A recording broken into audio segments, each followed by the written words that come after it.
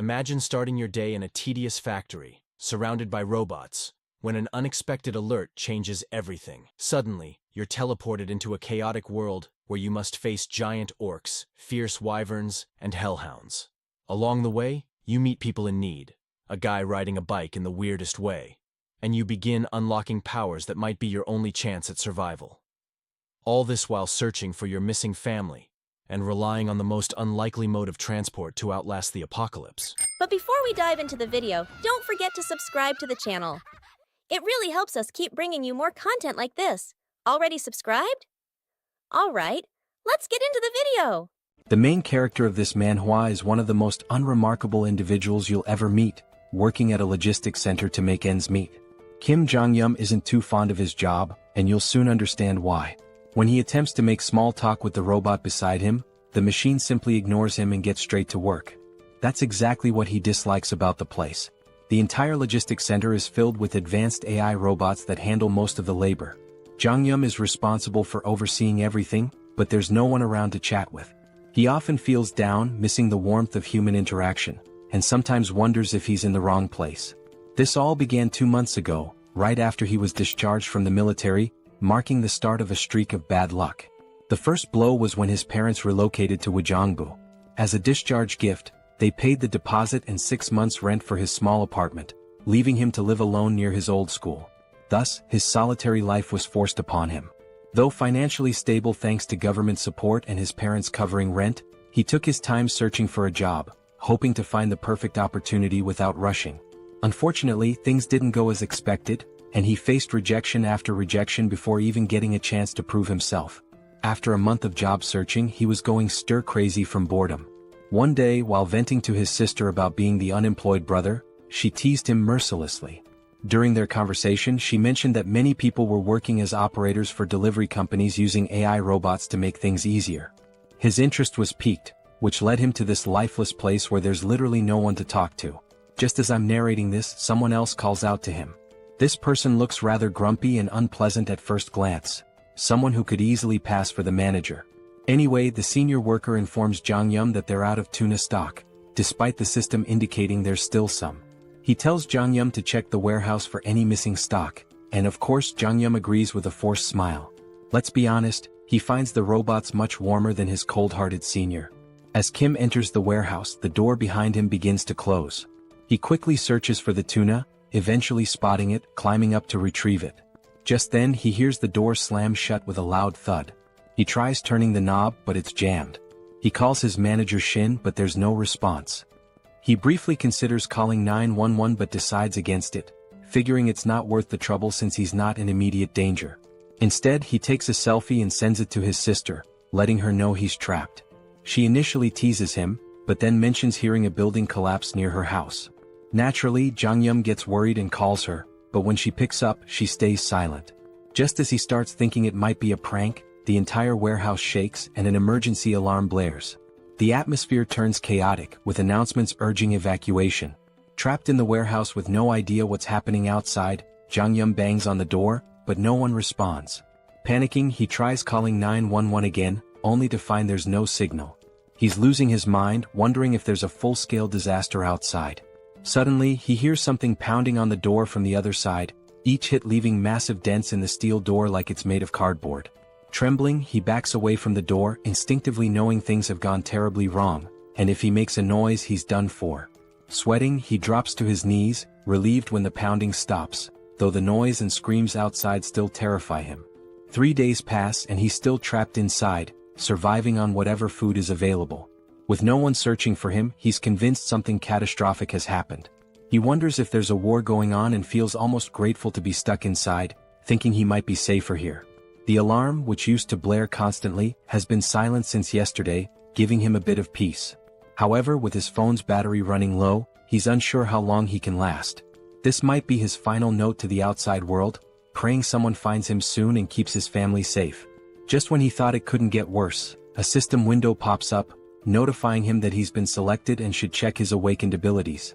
At first, Jeong-gyeom thinks he's hallucinating, but then another window appears, revealing he's gained his own personal subspace for storing items. He starts to wonder if there's some kind of drug in the tuna cans he's been eating for the last 3 days. Another digital notification pops up, informing him that a target has been designated and asking if he wants to store it. Without hesitation he confirms, and suddenly he feels himself falling, landing hard on the ground outside. Scrambling to his feet, he looks around only to find everything in ruins, debris and wreckage everywhere. He spots his senior lying dead nearby. As system windows keep flashing, our protagonist is too busy vomiting after seeing his senior's lifeless body. The system then announces that a suitable operating system has been found for him and is now being installed. Suddenly he hears footsteps approaching from behind, casting a huge shadow over him, and he's almost certain this shadow isn't human. As the scene zooms out, we see a monstrous orc-like creature with sharp fangs and a massive blood-covered body. Jong-yun starts sweating profusely, trying to calm himself, hoping his worst fears aren't true. He convinces himself that the loud roar he heard 3 days ago might have come from a gorilla or a bear. Still, he doesn't dare look back and instead sprints away as fast as he can, running for his life. Panic rises as he realizes he's being hunted by a literal monster. In his frantic escape, he even steps on someone's entrails. He has no clue why an orc-like creature is here or why it's after him, but one thing is clear: he has to get away.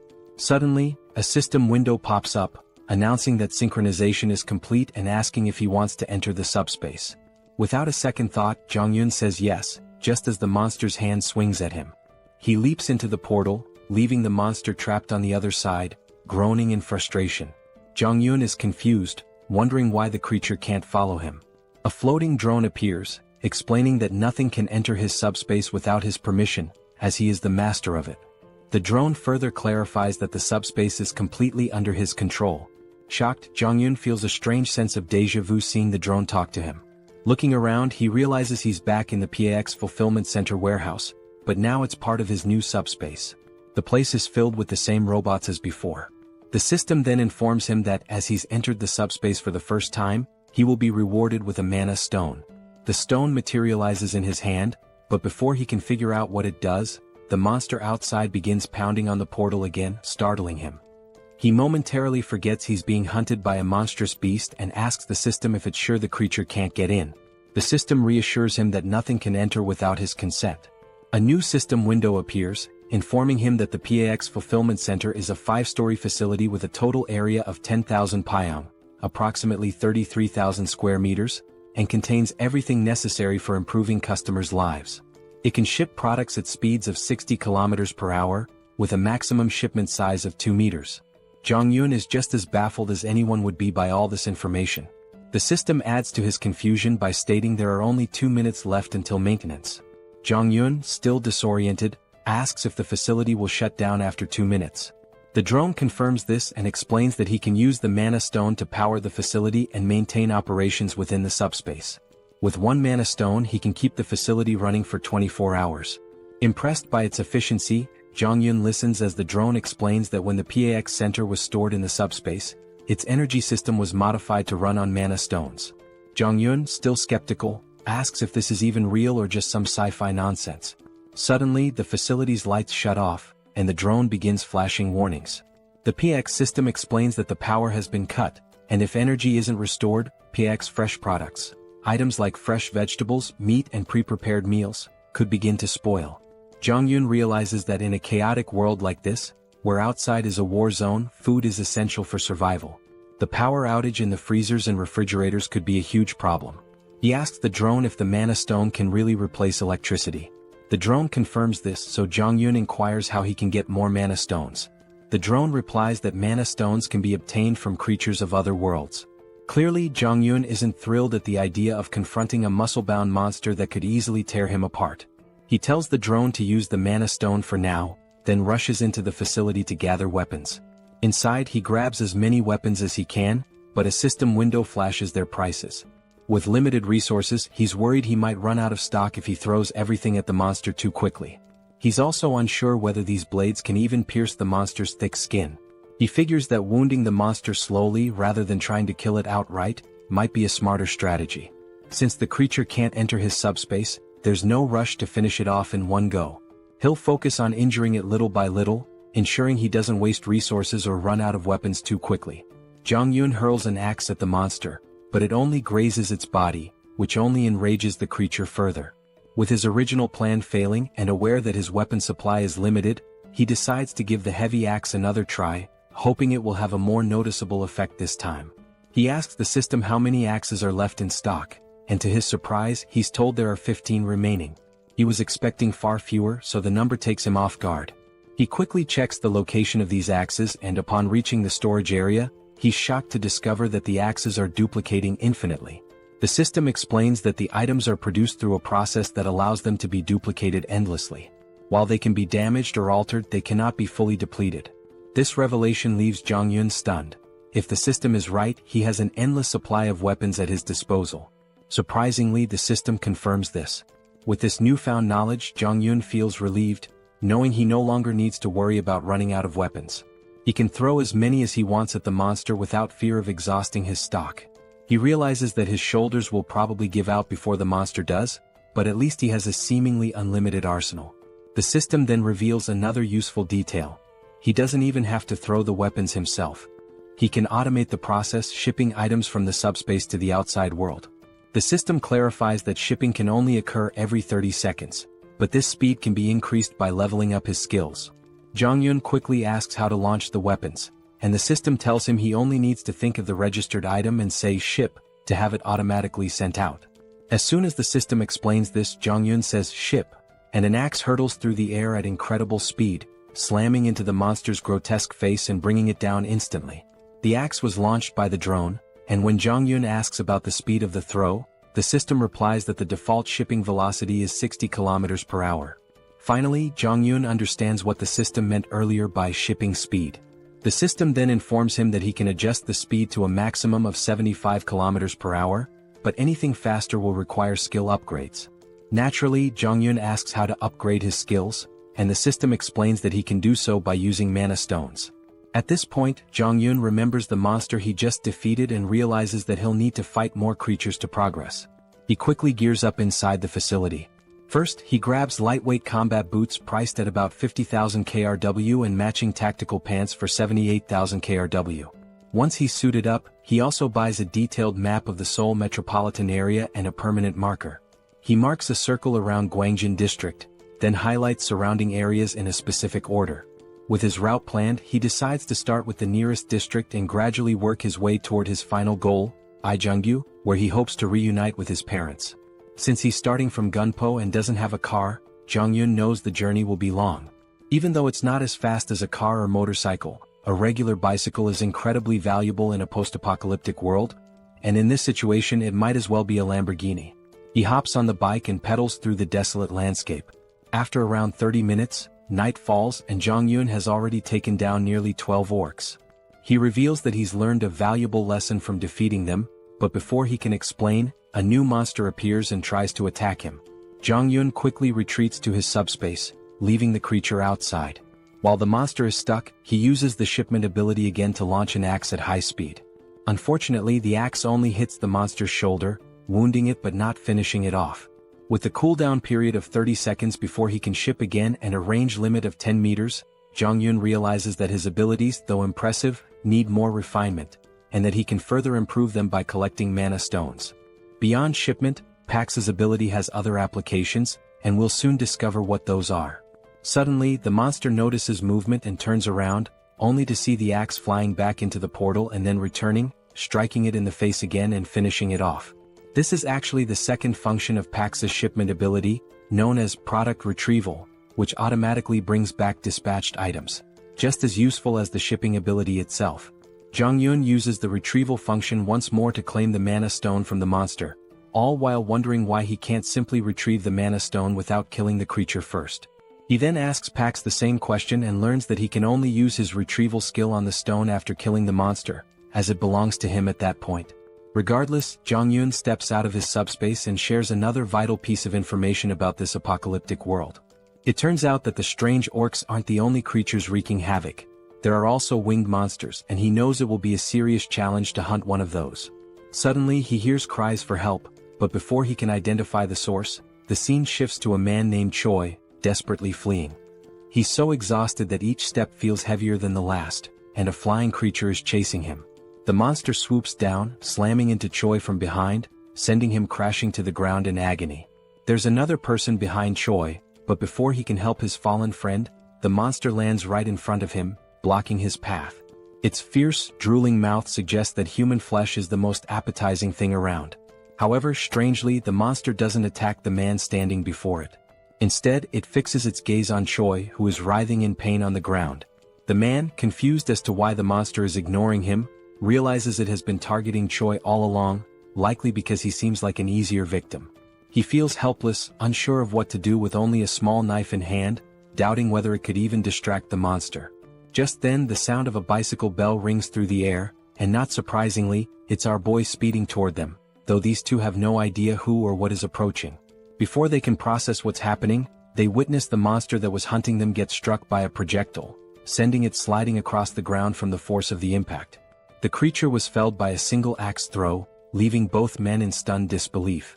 Jong-yun quickly checks if they are okay, but they're still in shock, their mouths agape as they try to understand how someone on a bicycle managed to defeat a flying wyvern with just an axe. They immediately ask Jong-yun if he's a soldier, bowing their heads in gratitude for saving their lives. Jong-yun, glad they're safe, points to his uniform in response to their question. He explains that he's an employee of PAX FC, and they notice he's wearing the company's gear. This revelation shocks them even more, as they had assumed he was a trained soldier, given his impressive skills and presence. Even though he's not a soldier, his abilities are so extraordinary that if they hadn't seen it themselves, they wouldn't have believed someone could take down a wyvern with just an axe throw while riding a bicycle. Jong-yun is surprised to find out that these people are already familiar with the concept of abilities. One of them confirms this, mentioning that he himself has an awakened ability, though it's just a simple driving skill, which he hasn't had much chance to use under the circumstances. Choi then laughs, admitting that he's a bit jealous because he hasn't awakened any ability of his own. Jong-yun asks if there are more survivors nearby, and Choi explains that there aren't. They're currently in Block C, which houses a logistics center where many people gathered, but unfortunately so did the monsters.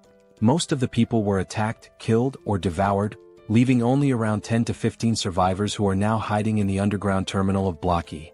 He goes on to explain that they were searching for a drivable road and trying to collect essential supplies when the monster attacked them. The other man suggests that instead of continuing to talk there, Jong-yun should accompany them to their living quarters on the 4th basement floor.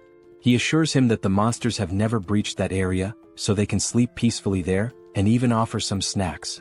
Jong-yun considers the offer, clearly interested in seeing the vehicles they mentioned, as he's in desperate need of information about working transportation. Eventually he agrees to join them, though he remains cautious, unsure whether he can fully trust them. As they begin to walk away, we take one last glance at the dead monster lying on the ground. At that moment, Jong-yun discreetly retrieves the mana stone from the creature's body and slips it into his subspace, relieved that the two men don't know about his ability.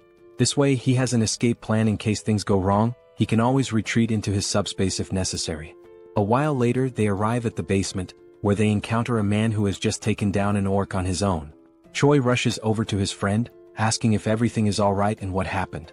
The orc slayer assures him that all is well, explaining that the orc must have wandered in by accident. Fortunately, it hadn't spotted them, so they were able to take it out easily. No one was injured, but now they're less confident that the place is truly safe.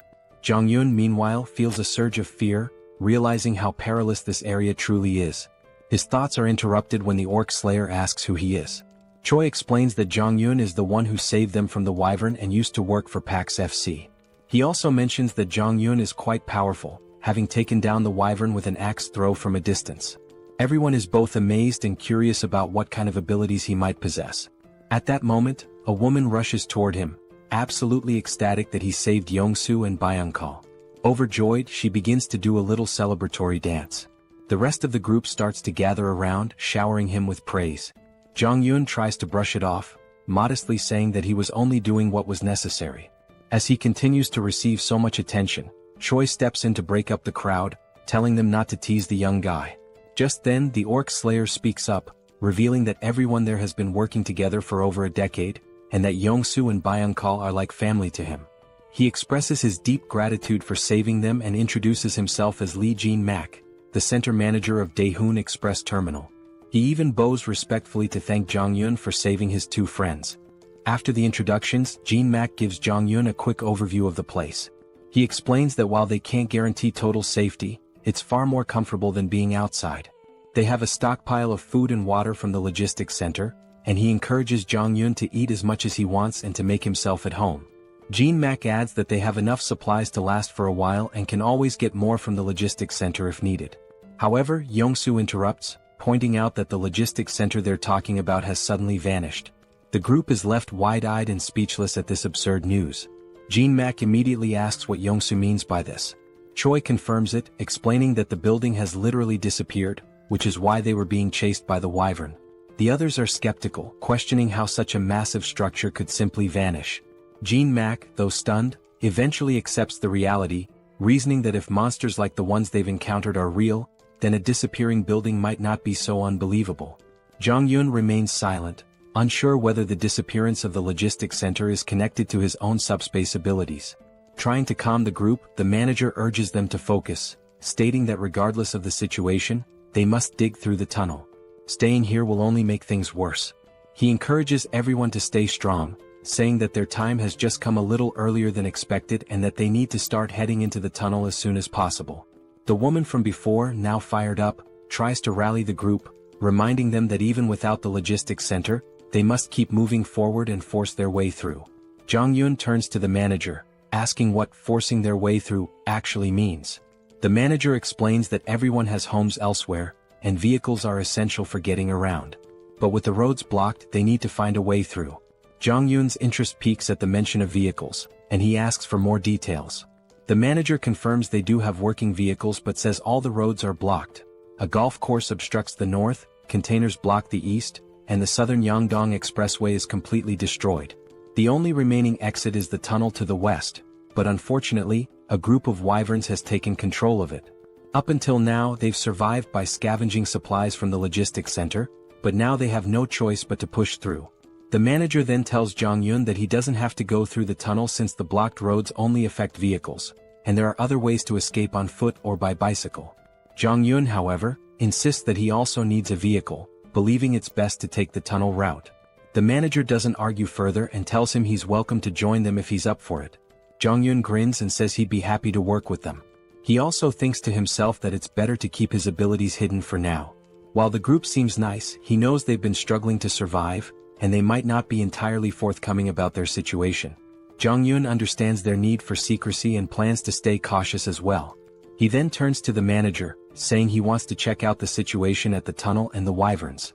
He claims he's planning to scout ahead, but in reality he's eager to use his abilities to wipe out the monsters and collect more mana stones.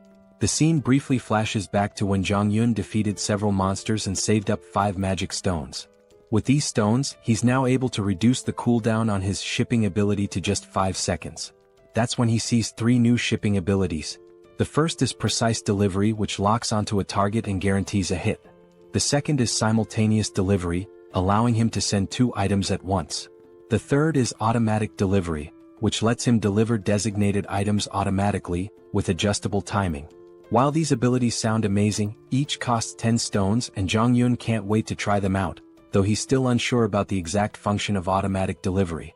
In the present moment, Jong-yun is grinning, thrilled about the mana stones he's collected and eager for his scouting mission to earn more, or so he thought.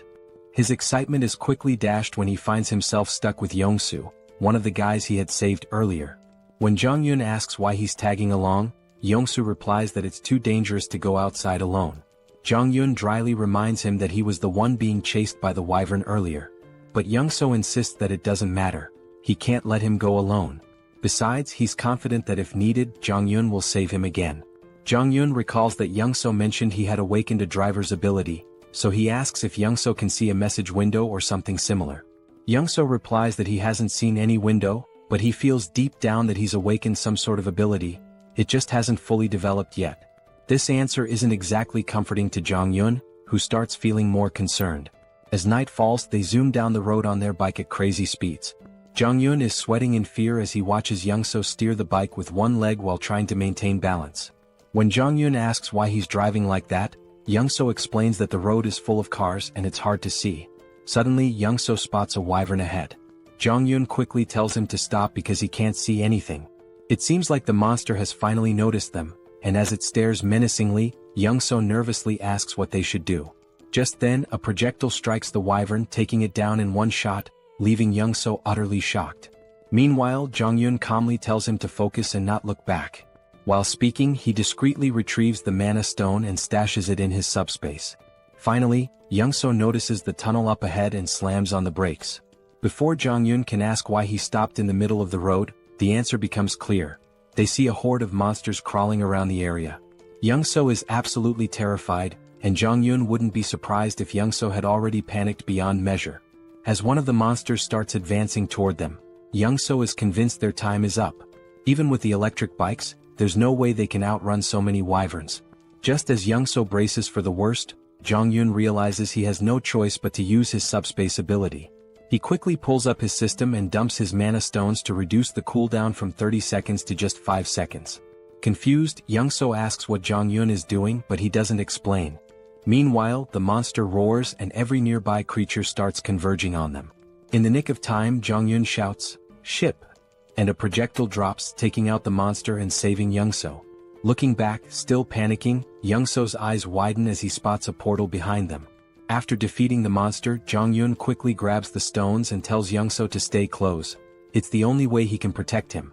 Young-so agrees, though he remains completely clueless about what's happening or why there's a logistics center behind them. Just then, more monsters appear, but Jong-yun swiftly deals with one using his axes. As more monsters prepare to attack, Young-so panics and stumbles back, eventually falling into Jong-yun's subspace. The monster crashes into the subspace barrier, while Young-so falls to the ground in shock. The monster regains itself and charges again, but Jong-yun slips into his subspace just in time.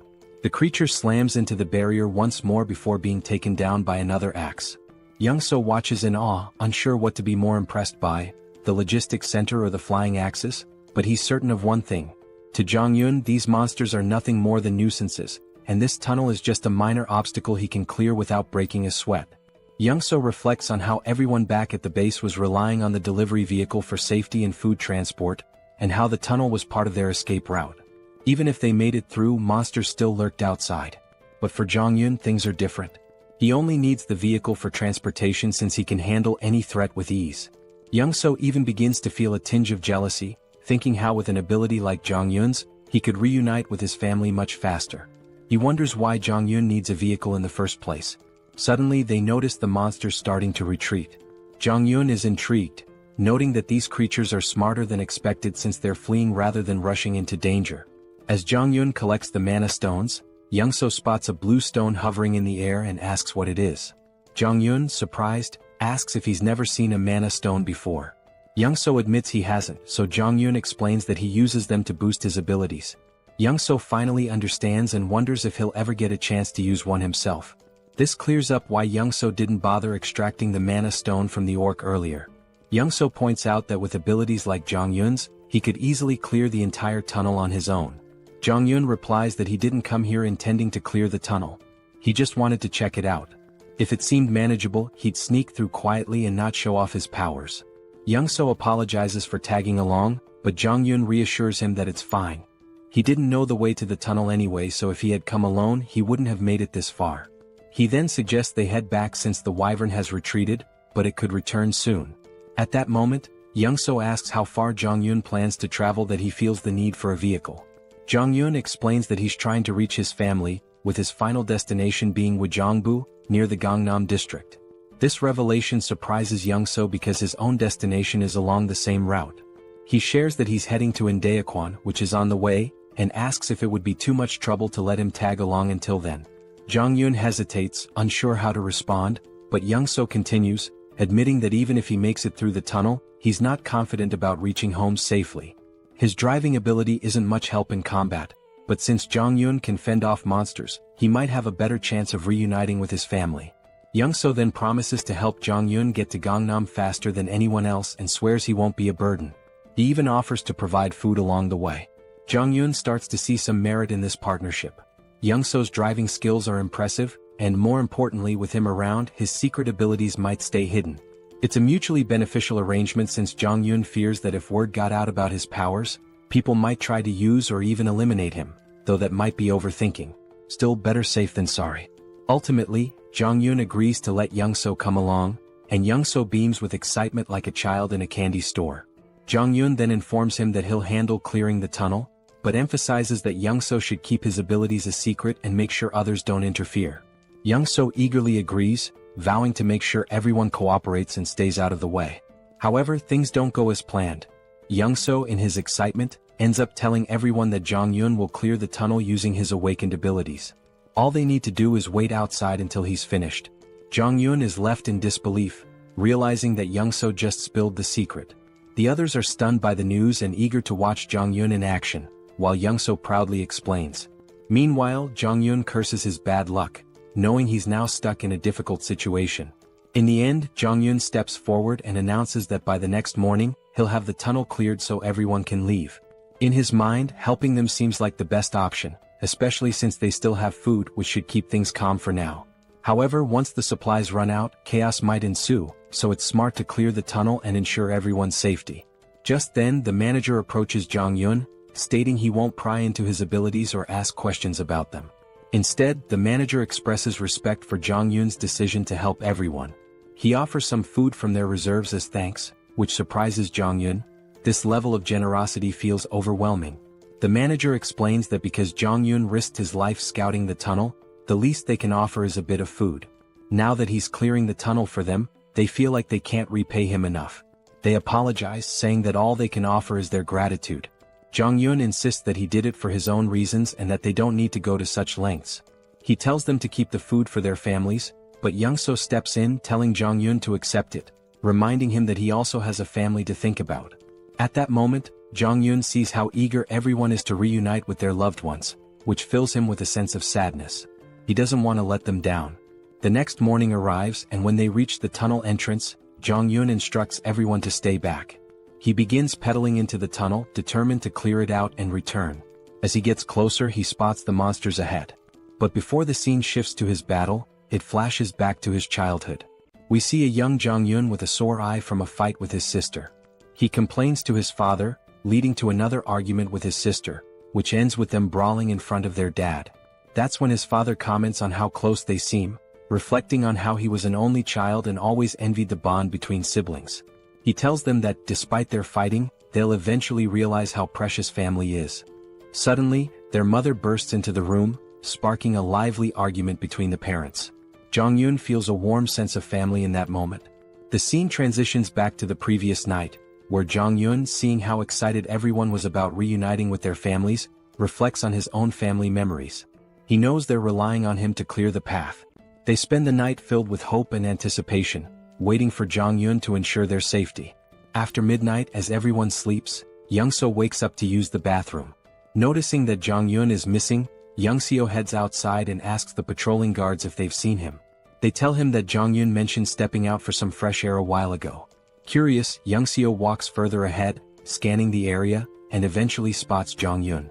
He quickly asks why Jong-yun can't just go to sleep, to which Jong-yun replies that he can't sleep there.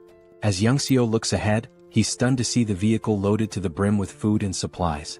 Completely baffled, Young-seo asks why Jong-yun is giving away so much. Jong-yun casually explains that he only loaded half the supplies to avoid weighing the vehicle down, but assures him it's more than enough for everyone. Young-seo is even more shocked when Jong-yun mentions that this is the last vehicle he had to load. The realization hits hard.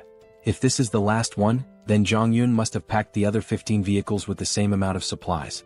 Jong-yun quickly tells Young-seo to keep this a secret from the others. Still confused, Young-seo points out that if Jong-yun is giving away all these supplies, what will they have left for their own journey? Jong-yun nonchalantly responds that they still have plenty of supplies. Young-seo is left astounded, realizing the amount of resources Jong-yun has given away is more than you'd find in an entire logistics center. He can't comprehend how much stock Jong-yun must have left. Back in the present, we see Jong-yun effortlessly taking down monsters like it's no big deal. While fighting, he contemplates how much easier it would be if he could put all the people into his subspace and carry them to safety. Unfortunately, his system informs him that with his current subspace level, it's impossible. However, if he reaches subspace level 2, he could carry up to 20 people. To level up, he needs at least 100 mana stones.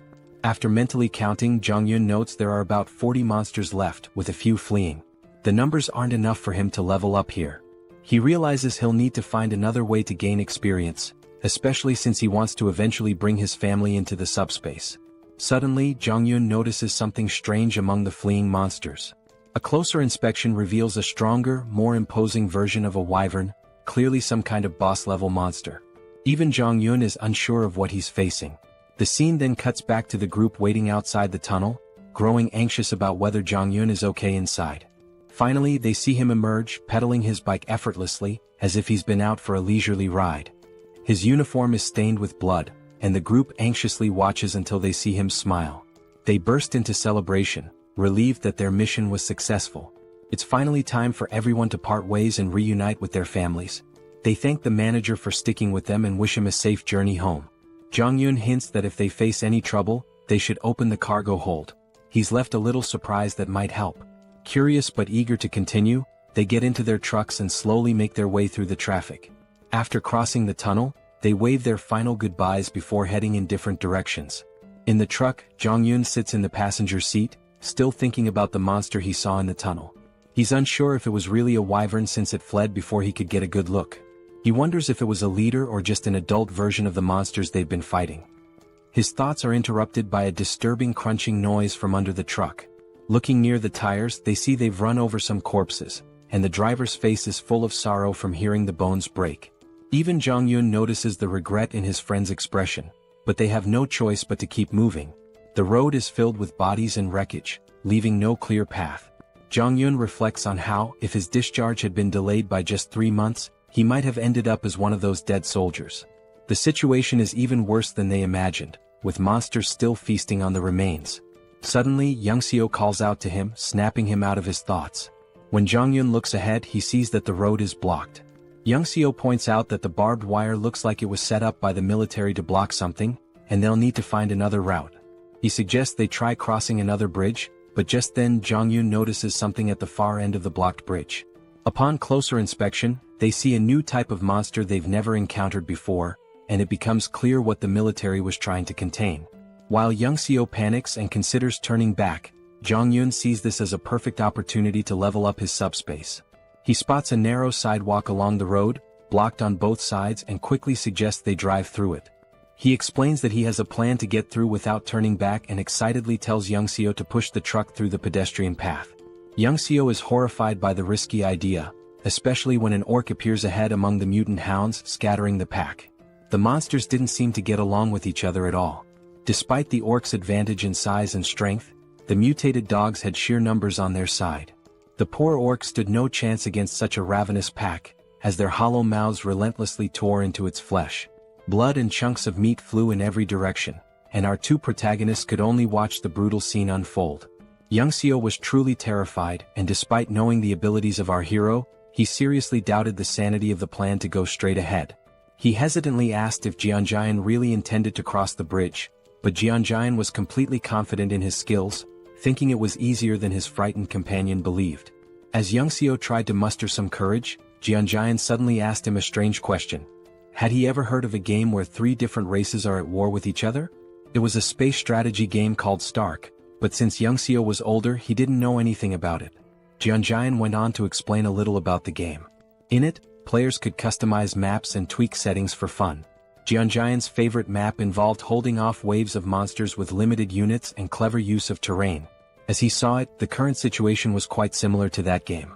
Young-seo of course had no clue why Jeonjaen was sharing this story, but it didn't really matter. His job was simply to follow instructions.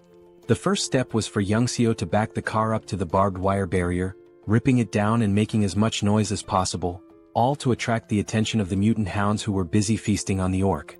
After that, it was Jeonjaen's turn to get to work.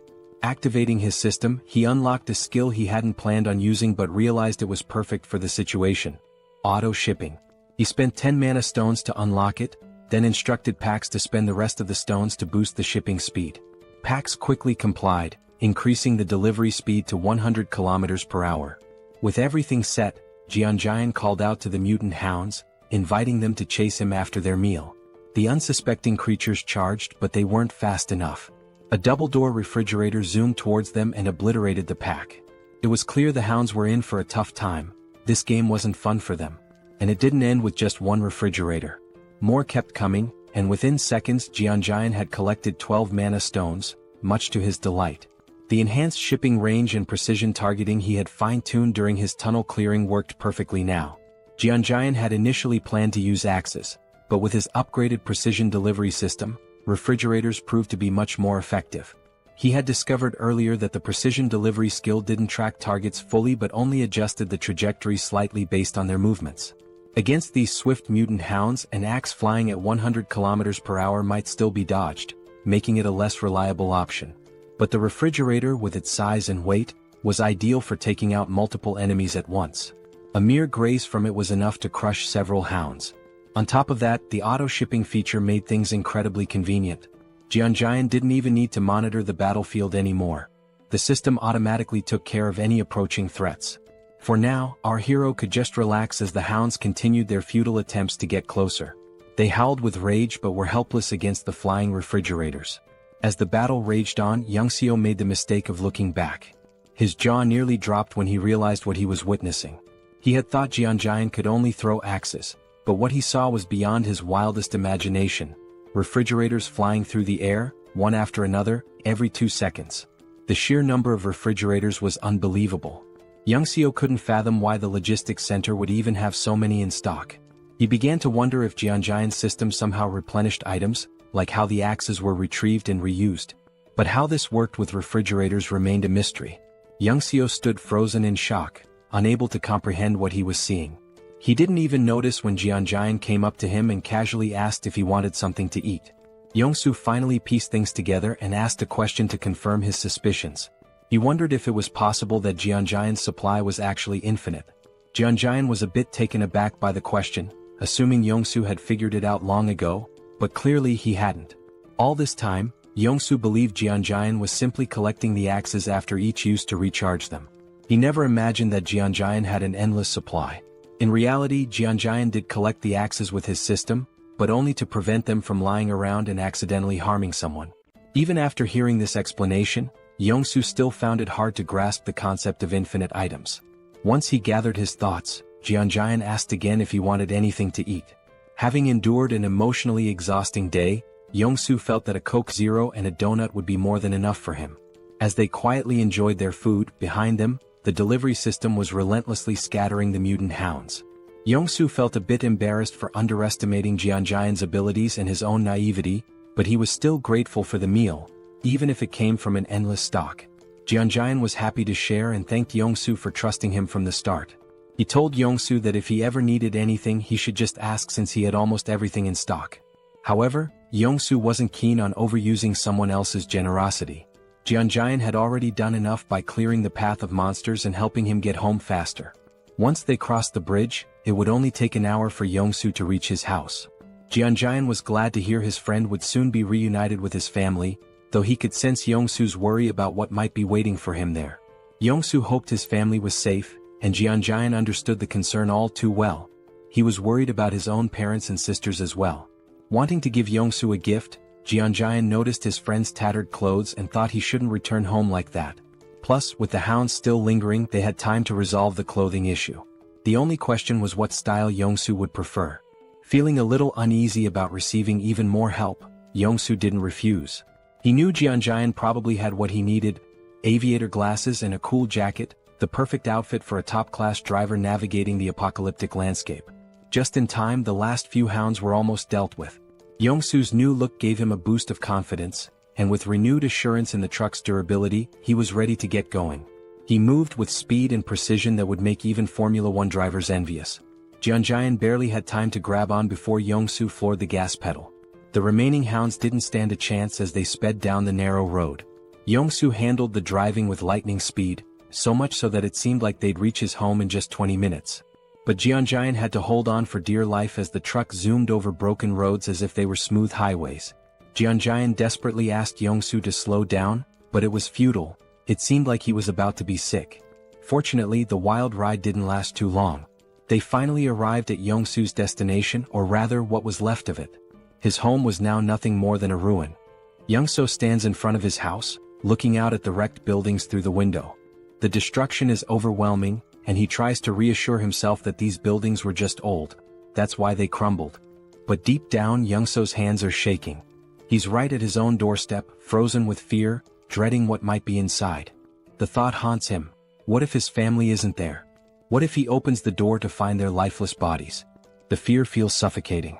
He keeps repeating that they're safe, that when he opens the door, everything will be okay. But his hands won't move. He's paralyzed, unable to turn the handle. Kim, standing behind him, watches, understanding exactly what Young-so is feeling. He had driven like a maniac, covering a journey that would normally take an hour in just 20 minutes, fueled by the hope of reuniting with his family. It shows just how desperate he was to get here. But now, standing before the door with the potential of finding something horrifying, Young-so can't bring himself to move. He knows that if he finds death behind that door, it might destroy him too. Sensing this, Kim steps forward, places a supportive hand on Young-so's shoulder, and offers to open the door for him. Young-so freezes, frustration and fear etched on his face. Almost on the verge of tears, he pleads with Kim to do it. Kim, understanding the fear of facing one's worst nightmare, steps up to the door. If he were in Young-so's position, he'd be scared too, wanting someone else to open it for him. Turning back to reassure Young-so one last time, Kim tells him he's about to open the door. But before Kim's hand reaches the handle, the door opens from the inside. Both Kim and Young-so freeze in shock. Young-so's eyes widen as he sees his wife and daughter standing there. His wife calls his name softly, her voice warm, and his daughter shouts, "Daddy?"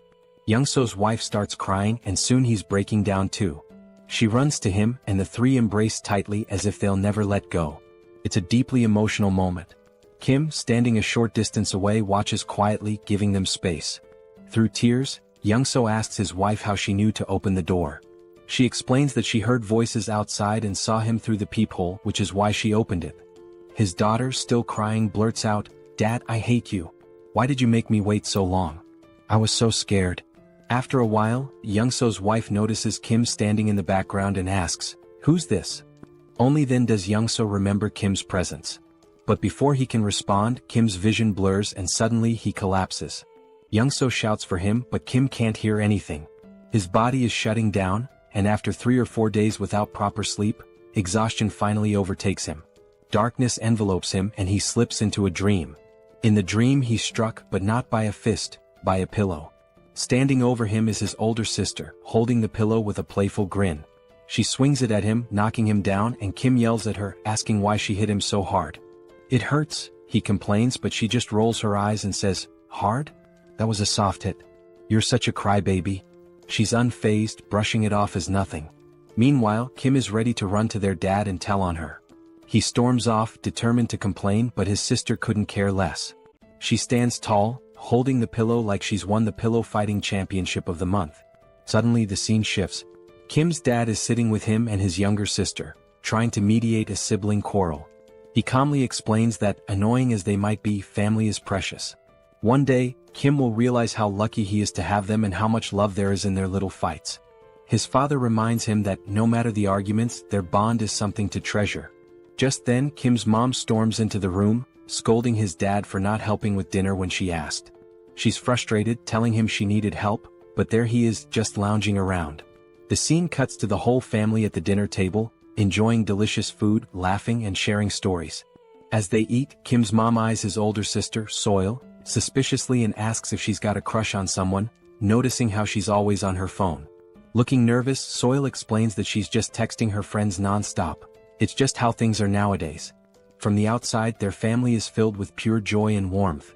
Kim's dad, unable to resist, talks about how Seoul is interested in boxing, suggesting she check out a sports club at the local middle school. With a smirk, Seoul admits that the boxing club is the real reason she chose that school. Kim's ears perk up at the mention of middle school. Fast forward a year, and we see Kim attending the same middle school as Seoul. He's excited, ready to make new friends and have fun, but things don't go quite as he had planned. Instead of finding new friends, Kim ends up being bullied daily by the older students. They beat him, mock him, and Kim, who tends to be sensitive, doesn't fight back. He endures the blows day after day. But then one day someone steps in. Seoul, his fierce older sister, storms in like a force of nature. With an intense, threatening look, she grabs one of the bullies by the hand and breaks it with a single punch. Kim feels relief seeing his sister, his rescuer, but that relief is short-lived. Frustrated by her brother's weakness, Seoul declares that his training starts now. And so, Kim's grueling training under his ruthless sister begins. It's brutal, but it pays off. Soon, no bully dares to approach Kim again. For a while, life seems to settle down. Kim makes friends, enjoys himself, and coasts through middle school. But time flies, and one day his younger sister lands a job at a nursing school, catching both Kim and Seoul by surprise while Kim is lounging on his PS5, barely keeping up. Then, a moment arrives that flips his life upside down. Kim's dad walks in and tells him the time has come. Kim doesn't understand at first, but when it sinks in, it hits hard. It's time for him to enlist in the military. The family worries, though Kim tries to put on a brave face. Outwardly he's tough, but inside he's trembling. He doesn't want to leave his family. And after that, well, the rest is history. Slowly, Kim's eyes open. He feels disoriented and a bit afraid, lying in an unfamiliar bed. He remembers collapsing, standing outside Youngso's door, meeting his family, but after that, nothing. His mind races. Did Youngso betray him? Instinctively, he opens his portal and pulls out a heavy axe, gripping it tightly. Suddenly, a calm, warm voice interrupts his thoughts. Kim turns, startled, and sees Youngso's wife and daughter at the table, looking at him with puzzled expressions. Reality hits him. He's in Youngso's house. Looking to the side, he spots Youngso sound asleep, completely out. It dawns on Kim, he must have been so exhausted that he collapsed at the door. Youngso's wife had said he fainted and had been out ever since. He must have been more worn out than he realized. Kim glances down at the heavy axe in his hands, momentarily confused as to why he even drew it. What had he been thinking? Quickly, he stashes it back in his portal, hoping no one noticed, especially Youngso's wife. She didn't need to see that. He asks how long he's been asleep, and she tells him it's only been a few hours. Then the mood shifts. With a soft smile, Youngso's wife begins to thank him, expressing her gratitude for everything he's done.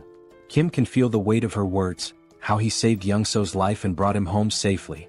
The gratitude in her eyes and her slight bow make him feel uneasy. Kim isn't used to this, feeling awkward and a little nervous, wanting to brush it off as no big deal. He thinks about how Youngso had helped him too. It hadn't all been on him. Just then Youngso wakes up. Still groggy, he chimes in to back up his wife, insisting that Kim had done far more than he lets on. Youngso makes it seem like driving Kim here was nothing compared to Kim saving him again and again. To Youngso, Kim was a true lifesaver. Even if Youngso hadn't made it, he believes Kim would have come through on his own. Then Youngso's wife changes the subject, saying everyone must be hungry. The atmosphere shifts once again as Kim's stomach growls, reminding him he hasn't eaten in what feels like ages. She mentions that Youngso had refused to eat without him, waiting until Kim woke up. Kim can't help but smile. Youngso, with that goofy grin, is all about eating together. With a warm chuckle, they decide it's time to dig in. Suddenly, Kim finds himself staring at a bowl of kimchi stew in front of him. The sight alone makes his mouth water. The smell pulls him back to memories of his mom, filling him with a bittersweet sense of warmth. The food isn't fancy. Youngso's wife even apologizes for the limited ingredients. But to Kim it doesn't matter. This is his favorite meal. After everything he's been through, nothing feels as comforting as kimchi stew. The first bite? Pure bliss. The moment the stew touches his tongue, it's like fireworks going off in his mind. Every cell in his body feels alive. The flavor, the warmth, it's almost unreal. And just like that, he's taken back. Back to when he'd sit down to meals with his family, back to simpler times. But as the meal ended, Kim felt a wave of sadness. For the first time in 3 months, he'd had a meal that reminded him of home, of family, and the ache of missing them overwhelmed him. The others noticed his quiet sadness, which shifted the conversation back to their journey. He mentioned their next stop was Gangnam, and Kim froze, realization hitting him. He was stunned, unable to fully grasp what Youngso was saying at first. It all felt strange. Then Youngso laid it out. He'd already discussed it with his wife, who insisted that since Kim had helped Youngso reunite with his family, he should return the favor. Kim was still confused. Even if Youngso took him to Gangnam, how would he safely return on his own? They stepped outside to get some fresh air, and that's when Youngso explained his plan. He'd drive Kim to Gangnam in his truck, and Kim would leave his electric bike with him. Once they reached Gangnam, Youngso would use the bike to get back home. Hearing this, Kim started to feel more at ease, but something still didn't sit right with him. Why was Youngso risking so much to help him? Sure, Youngso was an amazing driver, and with the bike he could avoid most threats. But Youngso didn't have any fighting skills, so if he encountered a large monster, it'd be over. With a truck full of supplies and his family safe, why was he risking it all? Unable to shake his doubts, Kim finally asked the question that had been weighing on him. Why was Youngso putting himself on the line for him? Youngso smiled knowingly, like he'd expected the question. Then he revealed his reason. Why had Kim helped him in the first place? Kim hadn't asked for anything in return or demanded any favors. He just helped. Without Kim, Young-so wouldn't have survived that tunnel. Now he wanted to return the favor because they were in the same boat. Kim might have special powers, but that didn't make his life any less challenging. Young-so understood what it felt like to be desperate, clinging to the hope that his family was safe somewhere. That's why he'd risked the tunnel, and now he wanted Kim to feel that same happiness of reuniting with loved ones. With a sly grin, Young-so reassured Kim that he wouldn't take unnecessary risks. He was confident his driving skills would get him out of any tough spots, so Kim didn't need to worry. Then Kim had a flashback to when he first set out for the tunnel and saw a car with keys inside. Young-so could have left the group behind, but he didn't. He stayed and helped. That's when Kim realized Young-so wasn't about to leave him. He just didn't want to admit how far he'd go to help. Kim smiled and agreed, but with one condition. If Young-so was coming with him, he had to bring his family along. Kim explained he'd upgraded his subspace, allowing him to bring others inside. Young-so's family would be safer there than staying behind. Without hesitation, Young-so put on his signature shades and gave a confident grin, ready to drive with his top-tier skills. Meanwhile, Kim had upgraded his subspace to level 2, using 16 out of his 116 mana stones, allowing it to hold up to 20 people. The system informed him it would cost 6 mana stones per day to maintain, but he didn't mind. The system also asked if he wanted to enable external presence in the portal, and he agreed. A few months later, Young-so, his wife and daughter entered the subspace, astonished at what they saw. The expansive Logitech Center was stocked with endless resources. Kim introduced PAX to Young-so's family, and Young-so assured them that PAX would handle anything they needed. Everything was available in abundance and they could use it freely. Young-so's wife looked astounded as if she couldn't believe it. Kim told them he had some tasks to attend to and encouraged them to enjoy the place for now. Young-so then turned to his daughter, asking if she wanted to play princess with him, and they looked so happy together. Kim couldn't help but smile as he watched. Then something new happened. Kim unlocked a new ability, a laboratory where he could combine, classify, and transform any item in his subspace. Instantly, the possibilities seemed endless. Kim sat there, his mind racing as he began to wonder if his powers were truly what he had thought all along. He remembered the first time he'd unlocked his ability, which he called subspace. Back then, it simply allowed him to store anything he wanted. If he stored an apple, it would stay in his subspace permanently. But then, due to a strange accident, he ended up storing the entire Logitech Center, which caused his ability to evolve. His subspace merged with the Logitech Center, taking his powers to a new level. Now, nobody could enter his subspace except him. But that wasn't even the craziest part. The PAX AI from the Logitech Center had also merged with his system, transforming the once emotionless AI into something almost human. And just when he thought things couldn't get any stranger, the Logitech Center's systems, like its shipment functionality, upgraded as well. Now, he could launch items at 100 kilometers per hour. This alone was mind-blowing. But with PAX AI added to the mix, it became pure chaos. Kim hadn't anticipated his abilities would upgrade so dramatically, but reaching level 2 had changed the game. Now he had another exciting option. He could put anything into his subspace once more. The idea floored him. The thought that he could store anything, that he now had a personal lab where he could merge and create new items, was astounding. It felt like he was playing Minecraft in real life. He couldn't help but wonder what abilities would unlock if he reached level 3 or 4. What kind of powers would those levels bring? But thinking wouldn't get him there. He didn't have enough mana stones for another upgrade just yet. So for now, he focused on deciding the next thing he'd add to his subspace. Last time, it had been the Logitech Center, which turned out to be a blessing. But now, with a determined aura, Kim commanded his system to store the entire Earth. Yes, you read that right. He was about to store the planet. If it worked, everyone would float off into space. The system asked for confirmation and Kim, feeling a little tense, confirmed. But after 2 minutes, nothing happened. Then the system sent a notification: failure. Earth was outside the storage range. Kim sighed, figuring it was too ambitious, but it was worth a try. Just then, Young-so showed up, discussing the route to Gangnam. Kim listened but quickly asked why Young-so wasn't playing with his daughter as he'd mentioned earlier. Young-so smiled softly, explaining that his daughter had always felt scared in their old building. But here in this new place she finally felt safe, and that's why she'd been able to fall asleep. It was all thanks to Kim. Young-so expressed his gratitude, but Kim, ever modest, reminded him that he'd been a huge help too. Without Young-so's driving skills, he wouldn't have made it this far. In his mind they were even. But Young-so, with a serious tone, insisted he'd do whatever he could to support Kim.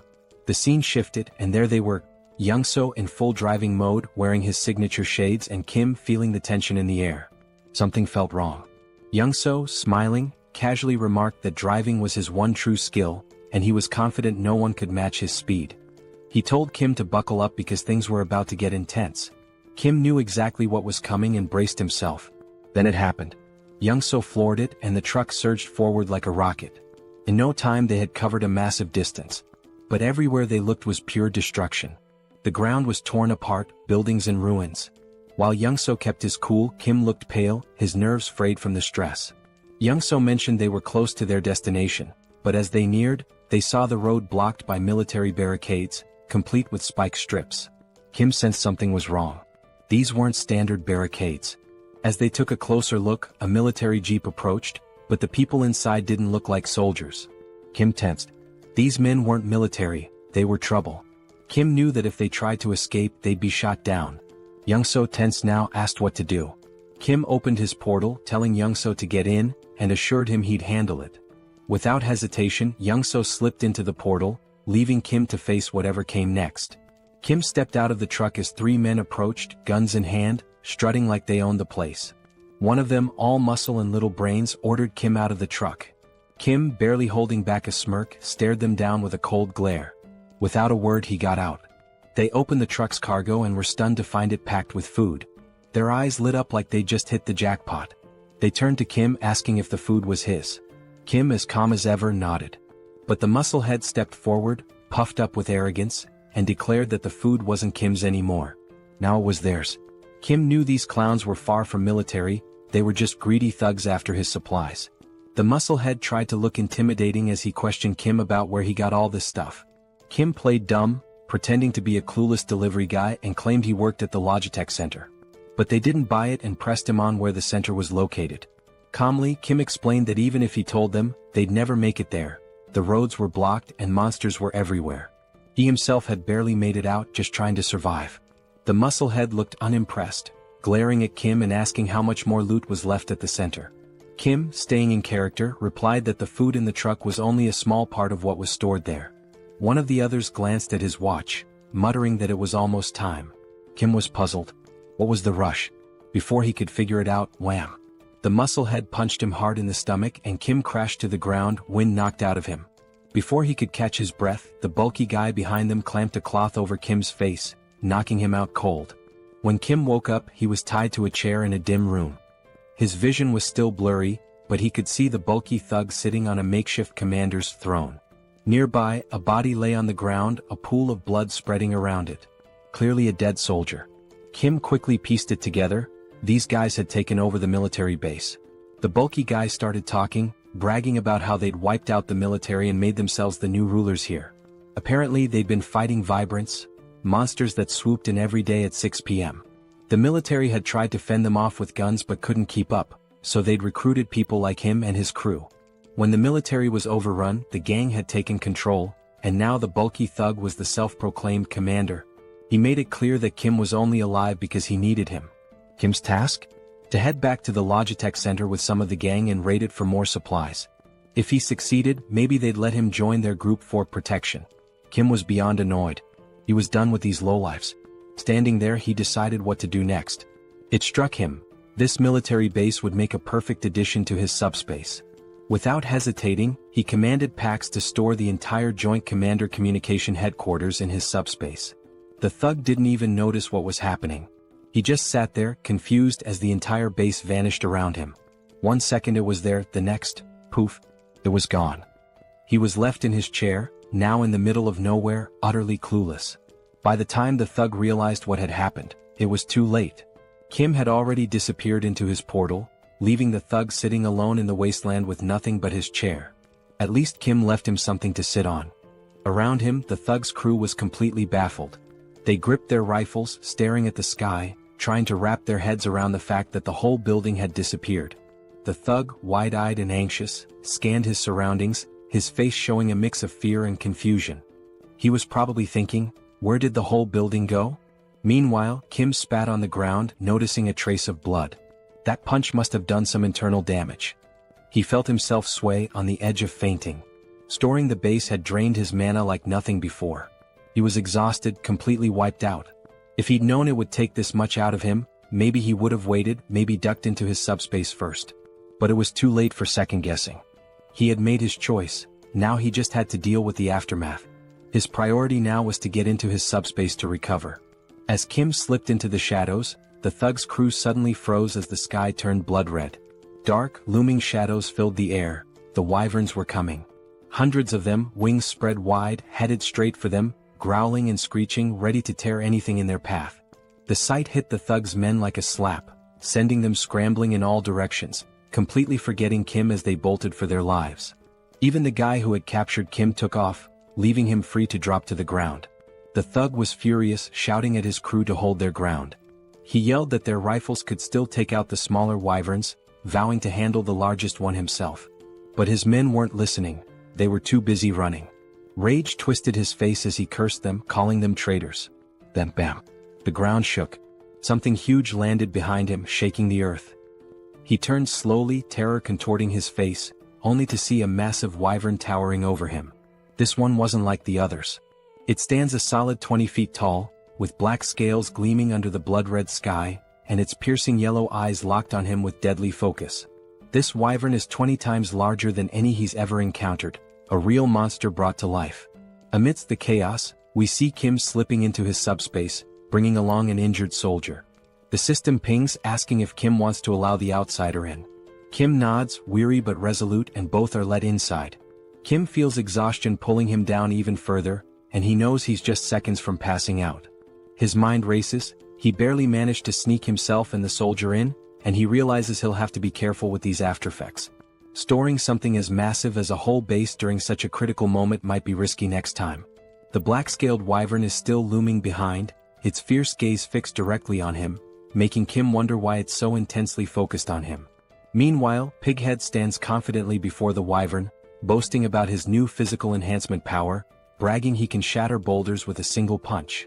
Without hesitation, he swings at the wyvern, but to the enormous creature, it's nothing more than a mosquito's tickle. The wyvern doesn't even react. Suddenly, a bone-crunching sound fills the air. Kim, dreading what's happening, turns around slowly to see Pighead's fate, eyes widening in shock. With a single chomp, the wyvern swallows Pighead whole. Just like that, he's gone. Young-soo rushes over to Kim, checking if he's okay. Kim assures him, though he's clearly drained, his energy barely hanging on. He managed to bring the injured soldier along, who looks worse for wear. Kim and Young-soo gently lay the soldier on a bed, relieved to see he's mostly unharmed, with just a few scratches. But the man is severely malnourished. Kim recalls Pighead's rant about taking over the military base while struggling with food shortages, which must have left the soldier without proper nutrition for weeks. Young-soo then mentions something strange happening in Kim's subspace. An enormous structure has appeared, and not just any structure, it looks like an entire city. He leads Kim to a vantage point and Kim's jaw drops. He thought he'd stored just the military base, but somehow he transported the whole base city into his subspace. His mind races. He hadn't realized the extent of his power.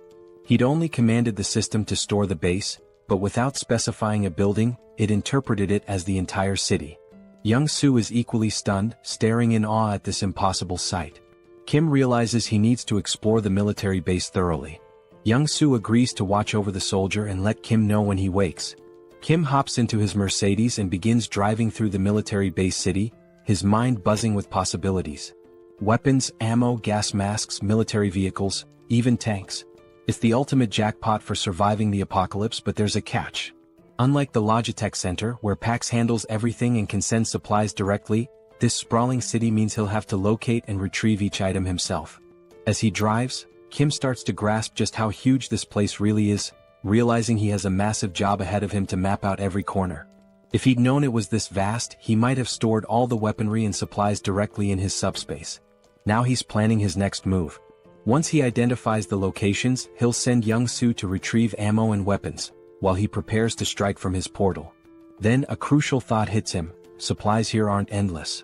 Unlike the Logitech Center's infinite stock, resources from the base could run out. No more limitless bullets or grenades for reckless use. As he's lost in thought, Pax suddenly appears, casually correcting him. Pax explains that the base isn't an ordinary storage area. It's been fully integrated into the Logitech system format. Kim's jaw drops as Pax continues, revealing that since the military base has merged with his subspace, he can now command it just like the Logitech center. Kim can hardly believe it, but Pax confirms that the base is synchronized. He'll have unlimited access to its supplies, vehicles, and equipment, just like in the Logitech center. This changes everything. Kim can barely comprehend it. His mind races through the possibilities, his face a mixture of shock, wonder, and pure excitement. He asks Pax for double confirmation. Are they really talking about endless rifles, ammo, grenades, everything? Pax nods, and it's like Kim's entire reality has flipped upside down. This isn't just groundbreaking, it's downright game-changing. Still buzzing with excitement, Kim needs more details. He asks Pax how long synchronization will take. Pax admits it's a massive job with only 0.81% done so far, so there's no clear timeline. But Pax offers a solution. If Kim prioritizes specific items, Pax can sync those first, making them immediately accessible. Without hesitation, Kim lists his essentials. Rifles, ammo, grenades, vehicles, and fuel, the lifeline for surviving this apocalypse. Kim smirks, knowing that with these at his fingertips, there's nothing out there he can't face. Pax informs him that the synchronization will be ready in just 10 minutes. After that, he'll have unlimited access to all the weapons, vehicles, and supplies he needs to go full throttle. Feeling a surge of confidence, Kim asks Pax if there's a security system, something to ensure no one touches the base without his direct approval. Pax confirms with a simple, yes. Satisfied, Kim tells him to lock everything down immediately. Kim thinks about it for a moment, not that he doesn't trust Young-soo and his family, but he's unsure about this soldier they saved. Standing by his portal, he realizes he now holds power over food, vehicles, and weapons in his hands, hoping the outside isn't as chaotic as he suspects. But outside it's a nightmare. The wyverns are on a rampage, tearing through Pighead and his lackeys one by one. Kim understands that the chaos outside won't settle down anytime soon. Back inside, he and Young-soo prepare for battle. Young-soo dons his old boss uniform, looking every bit the part, and Kim grips his M416 rifle, locking and loading. In front of them is a massive crate filled with endless ammo. Young-soo, with a hint of nostalgia, remarks it's been years since he held a gun and never thought he'd be back in action. Kim reassures him. He's duplicated thousands of rounds, each box loaded with 10,000 bullets. Young-soo doesn't need to worry about running out or jams. Kim throws Young-soo a little challenge, asking if he still remembers how to shoot. Smirking, Young-soo picks up his own M416, telling Kim he's about to show him just how skilled he was back in the day. He takes aim, exhales, and fires. Every shot hits its mark, taking down wyverns one after another. Headshot after headshot, Young-soo drops over 50 wyverns in record time.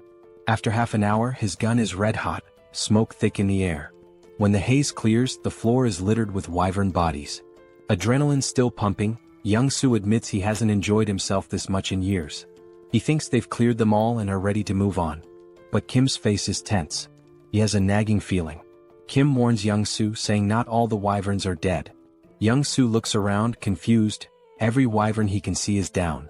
But Kim mentions a massive black-scaled wyvern he saw earlier, unique and ominous. Young-soo is skeptical, but then the scene shifts, revealing the creature Kim described. Hidden in the shadows behind Kim's portal, the black dragon waits, silent but fierce, as though it knows Kim and his team are inside and is simply waiting for the right moment to strike. Young-soo peers outside, squinting but sees nothing. He wonders if Kim is just being paranoid. Then Kim shares an idea. What if these massive creatures are lying in wait, hidden and ready to pounce the second they step outside? From what he observed, that black wyvern seemed too smart for comfort. Young-soo agrees, noting that in this post-apocalyptic world, caution isn't just smart, it's survival 101. Then Young-soo has an idea. Could a remote-controlled car serve as bait? Would that huge beast chase a small moving target? They decide to give it a try. The scene shifts, showing both men with remote-controlled cars, each with a humanoid doll mounted on top. With a deep breath, they count to 3 and send the cars forward. The dolls roll out of the portal, looking like humans stepping into the danger zone. In an instant, a massive wyvern swoops down, claws piercing the doll's torso and ripping it apart. Young-soo's jaw drops in disbelief. He can't believe the wyvern was actually lurking back there. His eyes widen in terror as he watches the beast tear the doll apart, its massive teeth glinting in the light, each one nearly the size of Young-soo himself. In the next instant, the wyvern turns, its glowing eyes fixed on the portal. Without hesitation, it lunges forward, trying to force its way inside. Kim's heart skips a beat. He shouts for Young-soo to start firing. Together, they unleash every round of ammo they have on the beast. For 15 solid minutes, they pour bullets into it, the room filling with thick smoke. They think maybe they've taken it down. But as the smoke clears, those glowing eyes remain fixed on them. The wyvern, undeterred, shoves its head closer, drool dripping as it tries to devour the portal itself. Young-soo and Kim stumble back, horrified. They can see every detail of the wyvern's mouth, its deadly teeth just inches away. Young-soo is stunned. How is this creature still standing after all this firepower? Kim recalls that Pighead mentioned a similar wyvern, a beast that shrugged off all the military's attacks, forcing them to retreat. Kim realizes it must be the same one. But this isn't just brute strength. Something seems to shield this creature from harm. It's as if its hide isn't only thick but somehow imbued with a protective ability. Kim doesn't have time to dwell on it. He grabs a couple of grenades, hurls them into the wyvern's mouth and smirks. Let's see if that hide's tougher than a grenade. The grenades explode with a deafening bang, filling the portal with even more smoke. Kim and Young-soo don't let up, throwing grenade after grenade, each explosion answered by the wyvern's enraged roars. An hour passes, their shoulders aching from the relentless attack. Young-soo groans, never imagining that throwing grenades could be so exhausting. Kim's shoulder feels like it's about to give out, but the wyvern remains calm as ever, with its fierce gaze locked on the portal. They're trapped. How are they supposed to escape with this beast guarding the exit? Suddenly, the wyvern slams its claws against the portal, but thanks to its unique properties, it can't break through. Kim is left feeling both frustrated and confused. They've thrown everything they have, yet the wyvern's scales remain untouched. Finally, with what seems like a snort of boredom, the wyvern turns away and flies off. Young-soo, bewildered, wonders why it left. Kim suspects it got tired of waiting for them to make a mistake. After hours of failed hunting, it probably decided to look for easier prey. At least for now they're safe. They wait an extra hour to be sure. When the wyvern doesn't return, Kim and Young-soo share a look. Exhausted but determined, they gather their supplies, ready to continue the journey. The scene shifts as Kim and Young-soo hit the road again. Young-soo, still visibly shaken, can't help but mumble about the horror of facing such a monstrous wyvern. Kim shares his concern. Those dozens of grenade explosions barely left a mark. If a creature that size can withstand grenades, what kind of weapon would it take to bring it down? Kim realizes that regular explosives just aren't enough. Bombs are designed for taking out smaller targets like humans, not dragons. Sure, he could grab a rocket launcher or missile from his subspace, but that kind of firepower would destroy everything around them, risking innocent lives. He can't take that path, it would strip away his humanity. Frustrated, he realizes he needs a weapon as powerful as a bomb but without the massive destruction. The more he thinks, the more his head aches. Maybe, he muses, if he had something heavy enough dropped from an extreme height, it could seriously damage the wyvern. But using a tank wouldn't work, the wyvern would dodge it with ease. He needs something small, heavy and lethal, but such a thing doesn't exist yet. He's stuck with just grenades and guns. Just as he resigns to the situation, he decides to check his magic stones. When he glances at his crystal, he's stunned. 314 magic stones. How did he get so many? He recalls killing dozens of orcs and goblins and barely gathering 50 stones, but perhaps wyverns yield more. With this many stones, Kim gets an idea. He'll upgrade his abilities. He invests 100 stones into his subspace, expanding its range to an impressive 50 meters. Now he can transport 4 items per second, making this skill incredibly powerful. With 189 stones remaining, there's one thing he hasn't tested yet: his pocket dimension lab. It was something he'd unlocked with his last upgrade but never got around to testing. Now, with curiosity piqued, Kim decides to activate it. He channels 50 magic stones into it and suddenly, his pocket dimension lab comes to life. According to the description, this is a space where he can combine or separate anything he desires. A spark of excitement lights up his eyes. Maybe he can create something unique, something that will give him the advantage he's been looking for. Kim turns to Young-soo, telling him he has something important to investigate and that he should hang out in the subspace for a while. Young-soo pauses, then grins, saying they're almost in Gangnam. He points out that there's no sign of any monsters, so he'd rather keep driving while Kim checks out the subspace. Kim, still worried, asks if Young-soo is sure it's safe. Ever the problem solver, Young-soo suggests that if Kim's that concerned, He can go into his portal while Young-soo continues driving the Mercedes. He's noticed that as long as he's driving, the portal stays with them. Intrigued, Kim ducks into his portal and sure enough, as Young-soo drives, Kim realizes he's moving right along with him. Impressed, Kim agrees to the plan, though he still feels a bit tense. He steps into his newly unlocked pocket dimension to explore. Inside, everything is vast, white and empty. He wanders around, testing the space when his system chimes in, explaining the capabilities. He can combine or separate objects here. He can merge multiple items regardless of their type, or break them down into components. Kim's mind races. This could change everything. Could he, for example, merge a rifle with its magazine to create an endless ammo feed so he wouldn't need to reload? Pax confirms that this idea is completely possible. Then Kim wonders if he could pull a grenade safety pin while storing it, so it would explode the moment he sends it out. Pax confirms again.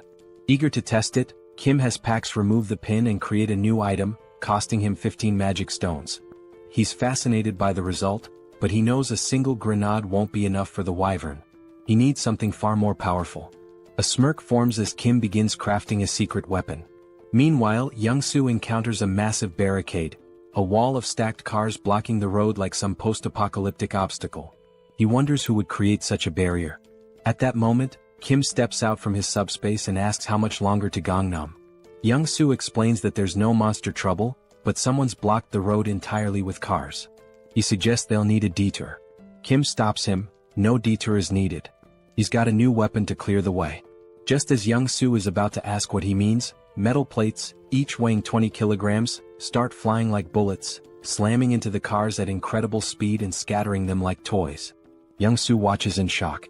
It's a stack of plates fused together, flying at 150 kilometers per second, creating a barrage of 500 kilograms that obliterates anything in its path. He's awestruck, yelling, "What on earth did you make?" The scene shifts to a group guarding the road from atop a building, watching for any monsters. They're armed with whatever they could find, mostly household tools. A middle-aged man, nervous and bewildered, wonders how that wall of cars collapsed so fast. Another, equally baffled, mentions how the wall withstood multiple monster attacks. It shouldn't have fallen like that. Then, through the smoke, they see a jeep charging forward, picking up speed until it stops right in front of their building. The men grab their weapons, a wooden stick among them, and stare, stunned. Who are these people? Soldiers, they assume, since they're arriving in a military jeep. Slowly, the black-tinted window of the car rolls down, and Kim smiles up at them, asking kindly, "Is Nurse Kim Jui here?" The scene shifts again, moving into a flashback. Kim's second sister, the middle child, gives him a flying kick so powerful he nearly faints. She huffs in frustration, while Jui, the eldest sister, calmly studies, telling her siblings to quiet down since she's preparing for an exam. Kim and his other sister are stunned, mouths wide open. The middle sister, concerned, asks Jui if she's feeling okay, wondering why she's suddenly so intense about studying. Jui snaps, asking if it's really that shocking for her to study hard. Kim, dead serious, turns to the middle sister. "Yeah, she definitely doesn't look well. We should call Mom. She's lost it." Jui's frustration erupts as she starts shouting, asking if they'll ever let her study in peace. Kim explains that Jui, who is 8 years older than him, only started taking her studies seriously when he was around 7. Since she'd never sat still for more than 30 minutes before, her sudden shift had the whole family on edge. With big worried eyes, Kim and his other sister drag their mom over to Jui, pointing out that their big sister has completely lost her mind. Even their mom looks concerned. Jui can't believe it. Her own family doesn't think she's capable of doing anything with her life. Frustrated, Jui finally reveals her secret. Proudly, she holds up a medical textbook and declares her dream. She's going to be a doctor. She announces, "Even if the world ends tomorrow, today I'll still help those in need." Her face glows with pride, her eyes shining with determination. The whole family is stunned. They just stare at her, speechless. Kim and his other sister turn to their mom, whispering that Jui's condition is getting worse. Maybe she needs a mental hospital ASAP. The house erupts into a family brawl, everyone yelling, laughing, the whole scene chaotic. Days pass, and they assume Jui's passion will fade like a teenage phase, and that her ambition to be a doctor will pass. But no, her grades soar. She skyrockets through high school, and before anyone realizes it, she's accepted into the top nursing school she applied to. Her dad, mom, Kim, and her other sister are shocked. Juri, who once couldn't sit still for 30 minutes, has achieved the unthinkable. In the present, Jui stands frozen in shock, staring at Kim, who's come back to find her. It's all real, her journey, her family, her dream, and now this reunion. Tears start streaming down Jui's face, her cheeks red with emotion. Kim stands before her, his eyes filling with tears too, overwhelmed. Barely able to speak, Jui, still sobbing, asks Kim how he made it this far and if he's hurt. Kim, equally emotional, tries to reassure her, saying he's fine, nothing happened. Young-soo, watching from behind, smiles warmly, whispering to himself, grateful that Kim's sister is safe. Kim and Jui finally embrace, holding each other tightly, letting the weight of the world fall away, if only for a moment. Once they calm down, Kim wipes his tears and introduces Young-soo, explaining how much he helped him get here safely. Young-soo bows respectfully, introducing himself, and Jui, deeply grateful, introduces herself as Kim's older sister, thanking Young-soo for protecting her little brother in this apocalyptic nightmare. With a small, mischievous smile, Jui suddenly reaches into her pocket and tells Kim she has something for him, figuring he hasn't eaten well in all this chaos. She hands him a chocolate bar, but Kim stops her, saying, "I'm really full, sis. Actually, I've got enough chocolate to last me a lifetime." Then, Kim's expression turns serious as he explains that he has a critically injured patient.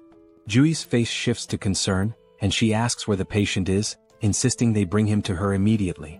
But Kim explains that the patient isn't in the car. He's in Kim's subspace. Jui's jaw drops, her eyes wide with shock. "Kim, you have an ability too?" Kim nods, explaining he unlocked a power called subspace, where he can open a portal to a hidden area that only he and those he invites can enter. He laughs a bit nervously, noting that it might scare people if they saw it, so he suggests they find somewhere private. Jui agrees, noting the people around, and they decide to head inside the hospital for privacy. Slowly, Kim, Young-soo, and Jui enter the hospital, and the sight is heartbreaking. People clutching nothing but wooden sticks for protection, hollow-eyed and starving, sprawled across the floor like lifeless bodies. They finally reach Jui's private room. Young-soo closes the door behind them, leaving only the three of them. Kim then opens the door to his subspace, and as he does, Jui stands in shock, her eyes wide, mouth open, as she gazes at the vast city-like area before her. "What is this?" Jui asks in amazement. "Are all these buildings part of your ability?" Kim reassures her, promising to explain later, but for now she needs to follow him. They make their way to where Kim has kept the injured soldier. Jui rushes to his side and begins examining him. Kim, still anxious, asks, "What do you think, Jui? Will he make it?" Jui, dead serious, asks how long he's been like this. Kim explains he's not sure, but it couldn't have been too long since he found him on the way there. He suspects the man was beaten and tortured. With a solemn expression, she tells Kim that this man may not survive much longer. Upon hearing this, both Kim and Young-soo freeze, fear visible in their eyes. They had been holding on to hope that the man could be saved. Desperate, Kim asks, "Is it really that bad?" Jui's tone then shifts. She smiles and explains that under normal circumstances, his chances would be slim. But then, her hands begin to glow with a green aura, and she grins confidently. "Isn't it cool?" she says, "I've awakened as a healer." She places her glowing hands on the soldier's chest, the green light spreading over his body. She warns them that her skill level is still low, so a full recovery is unlikely, but he won't die. After 5 minutes, Jui finishes the healing. The soldier's wounds close and his breathing stabilizes. Jui explains that while it's not a complete recovery, the essentials are taken care of. He's severely malnourished and will need food and rest to regain strength. Suddenly, Kim says, "Sis, even with the world ending, you're still treating patients. Just like you said you would." Jui, caught off guard and slightly embarrassed, laughs nervously. "Why bring that up now?" But Kim, undeterred, repeats her words from childhood. "Even if the world ends tomorrow, I'll still treat the sick today." Blushing, Jui shouts, "I should have disciplined you like sister number 2 did when you were little." And just like that, they're bickering again. Once the playful quarrel dies down, Jui turns serious. "Now explain everything. What's been going on?" Kim takes his time and goes into detail, telling the entire story, how he got trapped in the storehouse, how he sent messages to Jui and sister number 2, and how the network system went down. He recounts unlocking his subspace ability, accidentally storing the Logitech Center, and merging with Pax AI. He talks about meeting Young-soo and their journey here. While Kim is telling the story, Jui is devouring a meal as if she hasn't eaten in days. Kim sighs, annoyed, and asks, "Are you even listening, Jui?" With her mouth full, Jui nods and says, "Of course I'm listening." Kim challenges her, "Alright, what did I just say?" Juri, clearly distracted, fumbles and gives a brief summary missing most of the important details. Kim groans but lets it slide, chuckling a little. It turns out the delicious meal was prepared by Young-soo's wife, who introduces herself to Juri. Juri smiles warmly and says, "Nice to meet you, I already love you." They all laugh together. Young-soo's wife offers more food, saying, "If you're still hungry, there's plenty more in the fridge. Just ask." She also tells Kim that she's prepared a bed for him in the first-floor staff room with supplies, suggesting he rest there. Kim tries to thank her, insisting she didn't need to go through so much trouble, but she smiles and replies, "With everything you've done for us, it's the least I could do." Juri, still curious, turns to Kim and asks, "How did Young-soo and his wife get into your subspace?" Kim, exasperated, groans, "I literally just told you this whole story, Juri." But Juri shrugs, so Kim sighs and begins the story again. Afterward, Kim starts explaining his future plans. He sums it up, saying he's going to bring his entire family into his subspace. The first goal has already been accomplished. His older sister, Juri, is safely inside. Next, he'll go find sister number 2, who is in Area 0. Juri's expression changes at this. In a serious tone, she apologizes to Kim, saying she can't come with him because she needs to stay here.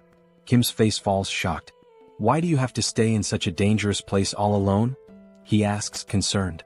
Juri sighs, agreeing that it's dangerous, but explains it's not just that. There are other patients, and while other nurses can help, she stops mid-sentence as the scene shifts.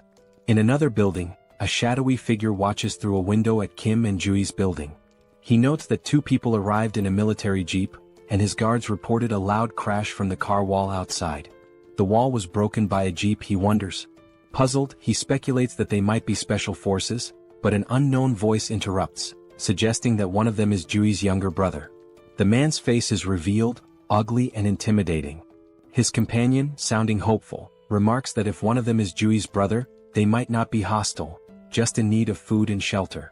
With control over the food supply, they could leverage Kim if necessary. But the ugly man's expression turns serious as he smirks and says, "Do you really think those 2 are stronger than you?" Just then, a towering 7-foot muscular figure steps forward from the shadows. His body is covered in veins and has a lifeless, vacant look, almost like a living corpse. The muscular man reassures his boss that it's unlikely anyone is stronger than him. The boss instructs him to greet Juri and her brother warmly, feigning kindness, while also making sure to fix the broken car wall. The muscular man nods, explaining that he has doubled the wall's height, ensuring it will be impossible to break through again. The scene shifts back to Kim and Juri, where Juri starts telling Kim about the department head, Jean. She reveals that Jean has an awakened ability, allowing him to control minds and poison people. Kim's expression turns serious as he listens intently. Juri continues, saying that Jean has somehow gained control over most of the awakened people in the area, and they are now guarding the food and monostone supplies. Because of this, the people in Juri's building are starving. She confesses that she's been secretly stealing monostones, trying to strengthen her own ability to potentially cure those who are poisoned or mind-controlled. She explains that she plans to stay behind to help these people while Kim goes to rescue their parents. But Kim firmly says no. Juri, frustrated, begins to explain that the people here have no food or water and will starve if something isn't done. Kim interrupts her with an annoyed tone, asking, "Did you even listen to my entire story?" Juri looks puzzled as Kim, arms crossed and eyes closed, coolly points out, "The main weapon Jean has is control over food, right?" Juri nods. With a sly grin, Kim says, "Then solving this problem is a piece of cake for me." He tells Juri to watch his incredible ability in action. Juri winces, muttering that it seems like Kim's middle school phase is back, but before she can finish her sentence, her jaw drops.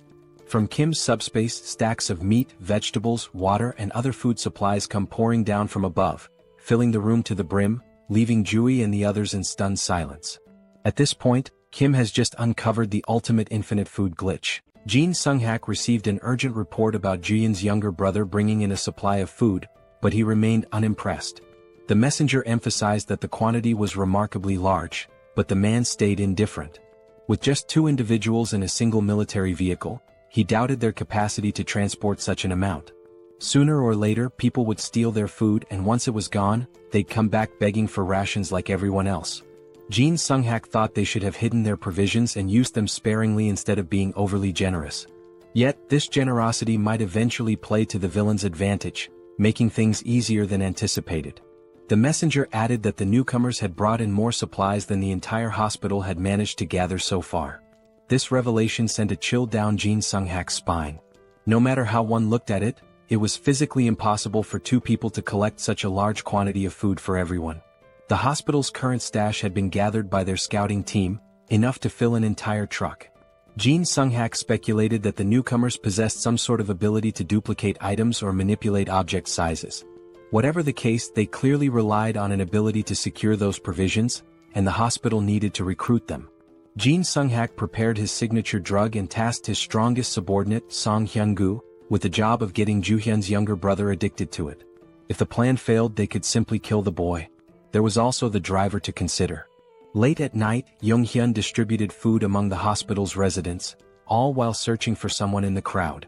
He believed that finding this person would simplify matters significantly. A short while earlier, he had shared his strategy for neutralizing all of Jin Sung-hak's weapons. The plan involved dumping the poisoned food and replacing it with fresh supplies, subduing the addicted ability users, and dealing with Jin Sung-hak, who was no combat threat at all.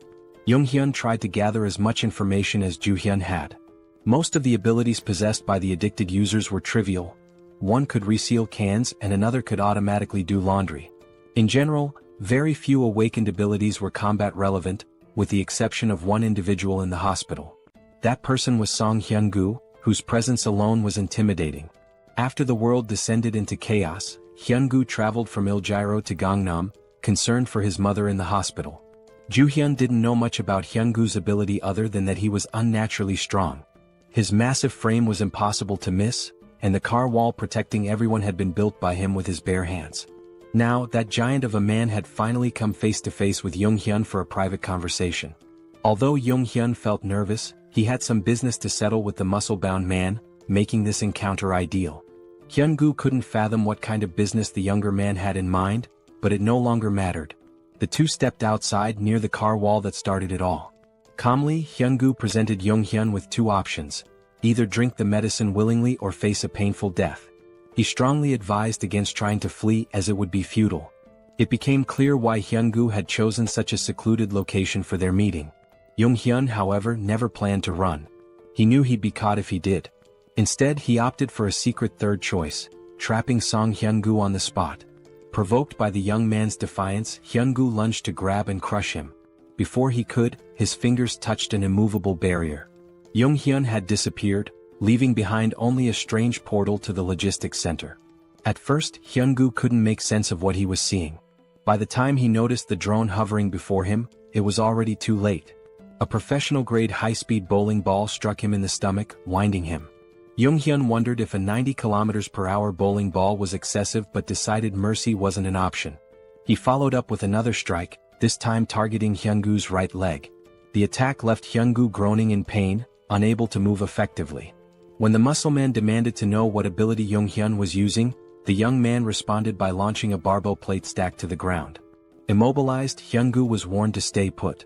The plates, though slowed, were still heavy enough to shatter bones or end lives. Refusing to stay idle, Hyun-gu charged at one of the stacks and managed to grasp it firmly, surprising Jung-hyun. The brute began lifting the stack, disrupting Jung-hyun's plan. But while Hyun-gu focused on lifting the stack, he unknowingly triggered the metal trap. Jung-hyun apologized for the cramped conditions of the makeshift prison and promised to release Hyun-gu once the situation was resolved. For now, all Hyun-gu could do was endure the heaviest cell ever devised. Jung-hyun was extremely anxious, worried he might have seriously harmed the big guy. Thankfully, the man was incredibly resilient. Back inside, Nurse Ju-hyun hurriedly let her brother in. She had heard a loud noise outside and feared her little brother had encountered the muscle-bound man. Jung-hyun casually confirmed her suspicions as if it were nothing. He gestured outside, allowing his sister to see where he had left the biggest threat. Ju-hyun peeked out and was shocked by the bizarre metal structure she saw. Jung-hyun calmly explained that Song Hyun-gu was now his temporary prisoner. With the most dangerous obstacle neutralized, they only needed to wait for Yang-soo to arrive. Right on cue, the East's best driver made his appearance. However, as Yang-soo came into view, the siblings froze. Yang-soo was limping, holding his head in pain, drenched in sweat, and complaining of an intense pounding headache. The symptoms were eerily similar to those of poisoning. It seemed the enemy had gotten to him somehow. Yang-soo's last memory was handing out food to survivors and receiving some words of gratitude.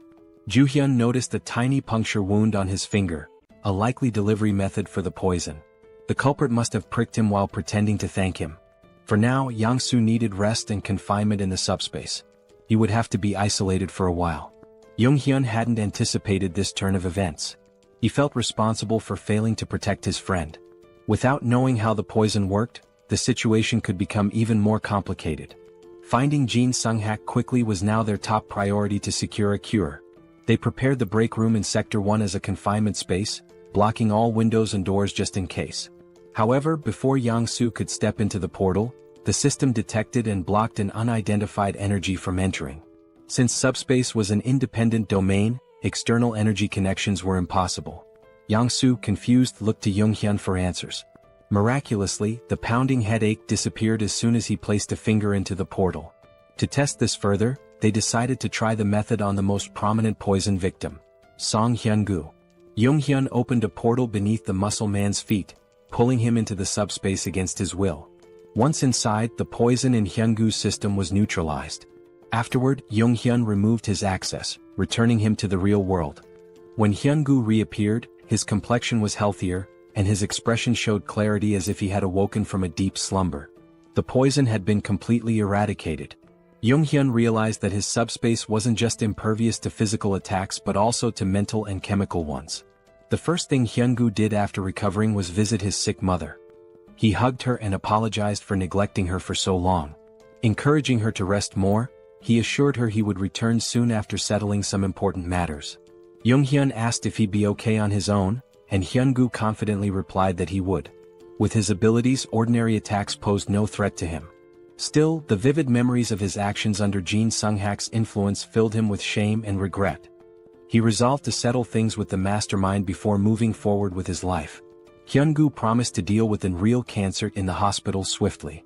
Meanwhile, Jin Sung-hak received notice of losing contact with one of his underlings. He was startled. He suspected the worst, and his fears were confirmed when the last person he wanted to see entered his office.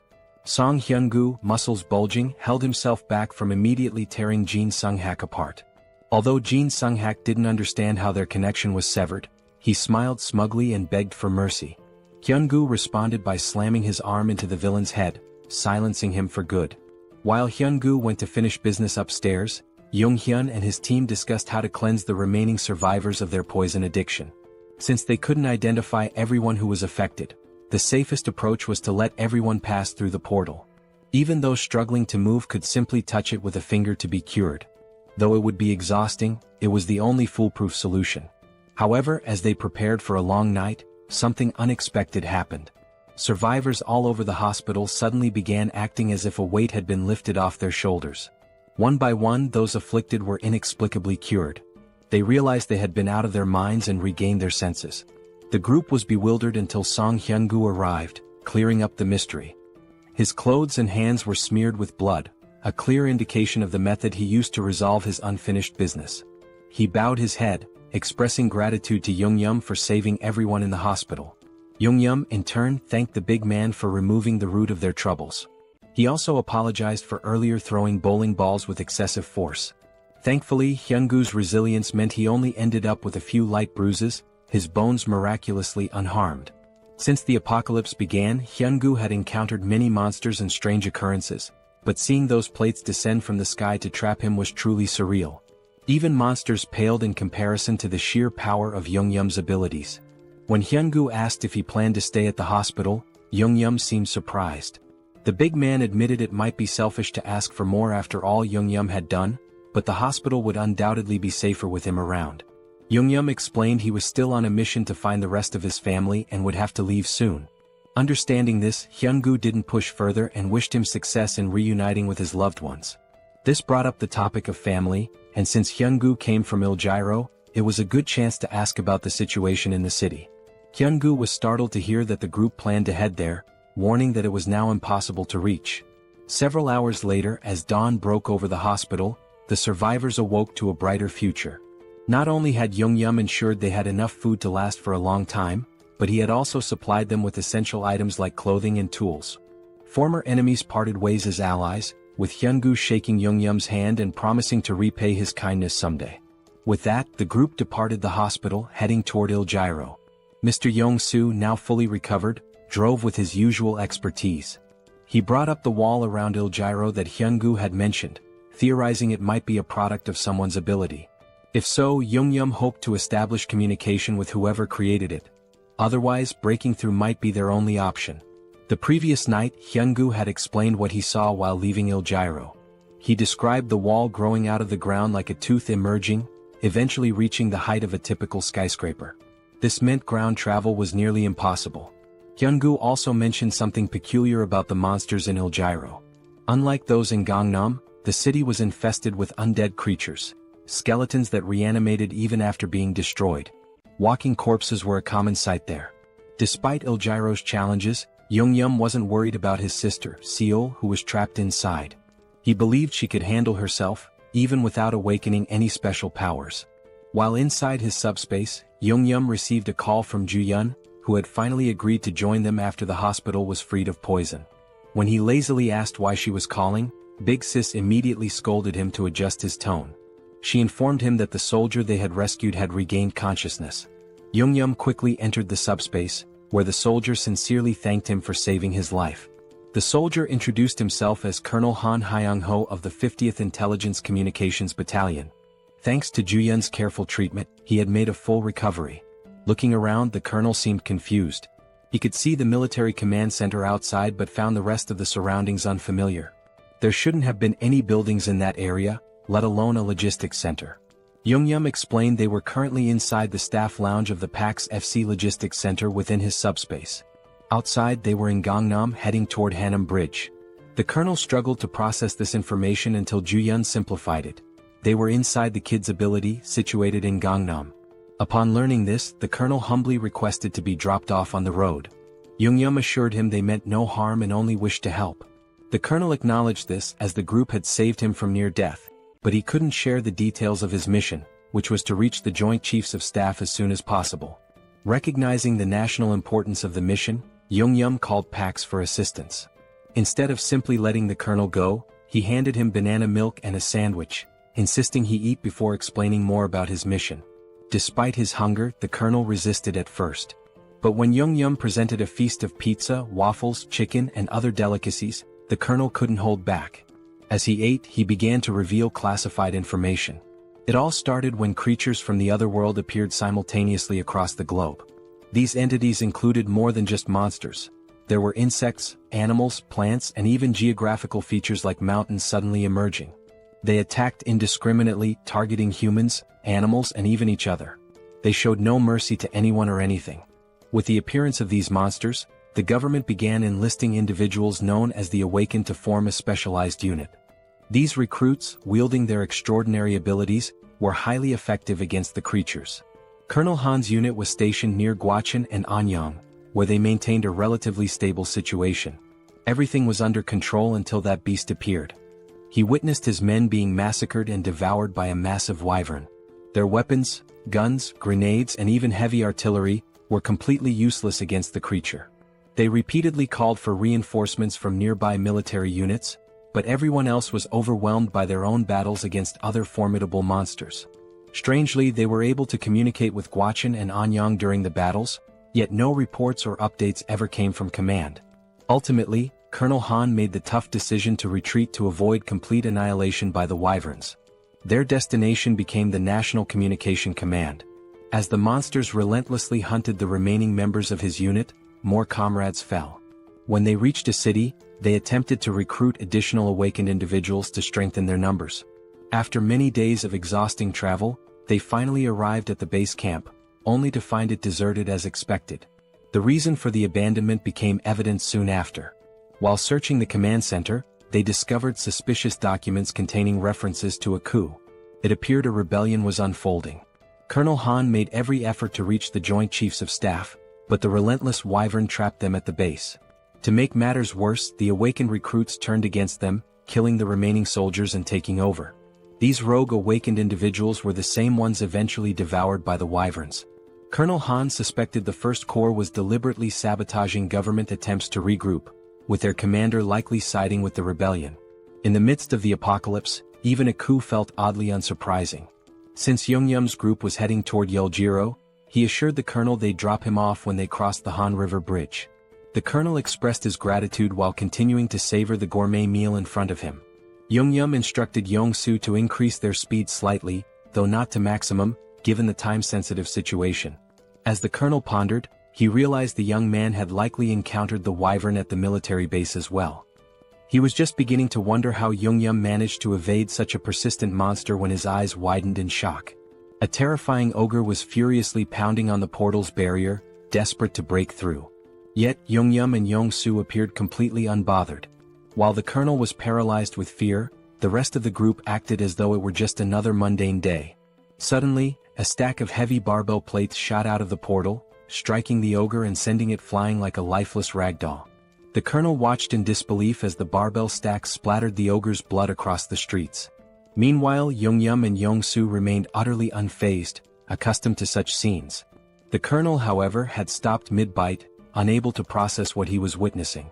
When Jeong-gyeom summoned a military vehicle from thin air, the colonel nearly choked in shock.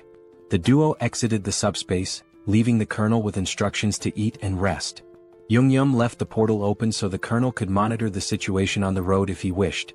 Launching pillars of discs at incredible speeds and conjuring vehicles out of nowhere clearly highlighted the overwhelming power of Jeong-gyeom's ability. What once were fearsome ogres now became trivial enemies, easily defeated in a single attack. Jeong-gyeom's method was simple: hurl stacks of discs at the monsters, crushing them instantly. Colonel Han was so captivated by the ogre massacre that he leaned closer to observe. He saw magic stones from the slain ogres being effortlessly absorbed into the subspace. At first he doubted his eyes, but it was all happening before him. The portals were indeed propelling heavy objects at breakneck speeds, obliterating enemies at a rate of 4 per second. The trajectory of the discs could even shift mid-air, while magic stone collection had been streamlined through an automated system. Anyone could see that Jeong-gyeom's subspace ability was nothing short of broken when used this efficiently. Eventually the group reached Banpo Bridge, only to find it completely destroyed by some unknown force. Jeong-gyeom apologized to the colonel, explaining their travel time would increase slightly as they sought an alternative route. The colonel, however, remained grateful for their assistance and decided to rest in the subspace while they searched for a new path. Even with the detour and the constant monster attacks, it was remarkable that they had reached Banpo Bridge from Gangnam in just an hour. Although Jeong-gyeom's ability played a significant role, most of the credit belonged to Yong-soo, who was in the driver's seat. Jong-soo might seem like a bit of a clown at times, but his driving skills were absolutely top-notch. Even from the passenger's seat, watching him navigate the roads was enough to make one's head spin. When the colonel experienced it for the first time, he was so startled that he almost threw up in the back seat. It didn't take him long to figure out that staying inside the comfort of the subspace was the only way to avoid serious motion sickness. The colonel's evaluation of Jeong-gyeom and Jong-soo was nothing short of stellar. Both young men were incredibly skilled and resourceful. After more driving and monster slaying, the group reached another bridge. It looked worn and unstable, but at least it was still intact. Jong-soo believed he could drive across the entire length, but Jeong-gyeom hesitated.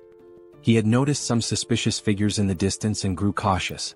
Upon closer observation, he saw what appeared to be a massive wall, likely the rumored barrier of Yeoljiro they'd heard about. With its immense size, there was no chance of getting through it by car. However, since they were still too far to confirm whether or not they could breach it, the best course of action was to get closer and assess. Crossing the bridge would also take them through Yongsan, allowing them to drop off Colonel Han along the way. After a few minutes of uneventful driving, they reached the colonel's stop. He expressed his gratitude for being safely escorted, even though it wasn't their responsibility. Jeong-gyeom wished him luck with his urgent mission and they parted ways. Meanwhile, Jeong-gyeom's focus returned to finding a way into Yeoljiro, where his little sister might be. The fortress wall, upon closer inspection, was even higher and sturdier than expected. He considered whether leveling up enough to absorb the entire wall into the subspace might be a viable solution if all else failed. Unfortunately, his current level was far from sufficient for such a feat. He estimated needing another 2 hours of grinding, collecting 400 magic stones per hour, to upgrade his subspace abilities. Han, meanwhile, suggested that Jeong-gyeom and Jong-soo join him in the government's efforts. The government was offering mana stones and resources to aid the initial growth of awakened individuals. Han believed the duo's talent would ensure they received substantial support. Jeong-gyeom, however, politely declined, explaining that his family was his top priority. As for the magic stones, he had no issue collecting them himself while hunting monsters. Han, though disappointed, understood Jeong-gyeom's reasoning. However, he mentioned that if they went to the Joint Chiefs of Staff headquarters, Jeong-gyeom might reconsider since they likely had helicopters available. Han guessed correctly, they probably did. Meanwhile, the headquarters was abuzz with reports of Gwacheon and Anyang falling, along with the destruction of the 56th Division. It seemed that only the 1st Corps retained any semblance of operational strength. In such chaos, the existence of a governing body was uncertain. The military forces that survived were completely in the dark. The director, lost in pessimistic thoughts, was interrupted by a messenger announcing a visitor. Colonel Han, the commander of the 50th Battalion of the National Communications Agency, had arrived. He insisted on delivering a personal message to the director, detailing how his entire unit was wiped out and how he'd made it to HQ. Han gave a flawless salute before recounting the events in excruciating detail, omitting nothing. He concluded his report by handing over a document containing undeniable evidence of rebellion within the 1st Corps. The director's stomach dropped as he read through the papers. He had been oblivious to the treachery brewing beneath the surface during this crisis. Glancing outside, he saw the men who had helped Han deliver the critical intel. Both the director and the colonel hurried to thank Jeong-gyeom and Jong-soo for their incredible service to the country. The director also mentioned Jeong-gyeom's abilities and his request for a helicopter in exchange for supplies. Given the strategic importance of helicopters, the director agreed to provide one, on one condition. He formally invited Jeong-gyeom to join the military as an awakened operative. The government was desperate to stabilize the situation, and Jeong-gyeom's abilities could be a game-changer. However, Jeong-gyeom respectfully declined, reiterating that his priority was rescuing his family. The military, unable to force him into service, had to withhold the helicopter. Jeong-gyeom understood, acknowledging the director's position and wishing him success in restoring order. With a proper goodbye, Jeong-gyeom returned to his vehicle. The director stood there, puzzled and frustrated, realizing he had mishandled the situation entirely. He assumed the young man would eventually give in. But these fools underestimated Jeong-gyeom's determination. He wasn't out of options yet. If the helicopter plan to bypass the wall failed, he'd simply come up with another solution. Since he hadn't even fully assessed the fortress wall himself, he remained optimistic about finding a way through. With the first offer rejected, the director had to set his pride aside and tap on Jeong-gyeom's car window to make another proposal. If the young man fulfilled this request, the military promised to provide the helicopter he sought. Jeong-gyeom agreed, and soon an entire battalion was mobilized, military vehicles lining up in a single file. Sitting in the vanguard, Jeong-gyeom nonchalantly sipped on a juice box, looking more bored than concerned, as though he weren't about to head into battle. Months earlier, the director had laid out the mission. Seoul Station, once a hub for gathering reserve awakened individuals, still maintained communication with survivors there. The problem was the road to the station, completely clogged by skeletons.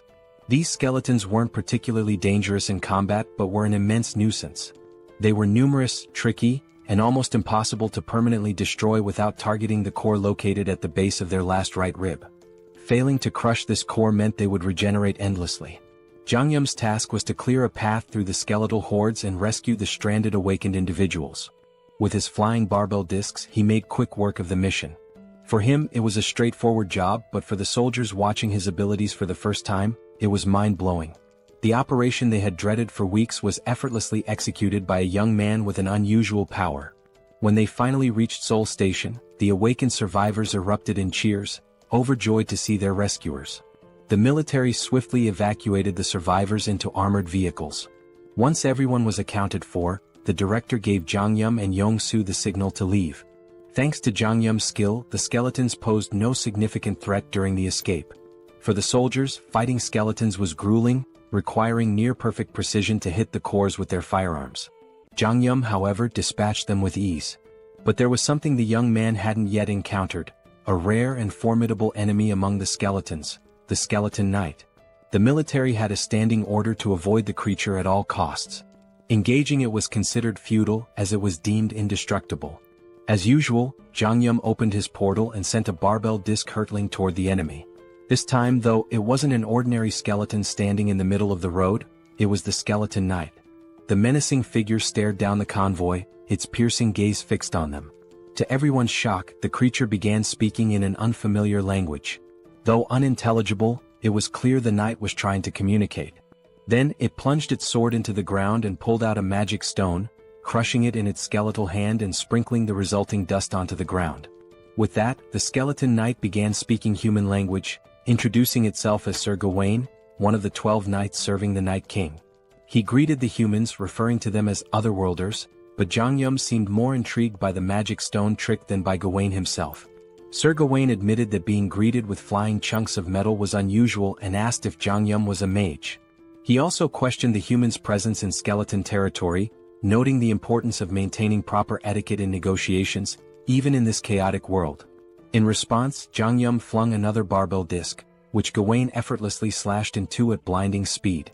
The skeleton knight warned that such attacks were futile, as they couldn't even scratch his armor. But Jeong-gyeom wasn't listening. He sent another barrage of discs, prompting Gawain to roll and dodge with precision, stabbing his sword into the ground for leverage and launching a counterattack. Frustrated, the skeleton knight muttered about the humans' preference for violence over diplomacy. Unfazed, Jeong-gyeom launched 4 more barbell stacks at the indignant knight, showcasing his resolve to handle the encounter his own way. Gawain masterfully deflected the first attack with his shield, gracefully dodged the next, and slashed the remaining discs out of the air, halting their momentum entirely. This chain of precise maneuvers brought the skeleton knight alarmingly close to the convoy. Yong-soo, seeing the terrifying figure charging at full speed, began to panic. Meanwhile, Jeong-gyeom was more intrigued than scared, marveling at how easily the knight could slice through 500 kilograms of steel as if it were butter. However, he noticed that Gawain was cautious, clearly trying to avoid taking any direct hits. If I can land a solid blow, Jeong-gyeom thought, we might have a chance. Determined, he gritted his teeth and spent 50 magic stones to unlock tracking delivery for greater precision. As a test, he launched a single stack directly at the skeleton knight's chest. The massive steel disc shot out of the portal like a cannonball, aimed with pinpoint accuracy. Gawain scoffed, mocking Jeong-gyeom for using the same trick repeatedly and calling him a fool by a mage's standards. Confidently bragging that he could dodge any projectile thrown at him, Gawain was blindsided when the disc suddenly adjusted its trajectory midair. Instead of the usual straightforward attack, this one veered sharply, homing in on Gawain's chest just as Jeong-gyeom intended. Though the attack struck, the skeleton knight managed to absorb most of the impact with his armor, batting the disc away after the initial hit. You're getting ahead of yourself, boy, Gawain growled. I was merely caught off guard. It won't happen again. But before he could finish his sentence, a bowling ball came hurtling out of nowhere, slamming into his head and knocking him to the ground. Gawain recovered quickly, lifting his head with newfound wariness. Yet, before he could react, another bowling ball struck him square in the skull, eliciting the first hint of fear the skeleton knight had felt in ages. The fear froze him momentarily, giving Jeong-gyeom another opening to unleash a relentless barrage. Inside the car, Jeong-gyeom chanted commands like a gamer inputting cheat codes. Left head, back head, crown, front head, right head, left head. Each command sent a bowling ball flying in a pre-aimed direction, creating an automated assault. Though his jaw ached from issuing rapid orders, Jeong-gyeom didn't let up. The skeleton knight, struggling under the ceaseless rain of projectiles, found himself cracking, literally. Jeong-gyeom noticed fractures spreading across Gawain's skeletal frame and decided it was time to act decisively. He suggested the military convoy retreat while the enemy remained disoriented. But before they could leave, Gawain's curses turned to pleas.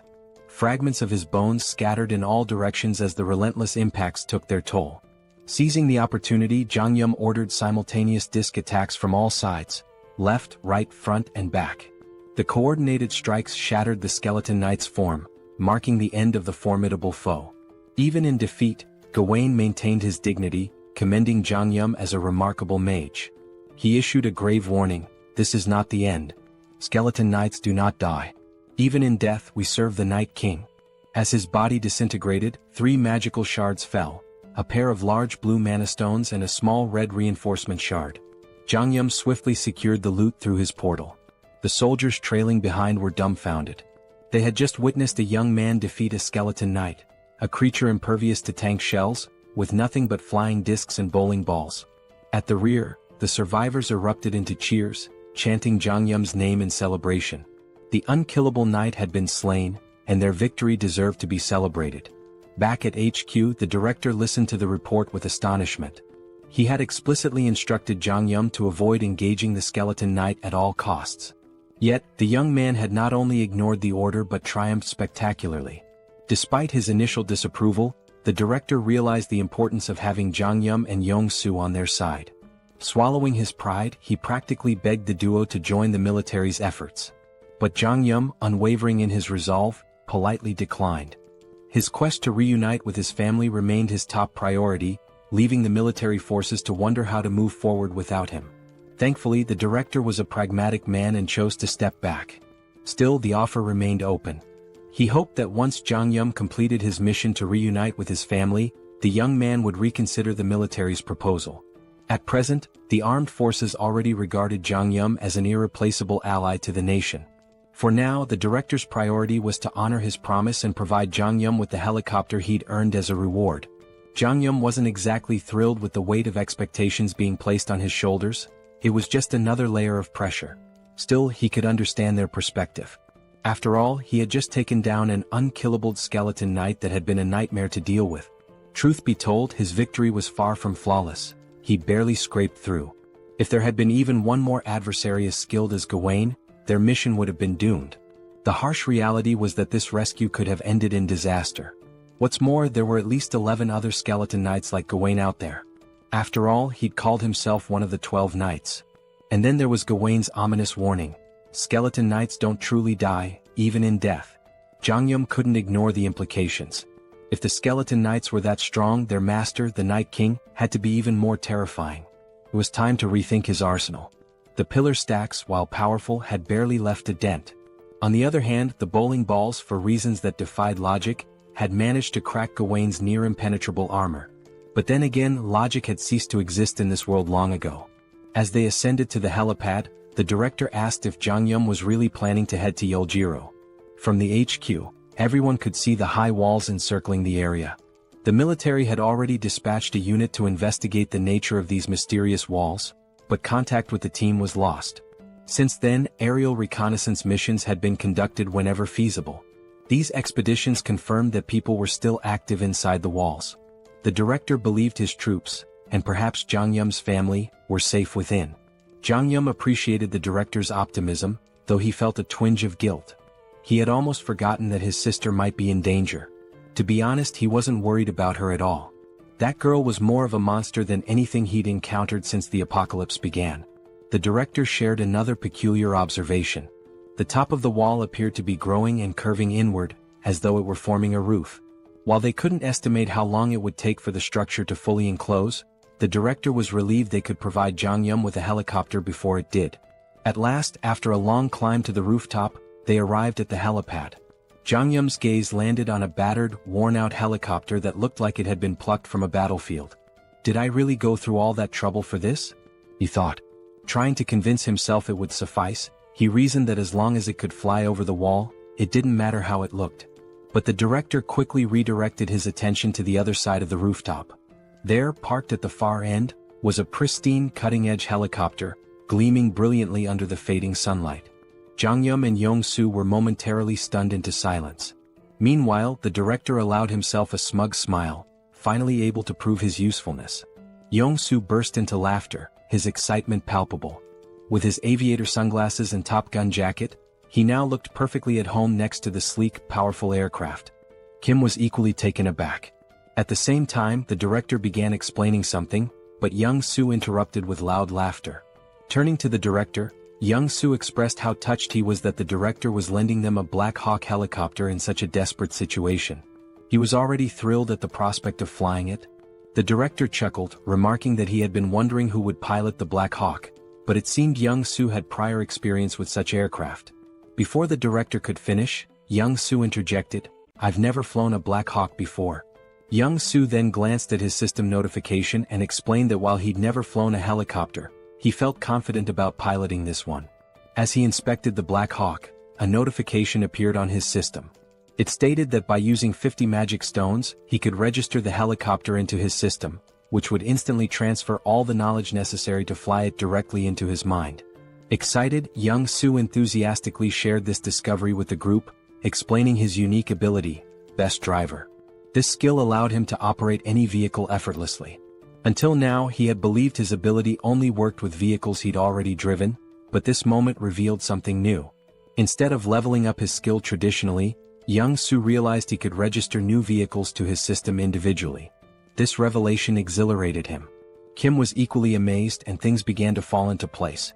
Reflecting on their countless battles together, Kim recalled how Young-soo's ability never seemed to evolve in a conventional sense. Now it was clear, Young-soo's skill wasn't about progression but about expanding his arsenal by registering new vehicles. The director then surprised them by retrieving a suitcase from the Black Hawk. Opening it, he revealed a collection of magic stones. Placing the suitcase before Kim, he explained that it contained 200 magic stones. Originally intended as a surprise for their journey, the director now offered the stones so Young-soo could register the Black Hawk immediately. Hearing this, both Kim and Young-soo expressed their deep gratitude.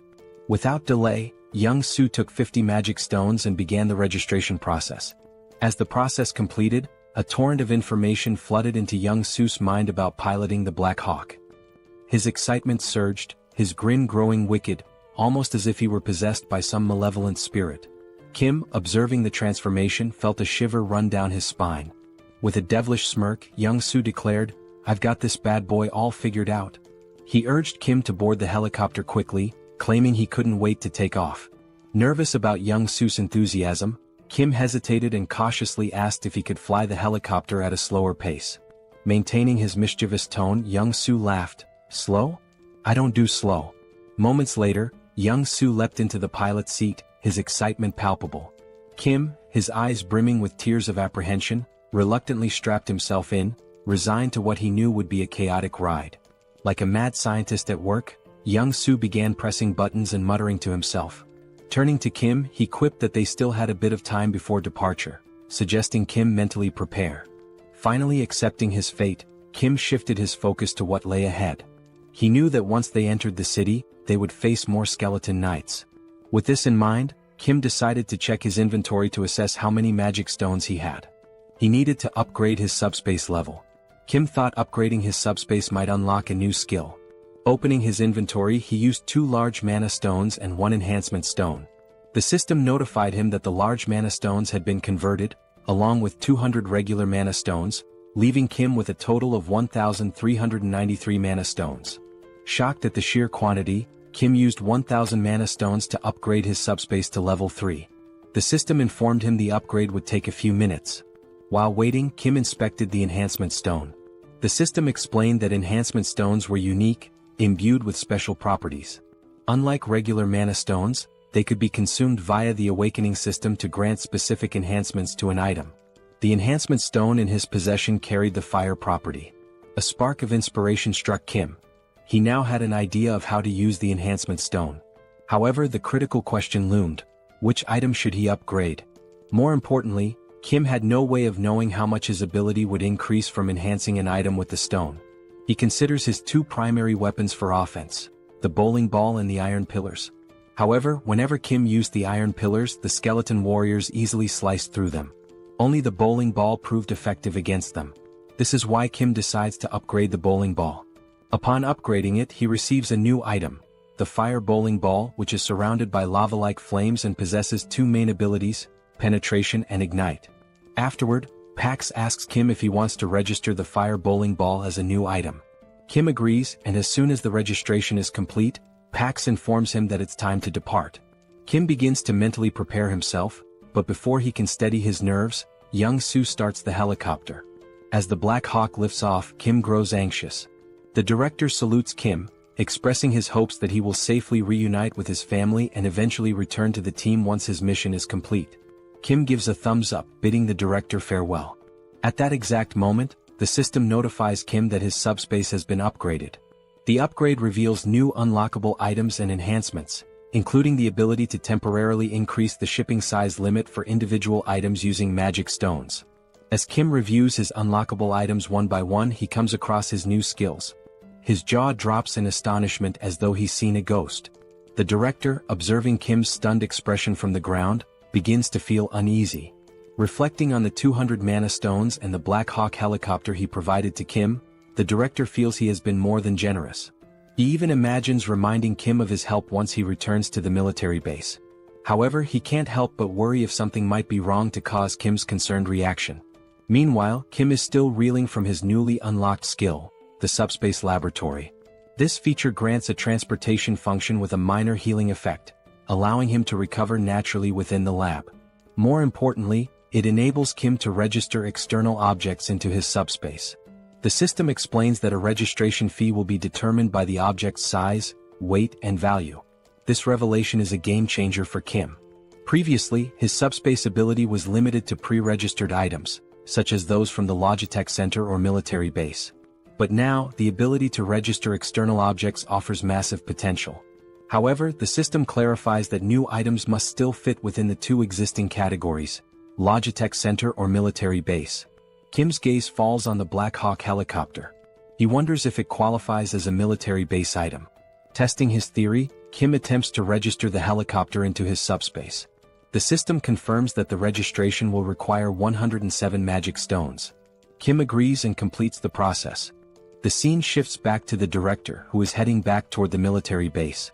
Suddenly, the sound of the helicopter fills the air again. Turning around, he sees Kim and Young-soo flying back. The director grows anxious, fearing something might be wrong with the Black Hawk. Before he can react further, a large portal opens in front of him. Out of it falls a Black Hawk helicopter. Moments later, a second portal opens and another Black Hawk helicopter emerges. As the two helicopters land before the stunned director, Kim waves at him with a smirk before flying off again. The director stands there speechless. He doesn't understand what just happened. He gave Kim a battered old Black Hawk, only for Kim to somehow gift him two brand new ones in return. As the director contemplates the situation, his confusion quickly turns into mounting worry. The scene transitions to Kim, who has now entered the city. A massive fortress looms ahead, its upper sections gradually closing in to form a roof. The fortress is on the verge of sealing itself entirely.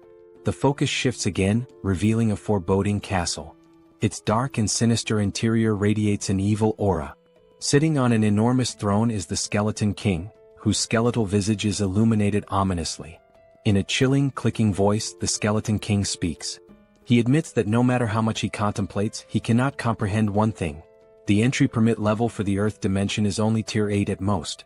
For higher tier beings like himself to enter, they must lower their tier just as he did. It's surprising to think that a wizard, infamous for his arrogance, would come here, even agreeing to a tier reduction. Even more shocking is that he dared to invade the Skeleton King's domain and kill Guan. The Skeleton King is referring to Kim. We learn that the Skeleton King comes from another dimension, while Earth is classified as an 8-tier dimension. To enter Earth, the Skeleton King had to significantly lower his power, with the ultimate goal of conquering the planet. Now, the Skeleton King believes that Kim, who killed Guan, is also from another dimension. A wizard who reduced his tier to come to Earth with the same objective, to take control. To the Skeleton King's right, a purple flame begins to morph into the shape of a skull. It addresses the Skeleton King, explaining that before Guan's death, he had attempted to communicate with the wizard, but the wizard killed him before he could utter a word. This indicates that the wizard is incredibly dangerous. The flame advises the Skeleton King to kill the wizard on sight during their next encounter, without attempting any conversation. The Skeleton King considers this carefully. He deduces that the wizard is here for one purpose, to take over the territory just like himself. But there can't be two tigers in the same jungle. If the Skeleton King wants to claim this land, he must eliminate the wizard. He mentions that the harvest is nearly complete, and once it is finished, they will launch an assault on the wizard. The flame introduces itself as Lancelot, revealing that it is the spirit of a knight whose physical body exists elsewhere. Lancelot communicates with the Skeleton King through this magical flame. Lancelot then informs the Skeleton King of an intruder approaching the castle. Assuming it to be more of those bothersome minions, the Skeleton King dismisses the threat, claiming they will inevitably perish soon. The scene shifts to Kim and Young-soo entering the city. A bat-like monster appears but is instantly obliterated by Kim's Ignite bowling ball in a single, powerful attack. Kim marvels at how much stronger the bowling ball is compared to the iron pillars. While Kim ponders this, Young-soo interrupts, pointing out that it will be difficult to land because a skeleton knight is fighting a monster below.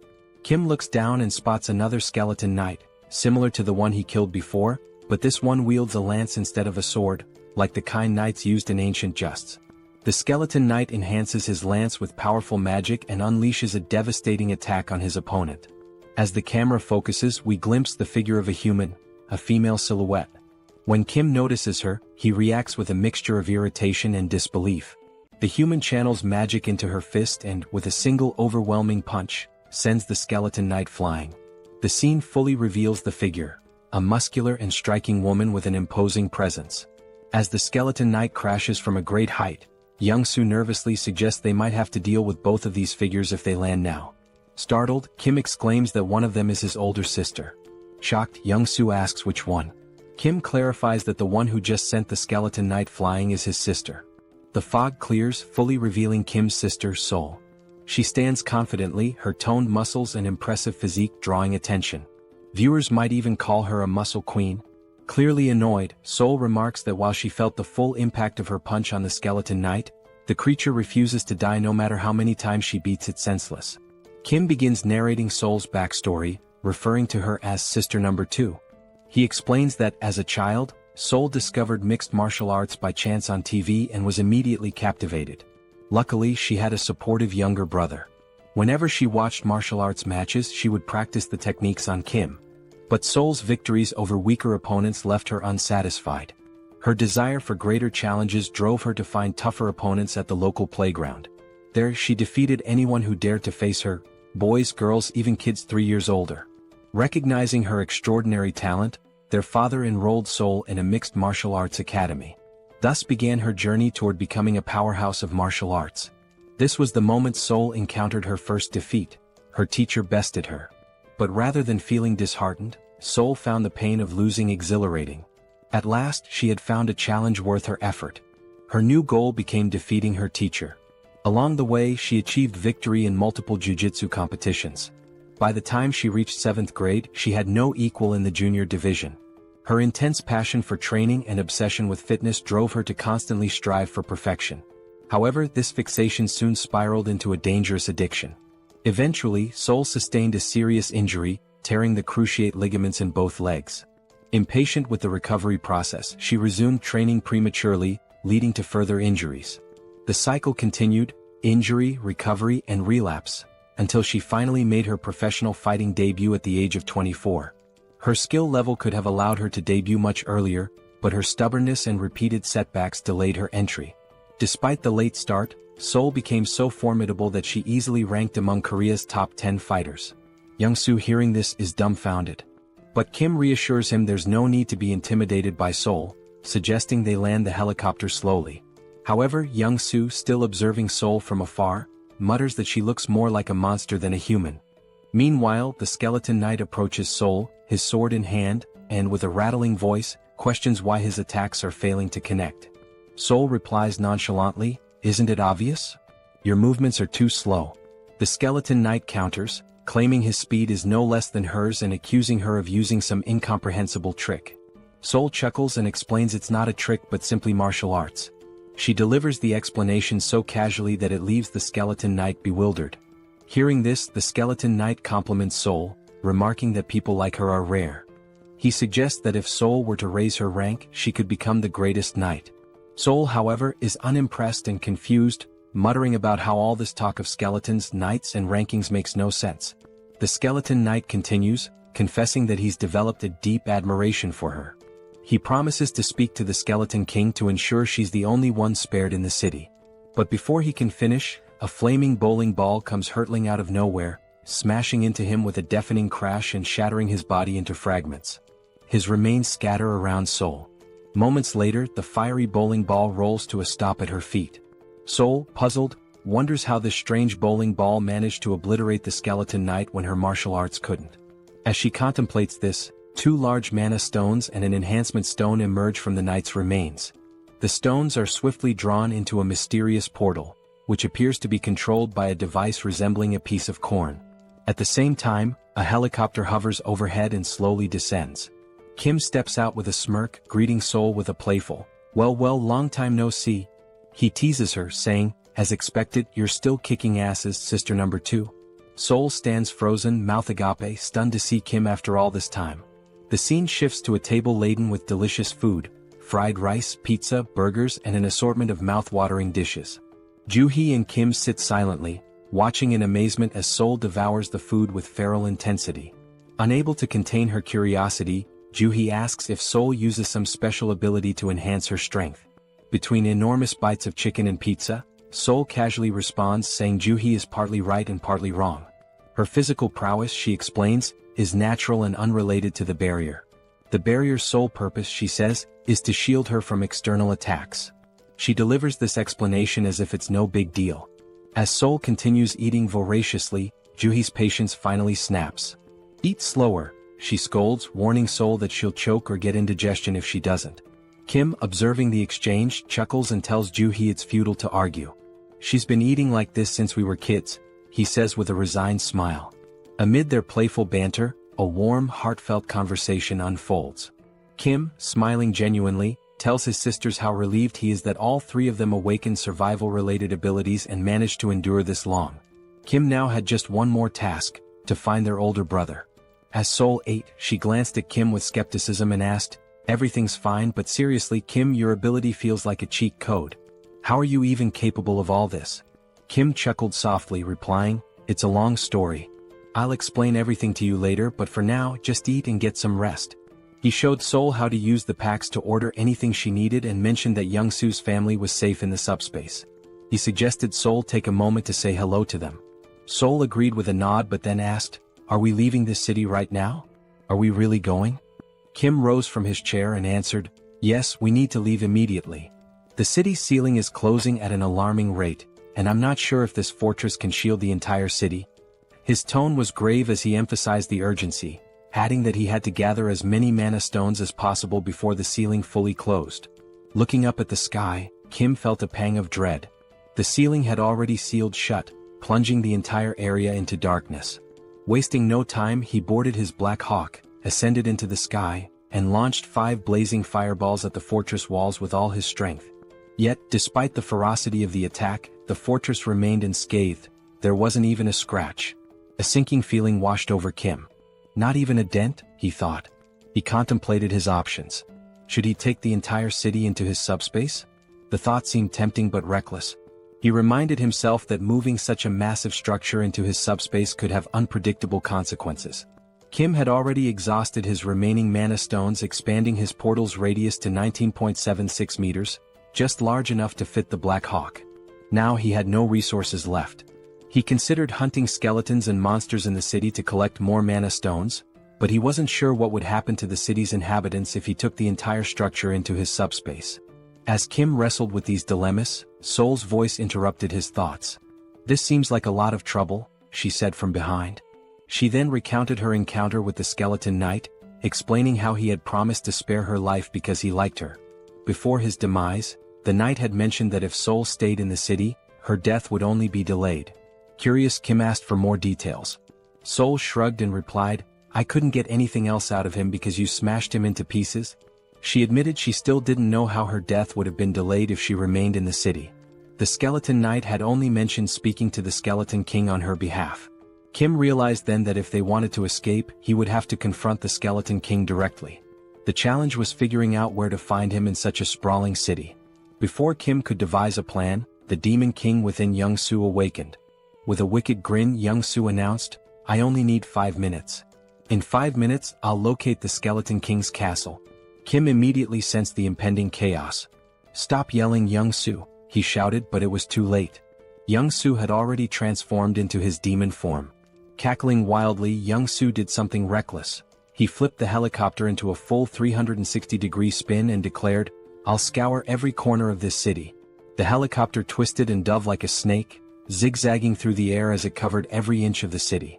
Inside the cockpit, Kim clung to his seat, nauseated and dizzy, while Seoul remained calm watching the chaos outside. The scene shifted to the Skeleton King's castle. Lancelot informed the Skeleton King that Lionheart had been destroyed by Kim's fireball. He reported that the knight was obliterated in a single strike, suggesting their opponent was exceptionally powerful. Enraged, the Skeleton King bellowed, "The harvest is so close, and now this intruder is meddling in my plans again." His anger boiled over as he vowed to personally kill the intruder. He demanded to know the enemy's location, but Lancelot calmly replied, there's no need to search. The intruder is coming here. At this, the Skeleton King let out a deep, ominous laugh. From his vantage point within the castle, he watched Kim's helicopter approaching. Initially, he assumed it was a wizard's trick, but after studying Kim more closely, the Skeleton King murmured, "This doesn't look like a wizard. It seems undead." For a moment, the irony hung in the air. When even the undead think you're undead, things have clearly gone awry. Yet, the Skeleton King dismissed his confusion. His focus remained on annihilating the intruder no matter what. Wizard or undead, whoever dared to ruin his plans would not leave alive. The scene shifts again to reveal a massive door leading into the Skeleton King's chamber. Inside the castle, bat-like monsters cling to the walls, poised to ambush any intruder. The huge door creaks open and Kim stumbles into the room, looking barely alive, almost ghostly. In a faint voice he mutters, "I'm never getting on a helicopter again." The motion sickness was on another level. Suddenly Seoul notices something behind Kim. She bolts forward, calling his name, but before Kim can react, he sees a massive, muscular bat monster with razor-sharp teeth lunging at his neck. Just in time, Seoul leaps into action. With a devastating punch, she obliterates the bat monster, tearing it apart in one blow. The attack jolts Kim out of his dizziness. He quickly thanks Seoul, but she rolls her eyes and tells him to stop being so formal. However, her attention soon shifts elsewhere. Something feels off. Seoul scans the dimly lit chamber with a serious expression. "There's more," she mutters. Kim looks around, confused. To him, the hallway ahead seems empty. But then, out of the shadows, countless glowing red eyes emerge, glaring menacingly at them. Kim's heart pounds as he realizes the danger. He turns to Young Soo and urgently says, "Retreat to the subspace." Kim knows he can't handle this alone, but then remembers he doesn't have to. Seoul, the martial arts enthusiast, is with him. A wicked grin spreads across Seoul's face as she watches the flood of monsters advancing. "Now this is more like it," she says, her excitement growing. One monster wasn't enough for her, it would have been too dull. With a wild smile, Seoul dashes into the dark hallway at incredible speed. Before Kim can react, she leaps into the air and lands with a thunderous crash, crushing a bat monster's head beneath her foot. Her movements are graceful yet ferocious, each attack filled with precision and power. One by one, Seoul annihilates the monsters, slashing, punching, and smashing with almost playful fury. When a bat monster sneaks up from behind and sinks its teeth into her neck, she doesn't even flinch. Instead, she grabs it by the head and slams it into the ground with enough force to shatter it completely. The blood-soaked ground becomes a testament to Seoul's relentless rampage. Her laughter echoes through the chamber, unhinged and chaotic. The remaining monsters tremble, their resolve crumbling in the face of her ferocity. Kim watches from the sidelines, torn between awe and concern. He knows Seoul is in her element, but he's also aware of the risks. He retreats to his portal, an idea forming in his mind. Inside the subspace, Kim begins constructing a strange device. A high-powered electric pest repellent designed to lure and eliminate the bat monsters. As the machine powers up, it emits a strong current that draws the monsters in. One by one they are electrocuted, falling lifeless to the ground. Seoul notices the device and glares at Kim, irritated. "Is this your idea of fighting? It's boring," she yells. Kim responds calmly, "I'm just trying to help you." Seoul, clearly annoyed, retorts, "Stop interfering. I can handle this myself." Their argument intensifies, even as chaos rages around them. Kim shouts back, "Fine. But be careful and stop taking stupid risks." Meanwhile, outside the chamber, Lancelot reports to the Skeleton King. The wizard is struggling, Lancelot begins, but he's not alone. "There's another warrior with him, someone as strong as I am." Lancelot adds that the wizard is using unconventional tools and seemingly limitless resources. Hearing this, the Skeleton King's irritation grows. He growls in frustration, realizing the fight is far more complicated than anticipated. Defeating a wizard was one thing, but now he had to deal with another formidable opponent, and that was no small challenge. The Skeleton King, deep in contemplation, mutters that he has no alternative. Lancelot warns him, however, that summoning additional power might provoke the wrath of the Chamber of Commerce. Ignoring the warning, the Skeleton King insists he has no choice. After all, the wizard is at least an 8th-tier rank, the same as himself. While the Skeleton King might stand a chance against the wizard alone, the presence of another 8th-tier warrior drastically shifts the odds. He knows he cannot triumph by himself and resolves to summon Lancelot. Extending his hands forward, the Skeleton King begins chanting an ancient incantation. The holographic image of Lancelot's skull vanishes, replaced by 3 reinforced stones instead of the usual one. He rotates the stones around the projection of Lancelot's skull as a surge of mana gathers, signaling the powerful summoning ritual. Meanwhile, in the team SUBSPACE, electric appliances and tangled copper wires are scattered everywhere. The group is hard at work constructing a new weapon. Wrapping thick copper wire around an aluminum rod, they create the electric repellent bat, a semi-rare grade weapon crafted specifically for Seoul. Holding the new weapon, Seoul's face lights up with excitement. The bat, infused with an electrified ability, delivers double damage to enemies. Seoul twirls the bat skillfully, testing its weight and power, clearly thrilled by its potential. As they exit the SUBSPACE, she thanks Kim, teasingly calling his crafting skills a scammer's ability for how effortlessly he can produce items. She remarks that the electric bat will be perfect for dealing with the monsters but warns Kim not to interfere in her battle this time. She wants to face the bat monsters alone. As Seoul steps out, she begins scratching her neck. Concerned, Kim asks if she's injured. Seoul explains that since the bat monster bit her, she hasn't felt any pain, but now there's an itch. She adds that she received a system notification earlier, stating that all impure energy had been expelled from her body. This revelation makes Kim uneasy, wondering if Seoul might transform into a vampire. Seoul, noticing his worry, jokingly tells him that if she does turn into a vampire, he has to kill her. She wouldn't want to live as a vampire lady. The siblings share a brief, light-hearted moment. The scene shifts back to the Skeleton King, who turns his attention to Kim, his voice laced with sarcasm. He sneers, mocking that the name Arcane must be ashamed of Kim's reckless behavior. The Skeleton King accuses Kim of ruining his plans and causing chaos in his domain. He declares that, regardless of Kim's origins in the arcane dimension, he has no right to meddle in his affairs. With a chilling roar, the Skeleton King vows to fight and kill Kim.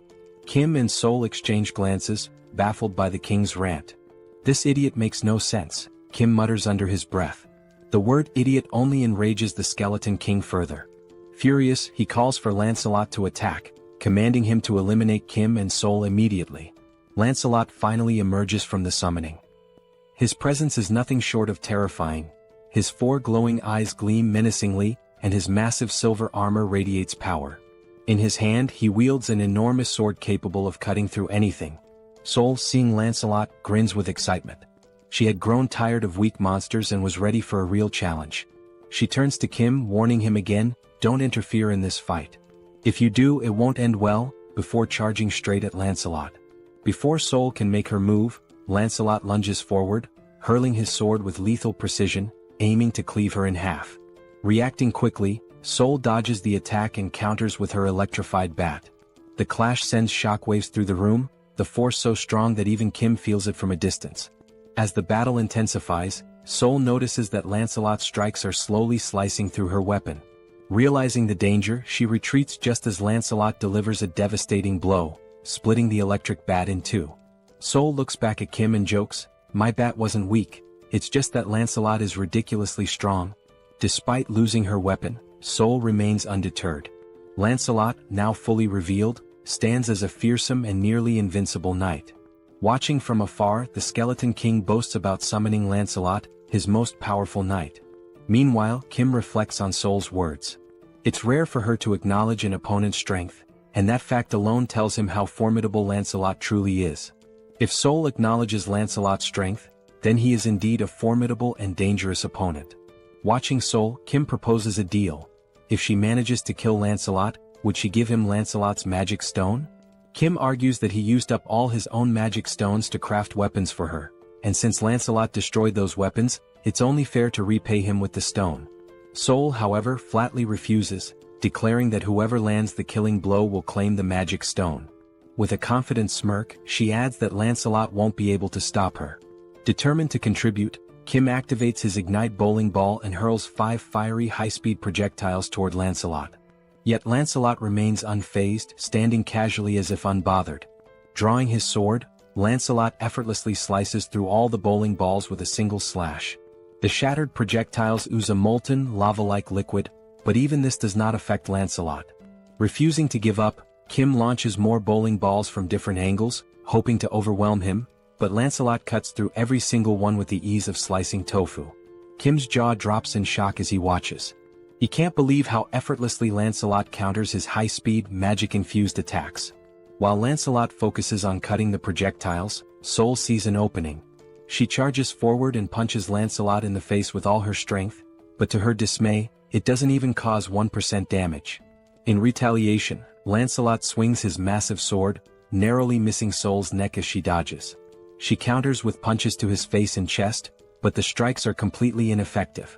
Kim seizes the moment and launches another ignite bowling ball, this time aimed directly at Lancelot's head.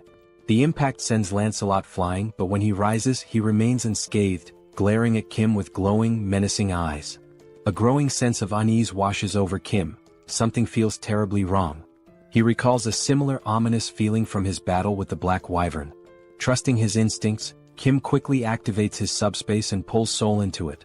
Furious, Seoul demands an explanation for Kim's interference. Kim explains the overwhelming sense of danger he felt.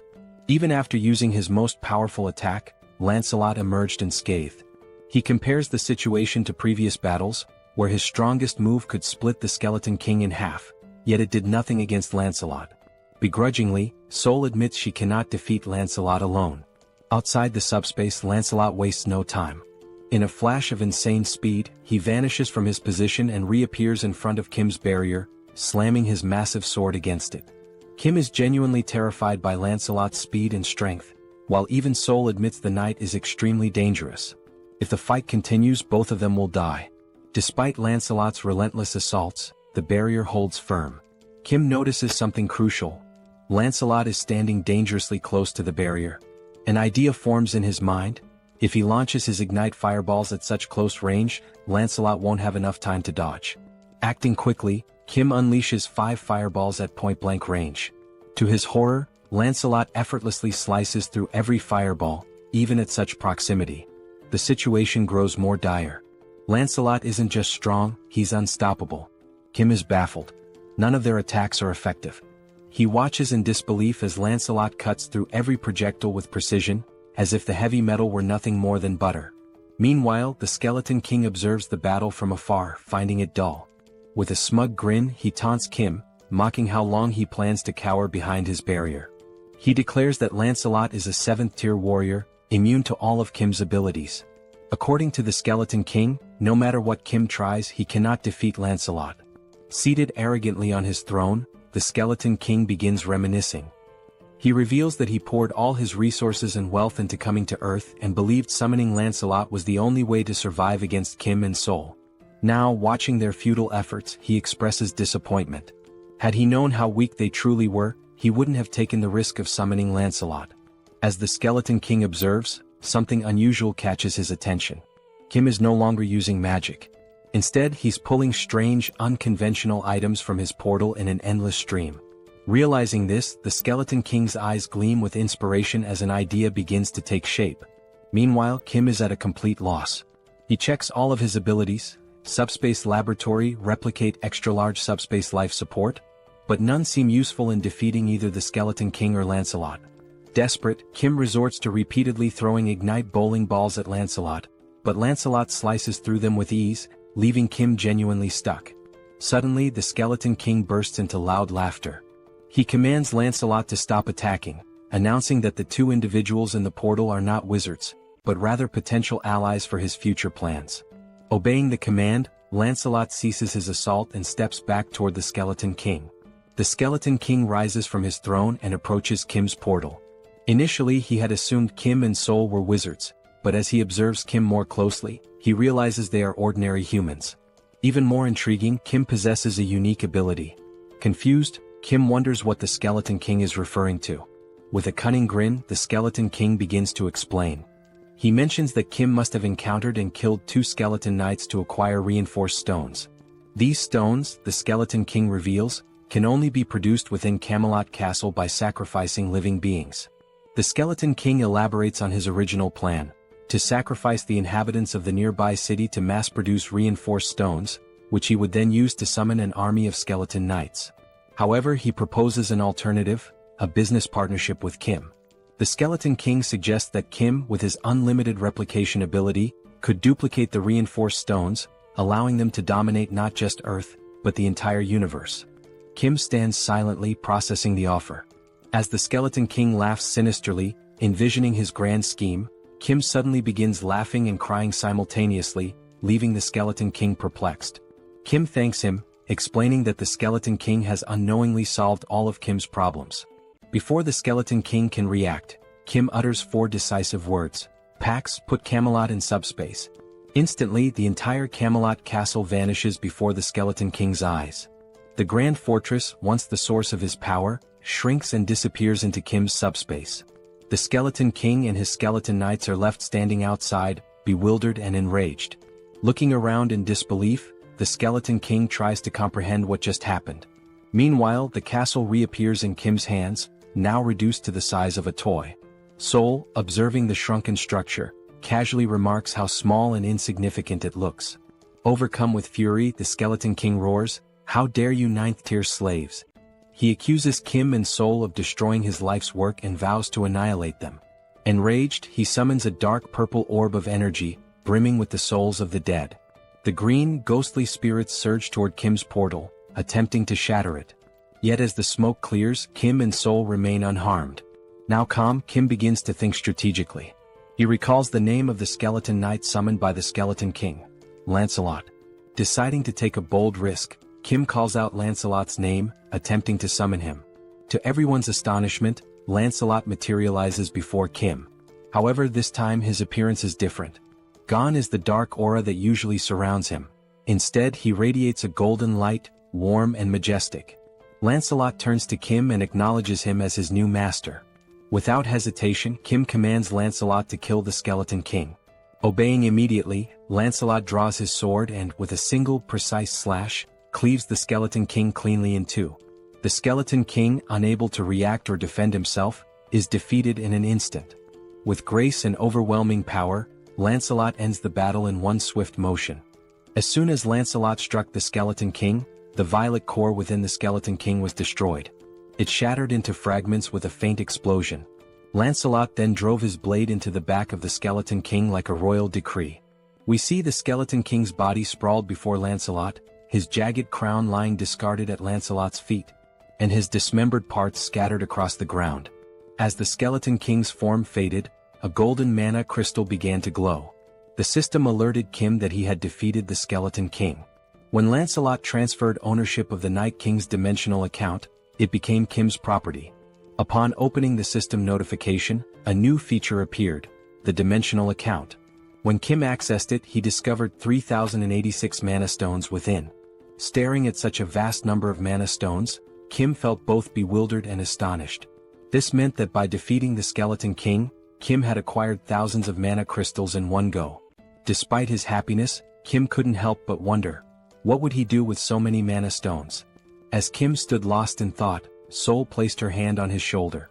She told Kim that if he had any sense of morality, he should gift his sweet little sister 1,000 mana stones. After all, she reminded him, she had saved his life when they entered the Skeleton King's castle. Did he forget that? Kim sighed and told Seoul that 1,000 mana stones was too much. He accused her of acting like a mob boss and exaggerating her role in saving his life.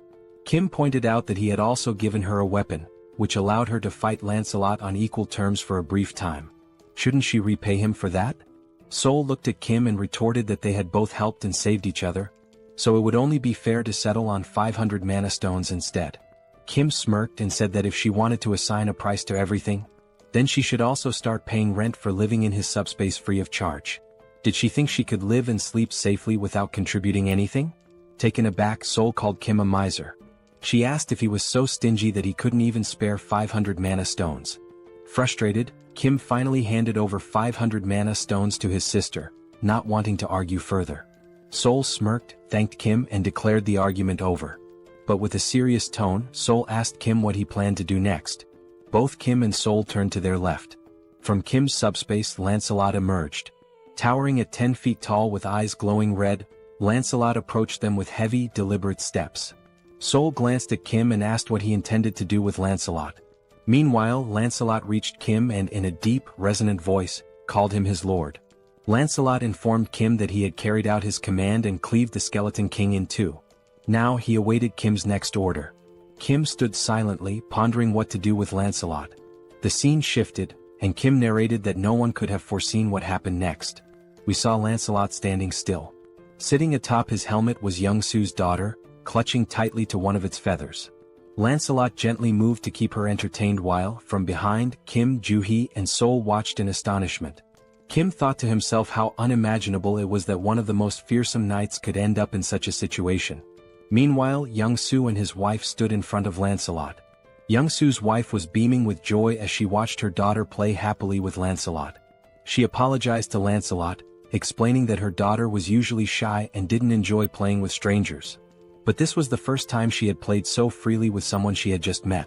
To her, this meant her daughter genuinely liked Lancelot.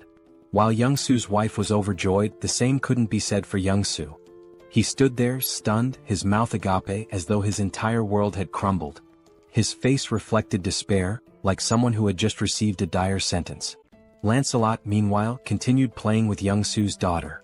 He calmly assured Young-Soo's wife that aiding the Lord's companions was equivalent to serving the Lord himself. She apologized repeatedly, worried that her daughter would keep bothering Lancelot to play.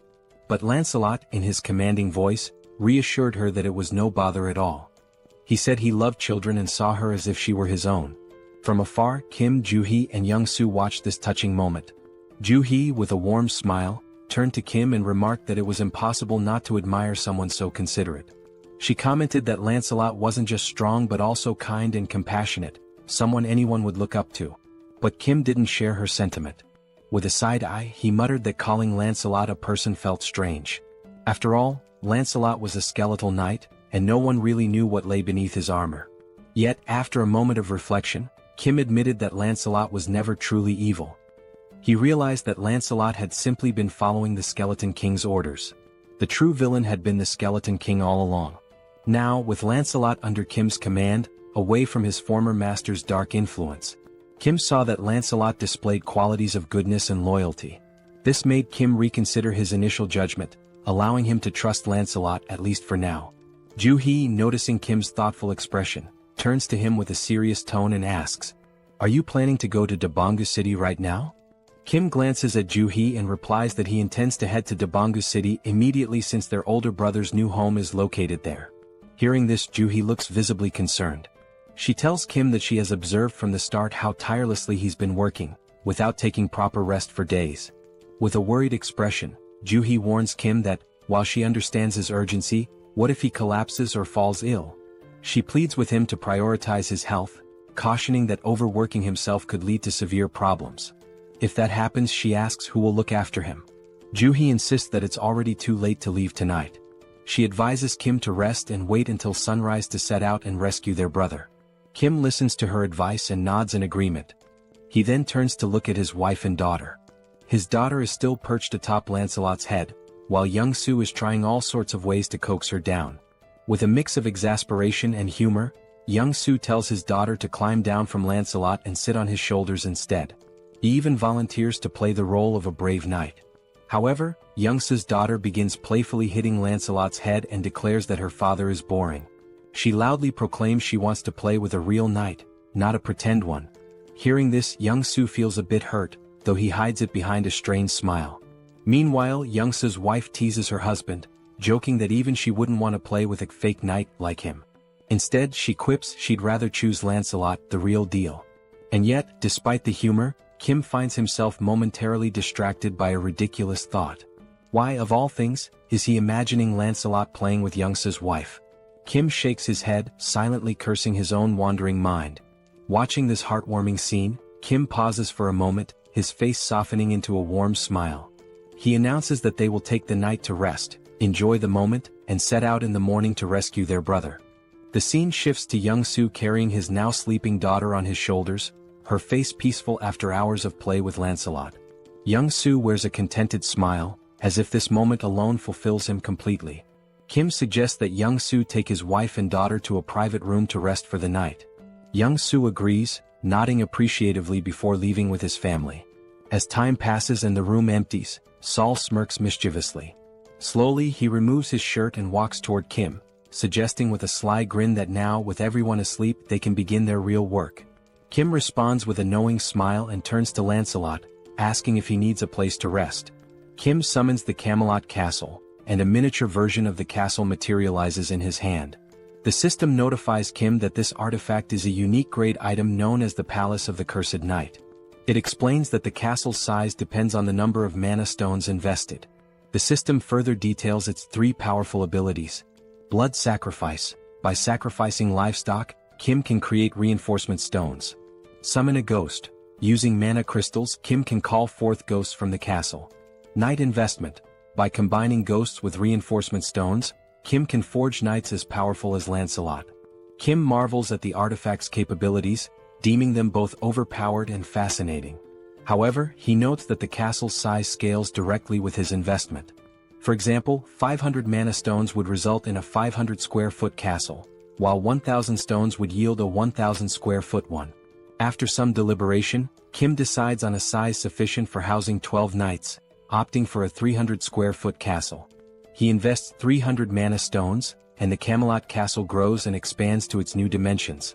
The now enlarged castle stands before Kim, Lancelot, and Saul. As Kim observes the structure, a slight unease creeps in due to its eerie appearance. He turns to Lancelot and asks if the castle's size is adequate for 12 knights like him. Lancelot, with a calm demeanor, responds that he doesn't care about the size as he can adapt to any space. Then, with a wry sense of humor, Lancelot jokes that the castle is as tiny as the Skeleton King's little PP, adding that, compared to Kim's vast subspace, this castle is nothing. Lancelot explains that when Kim summons more skeleton knights in the future, they will reside in his subspace, while Camelot Castle will primarily serve as a summoning hub. Saul meanwhile looks stunned. She realizes how large the Skeleton King's castle must have been, at least 30 times the size of Kim's. This revelation leaves her wondering just how many mana stones the Skeleton King had used to build his massive fortress. Lancelot, overhearing the conversation, confirms that while he doesn't know the precise number, he remembers the Skeleton King using tens of thousands of mana stones to construct Camelot Castle. Hearing this, Saul is even more astonished, realizing the immense effort and resources the Skeleton King devoted to building his massive fortress. Meanwhile, Kim begins to reflect. Even though he stored such a large structure in his subspace, there were no side effects. Kim wonders if it's because the castle is initially small, but this thought leaves him uneasy. Camelot Castle is practically a city in itself, yet storing it caused no disruptions in his subspace. Deciding to set aside his concerns for now, Kim turns to Saul and asks why she hasn't gone to rest yet, mentioning that the night is long and she should take a break. Saul, however, explains that she has something personal to ask Lancelot and has been waiting for the right moment to do so. That moment, she declares, has finally arrived. With an eager gleam in her eyes, Saul turns to Lancelot and, striking a confident pose with her hands on her hips, announces her request. She wants to learn his swordsmanship. Saul boldly asks Lancelot to teach her his techniques. Kim, overhearing this, is taken aback. He thinks to himself that if Lancelot agrees to teach Saul, her skills will improve significantly, which would greatly benefit their team in the future. On the other hand, Lancelot looks thrilled. In his deep voice, he responds that he would be delighted to teach her his swordsmanship, but under one condition. Lancelot explains that when Saul used her martial arts against him previously, he found it fascinating.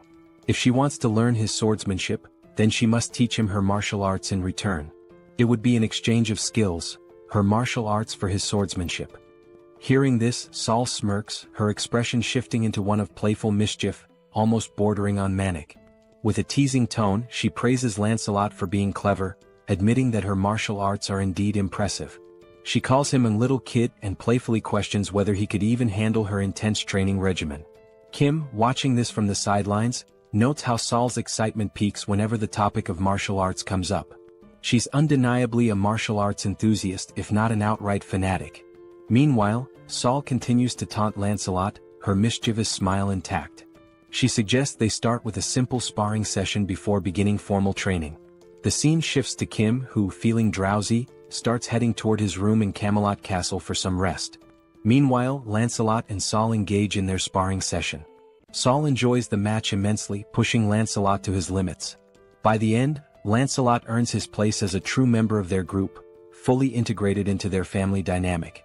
The scene shifts again, this time to Kim and Young-soo observing from Kim's subspace. Both are surprised to see numerous military officers in the vicinity, communicating through walkie-talkies and appearing to scout the area. Confused, Young-soo asks, "Are there other people besides us planning to travel in the morning?" Kim, however, finds the situation suspicious. Just as he is about to voice his concerns, the sound of a helicopter echoes in the sky. Looking up, they spot the aircraft flying toward Kim's subspace.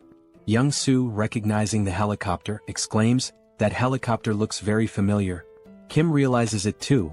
It's the same helicopter he had stored in his subspace and later handed over to the general. The helicopter lands and the general steps out with an elated expression. Hurrying toward Kim, he greets him warmly, saying, "Hello, Kim." Kim returns the greeting and asks if the general is alright. The general replies that he's fine but shares that he's been searching for Kim for a long time and has finally found him. He explains that when the wall of Yeoljoro City vanished, he suspected it was Kim's doing. Kim, now irritated, cuts to the chase, asking if the general is here to convince him to join the military. With a firm tone, Kim makes it clear that if that's the case, his answer is no. His priority is finding his family. The general quickly reassures him, saying, "Kim, you've misunderstood." He explains that he hasn't come to recruit Kim but rather to deliver critical news. In a serious tone, the general warns Kim that traveling by helicopter is not safe. He explains that a faction that betrayed the military has seized a base and now controls air defense systems. If Kim and Young-soo were to travel by helicopter, especially a military one and a general's at that, they would be targeted and shot down. Both Kim and Young-soo are stunned by this revelation. The general provides detailed information, elaborating on how the rebel faction captured the military base and now commands a significant portion of air defense forces. He also shares that he had sent a scouting team in the same helicopter Kim had given him. That helicopter was destroyed mid-air, leaving the general without any information on those individuals. Growing increasingly concerned, the general reminds Kim that he mentioned traveling through the city to rescue his family. The general warns that if Kim had chosen to travel by helicopter, it could have placed him in extreme danger. Upon hearing this, Kim realizes that if they had used the helicopter, their deaths would have been almost inevitable. Acknowledging the severity of the situation, Kim thanks the general for providing such vital information. At this point, the general shifts the conversation. He brings up how the wall surrounding the city vanished last night, suggesting that Kim must have defeated the Skeleton Knight. However, Kim's focus drifts away from the general's words. Instead, he contemplates the mention of the next city being under military control. Kim understands that if the military has already taken over the next city, it's only a matter of time before they dominate other cities as well. Even if he travels through the entire city to save his family, the looming military presence will remain a significant threat. Adding to the peril is the Black Wyvern, a formidable force capable of annihilating helicopters, intensifying the danger. Kim resolves that to save his brother, he must head to Donggu City, a city now under military control. This means he must obliterate the enemy camp to secure his brother's safety. With a resolute and determined expression, Kim takes immediate action. He summons the Lord. From the subspace, a dark shadow emerges, causing the general to grow visibly uneasy. Kim, maintaining a calm yet intense demeanor, addresses the general. In response to the earlier question about whether he defeated the Skeleton Knight, Kim affirms, "Yes, I defeated the Skeleton Knight and took him captive." As Kim speaks, the Skeleton Knight appears. Towering 10 feet tall, the figure has glowing red eyes, wields a massive sword and carries a formidable iron shield. The knight stands ominously behind Kim. The general stares in pure horror and disbelief. He realizes that this knight is far stronger, at least 10 times more powerful, than the previous Skeleton Knight. And now, this terrifying entity is under Kim's command, ready to follow his every order. The general struggles to process the sheer weight of what he is witnessing. Kim, undeterred, confidently declares that his older brother's new residence is in Donggu City, the very city housing the military camp. This leaves Kim with no alternative, he must go there. With a sly, confident smile, Kim turns to the general and asks, "So, how about we take down all those military forces?" Overcome with joy and relief, the general feels tears welling up in his eyes. We are now introduced to another location, seemingly destroyed, which appears to be some kind of base. In this base, goblin soldiers, clad in military uniforms, are seen wielding rifles and equipped with heavy artillery. Behind one of the goblins, a human hand becomes visible, revealing humans imprisoned in cages under the watchful eyes of the goblin soldiers. As the goblin squints to focus, it notices something unusual ahead, though it cannot determine what it is. From a distance, we see Lancelot's ghostly head infiltrating the goblin base, investigating how it operates. Noticing that the goblin is approaching, Lancelot decides to retreat to avoid alerting the enemy. While flying to gather more information, he overhears a conversation between two goblins but cannot understand their language. However, upon observing their movements more closely, he notices that even within the goblin army, there is a ranking system that dictates the level of importance and influence each goblin holds over the others. Still concealed behind a tree, the ghostly head concludes it has gathered enough information and decides to return to the command center to report his findings. As he departs, the system screen reveals how the summoning ability for this ghostly form works, named Phantom Summon. This ability allows the summoning of Camelot's ghosts, with specific costs associated with each invocation. It is also shown that while knights are in their ghostly forms, they cannot physically interact with the environment, but they are also immune to physical interference. Moreover, this ability enables them to pass through walls and even fly freely. Summoning a ghost consumes 1 enhancement stone and 500 magic stones, the same cost as summoning a knight. Although not explicitly stated in the description, once summoned as a ghost or knight, they can switch forms without incurring additional costs. In other words, phantomization can be considered an optimal means of reconnaissance behind enemy lines. A few hours earlier, the general had been outlining the strategy they would use, showing on a map the cities involved and relying on Lancelot to patrol the enemy lines, determining the strength of their forces, the location of anti-aircraft weapons, and other characteristics of the enemy troops. Based on the information gathered, the plan was to devise a strategy to outmaneuver the enemies. However, due to the ghost's limited range, everyone needed to move closer to the enemy lines and pinpoint where government forces were stationed before reconnaissance could begin. Lancelot returned to the Allied base after taking 2 hours and 30 minutes to complete his reconnaissance. While reporting his findings, Kim was shocked to learn that the soldiers had mutated into goblins and had imprisoned over 200 people, referring to them as sacrifices. Additionally, Lancelot shared further details he had overheard. First, the enemy had a total of 9 anti-aircraft weapons. Second, they planned to recruit additional manpower from Bangkok Dong. Third, the brigade commander, a high-ranking officer, was stationed in the eastern wing. Lastly, they mentioned that the world would change when a certain someone arrived. Lancelot confirmed the accuracy of this information, leaving the 4 members listening utterly astonished. The commander remarked that security had indeed been tighter than usual and suspected they were plotting something but hadn't anticipated the capture of civilians. Kim mentioned rumors that some had voluntarily joined the rebel forces but expressed confusion about their motives and the reason for imprisoning civilians. He also questioned who this person capable of changing the world might be. Lancelot's ghost replied that he didn't know who this individual was but speculated that the reason for capturing people was likely to gain repulsive force. He explained that all beings across dimensions have a classification system known as hierarchy. Repulsive force is the power granted by this hierarchy, essentially the right to be protected from lower-ranked beings. The lower the hierarchy number, the stronger the repulsive force, preventing attacks from lower ranks, e.g., a 9th rank attack cannot affect an 8th rank being. However, this is not an absolute rule. At this point, Kim recalled the attack by the skeletal knight. The sister asks if they are sacrificing people to achieve this hierarchy. Lancelot, based on prior information, confirms it, stating that this method is instinctively used by beings with lower intelligence as a shortcut. With a serious expression, he explains that when this method is used in a lower dimensional hierarchy, it signifies that contact has been made, and possibly an agreement, with a higher-ranked being. Intrigued, Kim asks what kind of agreement this could be, but Lancelot admits he doesn't know the specifics. Seoul, now furious, says that since they are sacrificing people, they're undoubtedly up to no good and suggests going to the base to eliminate them all. Kim responds that if it were that simple they would have already done it. The colonel adds that these enemies seem extremely dangerous. The colonel also notes that the information provided by Lancelot has been excellent. They now know the positions of the brigade commander and the anti-aircraft cannons, which increases their chances of success. However, he emphasizes that the enemy's defensive line is much stronger than expected. Once the operation begins, the enemy will likely call reinforcements from the 1st Legion, potentially escalating this into a large-scale war. Given that they don't know the full strength of the 1st Legion, it's crucial to capture the enemy before reinforcements arrive. This will require requesting support from nearby units to handle such a large-scale target with sufficient weaponry and troops. Deep in thought, Kim realizes they don't have time to wait for reinforcements.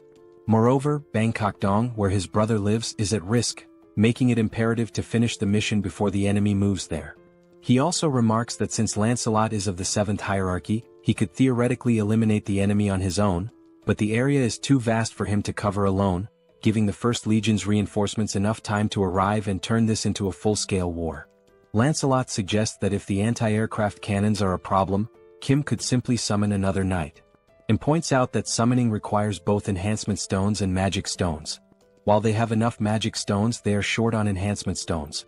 Kim also mentions that while he could unsummon Lancelot and summon another knight, it wouldn't increase their overall strength, making it an unwise move.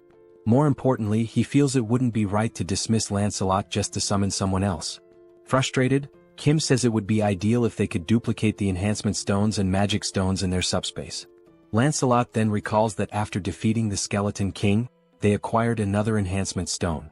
Surprised, Kim admits he doesn't remember this, but upon reflection, he recalls that Lancelot did indeed retrieve a stone. Now, with everyone staring at Kim in judgment, he apologizes, saying anyone can have a lapse in memory. He then asks which knight should be summoned. Lancelot explains that all 12 knights of Camelot are exceptional, possessing both skill and loyalty. He assures Kim that regardless of who is summoned, it will be a good choice.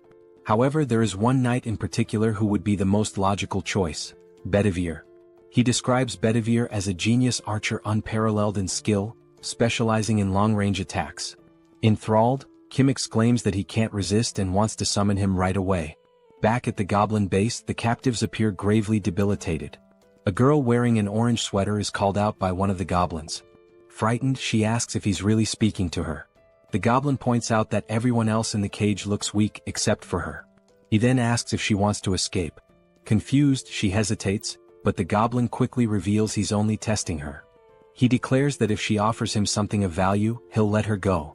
From the expression on the goblin's face, she understands exactly what he means. Before he can finish his proposition, his head is swiftly severed. The girl is stunned, her eyes lighting up as she realizes what Lancelot has just done right in front of her. Lancelot opens the prisoner's cage and, without wasting any time, continues moving swiftly.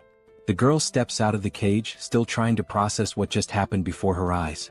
In the sky, something resembling a flaming bowling ball appears.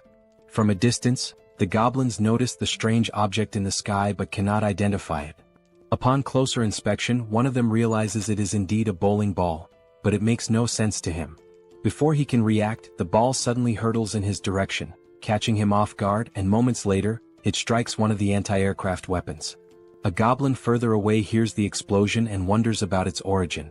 The only thing he knows for sure is that something has blown up somewhere. From a distant viewpoint, we see the explosion and, coincidentally, also a hand gripping another flaming bowling ball.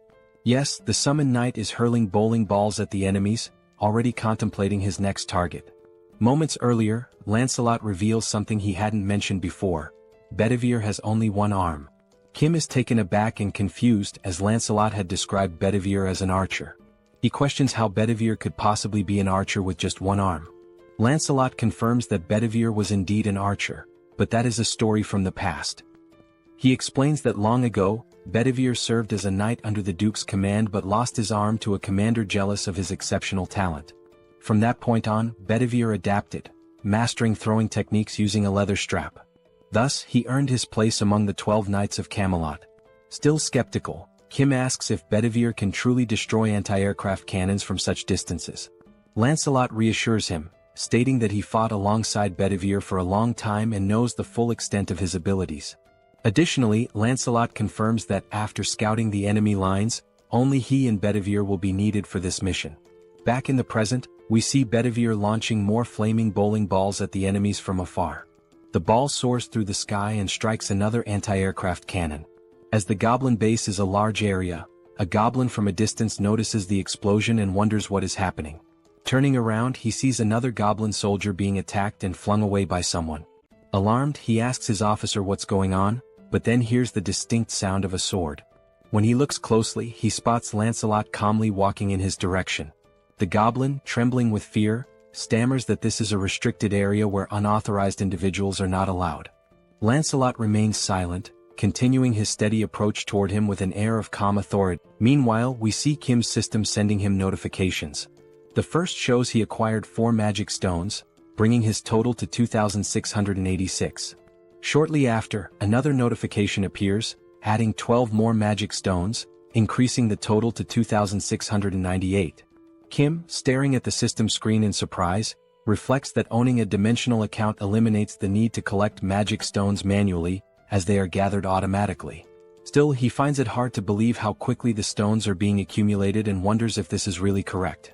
Moments later, 3 more notifications pop up, one with 5 more magic stones, another with 8, and yet another with 5, bringing the total to 2,788 magic stones. Young, Seoul, and Kim stand idly waiting for a signal to act, and Kim continues to question whether this situation is as it seems. Young reassures him, suggesting he look up at the sky, stating that it is likely the source of the multiple notifications. Above, 2 flaming bowling balls launched by Bedivere collide mid-air, creating a massive explosion that draws everyone's attention to the sky. Amazed by Bedivere's precision, Kim remarks that the knights had mentioned they would signal when all major anti-aircraft artillery had been destroyed. Young adds that it's now clear why Sir Lancelot takes so much pride in the Knights of Camelot. As the group stands in awe, the colonel comments on the extraordinary combination of Lancelot's tactics and Bedivere's abilities. He notes that if all the knights possess this level of skill, there's absolutely no need for special forces to intervene. Young simply nods in agreement. Kim, still astonished, declares it's time to make their move and execute their part of the plan. He also contemplates the immense power he now wields with all 12 knights, most of whom he hasn't even met yet. As the explosion in the sky subsides, smoke begins to fill the air. The scene shifts to the source of the explosions, Bedivere. He is examining a map and muttering to himself that there's a problem. He notes that he destroyed all the necessary targets and even sent the signal in the sky, but now he can't make sense of the map. The map indicates the locations of the anti-aircraft artillery he had to eliminate, a goblin circled in red, and an arrow pointing somewhere else. However, he cannot figure out where Lancelot told him to go next. Bedivere continues staring at the map, trying to recall the route Lancelot had given him earlier, but he has no idea which direction to take now. He mutters that if there were written instructions, it would be much easier to understand. Shrugging off his frustration, he decides to trust his instincts and proceed. Back to Lancelot, he punches a goblin in the face, causing the creature to cry out in pain. Without hesitation, Lancelot follows up with a more forceful blow that sends the goblin flying. Unapologetic, he steps on the goblin with enough force to make it scream in agony. Still pinning the goblin underfoot, Lancelot states that controlling his strength is exhausting and warns the goblin to speak the truth before he accidentally kills it. He demands to know who informed them about using this shortcut, sacrificing humans to climb the hierarchy. He also presses for their plans and the strength of the First Legion's forces. The goblin chuckles, commenting on how much Lancelot seems to know about their operations. Eventually, the goblin gives in, revealing that the one destined to change the world is named Tonnerre. He calls Tonnerre a bastard of the 8th class, a giant compared to himself.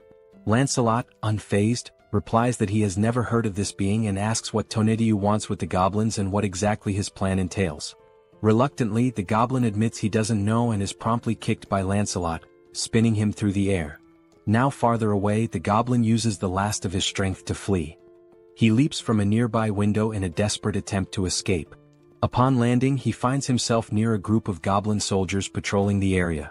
Unfortunately, he lands awkwardly, injuring his foot. The goblin soldiers rush to him, asking if their commander is all right. Wincing in pain, the commander urgently orders them to fetch his bicycle. One goblin obeys and runs to retrieve it while the commander hobbles away slowly on his injured foot. Suddenly, he hears a sound behind him. When he turns to look, he sees Lancelot leaping from the building in pursuit. Calm and determined, Lancelot declares that attempting to flee is futile. Unaware of the level of the threat in front of them, the soldiers surround their commander, vowing to protect him. One goblin, holding a rifle, declares that they'll take care of him, while another assists the commander in walking, offering support. Lancelot changes his tone and remarks on how remarkable it is that they're so willing to sacrifice themselves so easily, adding that their judgment is indeed at a goblin's level. The goblin retorts, saying it's better to be a goblin than an empty-headed fool like Lancelot.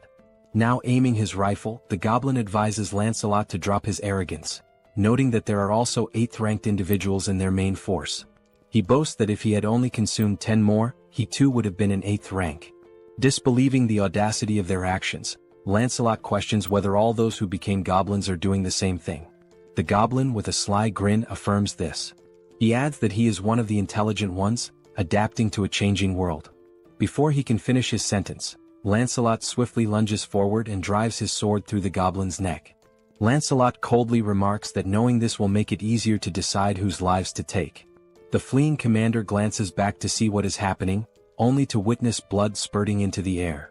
Lancelot's sword is now soaked in blood, and his gaze shifts toward his next target. The goblin commander, once again in danger, has no choice but to run. But as he glances up at the sky, he freezes in shock. There he sees a helicopter, unaware that the anti-aircraft artillery has been destroyed. Inside the helicopter are Kim and Young. Young announces his intention to land the helicopter, but Kim, feeling nauseous, warns that landing there is too dangerous and suggests entering the subspace. The goblin commander realizes that government forces are also attacking them. However, with a newfound dark aura, the commander mercilessly strikes down one of his own soldiers. From a distance, Lancelot observes this gruesome act, disgusted by the goblin's depravity. Kim descends from the helicopter and runs toward Lancelot, but upon looking to his side, he is horrified by the goblin commander's actions. With the magic stones of the fallen goblin in hand, the commander consumes them. Lancelot curses him, calling him a bastard and accusing him of becoming an 8th rank because of the stones. From behind, we see the goblin commander now transformed into a monstrous figure with long hair. As he turns, his glowing red eyes burn with rage. Kim asks Lancelot if the commander truly abandoned his humanity to become an 8th rank. Lancelot replies that the commander tried to ascend ranks too quickly and dismisses it as nothing more than a cheap trick. Now consumed by fury, the mutated goblin roars and charges forward to attack. Calmly, Kim asks Lancelot about his rank. Lancelot replies that he is 7th ranked but assures Kim there's no need to intervene since Bedivere can handle it with ease. On the rooftop, Bedivere readies his weapon to launch another flaming bowling ball. He comments that he's glad he trusted his instincts and found the correct location. The mutated goblin's blood sprays far and wide. The system notification flashes, showing that Kim has acquired 322 magic stones, bringing the total to 3,542. Moments later, government reinforcements arrive. The head of operations acknowledges that thanks to the knights, the removal of enemies and the rescue of civilians is progressing much faster. Kim feels a wave of relief hearing this. A soldier asks where the commander is, and Kim directs him to look to the side, where the lifeless body of the goblin commander lies. The head of operations is stunned. Kim asks Lancelot if he has uncovered more information about their plans. Lancelot apologizes, stating that the only piece of information he managed to extract was the name of a high-ranking being, Tonetiuh. He adds that it's the first time he has ever heard that name. Kim remarks that everything remains a mystery. The head of operations suggests searching the building's documents for clues. Lancelot points to the shattered windows on the 4th floor, explaining that the commander was staying in that room. He notes that there are numerous documents to sort through in that area. The chief of operations thanks them for their service, but Kim quickly interjects, asking if the PX system is capable of storing all the military documents from the building. Pax confirms and immediately begins calculating the number of documents and the cost to process them. The system reveals there are 5,086 documents, with a cost of 120 magic stones. Kim gives the order to proceed. The chief of operations remarks that such measures weren't necessary, but Kim explains that PX will handle it efficiently, and he needs to locate the family as quickly as possible. Soon after, the system alerts him that an unsuitable document has been detected among the military files, labeling it as an incompatible item. Confused, Kim tries to understand what an incompatible item might be. Now holding the document, he attempts to read it. It turns out to be a registration form for dimensional beings. Lancelot clarifies that it's a document capable of increasing someone's rank. Examining the two documents in hand, Kim notes that one is in poor condition. Lancelot explains that the pristine document is the official form, while the damaged one is a shortcut. He further elaborates that the soldiers likely turned into goblins because they failed to register properly using the official method. To add to this, Sir Lancelot explains that registering a dimensional being requires magic stones and a dimensional account. He states that Earth's dimension is still in its early stages of exploration, and no one currently meets these conditions, except for Master Kim, who defeated an 8th rank being possessing a dimensional account. Kim and the Colonel fail to grasp much of what he says, but Lancelot continues, emphasizing that despite the oddity of the document's existence, Kim should register since he meets the requirements. This suggestion catches Kim off guard. However, Lancelot assures him that by completing the official form, Kim will avoid becoming a goblin. He also explains that dimensional being registration is automatically adjusted for each dimension, and the reason Kim can read it in a standard language is that it's the official document. Holding the document, Kim scans the fine print and notes that the process would consume only 1,000 magic stones. Without hesitation, he signs his name on the form. The system announces that the dimensional being registration is complete, leaving Kim with 2,422 magic stones. After signing, the document begins to glow and disintegrates into dust. Jokingly, Kim remarks that he's curious to know where the system wants him to submit the documents. Outside, someone arrives on a motorcycle, calling out to the commander and apologizing for the delay. The individual explains that the holdup was due to something being incredibly heavy to carry. However, upon taking a closer look around, they are baffled by what happened to the goblins in the area. From atop the building, Bedivere watches the scene with curiosity, wondering aloud if the vehicle the goblin is riding might be a horse.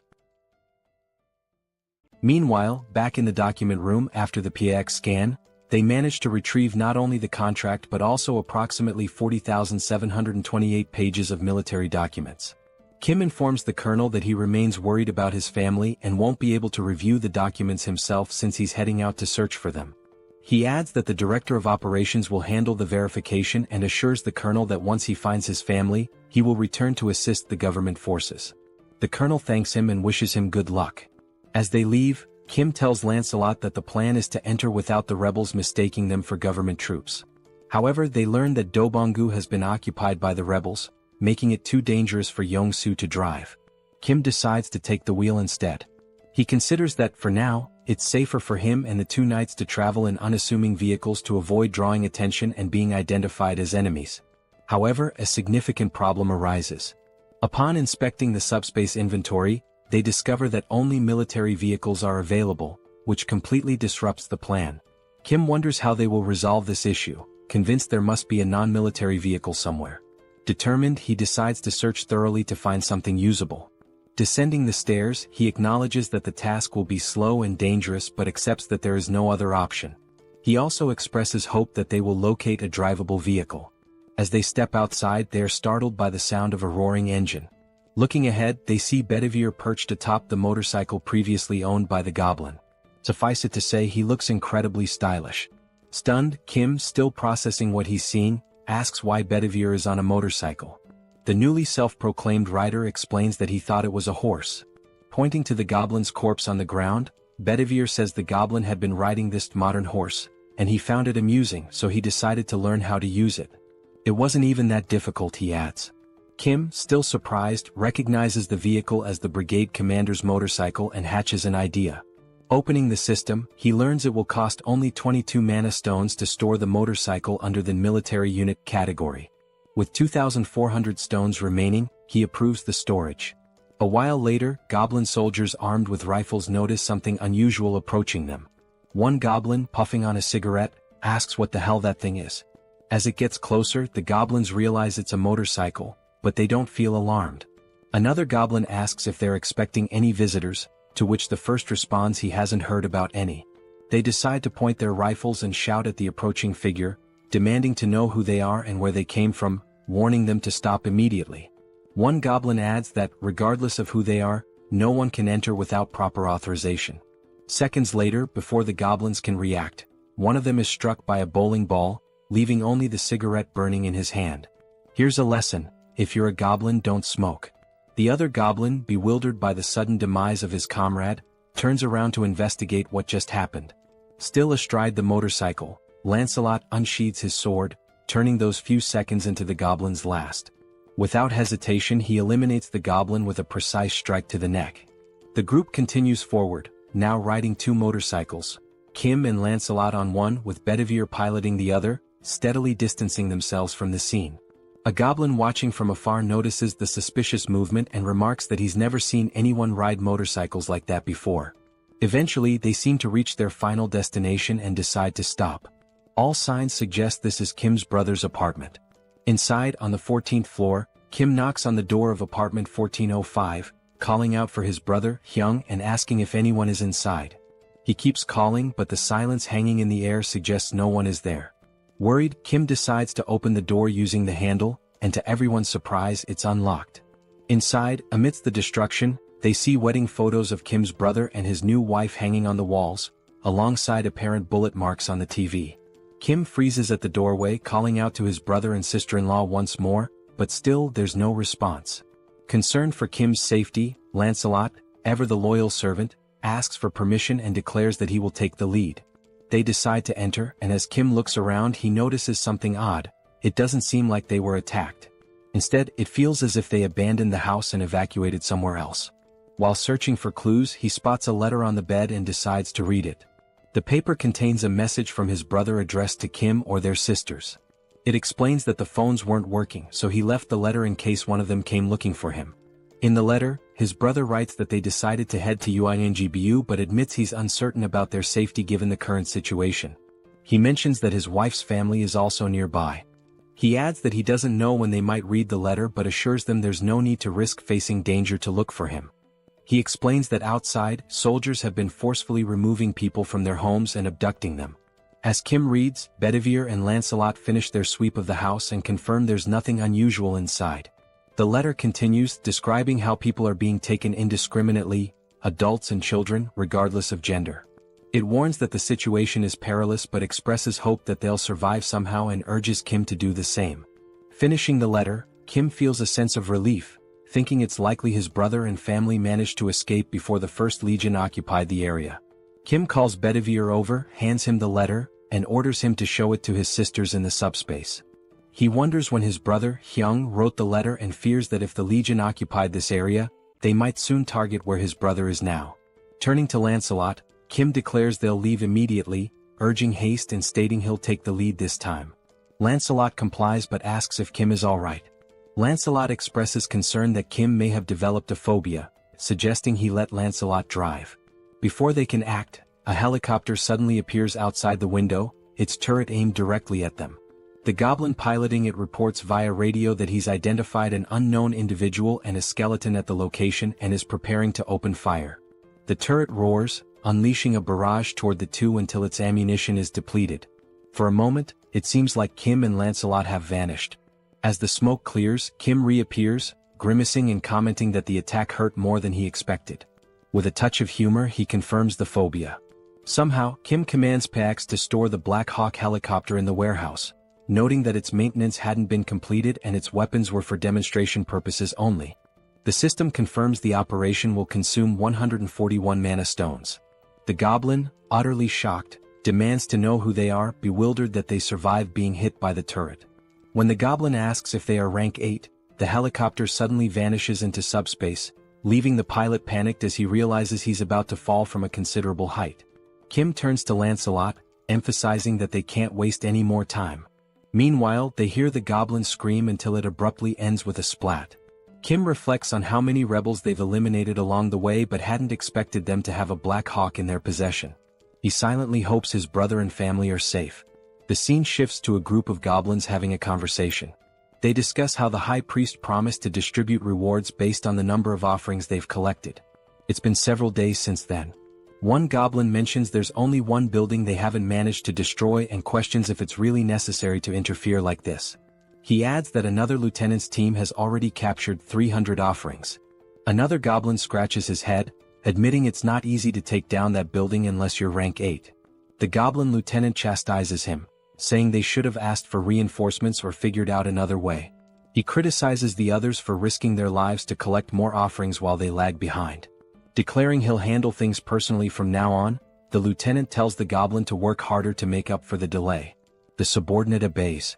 Turning to the side, the lieutenant asks another goblin if he heard the instructions and orders him to destroy the building. The monstrous goblin growls furiously but doesn't reply. The mutant goblin charges toward the building, but abruptly halts as he notices strange movement coming his way. Alongside the mutant, all the other goblins in the area stop in their tracks, watching as the figures draw closer. The goblin lieutenant hears shouting but can't make sense of it, bewildered by the approaching shapes. As they get closer, Kim bellows furiously, commanding the filthy goblins to leave immediately, declaring that this is his home. Lancelot, right behind him, unsheathes his sword and prepares to do what he does best. In mere moments, striking a dramatic pose, he wipes out all the goblins before they can even react. Wasting no time, Bedivere hurls a single flaming bowling ball at the mutant goblin, striking its head and defeating it instantly. With the goblins swiftly dealt with, the building in the background comes into full view. The structure bears the name Jeong-gyeom Tool Shop, a clear indication it belongs to Kim's family. Inside, peeking through a hole in the wall, a few people anxiously observe the scene outside. Someone asks if things are truly as bad as they appear. Another voice questions the father, wondering what's going on and why he's hesitating. The father, seated in a chair and spying on the commotion, reassures them not to worry.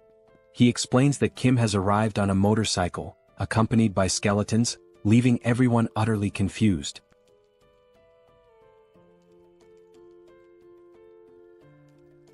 Then we are shown a flashback of his father reminiscing about when he was young. His mother used to say that good and bad things only happen because of people, and this idea had fascinated him. Having survived many challenges, he realized that not a single word his mother had said was wrong. Even when his business failed, the reason he was able to get back on his feet was because of the people who stood by him, and love. He reflects that this is why he raised his children with the values of love and compassion. Watching them grow up from small children into capable adults, he felt like a dream had come true. A scene follows of Kim losing to his sister in a video game. The father continues, sharing his dream of building a large, spacious home where he could live with his family. To pursue this, he began studying civil construction, something he had never done before and found immensely difficult and complex. The financial burden made the dream seem unattainable. In the end, his children all grew up well. His eldest son recently married, his eldest daughter became a nurse, the youngest daughter became an athlete, and his youngest son had just completed his military service. Their futures seemed so bright, until the monsters appeared. He recounts how, luckily, as the manager of a tool shop, he survived the monster attack using hammers and other tools. However, even with that resourcefulness, the situation was dire. They had to constantly worry about food and water. He often pretended not to be hungry to give his wife the little food they had. On top of that, there were neighbors who raided for food and monsters roaming about, forcing them to hide as silently as mice. Amid this catastrophic situation, the first to arrive at their refuge were his eldest son's in-laws. Shortly after, his eldest son and his daughter-in-law made it there as well. Looking at his eldest son's face, stained with tears and blood, he could guess what they had been through to get there. He simply embraced him and silently wept. Another blessing came when his daughter-in-law awakened a new ability to generate water, eliminating one major concern in this apocalypse. He recalls how, over time, soldiers mutated into goblins and began wandering around. These goblin soldiers started abducting civilians regardless of age or gender, isolating their family even further. It was utter chaos. The very soldiers who were meant to protect them were now capturing people. He wished deeply for the safety of his children amidst such disorder. At one point, a system screen appeared before him, and he awakened an ability of his own. The ability was named Architect, and the system indicated that he now possessed exceptional skills in architecture and could build freely. He doesn't fully understand how his long-dormant dream suddenly became a reality, but he feels grateful that it did. With this newfound power, he immediately got to work reinforcing the tool shop. Thanks to his daughter-in-law's water ability and his own architectural skills, they managed to survive. Even for the goblins armed with weapons, breaking into their fortified location was no easy task. Peering through a hole in the wall, he noticed that a group of soldiers had been stationed outside their home since the day before, and they had brought a monster with them. It was clear now that they were determined to destroy their refuge this time. But he had prepared for this possibility and retreated to plan. Seated in his chair, he called for his eldest son and instructed him to gather the family and escape through the tunnel. His son hesitated, asking what would happen to him. The father explained that the tunnel was an emergency passage meant for situations like this, though he couldn't guarantee that the other end was safe. At the very least, it's better than staying here and dying, he said. His wife, looking concerned, asked if he intended to stay behind. With a confident smile, he assures them he will leave as soon as everyone is safely out, telling them not to worry. In the meantime, a strange noise from outside catches his attention, sparking his curiosity. Before inspecting, he urges everyone to hurry, warning that the goblins are already moving and time is running out. Peeking through the hole, he goes silent for a few seconds.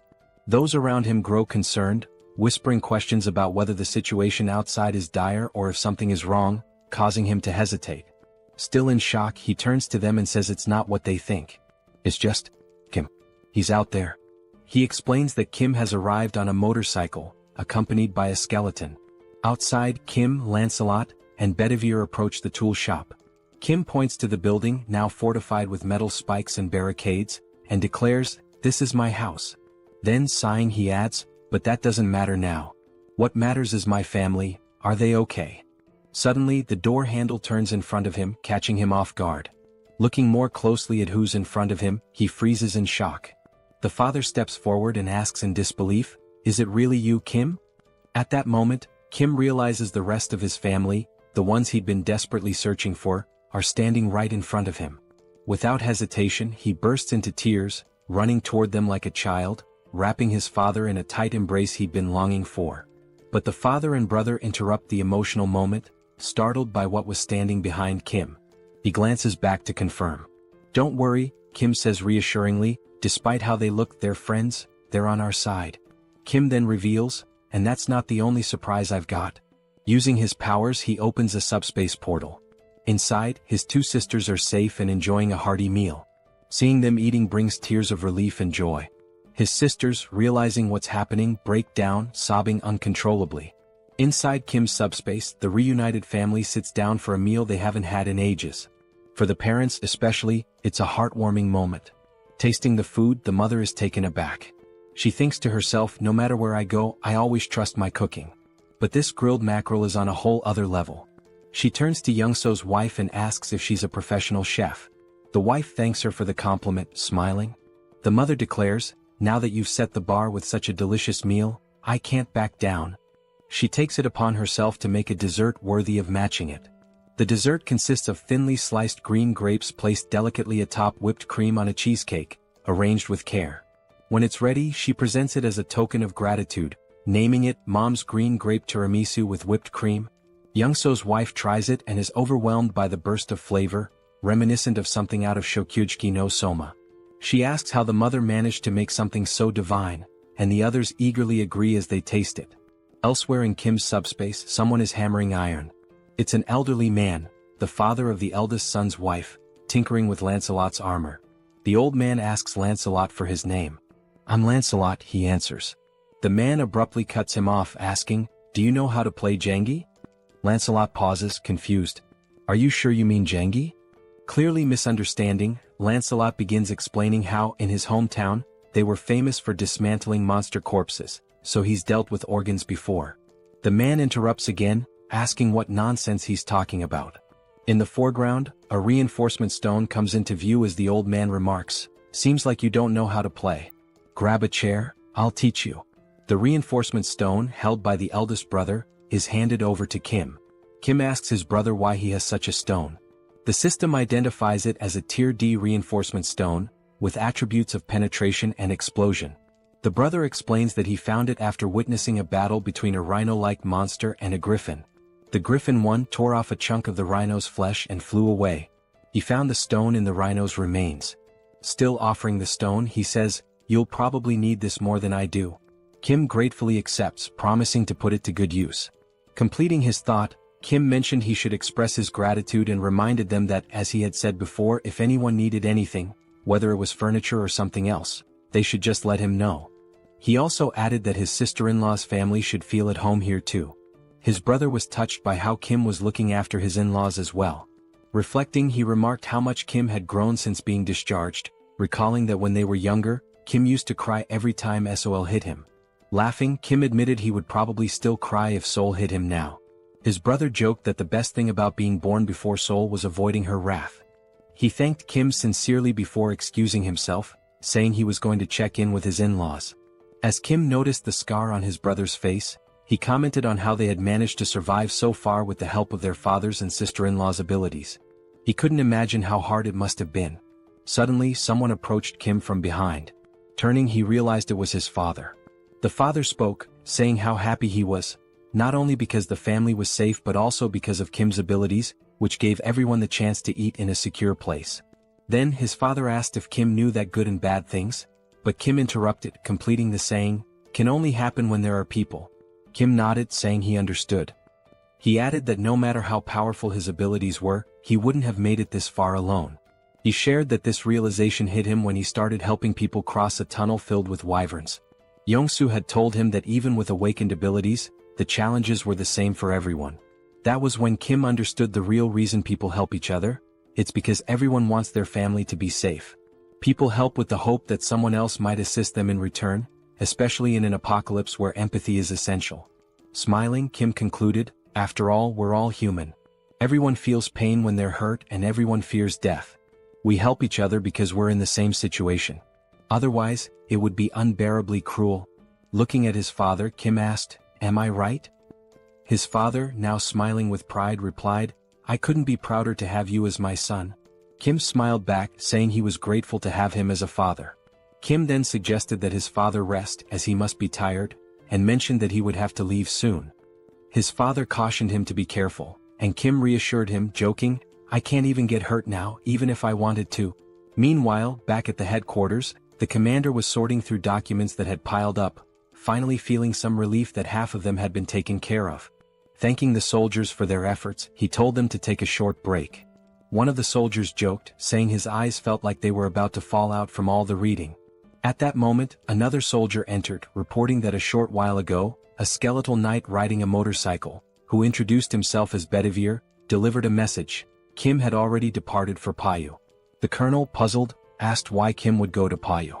The commander thought for a moment before realizing with growing alarm that the First Corps was stationed there. After a brief pause, panic overtook him as he realized Kim intended to confront the First Corps alone. The scene shifted to a sunset, showing Kim and his team heading into battle. Riding his motorcycle, Kim commented on how pleasant the weather felt at that moment. Meanwhile, inside the subspace, Seoul, wearing boxing gloves, was counting aloud to 19. Her eyes glinted with determination as she trained tirelessly. She lunged forward with speed, unleashing a flurry of punches on a punching bag while vividly imagining an opponent before her. Like a skilled fighter, she rotated her torso flawlessly, channeling all her strength into a powerful kick that landed squarely on the bag. Wasting no time, she followed up with a devastating punch that shredded the punching bag, sending its remains flying several meters away. The count of 19, as it turned out, referred to the number of punching bags she had already destroyed. Frustrated, she called out to Pax, demanding he bring another bag and chastising him for being too slow. Nearby, her eldest brother, joystick in hand, observed the scene while Pax muttered that the speed of requests was set by Kim. The older brothers were engrossed in a video game and one of them asked why Seoul was so angry. She replied that it was because Kim refused to let her leave the subspace and risk her life. She added that while Kim acknowledged her awakened abilities, he reminded her that facing weapons, electric vehicles and similar dangers was still too risky. Seoul had insisted on at least being allowed to set up punching bags to train, and ever since she had been relentlessly hitting them. As they continued playing Overcooked, her older brother noted that Seoul had mentioned her awakened abilities. He agreed it was dangerous outside and questioned her eagerness to leave, adding, "But then again, we're talking about Seoul." Joyeon chimed in, agreeing, and mentioned that she'd overheard Kim talking about a scar on their brother's face. Touching his face, the brother dismissed it as nothing to worry about. Suddenly he heard a faint buzzing sound. As he touched the scar, he noticed something unusual. Alarmed, he realized the scar was gone, as if he had woken from a dream. Joyeon teased him, remarking that the scar wasn't that bad but that the bruise was a bit over the top. Still shocked, he insisted that the wound had been significant, pointing out that the scar had still been there yesterday. Smirking, Joyeon mockingly told him he shouldn't act injured, recounting how scared she had been when she was in the hospital. She also recalled a certain chief of internal medicine named Jin Sung-hak who had used his powers to manipulate and brainwash the hospital staff. Angrily recalling the ordeal, Joyeon admitted that it made her tread carefully with every action out of fear of being controlled too. At that moment, Youngso's wife appeared in the doorway, announcing that it was time to eat. Without hesitation, Joyeon dropped the joystick and bolted toward the dining area, leaving her brother to play alone. As their mother called everyone to the table, she overheard playful voices in the background. Someone declared themselves the devil of the underworld, while another announced, "I'm Yu Jong, the magical girl who's going to defeat you." The voices belonged to their father, Youngso, and his young daughter, who paused their game and acknowledged they were on their way. The mother announced that today's menu was kimchi stew and mentioned she had already served the black rice, urging them to eat while she joined them shortly. She turned to ask where Grandpa was, and the father replied that he likely wouldn't be eating just yet. Noticing the old man sitting with his back to her, she inquired why he wasn't joining them. He was focused on the board game he was playing with Lancelot, visibly intrigued. It was the first time he had ever encountered such a game. He marveled at how Lancelot, despite never having played before, could be so skilled. No matter how hard he tried, he couldn't find a single weakness in Lancelot's strategy. He resolved to ask Lancelot to explain his methods when he returned, impressed by the brilliance of his gameplay. Back on the battlefield, the scene shifted to war tanks rolling steadily toward an unknown destination. Suddenly they stopped and opened fire, their shots striking a target ahead. Another volley followed, resulting in a massive explosion at the impact site. From the devastation, a radiant blue light emerged, illuminating the entire area where the tank's shells had landed. As we approached, we noticed that the blue light was actually Kim's subspace, which had been struck by the attacks. In retaliation, Kim launched several missiles. The system screen displayed the status of the missiles, noting that they were ranked rare and had the ability to penetrate and explode.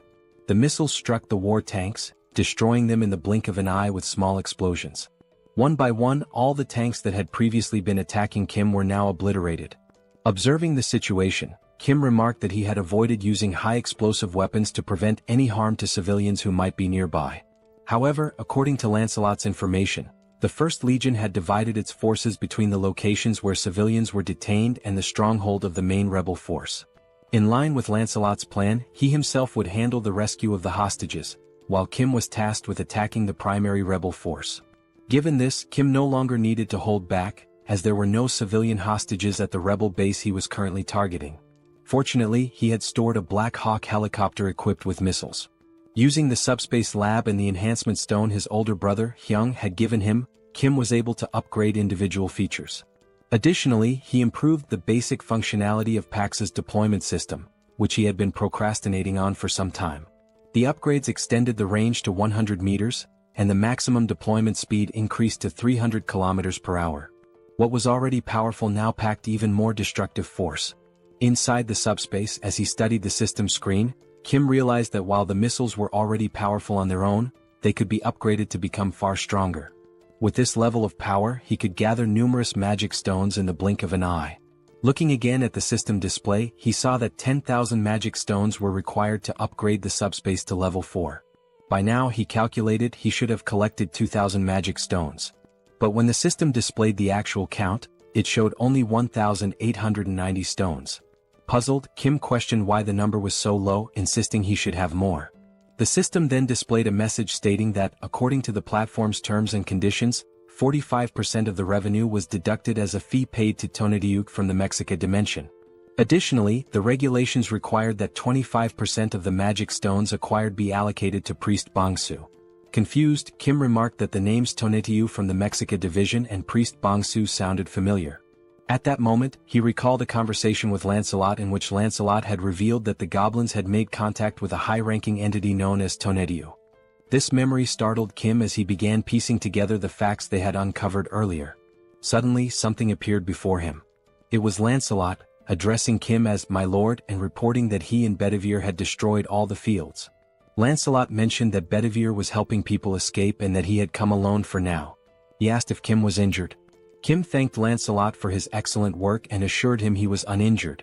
Turning to Lancelot, Kim brought up the earlier conversation where Lancelot had mentioned a high-ranking entity named Tonatiuh that had contacted the rebels. Lancelot confirmed this and asked why Kim brought it up. Kim explained that both Tonatiuh and Priest Bongsu were taking his magic stones. He added that Tonatiuh was from the Mexica division and asked Lancelot what the Mexica division was. Lancelot explained that Mexica likely referred to the name of the planet or civilization from which Tonatiuh originated, using the example that their own location was referred to as the Earth dimension. He further stated that Priest Bongsu was sacrificing people to other planets and noted that a traitor was worse than someone betrayed. The scene then shifted to show a mutant goblin from behind, with a system screen open in front of it, displaying the same message Kim had just seen. The goblin tinkered with the system, questioning what he was doing to sound so crazy, remarking that this behavior was unusual. As he continued to look at the system, he wondered how the magic stones could be deposited into the dimensional account so quickly. He also mentioned that there had been massive explosions some time ago. The scene shifted to reveal where the goblin was, a setting resembling a sacrificial altar.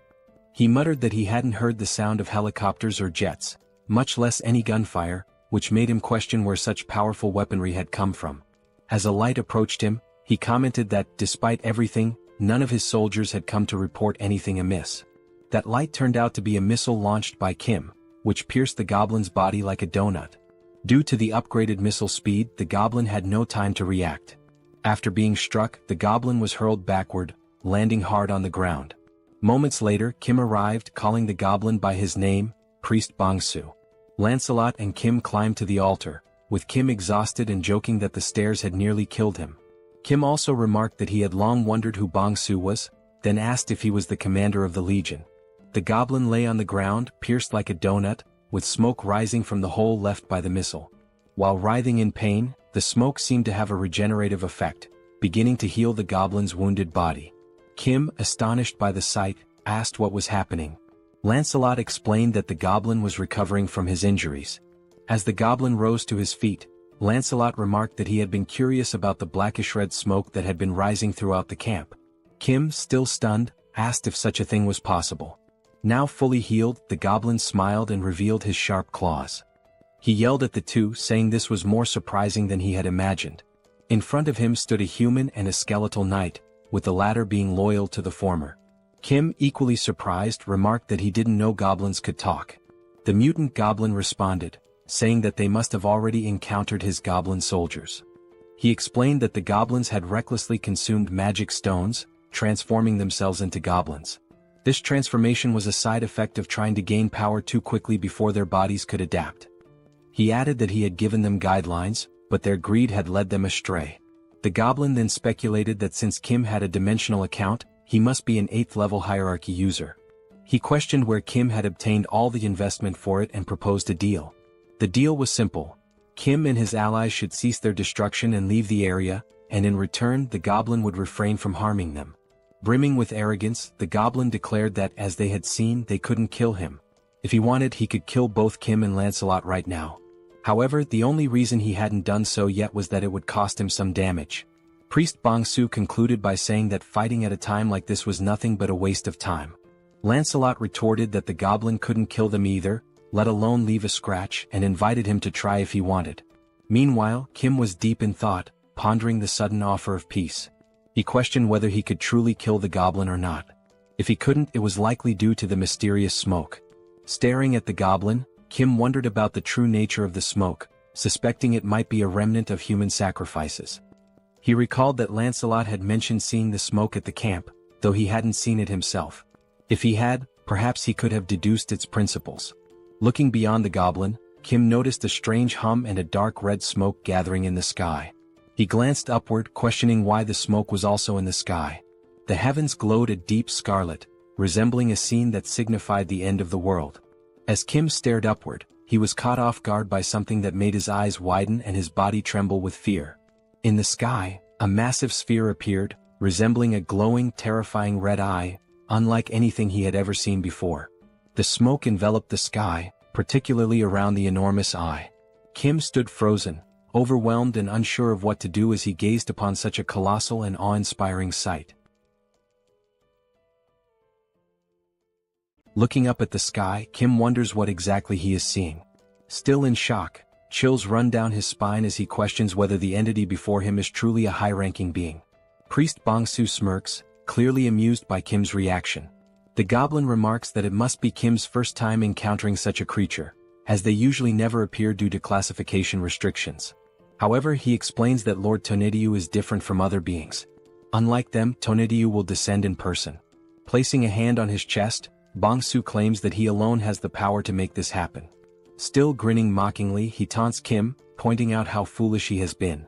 Despite that, he decides to grant Kim a chance, but only because of his abilities, which he finds too intriguing to waste. But there is a condition. Kim must kneel, beg for forgiveness and plead for his life. Only then will he be granted the honor of becoming Bongsu's right-hand man. Before he can finish speaking, Lancelot dashes forward, delivering a powerful strike that slices through Bongsu's neck in an instant. Lancelot is enraged that a mere goblin dared to place himself above his master. The goblin's severed head flies several meters away, Yet even as his body collapses, he erupts into laughter, knowing his regeneration ability will soon restore him. Seconds later, the goblin's head begins floating back toward his fallen body. Smirking, he tells them to stop wasting their time, as they should already realize how pointless these games are. With Tonatiuh watching from above and Bongsu rapidly recovering, the goblin declares that no matter how many times they kill him, he will simply return to life. His expression darkens as he mocks Lancelot, questioning if his brain is so empty that he still cannot grasp such a simple concept. He also adds that Lancelot has no idea how useful he could be. As a true knight, Lancelot replies that he indeed does not understand, but then corrects himself, saying that honestly he doesn't care to. With unwavering conviction, he states that the only thing that matters to him is Master Kim. He will cut down anyone who threatens his master's safety, no matter how many times it takes. The goblin sharpens his claws and sneers, remarking that the knight truly has an empty head. Without hesitation, the goblin lunges forward, inviting Lancelot to attack him as many times as he wants. Watching Bongsu's reckless charge, Lancelot reconsiders his approach. Instead of drawing his sword, he clenches his fists and decides that if cutting won't kill him, he will simply pummel him into dust instead. With lightning-fast speed, Lancelot lands a devastating punch to the goblin's face. Bongsu has no time to react. With a single blow, his nose is shattered, several teeth are broken, and blood spews from his mouth. The goblin recovers quickly and, grinning, remarks that Lancelot's fists are not bad. However, even with that strength, they are still useless. Boasting about the blessing of immortality, the goblin fails to notice Lancelot moving. Wasting no time, Lancelot seizes him by the hair with his right hand. Focusing all his strength into his left fist, Lancelot states that if something doesn't work, then he will simply make it work. Bongsu's expression instantly shifts to fear as he stammers, pleading for Lancelot to wait a moment. Without mercy, Lancelot begins his onslaught.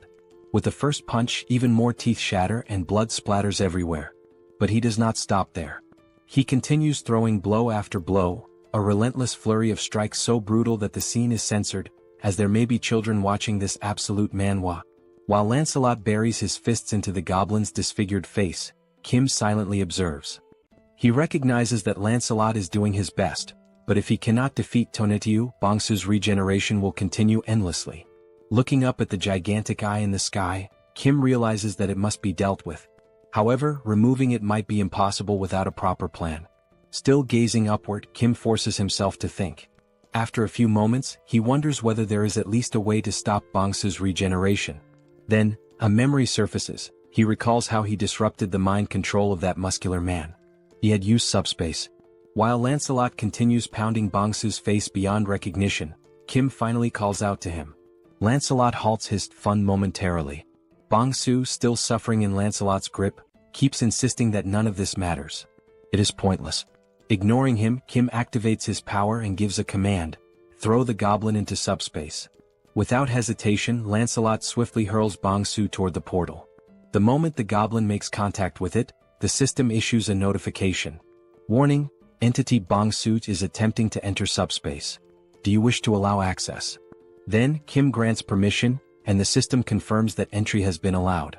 Inside SUBSPACE, while Joyeon is carrying supplies, she notices the portal opening. Instinctively, she assumes that Kim, her third brother, has returned faster than usual this time. However, before she can finish her thought, the system issues an alert. An unidentified energy attempting to enter from the outside has been blocked. Her eyes widen in shock as she sees what is now before her. A scream escapes her lips as a malnourished goblin comes flying into SUBSPACE, hurtling directly toward her. Before the goblin can crash into her, potentially causing harm, someone catches him midair. It is Seoul, who, with a sharp glare reflecting her frustration at being trapped in SUBSPACE, declares that this is not number 3 and demands to know what exactly it is. Lifting the goblin by the head, she catches sight of something beyond the portal that immediately grabs her attention. She spots Kim and, still holding the goblin up, asks if this creature is one of his friends. With a demonic grin, Seoul surges forward, dragging the miserable Bongsu toward Kim. Kim, eyes wide with panic, shouts for her to stop. Terrified and drenched in sweat, he quickly defends himself and orders the system to shut the SUBSPACE portal immediately. Only then does he issue the command to remove Bongsu's registration from SUBSPACE. The system notifies that it is canceling Bongsu's registration. A moment later, the malnourished goblin is forcefully ejected, thrown out of subspace, losing one of his teeth in the process. In the background, Seoul watches the scene unfold, her expression filled with hatred and amusement. As the portal closes, she speaks again, asking if Kim sees what just happened, because that will be his future. Bong-soo, now sprawled out on the ground, remains motionless. Meanwhile, Kim is still shaken, not by the goblin but by what Seoul might do to him. With a shudder, he mutters that, for a brief moment, Seoul was more terrifying than Tonetiyu has ever been. The system then sends another notification. The ownership of a dimensional account has been transferred. Since Kim already possesses a dimensional account, the mana stones will automatically merge. The new total, 14,823 mana stones. Reading the notification, Kim is stunned. The suddenness of it all leaves him struggling to process what just happened. Staring at the system display, he realizes that Bong-soo must have acquired a massive amount of mana stones through taxation. Then, something else catches his attention. The Tonetiyu tax notification is missing. That means, Kim abruptly halts his train of thought and looks up toward the sky. Only then does he realize, the enormous threat and the ominous red-black smoke are gone. The sky is now clear, bathed in the gentle glow of the moonlight. Kim turns to Lancelot, stating that Tonetiyu is gone. Lancelot recalls that Bong-soo had claimed he was the only one capable of summoning Tonetiyu, which means that, in some way, Kim must have severed the connection between them. Lancelot then speculates that now that Tonetiyu has failed once, he might never attempt to return. Hearing this, Kim finally relaxes, dropping down to the ground in exhaustion. Seated, he admits to Lancelot that he genuinely thought his heart was going to stop. Despite barely having fought, he feels more drained than ever before. Just as Kim begins to rest, a familiar voice calls out his name. Turning around, he sees soldiers ascending the stairs, shouting for him and asking if he is all right. The colonel arrives, stating that aside from essential personnel, he has brought every awakened and unit available for mobilization. He then asks if they arrived too late. Kim shakes his head, assuring them that they arrived just in time. However, deep down, he knows that these soldiers must have endured immense hardship climbing all those stairs under such extreme conditions. As the colonel approaches, he inquires about the Legion commander's whereabouts. Only then does he notice the malnourished goblin's body lying motionless on the ground. Examining the goblin closely, the colonel questions what could have possibly reduced him to this state. Realizing that the fight is truly over, the colonel holsters his weapon, recognizing that it will no longer be needed. Kim watches him and remarks that it's been a while since he's seen someone carry their weapon on their back like that. Just then, the colonel receives a radio transmission. It is from Captain Deok Yong, the commander of the second company, reporting on the reconnaissance of the first area. He states that all the rebels have been found in a condition resembling mummified corpses. After thorough confirmation, they are all dead. The first area has been neutralized. Over. The colonel acknowledges the transmission and orders his forces to remain on high alert, prioritize civilian rescues, and begin clearing the area. Turning back to Kim, he sighs and admits that he has no idea how Kim pulled this off. But in the end, Kim was the one who resolved the situation once again. Long live the power of protagonism. Kim states that he was the one who put an end to the situation, but he lacks sufficient knowledge about the mummified transformation the rebels underwent. The colonel bows and expresses his gratitude to Kim for everything he has done so far, acknowledging that his contributions have been immeasurable since the very beginning. Kim, caught off guard by the sudden gesture, widens his eyes in surprise. Turning toward the colonel, Kim gestures and tells him that such formalities weren't necessary out of nowhere. The colonel responds that he should have said something much earlier. Continuing, the colonel admits that when he initially asked Kim to join the military, he now realizes how foolish that request was. At the time, they believed they were offering Kim something beneficial, but in reality the so-called benefits meant nothing to him. They had underestimated his power and influence, viewing him merely within the framework of military service. As Kim decides to stand up, the colonel continues, stating that the military should not have been this incompetent. Even if it is shameful to admit, he remains bowed and asks if Kim is still willing to help the people, even though requesting such aid now is undeniably disgraceful. Many people are still in dire situations. Some have lost loved ones, others are gravely injured, and many remain anxious due to their inability to awaken their abilities. Kim extends his hand, and the colonel firmly affirms that the damage was worsened by the government's incompetence, which is precisely why he seeks Kim's help. With the composure of a gentleman, Kim clarifies that this is not a deal, but a voluntary act of assistance. He insists on doing it from the front lines without any intention of joining the military. Moreover, whether he chooses to help or not is his own decision. He adds that he only says this to make everything clear, all while keeping his hand extended toward the colonel. Upon hearing this, the colonel smiles, realizing the depth of Kim's kindness, his willingness to help without expecting anything in return. Only then do the two shake hands, signifying mutual agreement. The colonel reassures Kim that he doesn't need to worry. Reaching for his radio, the colonel pauses before activating it and asks Kim to wait for a moment, promising to ensure that he will always have military support whenever needed. Activating the radio, the colonel makes an official announcement to the troops. In recognition of Kim's significant contributions to strengthening the armed forces and neutralizing the rebel army, he declares through this broadcast that Kim Jeong-gyeom is now granted the title of honorary colonel. As Kim listens, he becomes increasingly uncertain about everything being said over the radio. The colonel continues, stating that from this moment forward, all military personnel without exception must show full respect to the newly appointed honorary colonel, Kim Jeong-gyeom, and cooperate with him whenever necessary. He adds that a response is not required, but whenever possible, everyone who hears this message should pass it along to others. Over. Still in shock, Kim mutters that there was no need to take things this far. Then, the colonel salutes Kim and, with a cheerful tone, states that the soldiers will handle the cleanup and resolve the rest of the situation. He then orders Kim to rest, noting that it is getting late. Hearing this, Kim's face flushes red, and he protests, saying that he is not a soldier, so there is no need for such formalities. The colonel responds that if it makes him uncomfortable, he should simply ignore it, but reiterates once again that Kim has done an outstanding job. As the colonel steps back to rejoin the rest of the military personnel, Kim, still slightly flushed, comments on how exhausting everything is. He then tells Lancelot to rest as well, acknowledging that he too has worked hard. Lancelot responds by saying that Kim also did a great job and, by the way, asks if there is any news about Bedivere. Kim agrees, realizing that in his exhaustion he hadn't even thought about it. However, he suddenly smiles upon remembering that the subspace has a recovery function for lost items. He immediately gives the command for the system to retrieve the items. The system then notifies him that the recovery function does not work for items that have been moved beyond a certain distance, instructing him to stay close to the item and use the ability again. Disappointed, Kim realizes the limitations of the ability upon reading the system message. Thinking back, he recalls that when he used it with Seoul, she was practically right next to him. Since he cannot use the ability at the moment, they need to move. Calling out to Lancelot, Kim asks him to come along, suggesting that on the way they can also upgrade Pax's level. Lancelot nods in agreement, saying he understands. The system then confirms that 10,000 mana stones have been used to level up the subspace, noting that abilities can still be used during the upgrade. The remaining mana stone count is now 4,823. Meanwhile, in another area, soldiers begin mobilizing to assist the survivors, instructing them to form slow and orderly lines. They reassure the survivors that if they need anything else, they should speak up, as the military can provide food and water as necessary. At the same time, Kim turns to Lancelot, mentioning that he just thought of something. Since the soldiers are focused on helping the survivors, he wonders what Bedivere might be doing at this moment. The scene shifts to Bedivere, who is holding a document in his hands.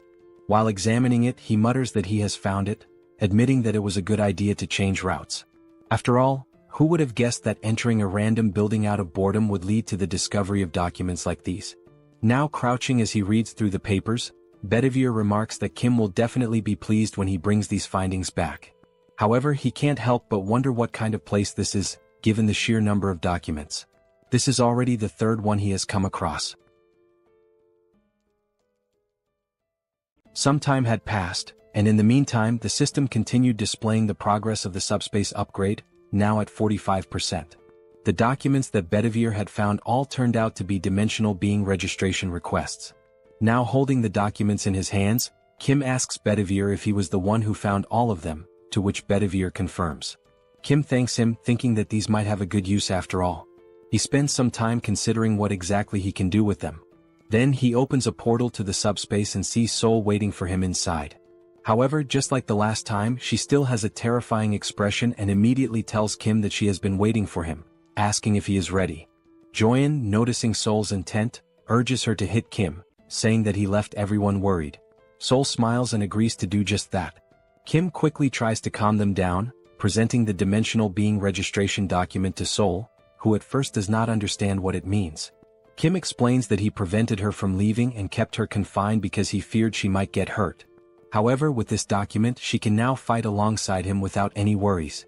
He also adds that he wants to see her kicking the monster's asses, making it clear that he didn't keep her locked up just to provoke her. As Seoul listens and reads the document, Kim feels relieved, thinking that saying this to her might have just saved his life. After reading it, Seoul points out a problem. For her to obtain the registration, she needs a dimensional account. Kim immediately acknowledges that she is right. As Kim admits that he had forgotten this detail, a fist slams into his chin before he can even finish his thought. Seoul punches him with full force, sending him flying and spinning through the air. But it doesn't stop there. Before Kim can even hit the ground, Seoul charges after him. Kim catches himself with one hand on the ground, preparing to run. As Seoul chases him down with an intimidating aura, Kim feels a sense of relief, because despite the sheer impact of the punch, it didn't hurt at all. Meanwhile, the system notifies that the subspace level up is complete. New items and additional upgrade options have been unlocked, along with a new ability, Subspace Life Support System. This ability enhances healing effects within the subspace. As Seoul continues chasing Kim, in the background, Lancelot, Bedivere, and Joyeon are watching the scene unfold. Joyeon bursts into laughter, saying that Kim deserves this. She then tells the knights that they should not interfere, as this is simply a demonstration of love between the sisters and their younger brother. Joyeon also notes that Kim is now at level 8, meaning no matter how much Seoul hits him, it won't hurt. Lancelot agrees, but Joyeon notices something is off about him. Looking back at the two knights, she realizes that they are trembling. Concerned, she asks if they are okay. As Seoul puts Kim in a rear naked choke, he starts thinking about how heavy the hold feels, even if it doesn't hurt. However, Joyeon suddenly interrupts their scuffle, shouting that something is wrong with the knights and calling for help.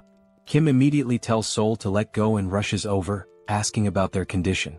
The knights are so weakened that they can't even stand. Lancelot places his hand on the ground, and soon after, both he and Bedivere are overwhelmed with pain. Seeing Lancelot and Bedivere collapsing, Kim and Seoul rush over, asking if they are okay and what happened so suddenly.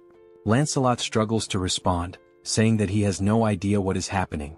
He also mentions that suddenly, his entire body started itching uncontrollably and burning. Joyeon immediately asks what kind of itching he is feeling. Bringing his hand to his head, Lancelot admits that he has actually been feeling this itch for a while, but now it has become much worse. Joyeon wonders what it could be, noting that such intense itching and stinging are not normal. She suspects that something might be poisoning them. Seoul then recalls that when she was bitten on the neck during the fight against the Skull King, her neck also itched. But now, it has completely healed. As Seoul describes how unbearable the itch was back then, Kim starts thinking hard, trying to figure out what could have caused the poison. Kim recalls the system messages, where it indicates that there is a slight healing effect applied within the subspace. It also states that external objects that fit into the subspace category can be registered. However, a separate registration fee is charged based on the value, size, or weight of the object. Another message regarding the completed subspace level up appears, stating that new, previously unknown items and additional upgrade options are now available. Additionally, it confirms the activation of a new subspace support ability, which slightly enhances healing effects within the subspace. Upon remembering this last part, Kim is shocked, realizing that the healing effect might be restoring the knights. Looking at them on the ground, he begins to wonder if this form they are in is not their original state and questions what he should do, since leaving them outside the subspace may not be the right choice. As he contemplates, Lancelot suddenly mentions the name Camelot, leaving Kim confused. Lancelot then says that he feels a little better whenever he is in Camelot. The system then displays a skill called Blood Ritual, which allows him to generate random enhancement stones by either aging or extracting the vitality contained within them. Now in Camelot, the red ceiling emits a strong glow. A stone falls from above, hitting Lancelot on the head before dropping to the ground. The knights immediately kneel in reverence before Master Kim, and Kim kneels as well to pick up the white stone that had just fallen. Now holding two stones, Kim observes that the white stone appears to have just been created, whereas a blue stone, already lying on the ground, seems to have been there for some time. The system displays the statuses of both stones. The white stone has a resistance option, while the blue stone possesses electric attributes along with penetration and shock effects. The two knights speculate that the blue stone must have been there for a while. Now holding both stones, Kim realizes that the Camelot ability, Blood Ritual, does not only activate manually but also functions automatically.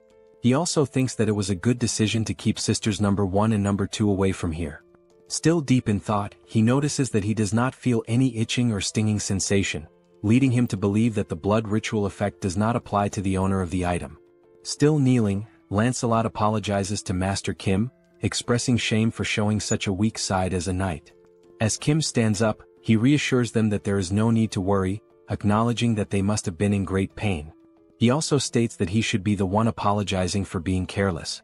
Kim then asks if they feel better when inside Camelot, to which Lancelot firmly confirms that it is definitely much better. Hearing this, Kim smiles and declares that from now on, whenever they enter the subspace, they should remain in Camelot for their own well-being, and for his as well.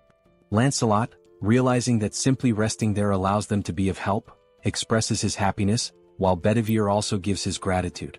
Seeing both knights kneeling before him, Kim asks them to stop with the formalities, stating that he is the one who is truly grateful for everything. Looking at the stones in his hands, Kim reflects on how the subspace life support system and Camelot's vitality extraction, two systems with completely opposite properties, somehow create a fantastic harmony of perpetual motion.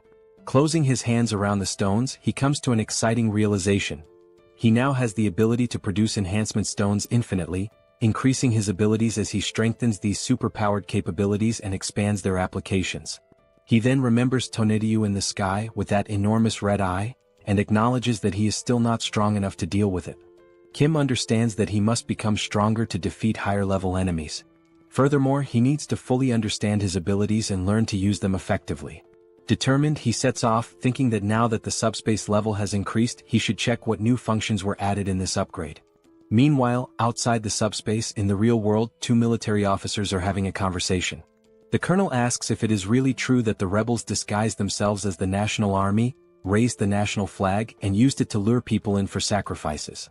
The other soldier confirms that it is indeed true, adding that they even had a reward system, offering magic stones to those who brought in more sacrifices. The colonel remarks that it is fortunate Colonel Kim handled the situation, as it was on the verge of a coup, and only now does he realize it. The colonel also states that he will inform Kim about the additional supplies as listed and that the essential troops should be selected while the rest are sent back. The other man agrees, salutes and leaves. After that, something catches the colonel's attention. Looking toward the horizon, he sees a bright light descending from the sky.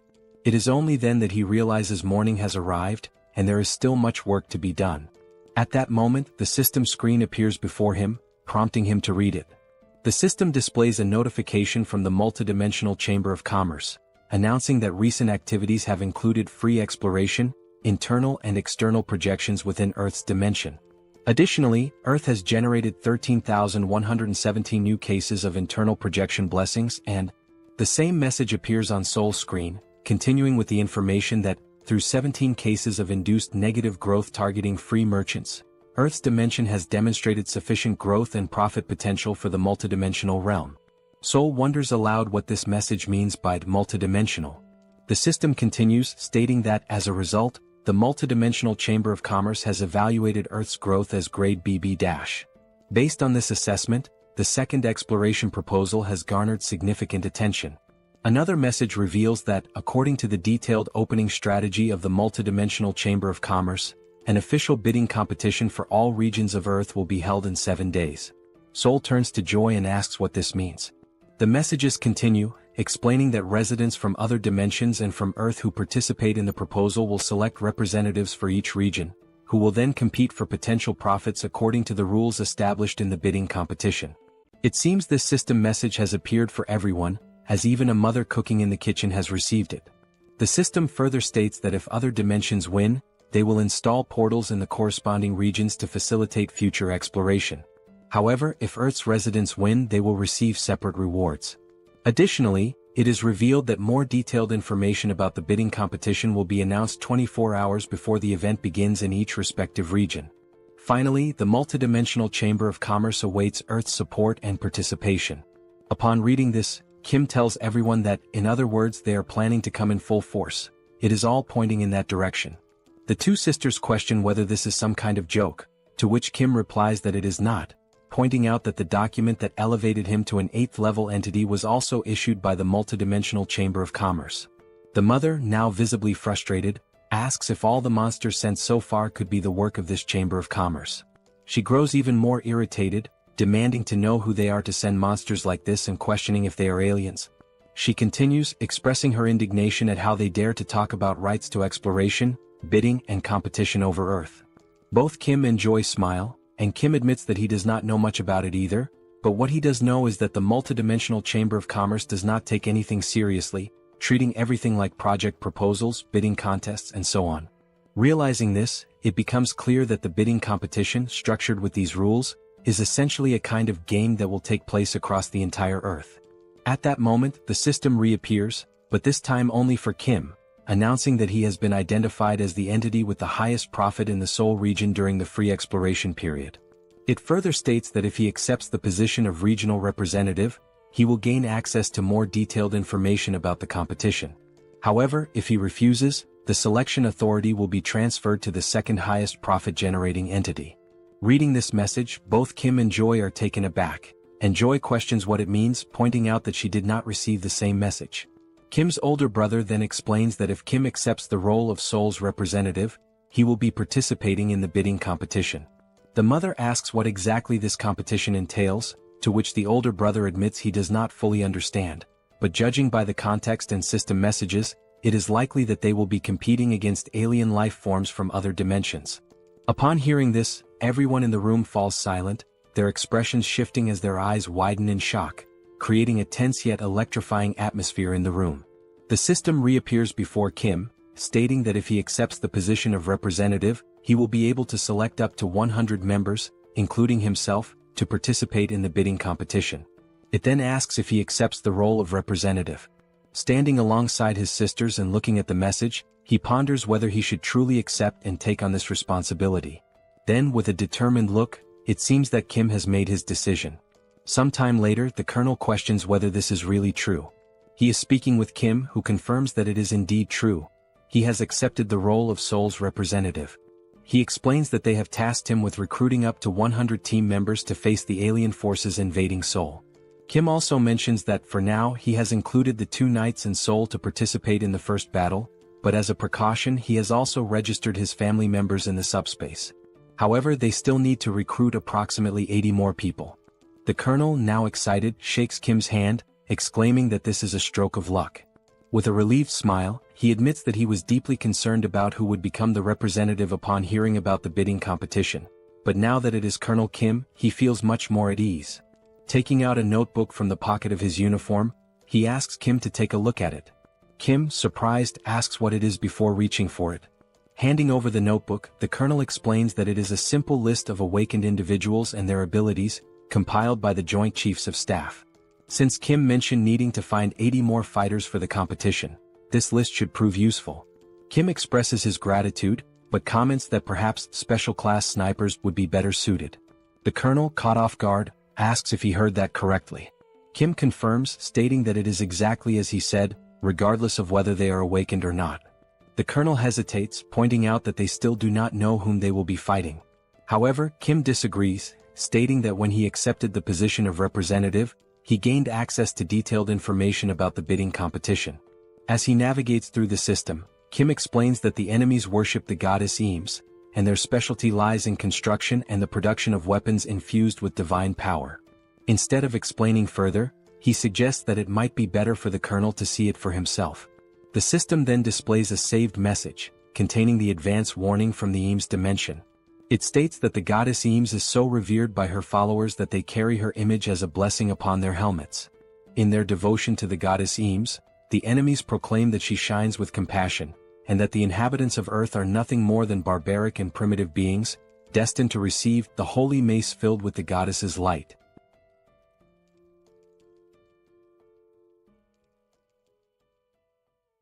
After Kim shows the video to the Colonel, he opens another system screen to display the list of participants from the Eames dimension. The list includes 4 8th-rank knights, which means that the participants from Eames are not weak. Kim tells the Colonel that the alien life forms they will be facing are sacred knights clad in shining armor and wielding radiant weapons. The Colonel then asks how they are supposed to fight against these alien life forms. Kim begins explaining the details of the bidding competition, which he confirmed when accepting the position of representative while reviewing the information alongside his sisters. He starts summarizing what he saw, stating that 1 hour before the bidding competition begins, both sides will take their positions and enter a combat readiness phase. During this period, a barrier will be formed, making it impossible for either side to attack. This combat readiness phase serves as a preparation period before the battle. The Eames dimension will bring in a gate core, and once the competition starts, the gate core will automatically hatch after 12 hours. Destroying this gate core before it hatches is the victory condition for Earth's dimension, whereas the Eames dimension wins if they successfully protect it. Kim turns to the Colonel and states that, in other words, for Earth to win, they must simply destroy the gate core. He also adds that the Eames forces will not merely focus on defending the core. Kim explains that just as they can see the participant list from Eames, the enemies will certainly be able to view Earth's participant list as well. Since most of Earth's participants are 9th rank, the Eames forces will likely assume that Earth's main advantage lies in speed and attack power. The Colonel understands and states that, in reality, both Kim's team and the military must reinforce their offensive strategy to try to destroy the core simultaneously. Kim states that the attack strategy can involve his team, Lancelot, and Seoul, meaning the offensive side will not be an issue. However, the real challenge lies in defense as they need to block the assaults of 8th rank enemies. The Colonel then states that long-range weapons will be effective in holding back enemy attacks, and only then does he realize why Kim specifically requested expert snipers. However, he warns that standard military weaponry may not be effective against 8th rank alien forces. Kim gives a smile and tells the Colonel not to worry about that, explaining that he increased his ability the night before. The scene then shifts to Kim thinking the previous night about the need to become stronger, but in order to achieve that, he must first gain a deeper understanding of his ability to utilize it effectively. He opens the system and reviews possible enhancements that can be made. Options include the ability to send up to 8 products simultaneously, access information about improvement results or combinations in advance, run simulations for upgrades or product combinations, and even create new categories to be included in the logistics center, with a limit of up to 2.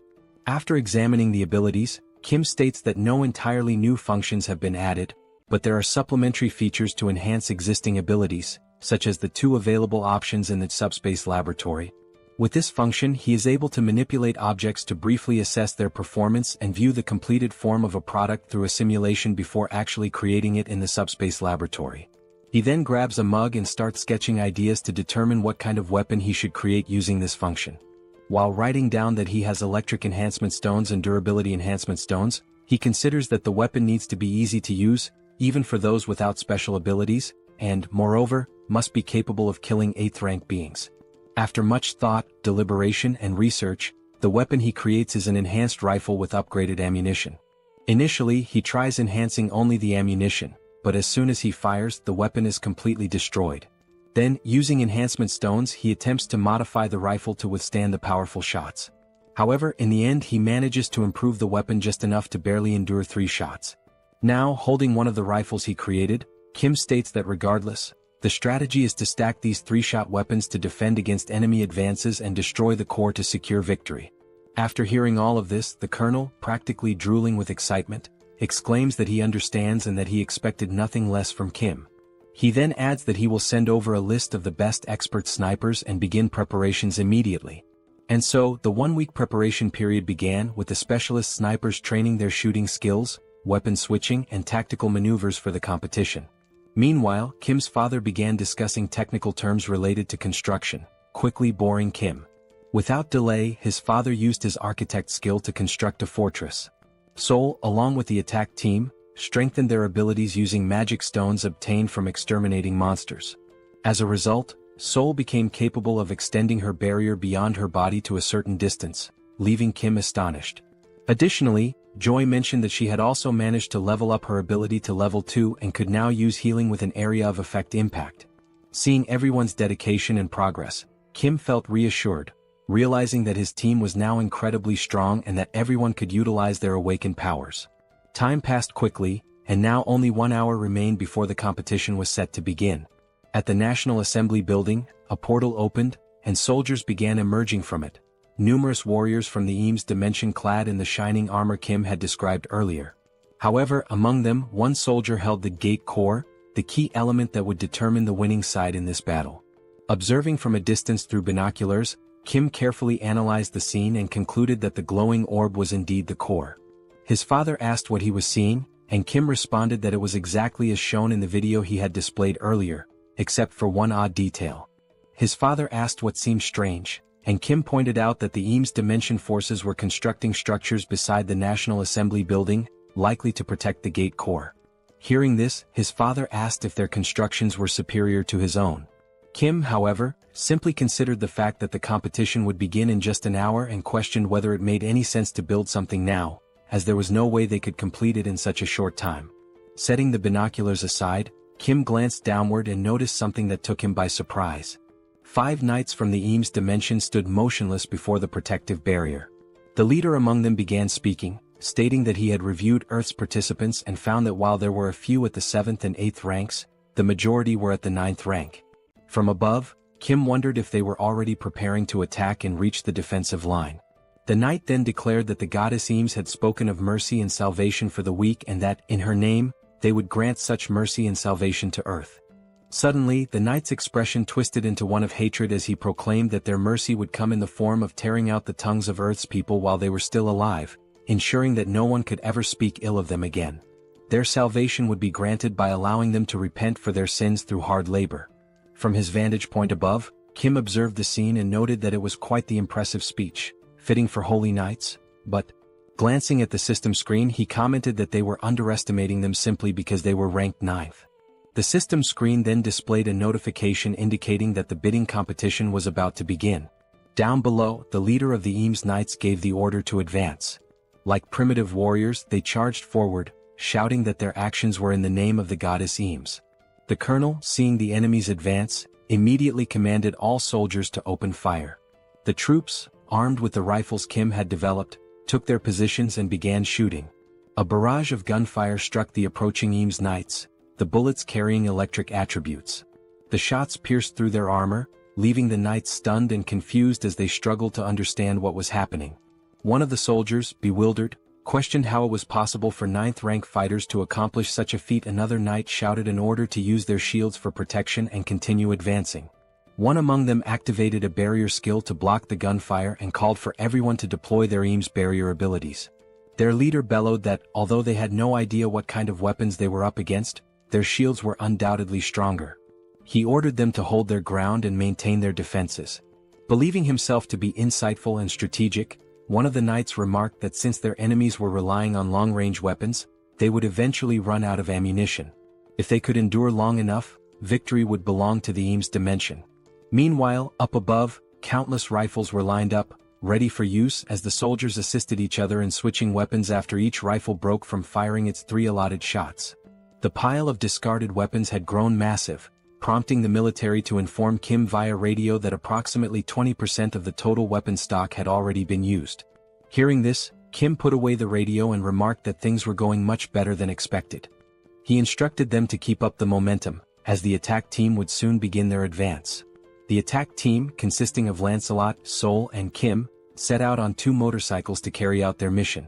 The bikes moved at such incredible speed that they passed through the knights before they even had a chance to react or block their advance.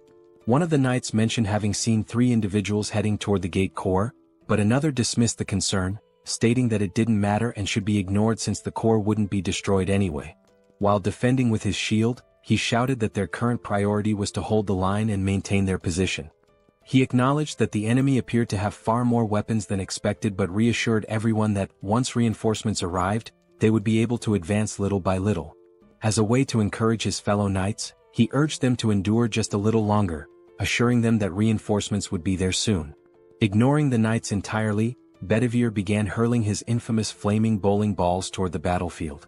His absurd precision allowed the balls to curve perfectly through the air before striking their targets. His targets were none other than the Eames reinforcements advancing through the center of the battlefield. One of the knights, casually walking forward, noticed something unusual approaching but couldn't quite make out what it was. Then the flaming bowling ball struck, triggering a massive explosion that sent the Eames Knights flying in all directions.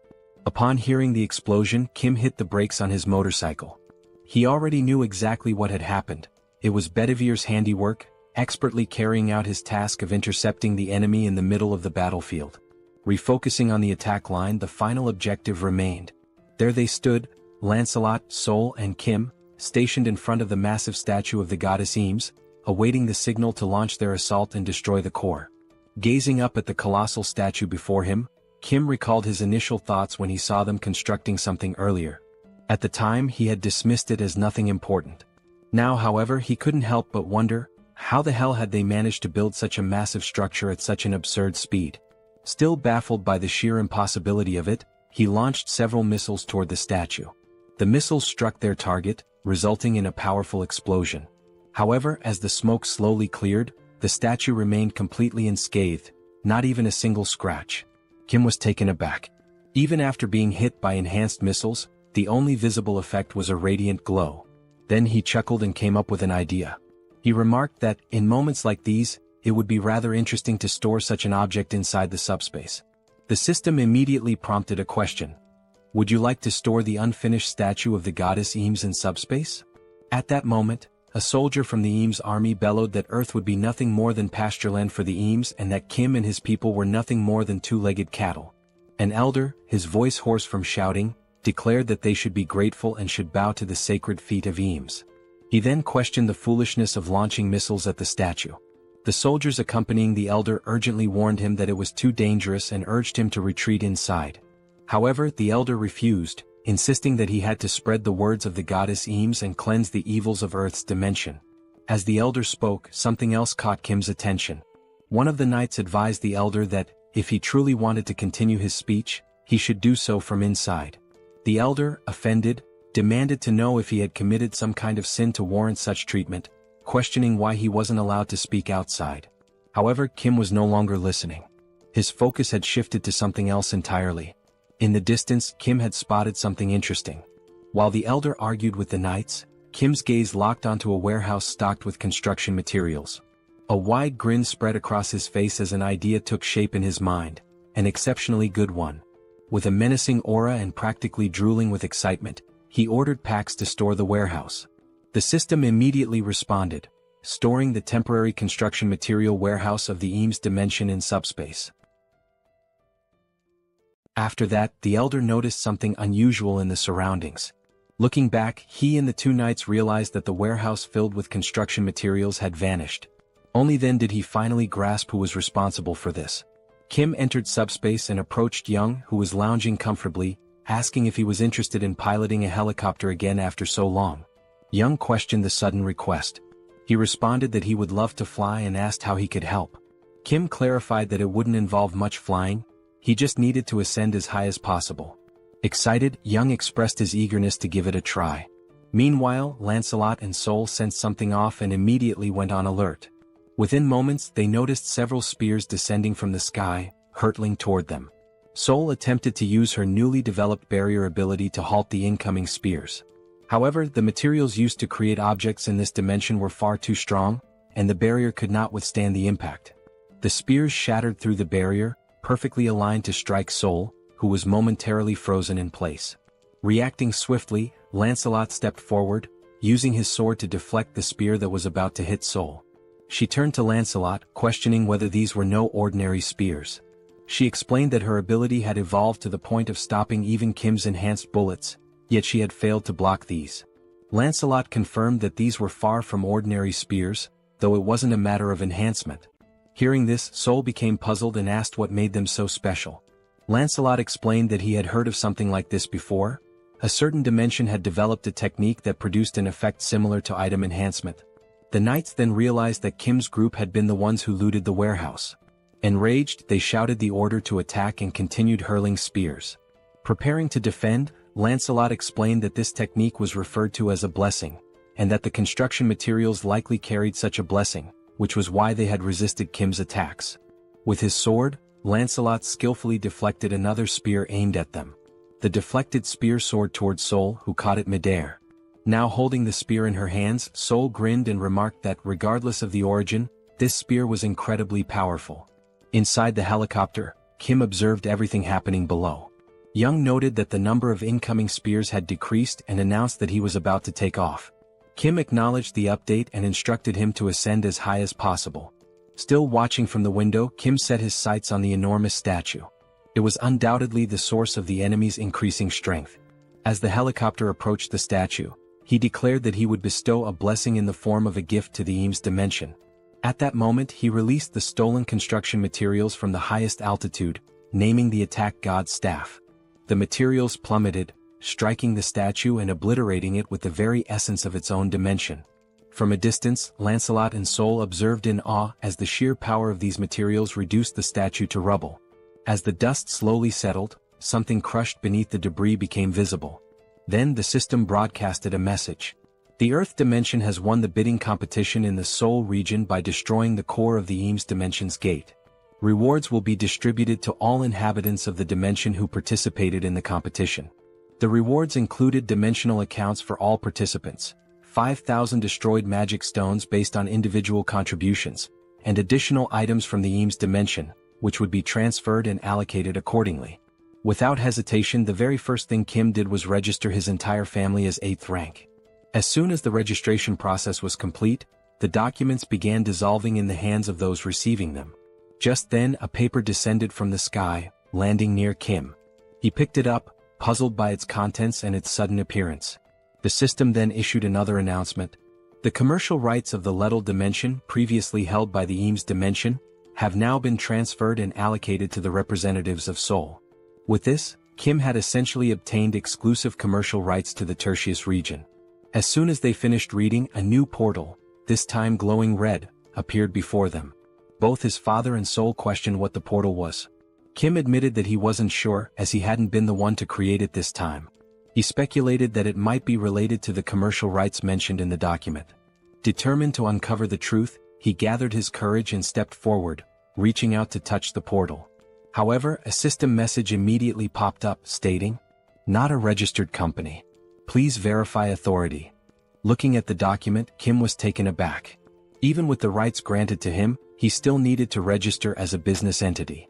Opening the system, he was presented with an option. Would you like to sell the commercial rights to the multidimensional Chamber of Commerce? If sold, a total of 10,000 magic stones will be paid as the purchase price. Looking at the system message, Kim felt even more confused.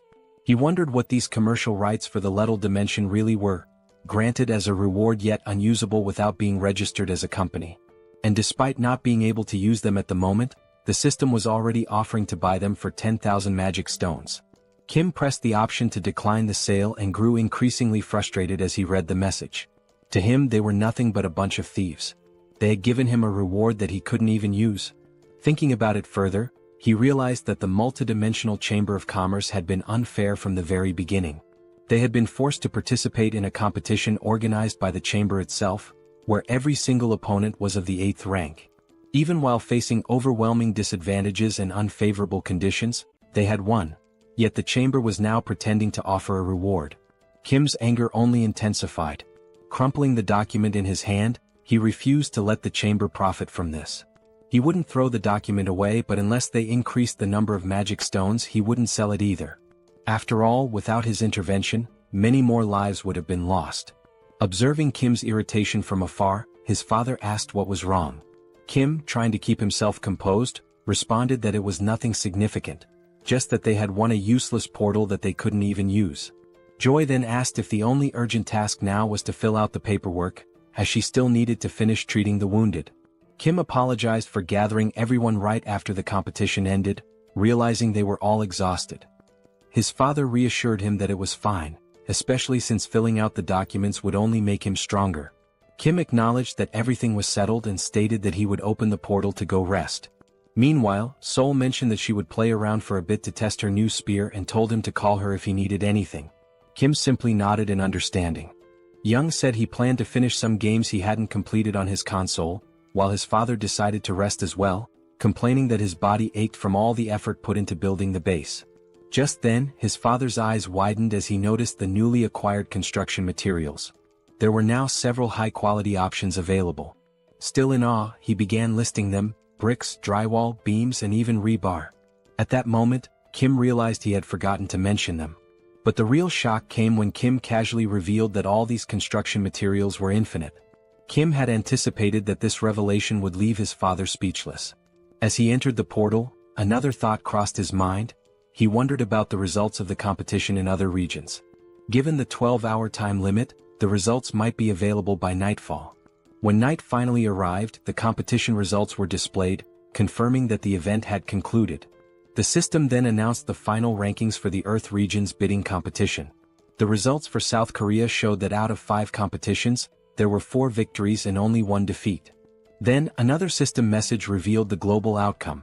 Out of 761 competitions, there had been only 113 victories and a staggering 648 defeats. Based on these results, the multidimensional Chamber of Commerce decided to downgrade Earth's growth potential from BB to CCC. This message was broadcast to everyone.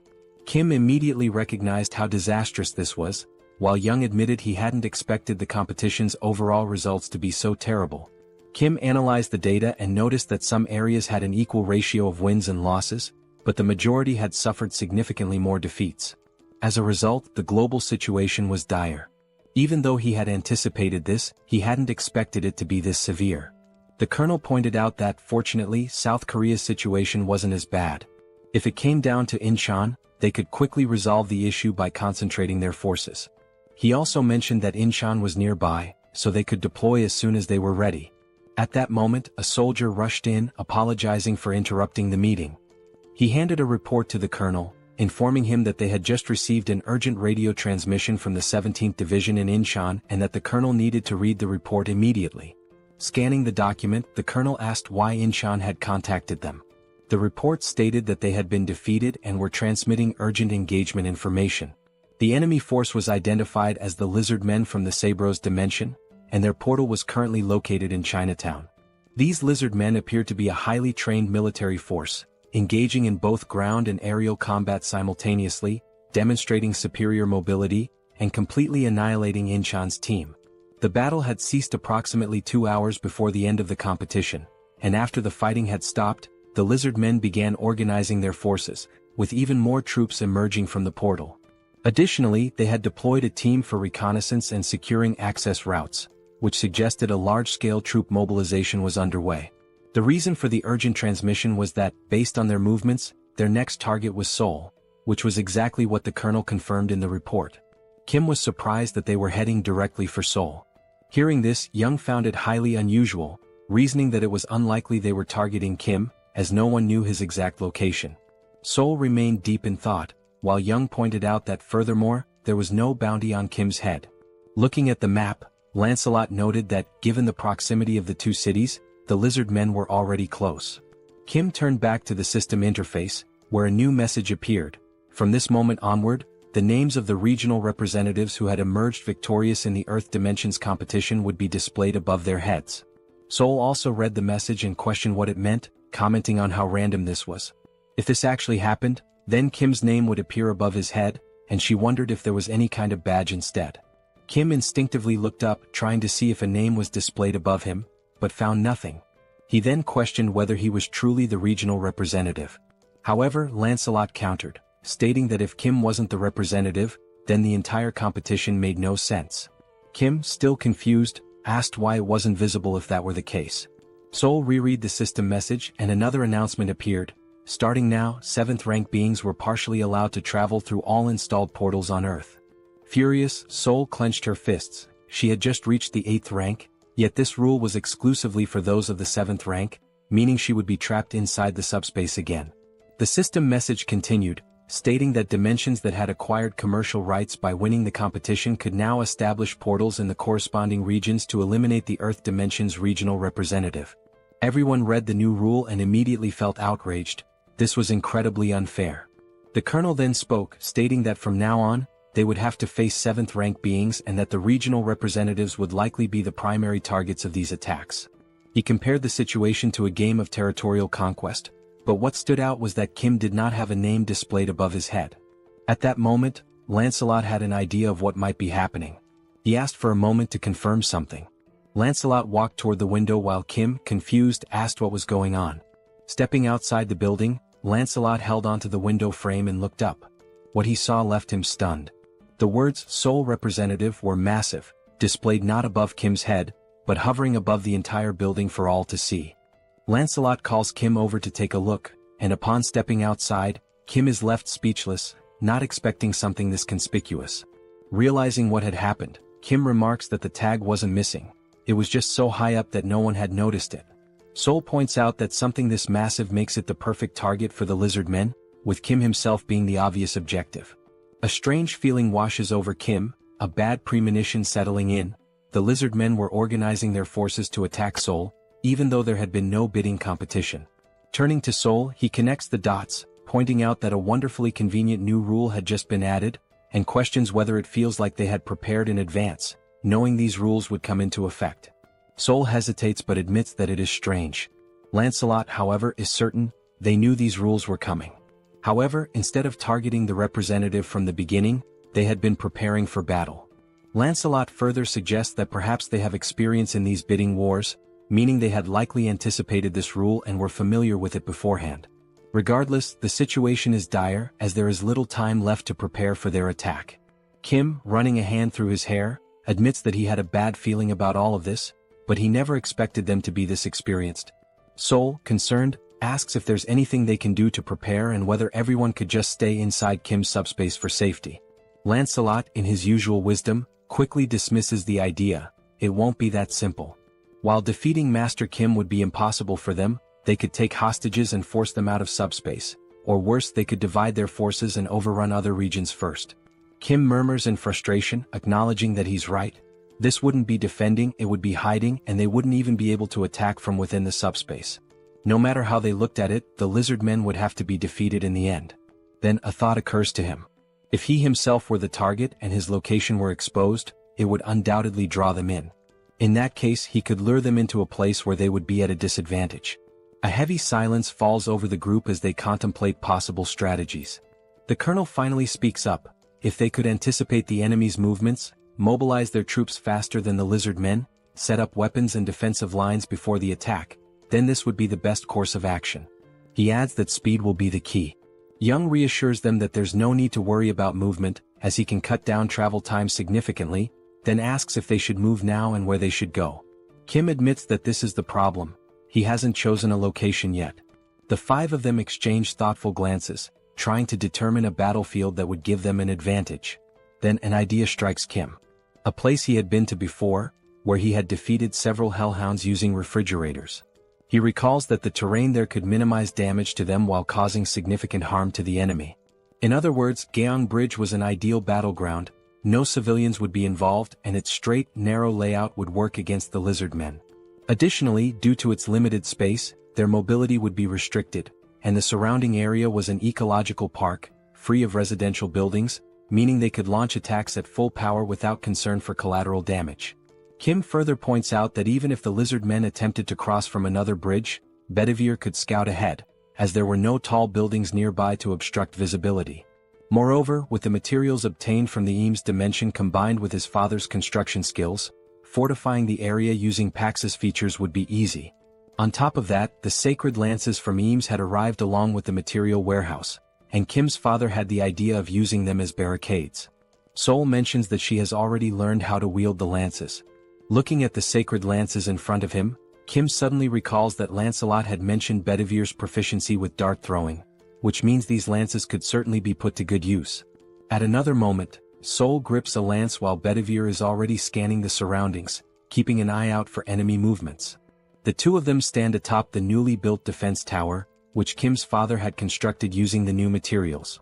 Meanwhile, his father remains hard at work, building at full speed. Given the urgency of the situation, the structure itself had been prioritized, with guards deployed first, and beams were reinforced to create defensive walls. Additionally, barricades made of the sacred lances had been erected around the tower, serving as an additional barrier to slow the enemy's advance as much as possible. Observing the preparations, Kim recalls the enemy report, which stated that the lizard men were fast both on the ground and in the air, which meant that blocking their ground approach was an absolute necessity. At this point, a total of 4 hours had passed. Kim acknowledges that his father had exceeded expectations, as these 4 hours had been nothing short of miraculous, thanks to his architectural skills and Pax's assistance. It is only then that Kim realizes they had overlooked two critical details. The first, reptiles are excellent swimmers, meaning the lizard men could approach unnoticed via the water. And the second thing is that the surrounding bushes had grown faster and were lusher than he had expected. And yes, the lizard men were doing exactly that, taking advantage of the gaps. One of the lizard men then remarks that he cannot understand how the warriors of the Eames dimension lost to these people from Earth. Even though they seem weak, their defense is something to be considered, and with this construction they wasted a lot of valuable materials. The lizard man pauses and says that, for now, he will not be able to hold his head high in the multidimensional battlefield, but perhaps he can extract something more. This lizard man is a general named Lakis. He states that last time he took a spear and this time he will take armor. The lizard man soldier informs him that the other general, Yatu, is also ready. Back at the bridge, Bedivere is closely observing everything, trying to detect any suspicious movement. Then he notices a strange noise and Seoul also senses that something is wrong. Looking carefully, Seoul is taken aback. The lizard men, armed with spears and mounted on giant lizards, are advancing to attack the tower. From afar, Kim and Lancelot hear a shout, warning that the enemies have appeared. Turning their heads, they see a battalion of lizards charging toward them, both on land and in the air. As they advance, the lizard men cry out that this is revenge for the people of the Eames dimension. Kim is startled, wondering how they managed to get so close so quickly. Wasting no time, the soldiers atop the defense tower begin opening fire. The shots manage to take down some of the mounts, slowing the lizardmen's advance. Additionally, objects are being launched by the packs at relatively high speeds. One of the lizardmen soldiers warns his comrades to be careful, noting that they are using materials from the Eames dimension. One of the lizardmen generals, wielding a spear, skillfully deflects and counters all incoming attacks. A soldier calls out to General Lakis, stating that the enemies are throwing materials from their brother dimension, Eames, and that it will be difficult for the awakened to use them effectively. He urges them not to fear and to keep pressing forward. Enduring the attacks, the lizard men declare that now is the time to persist, not to retreat. Then one of the generals, Yatu, proclaims that he only knows how to attack and will never fall.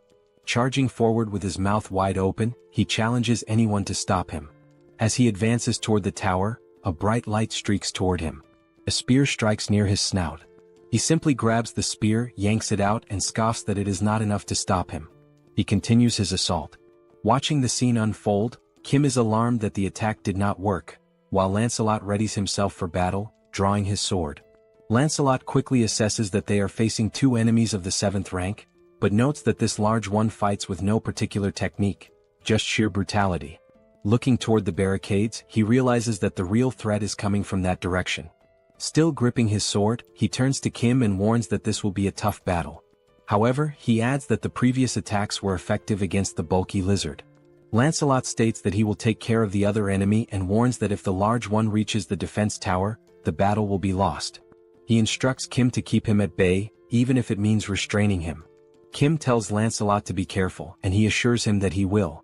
Without hesitation, Lancelot charges toward the enemies in the other direction. General Lakis then notices something coming toward him. He swiftly blocks a high-speed attack with his spear. Lancelot was the one who struck, moving with incredible speed, but Lakis successfully parried the blow. A lizard man soldier asks General Lakis if he is alright, to which the general replies that he is fine and orders him to keep attacking. Turning to Lancelot, Lakis states that it seems he has a personal matter to settle. Studying Lancelot, the general comments on his boldness for leaping alone into enemy lines. Furthermore, he notes that Lancelot specifically aimed for his neck, calling it a remarkable move. Lakis smirks, remarking that it has been a long time since he has encountered a warrior like this. He then asks Lancelot for his name. Lancelot introduces himself, and the lizard man is enthralled, calling it a magnificent name.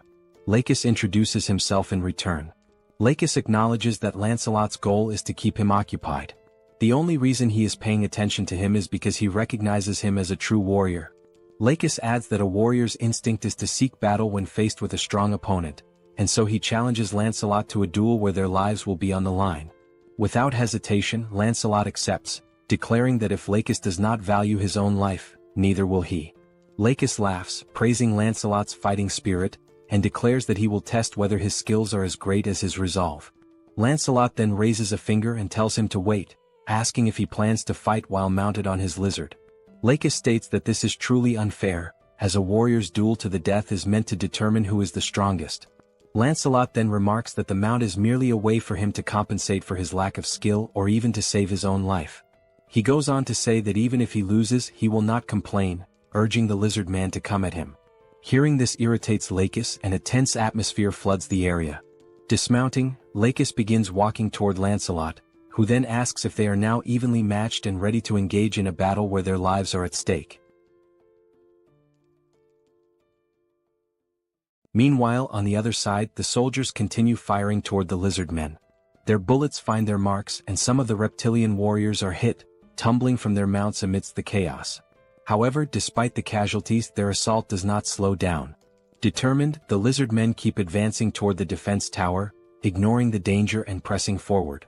The soldiers, realizing that the enemy is closing in dangerously, shout to one another, ordering them to keep firing without hesitation.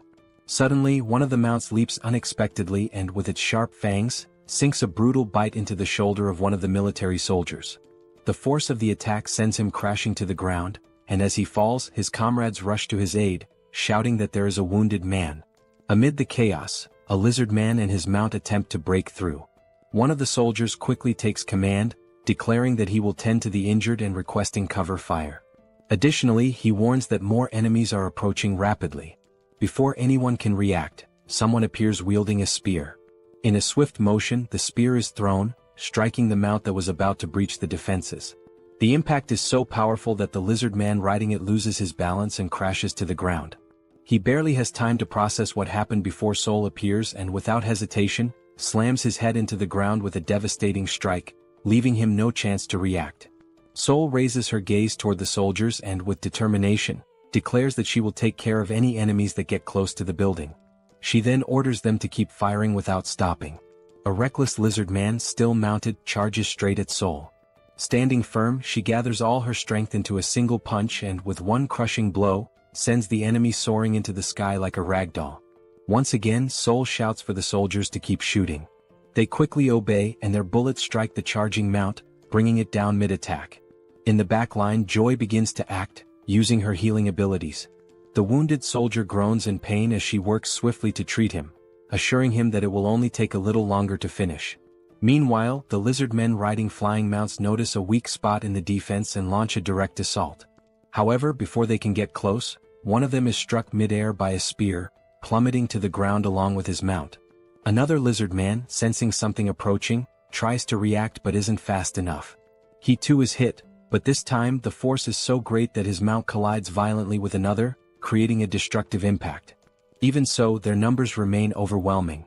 Despite those who have been taken down, many continue pushing forward, relentless in their attack.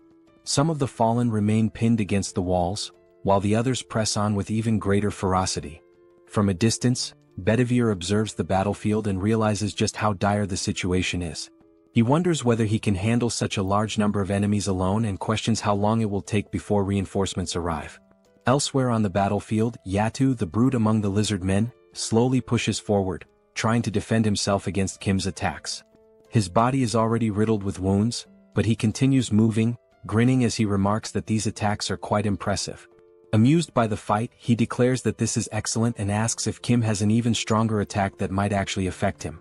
Without hesitation, Kim launches several sturdy beams, the same ones he obtained during the battle in the Eames dimension. Yatu, however, merely blocks them, showing little concern. With each new strike, Kim hears Yatu commenting from afar that this continuous barrage leaves him no opening to advance. Hearing this, Kim realizes that Yatu is a complete idiot. He had been using the same automated attack from the very beginning, yet for some reason, Yatu believed it to be a new tactic. Even as the beams continue firing relentlessly, Yatu seems increasingly impressed. Kim, on the other hand, recognizes that he has effectively trapped him. Now he must decide what to do next. He wonders whether he should maintain this strategy and wait for Lancelot to return or take a different course of action. Scanning the battlefield, Kim tries to assess Lancelot's fight. However, he quickly realizes that waiting might be too risky. Even so, he wishes there were a way to help Lancelot. At that moment, a distinct sound rises above the battlefield. A series of rapid strikes cut through the air with tremendous force, creating a loud, slicing noise. Kim immediately identifies the source. It's coming from Lancelot's fight. The sound originates from the sacred spear wielded by Lakis. The power of the spear is so immense that, even when Lakis swings and Lancelot manages to dodge, the impact completely shatters the ground beneath them. Right now, Lancelot is focused entirely on evasion. He knows that the spear is incredibly powerful and that facing it head-on would be a fatal mistake. Noticing this, Lakis taunts him, questioning how long he intends to keep running. He remarks that he thought Lancelot was a true warrior, but perhaps he had been mistaken. Lancelot puts some distance between himself and Lakis, reflecting on his words. He wants to respond to the provocation, but in some way Lakis isn't wrong. The truth is that his weapon is overwhelmingly powerful, and Lancelot realized this before it was too late. Observing closely, Lancelot confirms that the power of this spear surpasses that of the spears from the Eames dimension. Moreover, he recognizes that it possesses additional properties, making it far more dangerous than he initially expected. Lancelot interrupts his thoughts and remarks that, upon further reflection, the lizard men refer to the Eames dimension as their sister dimension. He then inquires whether the spear was created in Eames. In response, Lakis immediately denies it and adds that the spear was actually forged in the SUBSPACE dimension. However, he explains that the people from Eames provided a special enhancement to it. Lancelot states that he suspected as much and then mentions that he has a proposal. However, he quickly corrects himself, calling it a question instead, which causes Lakis to hesitate momentarily. Without missing a beat, Lancelot then taunts Lakis by questioning whether that weapon is merely a means to conceal the lizardman's lack of skill. Hearing this, Lakis gives a faint smile and calmly states that he is not foolish enough to fall for Lancelot's provocation a second time. Without a moment's hesitation, Lakis charges forward, aiming to strike Lancelot with his spear. Lancelot evades the attack with ease. However, in the midst of his assault, Lakis abruptly alters the direction of his strike. Yet, as if anticipating this maneuver, Lancelot is already prepared and successfully defends against the blow. The sheer power of the spear proves overwhelming, pushing Lancelot several meters back upon impact. Not allowing him a chance to recover, Lakis presses the attack, determined to prevent Lancelot from regaining his footing. However, Lancelot is already prepared, kneeling on the ground with his sword pointed forward in defense. Lakis deflects the strike effortlessly with his spear. Seizing the opportunity to counterattack, Lakis declares that Lancelot may be a warrior, but his life will end here. Lancelot remains still, watching the incoming strike without any visible reaction. Just as the attack is about to land, ending the fight once and for all, something entirely unexpected occurs. The spear begins to tremble violently, as if resisting the act of striking Lancelot.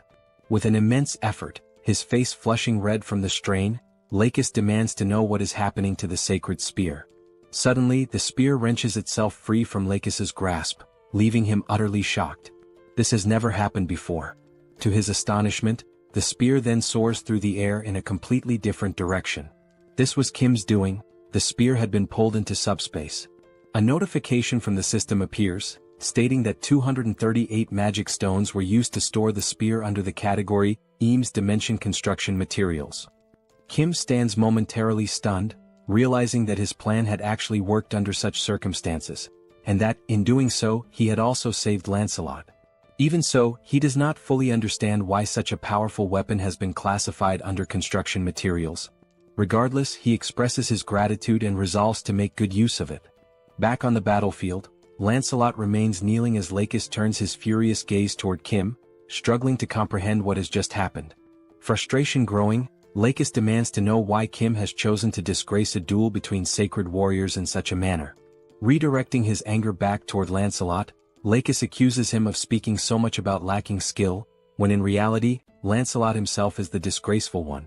Lancelot swiftly denies the accusation and explains that Sir Kim took the spear because he clearly had a purpose for doing so. He then warns Lakis not to speak so recklessly.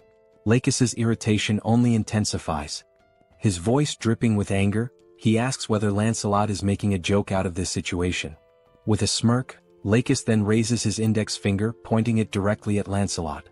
His voice is laced with mockery as he questions whether this so-called master whom Lancelot follows is truly so dishonorable that he does not even understand the concept of honor.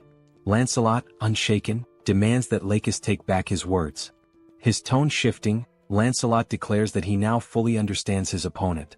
He states that the reason Lakis is so enraged is not because of the duel itself but because he fears losing his spear.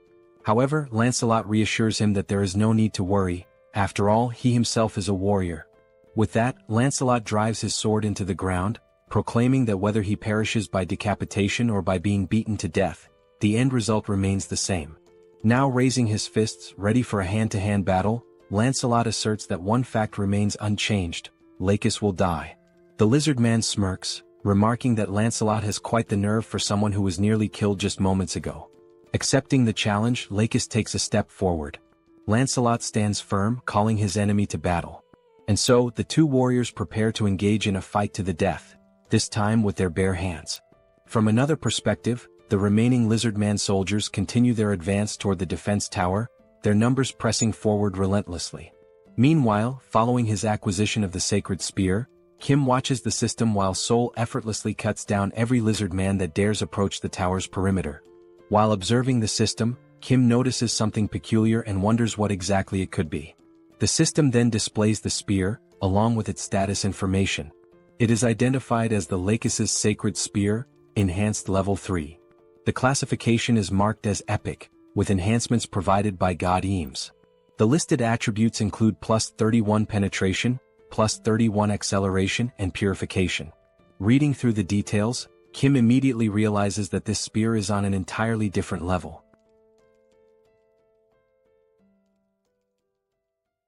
The scene shifts back to the lizard man Yatu, who remains trapped within the beams launched by Kim. With a smirk, Yatu questions Kim, asking why he has suddenly stopped attacking. His gaze filled with arrogance, he assumes that Kim must have been overwhelmed by the sheer might of the great Yatu. He convinces himself that this must be the case. After all, his body is incredibly resilient. Kim must have exhausted himself trying to attack, realizing that he simply cannot bring Yatu down. He then asks Kim if he is aware that, in the 7th hierarchy, there are only two individuals, Brother Costes and the other lizard man, Lakis. They are the only ones who have ever succeeded in halting Yatu's advance. Never in his life has he encountered warriors like them. Given this, Yatu assures Kim that it is inevitable. Kim will die without ever being able to stop his advance. However, at the very least he made an attempt. Once again Yatu grins, declaring that for a warrior, death is an honorable fate. He asserts that Kim should feel proud to perish by his hands, as once the dust settles, he will end this battle swiftly. As Yatu revels in his own strength, something suddenly strikes his hands, rendering him completely speechless. His eyes widen in shock. Looking down at his now pierced hand, he stares at the wound and realizes that it is the sacred spear of Lakis embedded within it. Confusion floods his mind as he wonders why that spear is in his hands. Before he can even comprehend what is happening, multiple strikes follow. His body is pierced in several other places, leaving him unable to react.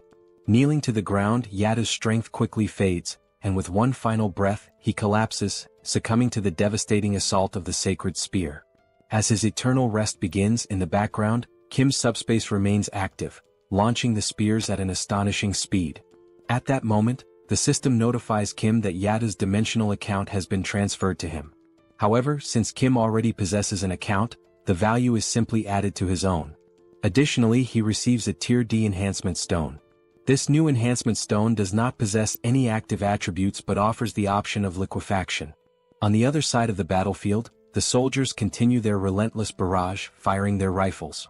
The electric-charged shots strike down the lizard men and their mounts one after another.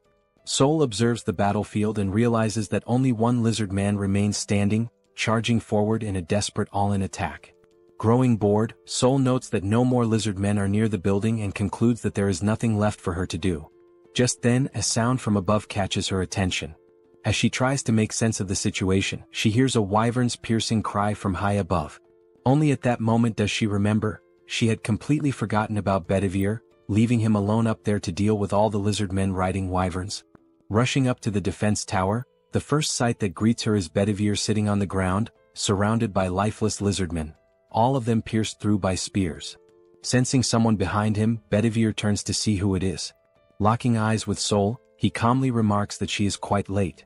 He then asks what they should do next now that there are no more lizard men left. Back on the battlefield, the duel between Lakis and Lancelot continues. Lakis swings his tail in a powerful strike, but Lancelot effortlessly dodges, maintaining a safe distance. With swift footwork, Lancelot closes in, keeping his guard up, and delivers a solid punch to Lakis's face. Following the initial strike, Lancelot immediately plants his foot firmly on the ground, rotating his torso to throw another powerful punch, this time, landing directly on Lakis's abdomen. Still dazed from the first hit, Lakis finds himself taking blow after blow, unable to react as Lancelot's relentless barrage continues across his entire body. After a brief moment as his consciousness begins to return, Lakis finally registers another incoming punch. However, just as Lancelot's fist is about to make contact, it swings through empty air. Lakis manages to evade at the last second by ducking low to the ground. Seizing the opening, Lakis lunges forward, attempting to counterattack. But Lancelot, quick to react, drives his knee straight into Lakis's face. Now down on the ground, Lakis's thoughts race. He cannot believe that he has been brought to this state. Before he can recover, Lancelot follows up with an uppercut, striking Lakis squarely on the chin. The impact is so forceful that Lakis momentarily lifts off the ground, nearly standing upright again, only for Lancelot to deliver another crushing punch. This final blow sends Lakis flying several meters away. Lying motionless, Lakis realizes that this is the end. He has no strength left to stand. Slowly, Lancelot approaches the fallen lizard man. Standing over him, he asks if Lakis has any final words. Still on the ground, drained of all energy, Lakis calls Lancelot a true warrior and acknowledges that it was a splendid duel. Lancelot agrees, admitting that it was indeed a good fight. Summoning his remaining strength, Lancelot clenches his fist and delivers a devastating punch to Lakis's face, slamming him into the ground. The impact is so brutal that blood splatters across the battlefield. The fist of the now victorious Lancelot remains stained with the blood of his fallen enemy. From atop the tower, the soldiers observe the battlefield, and the commander, seeing the outcome, states that it is finally over. At that moment, one of the soldiers calls out to him. The soldier informs him that they have just received an urgent message from the Joint Chiefs of Staff headquarters, causing the colonel to feel a slight unease. As the battle comes to an end, Kim takes a moment to process the difficulty of the fight. The lizardmen had proven to be formidable opponents, and the strategies initially devised had not worked as expected. However, what matters now is that the portal to the lizardmen's dimension remains open. As long as it stays that way, there is always a risk of more enemies returning, potentially in even greater numbers. With that in mind, the time has come to launch a counterattack. Sometime later, Kim sits inside a helicopter, his system interface displayed before him. The system indicates that he is currently using 1,000 magic stones to unlock a new ability, granting him the capacity to send up to 8 items simultaneously. Beyond that, Kim still ponders over the best way to utilize the new enhancement stone he obtained after defeating the crocodilian enemy. The stone possesses the liquefaction property, and it is becoming increasingly clear that the time has come for Camelot to begin mass-producing enhancement stones. At that moment, Youngso informs him that they are about to land, catching Kim off guard with how quickly they have arrived at their destination. Before disembarking, Kim acknowledges the urgent need for more intelligence, information regarding the exact location of the lizardmen's portal, their numbers, the defensive lines, and any other strategic details. Additionally, he also requires data to determine the ideal location for launching the counterattack. As he steps off the helicopter, one of the soldiers suddenly calls out, instructing the others to salute Colonel Kim. Watching the scene unfold before him, Kim scratches his head, feeling slightly uncomfortable.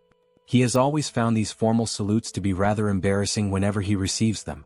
A soldier steps forward, introducing himself as Park Inbo, Lieutenant Colonel and Operations Officer of the 17th Division of Incheon. He states that he has heard many impressive things about Kim, particularly how he managed to halt the lizardmen's assault without a single casualty. He mentions that he received this information directly from the Chief of Operations, who unfortunately could not be present due to urgent business matters. Kim recalls that the Chief of Operations had received a wireless message and had immediately sprinted off without offering any explanation. Thinking back, Kim vaguely remembers overhearing something about insects attacking headquarters as the officer rushed away. Shrugging off the thought, Kim comments that it is probably nothing too serious. He also recalls that the colonel mentioned having some unfinished business to handle at the Joint Chiefs of Staff. Lieutenant Colonel Park nods, expressing relief that the situation is not a major issue, and then invites Kim inside to discuss the matter further. Once inside, Lieutenant Colonel Park wastes no time, opting to get straight to the point. He reveals that they have discovered the location of the enemy's gate. However, there is one major issue: the core of the gate remains unknown. Park explains that their forces were initially able to position snipers to track the location of the core. However, after the bidding competition ended, a strange sludge-like substance began seeping from the portal. As a result, they lost all visibility of the core's position. Hearing this, Kim inquires if it is really just sludge. Lieutenant Colonel Park, reaching into his pocket, confirms that it is. However, he adds that it would be easier for Kim to see it for himself. He then places 2 photographs on the table, explaining that these were the best images they managed to capture. He points out that, as Kim can observe, a thick, mud-like substance has spread outward, engulfing the area surrounding the gate. Park further clarifies that this sludge does not cause any harm upon contact with the skin. However, it makes movement incredibly difficult, almost impossible to traverse normally. The lizard men have taken advantage of this terrain, using it both as a means of concealment and free movement, treating it as if it were a swamp. Examining the photographs, Kim remains unfazed. He remarks that this is not a problem. Kim states that he has allies capable of traversing and gathering intelligence within this swamp freely, summoning Lancelot. Lancelot takes the photographs in hand, carefully analyzing the situation depicted. Without hesitation, he immediately apologizes, admitting that this will be difficult, leaving Kim momentarily uncertain. Lancelot then elaborates, explaining that movement itself would not be an issue due to the phantom effect. However, if the entire area is submerged in the swamp, their presence would be easily detected as there would be nowhere to hide. Kim acknowledges that he had not considered this factor. However, Lancelot, as always, reassures him that there is still a way. He states that he knows someone who is both swift and stealthy. Kim, curious, immediately asks who fits that description. Moments later, the system interface activates, notifying that an enhancement stone and 500 magic stones have been consumed. As a result, Mordred has been officially appointed as one of the 12 Knights of Camelot. At that very instant, a portal materializes before them, heralding the arrival of a new warrior. The figure steps forth and, without hesitation, announces that he has arrived in response to Lord Kim's summons. Introducing himself, the newly summoned ally declares his name as Mordred, one of the 12 knights under Lancelot's command. With unwavering resolve, he swears to serve Lord Kim with his life.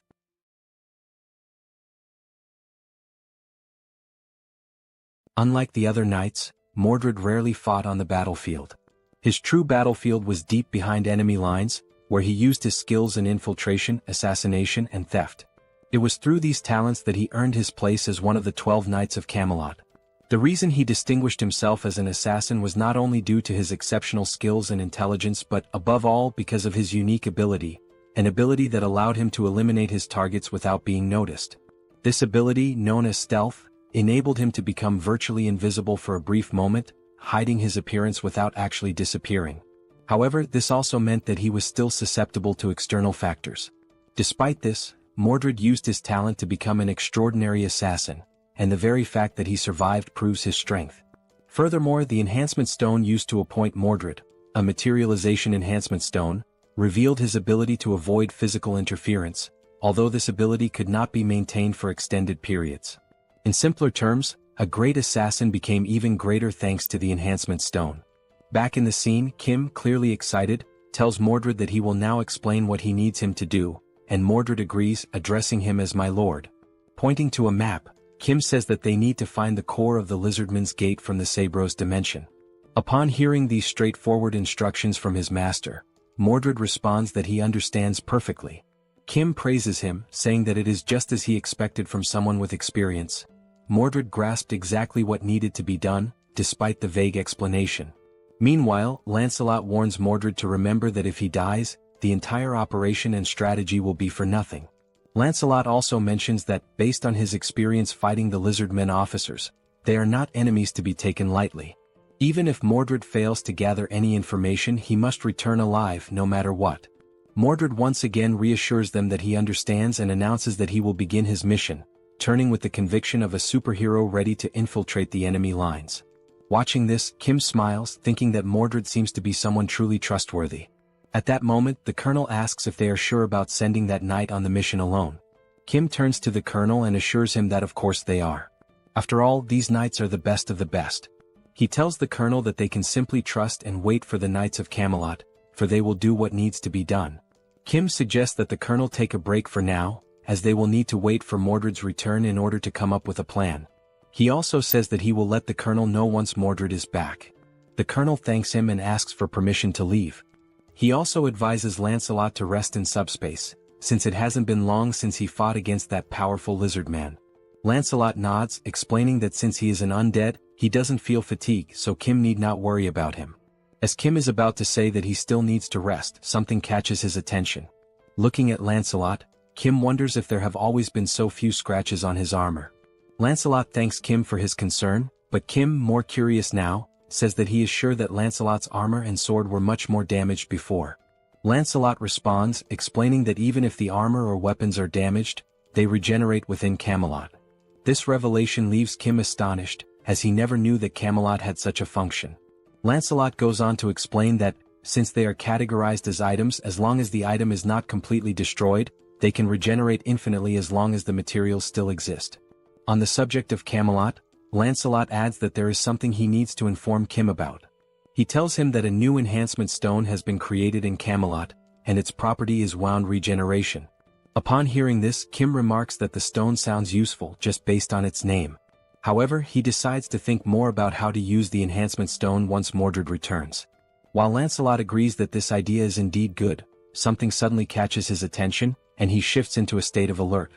Lancelot, now prepared to draw his sword, hears Kim asking what is happening.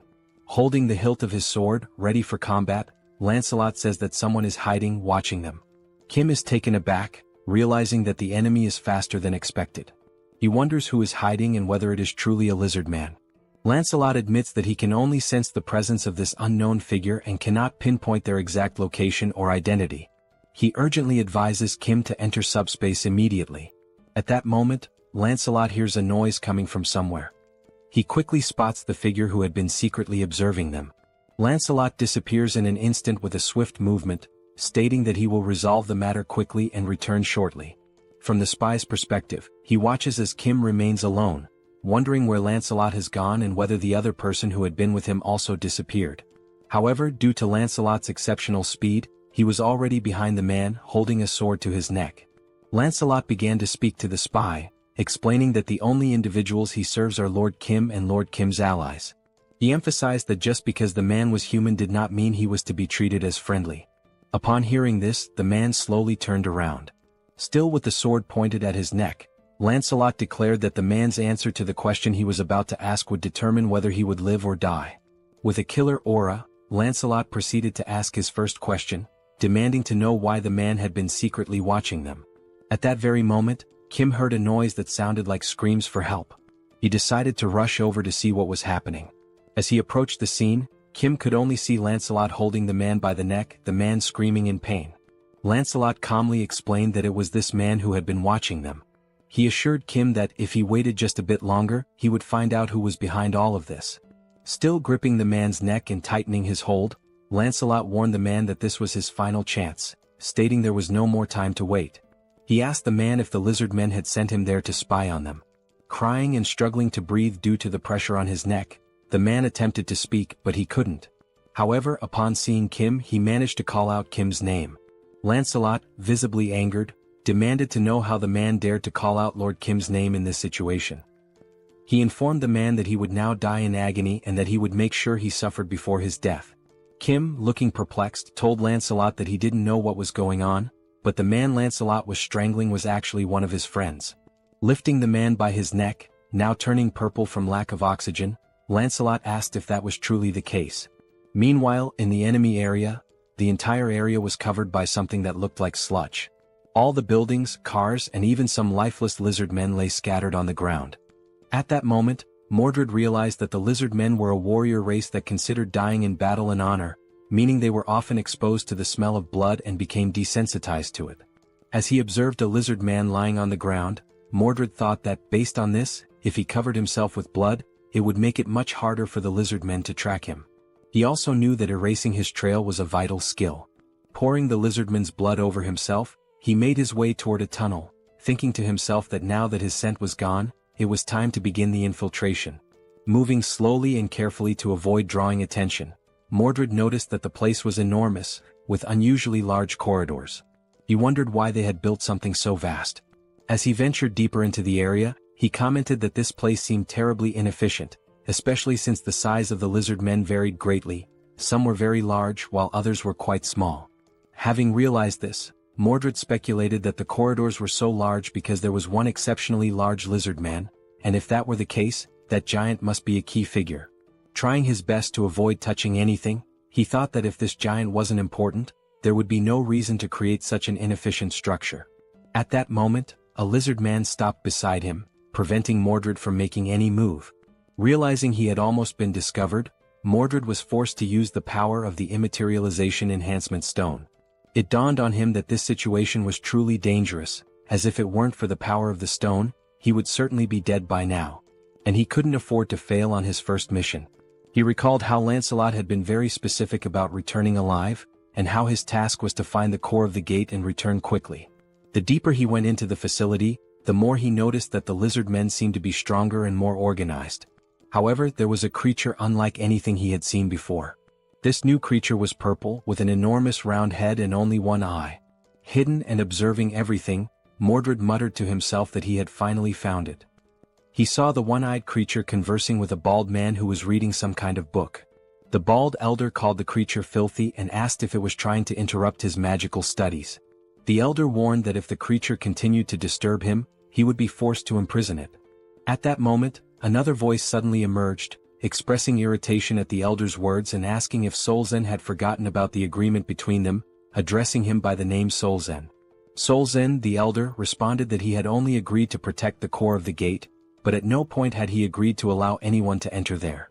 Closing the book he had been reading, the elder said that he would seal the core of the gate without causing any damage to it. He added that if he had time to worry about the core of the gate, perhaps he should start thinking about the subordinates who had already died. The voice replied once more, stating that it understood that, a long time ago, Solzen had indeed been an incredible arcane mage, but now he had been exiled and was desperately clinging to them in order to survive. As something moved towards him, Solzen remarked that there was no need to bring up such a topic so suddenly. The thing, which resembled a tail, started wrapping around the elder's neck, and the voice spoke again, warning Solzen to understand his place, unless he wanted every bone in his body to be crushed to death. At that moment, it became clear that the voice was coming from a giant lizard man, who was the leader of all those present there. After this, Solzen acknowledged the situation, stating that he understood and perhaps had misspoken. He then asked the giant lizard man not to be so harsh. Still hidden and observing everything that was happening, Mordred noted that just by looking, it was evident that this was no ordinary lizard man. He wondered whether this elder, Solzen, was truly an arcane mage. Mordred then reflected on what the giant lizard man had said, that Solzen was an arcane mage but was no longer one. Mordred began to ponder the connection between the arcane mage and the lizard men, especially considering that Solzen had been entrusted with guarding the core of their portal. Unable to see everything clearly, he questioned whether the elder was talking to a tail or a tentacle. Not noticing what was beside him and listening to the conversation, Mordred could tell by the tone of the voice that it was authoritative and oppressive, clearly indicating that the giant creature must be the leader of the lizard men. A giant chameleon had blended into the environment so well that even Mordred hadn't noticed it, leaving him vulnerable. At that moment, Mordred realized that, from where he was standing, he could not fully see the entire shape of the massive creature, but it was enormous, and he speculated that the large corridors might exist solely because of that creature. Mordred mentioned that the lizardman's defenses didn't seem so strong, so perhaps he could move a little closer to confirm the size of the creature. But just then he sensed something strange. Despite not being able to see anything or notice the giant camouflaged chameleon, he felt something pressed against his leg. The chameleon then launched its enormous tongue in Mordred's direction. A strange sensation made him turn to look, trying to understand what had just happened. By the time he realized it, something had already wrapped tightly around his arm, leaving him no chance to escape. As he was dragged by the chameleon's tongue, Mordred understood in that instant that everything had gone horribly wrong. The chameleon hurled the stealthy knight against the wall, giving him no opportunity to react. Upon impact, Mordred's camouflage began to fade, leaving him exposed in enemy territory and completely vulnerable. At that moment, the enemies also noticed something unusual and turned to investigate. The giant lizard called out to the arcane mage, demanding to know what was going on. Solzen, who had already understood what needed to be done, responded without hesitation, stating that someone had infiltrated their domain and had been spying on them. The bald elder then activated one of his red aura spells, summoning several scrolls into his hands. Unrolling one of them, he prepared to unleash an arcane spell. Without hesitation, he cast a magic missile, sending multiple powerful projectiles, imbued with a crimson aura, flying straight toward Mordred, who was still in the process of recovering. Seeing the attack rushing toward him, Mordred tried to react quickly. His eye gleamed, possibly as he activated his materialization ability to avoid being hit. At that moment, a flashback emerged. Kim's friend mocked his uniform, calling it pathetic and asking if he had pulled it out of the trash, pointing out how tattered it was. Kim thought back to the very first impression he had of this guy, and how it made him want to buy him a new pair of glasses. The boy laughed, making further remarks about Kim's family being poor, stating that from now on, Kim stinks and should stop talking to him. The word sparked Kim's anger. Without a second thought, Kim punched him in the face, and at that moment, the reason behind Kim's earlier thought about buying him new glasses became clear. Sometime later, the same boy was seen playing on a handheld console. He had just bought the video game the day before, yet he wondered why the other kids in the class didn't seem to care about him at all. Sitting alone in the room, the boy, comfortable in his privileged life, subtly boasted about it, trying to draw attention from his peers. However, the only thing the others could think was how annoying it was that he kept flaunting his wealth. Some even remarked that money wasn't everything, and despite his attempts, no one envied him. Kim, reflecting on the situation, considered that the boy had been young at the time, so it was understandable that he didn't know how to properly connect with his friends. But Kim also thought, I was young too, and I still found him incredibly irritating. What started as a small, random incident eventually led to something much worse. Some kids snatched his console and began fiddling with it, commenting on how he had some good games. As they took the handheld from him, they laughed, saying that since he was rich, losing something like that shouldn't be a big deal. At that moment, the boy tried to protest, saying that it wasn't right. But before he could finish, they punched him in the face, knocking him to the ground and continuing to beat him mercilessly, despite him being completely defenseless. The bullies sneered, telling him they hadn't asked for his opinion. However, one of them suddenly noticed something approaching from behind. When he turned to look, it was Kim rushing toward them with his backpack in hand. Without hesitation, he swung the backpack directly into the bully's face, momentarily halting the one-sided beating. Caught off guard, neither the boy who got hit nor his friends reacted immediately. But then Kim spoke up, making it clear that what he had just done wasn't out of a sense of justice. He reminded the group that this guy had always mocked his family's situation whenever they were around friends. Kim had only stepped in to prove that he wasn't an easy target and to show off in front of everyone. The delinquents quickly realized that the two of them might be friends and asked Kim if he wanted to take a beating in his place. At that moment, Kim regretted trying to act tough because the tables had turned. Now he was the one getting beaten up. Meanwhile, the boy with glasses watched, realizing that everything was his fault for having acted like a jerk. As the bullies continued their onslaught on Kim, someone suddenly grabbed the wrist of one of them. It was Seoul, their dear sister, arriving at the perfect moment to intervene. Without saying a single word, her terrifying presence alone was enough to make Kim realize something. For the first time, Seoul actually seemed kind of cool. And only then did Kim remember that Seoul was somewhat famous in the area for being incredibly tough. As Kim grinned with relief at being saved, Seoul simply stated that this was unacceptable and that from now on, Kim would be doing morning training with her as well. Hearing those words, Kim was left in shock, fully aware that this was not going to be easy. While still holding the delinquent's arm at that moment, Kim responded, saying that he wasn't even part of a sports club, so he had no intention of doing those exercises. Seoul, however, dismissed his protest, stating that it didn't matter and that she would speak with the coach immediately. The other members of the club started asking if Kim was Seoul's younger brother, commenting on how adorable he was, while the delinquent stood there, completely unaware that he had just messed with her little brother. The other members patted Kim's head and he thanked them for everything, while Seoul took the opportunity to lecture the delinquent, ordering him to go home. As Kim was leaving the scene, he turned around to take a final look and noticed that the rich kid was still standing there. Curious, he asked what he was doing and told him to hurry up and leave as well. Tears streamed down the boy's face, and at that moment, the only emotion filling his heart was gratitude. From that incident onward, the two of them grew close remarkably fast throughout high school. They began spending more time together both at school and outside of it, watching promotional fights featuring famous fighters, cheating on tests, and laughing when Kim got annoyed for still scoring lower than his friend despite his efforts. Even after going to different schools, they remained in frequent contact, constantly checking in on each other's academic performances and sharing updates about their lives. Then, after graduating high school, they ended up enrolling in the same university, and over time their bond grew even stronger. Now, they were not just close friends but the kind of best friends who genuinely influenced each other's lives. The two even played League of Legends together, where the glasses-wearing friend would come up with wild builds. At some point during one of their matches, he casually mentioned that he had been thinking about joining a kendo dojo. Kim, caught off guard, asked why he suddenly had that idea. His friend explained that watching Kim and Seoul train had looked really cool, and it made him want to try a sport of his own. Since there was a kendo dojo near his house, he figured it would be a good place to start. Still shocked that his friend found that kind of training cool, Kim jokingly asked if he had hit his head recently. His friend simply responded that not all training was as brutal as Seoul made it seem. At that moment, Kim realized something. That was the exact moment Manhwa started training kendo. Thinking back, before that, he would have never even considered joining a dojo. Returning to the present, Manhwa suddenly said something that left Kim completely stunned. Manhwa repeated himself, revealing that he had awakened swordsman abilities, leaving Kim wide-eyed with shock. Manhwa, noticing Kim's reaction, questioned why he looked so surprised. After all, Kim was the one who should be more shocking. He had become Seoul's representative after all. Manhwa even admitted that, at first, he wasn't sure if it was really the same Kim he knew. The sight of Kim's skeletal companion had terrified him so much that he hadn't been able to approach. Explaining further, Manhwa admitted that he had hidden himself, waiting for the skeleton to leave before stepping out.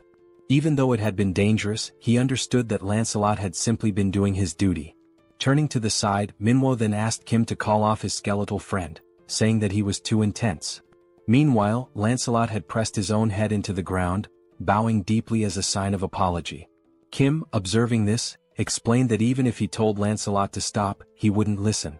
For a knight, honor was something personal, and this was a matter of self-discipline. It was about not being able to forgive himself, something that only he could atone for. At that moment, the only thought running through Lancelot's mind was how pathetic he was for having wronged Lord Kim's dear comrade. Beyond pathetic, it was tragic. With that heavy realization, Lancelot declared that he no longer had the right to call himself a knight. Manhwa, observing his posture, couldn't help but ask where Lancelot had learned such a stance. Kim casually responded that he had probably learned it from getting beaten by Seoul. Shifting the conversation, Kim expressed his relief that Manhwa was safe and asked how his mother was doing. He then suggested that, if Manhwa agreed, his mother could stay within a secure subspace, ensuring her safety. Upon hearing that, Manhwa turned his face away, as if something was weighing on his mind. After a moment he responded, "Probably she was fine, maybe." Kim, now feeling uneasy, realized that Manhwa didn't even know for sure if his mother was safe. Sometime later, in enemy territory, where the homes had been consumed by mud and filth, Manhwa's mother could be seen, lying down to rest, surrounded by only a few meager supplies. A noise from nearby caused her to wake up. Alerted, she got up and decided to check what it was. As she turned around, her eyes widened at the sight of Lancelot standing outside her window, his fist raised, ready to strike. In an instant, his punch shattered the window, sending shards of glass scattering throughout the house. Stepping inside, he introduced himself. He was Lancelot, the captain of the Knights of Camelot, and one of the loyal knights serving Lord Kim. Then with a steady voice he asked, "Are you Manhwa's mother?" The woman responds affirmatively, confirming that she is Manhwa's mother, but immediately questions what all of this is about. Lancelot then states that, from this moment on, he will personally ensure her safe passage to where her son is waiting. Manhwa then recounts how, shortly after the apocalypse began, a bidding war ended with a transparent barrier tragically separating him from his mother. Desperate to see her again, Manhwa even offered himself as a participant in another bidding war, hoping to reunite with her. However, he lost. The barrier eventually disappeared, but due to the terraforming, he still couldn't reach his mother. He explains that terraforming occurs when an environment from one dimension flows into another, altering its landscape and accessibility. Depending on which dimension the terraformation originates from, it may not necessarily be dangerous. In this particular case, while the environment was difficult to access, it wasn't inherently lethal, meaning there was still a strong chance that his mother had survived. Filled with renewed hope at the thought that his mother might still be safe, Manhwa's excitement grows. However, Lancelot tempers that optimism, warning that despite these conditions she may not be as safe as they assume. While this terraforming event may not have been toxic or deadly, the reality remains that this territory belongs to another dimension. In other words, it is still enemy territory. That is precisely why, as Lancelot carries Manhwa's mother on his back, he speaks with unwavering conviction. Even if the risk of failure is high, even if the mission is arduous and dangerous, he must prove himself worthy of being called a knight. And so, Lancelot declares that he will not repeat the failures of his past. At that moment, Lancelot notices a sudden increase in noise nearby. Glancing to the side, his eyes catch sight of someone running while shouting his name. The voice grows clearer as the person calls out, addressing him as Captain, while sprinting toward him. Focusing on the approaching figure, Lancelot recognizes Mordred, running frantically and yelling that he doesn't know why Lancelot is here, but that he needs to hurry. Mordred, looking increasingly desperate, pleads once more for Lancelot to run and look behind him. For a brief moment, Lancelot struggles to process the urgency in Mordred's words. Then, making the decision to turn around, he finally sees it. A wave of enemies surging toward them at full speed. The advancing enemies, their voices filled with pure hatred, declare that under no circumstances can they let that rat escape. It is only now that Lancelot fully realizes the grim reality before him. The plan to rescue Minwo's mother quietly has completely fallen apart. Irritated by the situation, Lancelot turns his frustration toward Mordred. Fuming, he snaps at him, calling him a useless idiot, blaming him not only for failing the stealth mission but also for making the rescue significantly more difficult.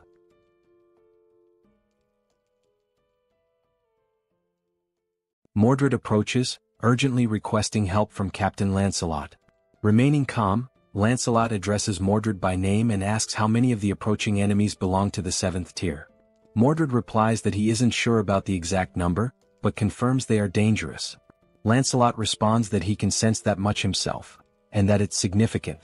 In addition to an aerial assault, there are also new enemy types he has never encountered before. If the situation continues like this, escape will become impossible, as it's only a matter of time before they are overtaken. Understanding the gravity of the situation, Lancelot instructs Mordred to return immediately and deliver all the gathered intel to Lord Kim. From this point forward, Mordred will take over the mission to rescue Minwo's mother. While lifting her gently onto Mordred's back, Lancelot identifies her and explains that the mission is to escort her back safely. Placing a hand firmly on Mordred's shoulder, Lancelot tells him he will try to buy as much time as possible, and expresses his hope that Mordred will complete the task without harm. He also instructs Mordred to inform Kim that he should use the enhancement stone, and that Percival would be a fitting candidate for it.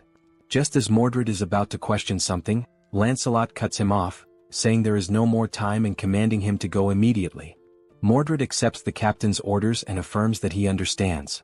Then he departs with Minwo's mother to complete the mission and report back to Kim, leaving Lancelot behind to face the enemy alone. Lancelot draws his sword and declares his readiness. As the lizard men close in, the captain's mind is calm. There is nothing to fear. He has made his choice to prove he is a knight. All of this is in the name of Lord Kim, even if it means facing every enemy alone. The scene shifts. Mordred has already arrived at the destination where Kim and Minwo are located. Opening the door, he announces that the mission has been accomplished. Minwo bursts into tears at the sight of his mother. Kim, too, expresses his relief and happiness that Minwo's mother is safe. Kim recalls that Lancelot had vowed to bring her back and asks whether Mordred is alright or if he was hurt somewhere. At that exact moment, Kim senses something is off as a system notification appears out of nowhere. The message reveals that the ghost of Camelot, Lancelot, has disappeared. Outside, Mordred begins recounting everything he witnessed and what happened after the split. Upon hearing this, Kim realizes that Lancelot must have sacrificed himself to complete the mission. And thanks to that sacrifice, Mordred was able to deliver the vital information, and Minwo's mother was saved. Kim then reflects that Lancelot may not be truly gone, as he could be revived by naming him once again using the enhancement stone and the magic stone. Even so, the thought leaves Kim uneasy. Being able to revive and being able to survive are not the same thing. He begins to question whether he placed too great a burden on Lancelot, now realizing that perhaps such a sacrifice wasn't necessary at all. Kim continues to reflect that he shouldn't have let Lancelot go like that. Even if Lancelot didn't want to listen, Kim should have told him that everything was alright, and that he didn't need to give up his life to prove his worth as a knight. Interrupting Kim's thoughts, Mordred recalls that Captain Lancelot specifically asked him to say that the enhancement stone would be well suited for Percival. This reminds Kim of the conversation he once had with Lancelot regarding the proper use of the enhancement stone, which possesses healing attributes. Kim acknowledges to himself that Lancelot truly thought of everything in advance, strategically and efficiently, even considering how best to use the enhancement stone. Once again lost in thought, Kim pulls himself back to the present and orders Mordred to share the rest of the information he gathered. With a look of unwavering determination, Lord Kim states that Lancelot's sacrifice will not be in vain, and that they will now formulate a plan to close the gate used by the lizard men. Back in the enemy's hideout, we see Lancelot's helmet, shattered and battle-worn, lying as the only remnant of the fierce fight that claimed his life. The bald old man, Sozen, is shown to be manipulating the helmet through the use of his magic. As he observes it closely, Sozen realizes that it belonged to an undead knight, and begins to wonder if there is a sorcerer somewhere responsible for creating such beings. While the old man is still deep in thought, he hears a voice commending him for a job well done. The voice belongs to the giant lizard man, who says that although the infiltrator was lost, they managed to capture someone else in his place. The old man responds dryly, saying that in situations like this, it's not about saying well done, but about offering a proper thank you, since it was the giant lizardman's duty to capture intruders in the first place. The lizard man admits that it's no easy task, and the old man then asks what he plans to do with the enhancement stone they obtained after capturing Lancelot. The giant lizard man says that for now he'll put the matter aside. Originally he would have handed it over to Lakis or Yatu, but since both are dead, the old man takes the opportunity to suggest that, since there's no one else to use the stone on, perhaps the stone could be invested in him instead. The lizard man then asks what he would gain in return if he were to invest in the old man. Still levitating Lancelot's broken helmet, the old man now begins levitating a scroll as well. He takes hold of the scroll and describes it as remarkable. He explains that, as the lizard man should know, scrolls can be used even by those without magical abilities, single-use items that allow anyone to cast magic. The value of each scroll, he says, depends on the type of magic imbued in it. At the very least, they're worth more than 3D tier enhancement stones. The lizard man grunts in response, stating he can vouch for that. He also says he's heard rumors that the old man crafts his scrolls by embedding living people into them, which he finds disgusting. He adds that he much prefers the weapons and armor from the Eames dimension, as they are more efficient. The old man replies that the lizard man doesn't understand the artistry of creating scrolls using uncivilized beings. The giant lizard man then questions whether he too would be considered an uncivilized brute just for not understanding the old man's customs. He declares that arcane mages are themselves uncivilized beings. He goes on to say that they're barbaric sorcerers, and asks what it feels like to be powerless and exiled. He concludes that the enhancement stones will be used to acquire equipment from the Eames dimension, while the revolting scrolls will continue to be made using the prisoners they capture. The old man accepts this outcome with a sigh and comments that the lizard men truly lack imagination. At that moment, he hears a sound coming from deeper within the hideout, something that draws his attention. Their focus turns to the entrance and soon someone begins to step through. The old man and the lizard man exchange confused looks, unsure who the newcomer could be. Then they see a knight entering, holding a shield in one hand and an axe in the other. The knight announces himself to the enemies. He is Percival, one of the 12 knights of Camelot. The old man demands to know who this man is, and once again the knight identifies himself as Percival. The old man scoffs, saying it doesn't matter, and asks if he's come to avenge his fallen comrade. Wasting no time, Sozen casts a flame spell using one of the scrolls and tells Percival to try and endure it. A fireball crashes into Percival, but after the blaze dissipates he stands completely unharmed, having blocked it entirely with his shield, without even taking a step back. Seeing the hulking figure standing firm before him, Sozen mutters that Percival is far tougher than he expected. Then, wondering whether the knight can withstand the next spell, Sozen prepares another attack, moving his fingers to control more scrolls. But nothing happens. Turning to look at the scrolls, he sees a portal sucking them all in, every last one of them at once. Sozen freezes in disbelief. This is the first time he has ever seen scrolls behave this way. At that exact moment, the system sends a notification to Kim, stating that all magical scrolls have been stored, at the cost of 3,914 magic stones, leaving only 1,843 remaining. Kim, currently inside a helicopter with Yong-soo, confirms that the scrolls have all been safely stored and says he'll leave the rest to the team. The message is transmitted to a radio device, one that is in Percival's possession. Upon hearing the message, Percival raises his voice and asks if Mordred just heard that. The old man, completely confused, asks who this Mordred is that Percival keeps referring to, and whether he's the one who stole the scrolls. Before anyone can react, Mordred deactivates his camouflage right behind Sozen. Without wasting a moment or giving Sozen time to respond, Mordred swiftly swings his weapon, slicing the old man's head clean off with a single blow to the neck. And with a cold finality, he declares, Mordred is the name of the one who killed you.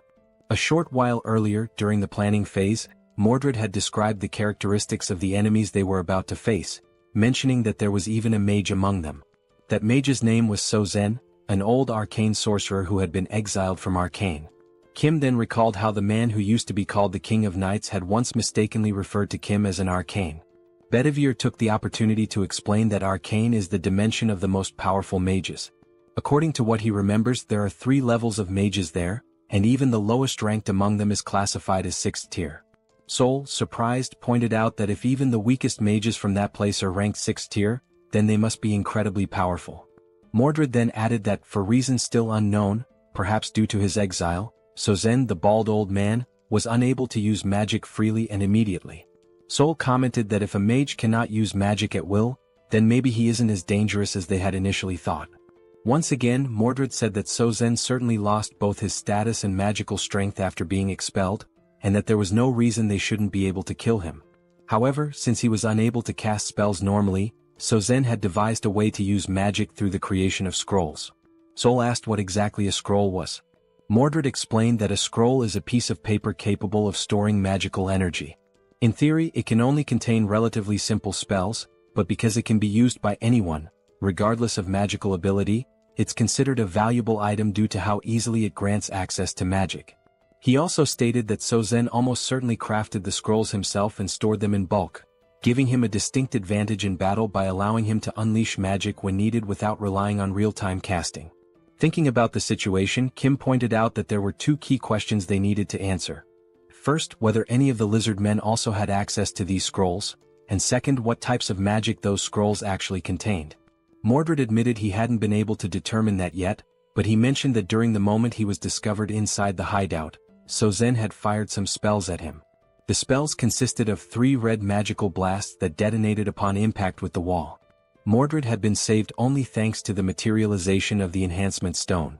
The only thought running through Mordred's mind at the time was why a mage would be so dependent on scrolls instead of simply casting spells himself. At that moment, the sound of the explosion drew the attention of a nearby lizard man, who came running and asked what was going on, inquiring whether the commander was safe. The commander, who happened to be a chameleon, responded that there was an intruder in the area. The lizard man then asked where the intruder was. The chameleon said the intruder could disguise himself and that they needed to warn the others as quickly as possible. The soldier responded with a nod, saying he understood. Mordred considered the idea of simply slipping away and escaping undetected, but he couldn't bring himself to leave without understanding why a mage wouldn't use his own magic. The lizard man stated that the first priority was to block the entrance to prevent the intruder from escaping. The chameleon agreed, saying they needed to act quickly. As soon as the chameleon finished speaking, Mordred revealed himself and swiftly decapitated the lizard man. As Mordred's camouflage gradually faded, the chameleon stared in horror, realizing that the intruder was still there.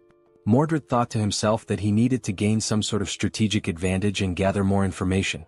Without wasting a moment, he struck again, this time slashing the chameleon's throat with a clean swipe of his dagger. As the chameleon collapsed to the ground, convulsing and gasping for his last breath, Mordred turned his head upon hearing a voice shouting insults at the fallen lizardmen, calling them idiots and bastards. It was the bald old man, Sozen, floating in the air and ranting that the lizardmen were too stupid to catch a single intruder. Still hovering, Sozen complained that he had to take matters into his own hands and write a new scroll himself, which was a difficult task. He looked at Mordred and stated that he was also unlucky because regardless of what happened, he would eventually be caught. At that moment, Mordred didn't quite understand what Sozen meant by that. Reflecting on the past, Mordred later explained that what surprised him the most was that Sozen had been able to track him even after he'd successfully escaped the cave. It was only because of this pursuit that Mordred was able to learn the extent of both the lizardman's and Sozen's abilities. Mordred bowed his head slightly, apologizing and admitting that the pursuit had been more intense than expected, and that as a result, Captain Lancelot had made a great sacrifice. Kim responded by telling him not to blame himself. Without Mordred, none of them would have even known there was a mage among the lizard men. Kim went on to say that Mordred had taken action not only to gather information but while being fully prepared to die in the process. No one, he added, had the right to judge that. And once again he told Mordred not to feel guilty, because it was Kim's responsibility to act and make decisions. Right now, the top priority was to shut down the lizardman's gate. Bedivere then commented that it was very likely Sozen was reluctant to produce more scrolls, possibly because they were not simple to create. Because of this, Bedivere believed the probability of scrolls being distributed among other lizard men was quite low. The military officer then confirmed the names of the enemies and of the bald mage, stating that they were likely hiding in a cave because it would be easier to conceal the portal's core there. He went on to say that Sozen was almost certainly the main defensive force guarding the portal, which meant he would not be leaving the cave. And this indicated two things. First, that the strength of the enemy forces was insufficient, and Sozen had no choice but to step forward himself. Second, that the full power of the Guardian mission needed to be deployed, and that the leakage of any information had to be avoided at all costs. Kim then pointed out that if they could just take out the old mage, the rest of the operation would become significantly easier. The real issue, however, was figuring out how to neutralize such a mage. The officer agreed. Kim said that, in his opinion, there was a good way to deal with that, and it involved using his newly unlocked level 3 subspace abilities. He referred specifically to the category skill, which allowed all items stored in the subspace to possess their own distinct properties and to be automatically classified according to specific criteria. The categories were of a higher tier, but the downside was that it was not possible to create or edit new categories at that level. Kim remembered a time when he tried to register a car as a categorized item, but the system didn't allow it as there were no matching categories available. So, only items that already fit into one of the existing categories could be stored, and even then only by paying a cost. He also recalled that he was only able to store the Sacred Spear of Lakis because it fit under the Eames Construction Materials category. It hadn't been long since he had managed to evolve the subspace to level 4, after killing the traitorous goblin Bongso. After this upgrade, it became possible to create new item categories, though the system still limited the number of custom categories to a maximum of 2. At that moment, Kim realized that since the mage couldn't use magic freely and relied on scrolls instead, there might be a workaround. While adjusting the system, he thought about adding a new category for the scrolls, with the intention of removing Saozen's access to them. Kim mentioned that Pax's ability could be used from a relatively long distance, and that even if Sozen was hidden deep inside a cave, the ability would still be able to reach him. Once the plan was finalized, an assault group was dispatched to the cave. This group was composed of Seoul and Percival, the newly appointed tank knight. Seoul teased him, asking whether he was the leader of this operation, to which he answered affirmatively. She said she was eager to see what he was capable of, and Percival also added that he was looking forward to it. However, as soon as the action began, Percival realized that Seoul never really had a chance to take the lead, and Kim decided to keep her inside the subspace to avoid any unnecessary complications. Inside the subspace, Seoul was furious, yelling that she wanted to fight too. Kim responded by saying that her time would come, and asked her not to be too upset. Meanwhile, the lizard men within the cave were communicating among themselves. One of them announced that there was an intruder and that everyone needed to be alerted. Another said he would go report this new invasion to Sozen. As that lizard man ran off to deliver the message, a camouflaged figure suddenly appeared in front of him. It was Mordred, who, true to his skills as an assassin, intercepted the message by decapitating the lizard man in a single clean strike. The infiltration team also included Mordred, who, back in the present, the scene revealed Saozen's severed head rolling across the floor of the cave as Mordred calmly held his dagger. The massive lizard man commented that he had felt a faint vibration in the ground, and then suddenly this man showed up and killed Sozen.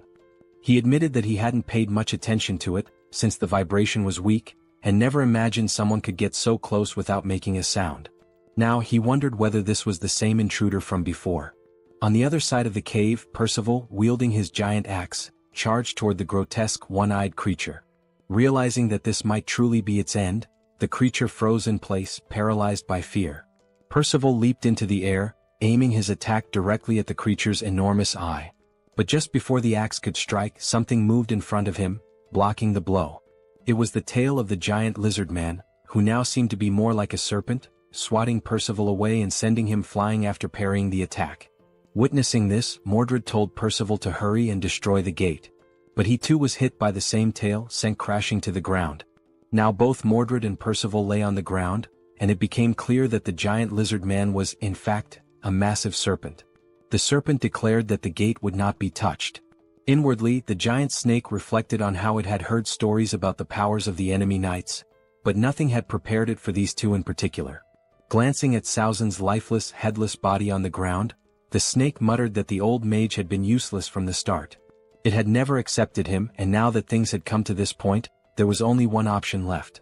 The giant serpent then grabbed the one-eyed creature in its jaws and fled into the tunnels that lay deeper within the cave. Lying on the ground, Mordred questions the reason behind the enemy's actions and wonders what the true intention is with relocating the core of the portal. His thoughts circle around the possible objectives, trying to understand where the enemy intends to go with such a move. Meanwhile, as it flees through the tunnels, the giant serpent reflects on its past experiences and competitive bidding processes. From what it has learned, regardless of how powerful someone might be in the present, a representative is never allowed to be of the 7th rank. That rule, deeply ingrained in its understanding of power dynamics, makes the current situation more complex. The serpent considers that perhaps its leader has chosen to remain outside the cave for protection, yet is still observing and monitoring everything that is unfolding inside. As the serpent moves swiftly through the passageways and begins to see the light of the cave's exit, it becomes aware that with all the forces now focused within the cave, the leader, Kim, will be left exposed. And as the serpent had anticipated, just outside the cave inside the helicopter stood Kim, marked with a massive representative sign glowing above his head. Approaching quickly, the serpent concludes that it has finally found what it had been searching for. Inside the helicopter, Kim suddenly senses something rapidly approaching his position. Looking out and focusing his gaze, he is taken aback by a sudden and startling sight. A gigantic creature is closing in at high speed, preparing to swallow the entire helicopter in a single overwhelming bite.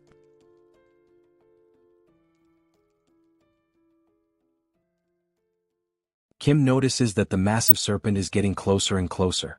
However, in some way he remains composed, perhaps due to the confidence he has in the capabilities of his powers. Recognizing the imminent danger, he calmly instructs Pax to throw something at the enormous creature approaching the helicopter.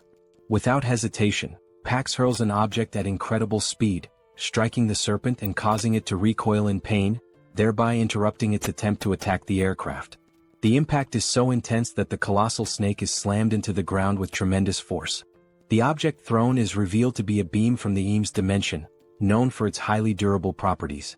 The serpent, catching the beam with its tail, flings it far away. After tossing the object aside, it realizes that the material is indeed a construction element from the Eames dimension. Having heard rumors about Kim's strange abilities, the serpent begins to understand that the rumors might be true. From inside the helicopter, Kim watches the creature and assesses its power. The snake, as enormous and intimidating as it appears, is evidently just as strong as its size suggests. Kim instructs Yongsoo to keep some distance from the creature for the time being. Determined not to give the enemy a chance to recover, Kim gives the order for Pax to continue the attack. In response, Pax rapidly launches several Eames dimension beams at astonishing speed, all directed at the giant serpent once again. Sensing the incoming assault, the serpent coils its massive body in an effort to shield itself from the barrage. With its incredibly resilient body and the advantage of anticipating the strike this time, it manages to block the incoming beams, seemingly taking no damage at all. Observing the creature's movements as it defends itself, Kim realizes that defeating this enemy may not be so simple. The beam barrage from Pax continues, but this time the giant serpent seems to come up with a plan. It begins dodging each of the beams one by one with precise and agile movements. It slithers swiftly through the area until it comes across a building which it begins to climb. Reaching the top, the serpent positions itself at an altitude parallel to the helicopter. From inside the aircraft, Kim and Yongsoo remain unsure of the creature's strategy. Then, trying to catch them off guard, the serpent suddenly spits a venomous substance from its mouth, aiming directly at the helicopter. Noticing the incoming attack, Yongsoo attempts to maneuver the helicopter out of harm's way. However, the evasion is only partially successful. The venom still manages to strike part of the windshield. As the toxic substance begins to corrode the surface, Yongsoo panics, knowing that if the windshield weren't so resilient, the venom could have reached him directly. Reacting swiftly, Kim opens the subspace and instructs Yongsoo to enter it immediately. The portal begins to close slowly behind him.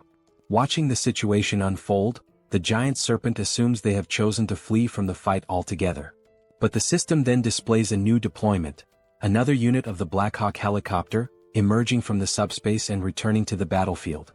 The window that had just been hit by venom now appears flawless, as if it had never been damaged. And indeed that is the case, this is a different helicopter altogether. Witnessing this, The only thought running through the serpent's mind is whether the venom attack was somehow undone by re-entering the portal. It wonders what kind of ability Kim could possibly possess. Inside the new helicopter, Kim reflects on the situation. Whether or not the vehicle is struck, as long as it is part of the subspace, he can simply replace it with another. However, he now recognizes that attacking the creature using the EAM's beams is ineffective, and he begins to wonder what alternative strategy he should use. The serpent, now coiled around another building, continues to watch him closely. Kim considers whether he should try using that newly acquired item. Choosing not to waste time overthinking, he commands Pax to launch the spear imbued with electrical properties. Flying at high velocity, the spear hits the serpent directly. At first, it shows no reaction, no visible pain. However, unlike the beams, the spear manages to pierce through the creature's thick hide.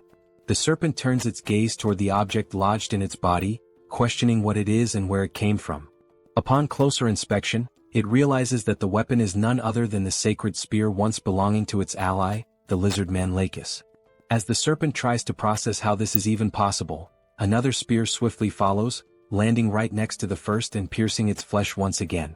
The serpent now begins to question just how strange the situation truly is. It was already unsettling to see Lakis's spear embedded in its body, but now there are two of them and Lakis only ever possessed one. Still in disbelief, the serpent tries to process how such a thing could be possible. Meanwhile, yet another object is rapidly approaching, clearly intended to strike it as well. Unlike the previous spears, which carried electrical properties, this new one is imbued with the power of ice. It pierces the serpent's thick hide just as easily as the others, causing it to react with a hint of alarm. Because the spear holds icy properties, it leaves a thin layer of frost spreading from the impact point across the serpent's flesh.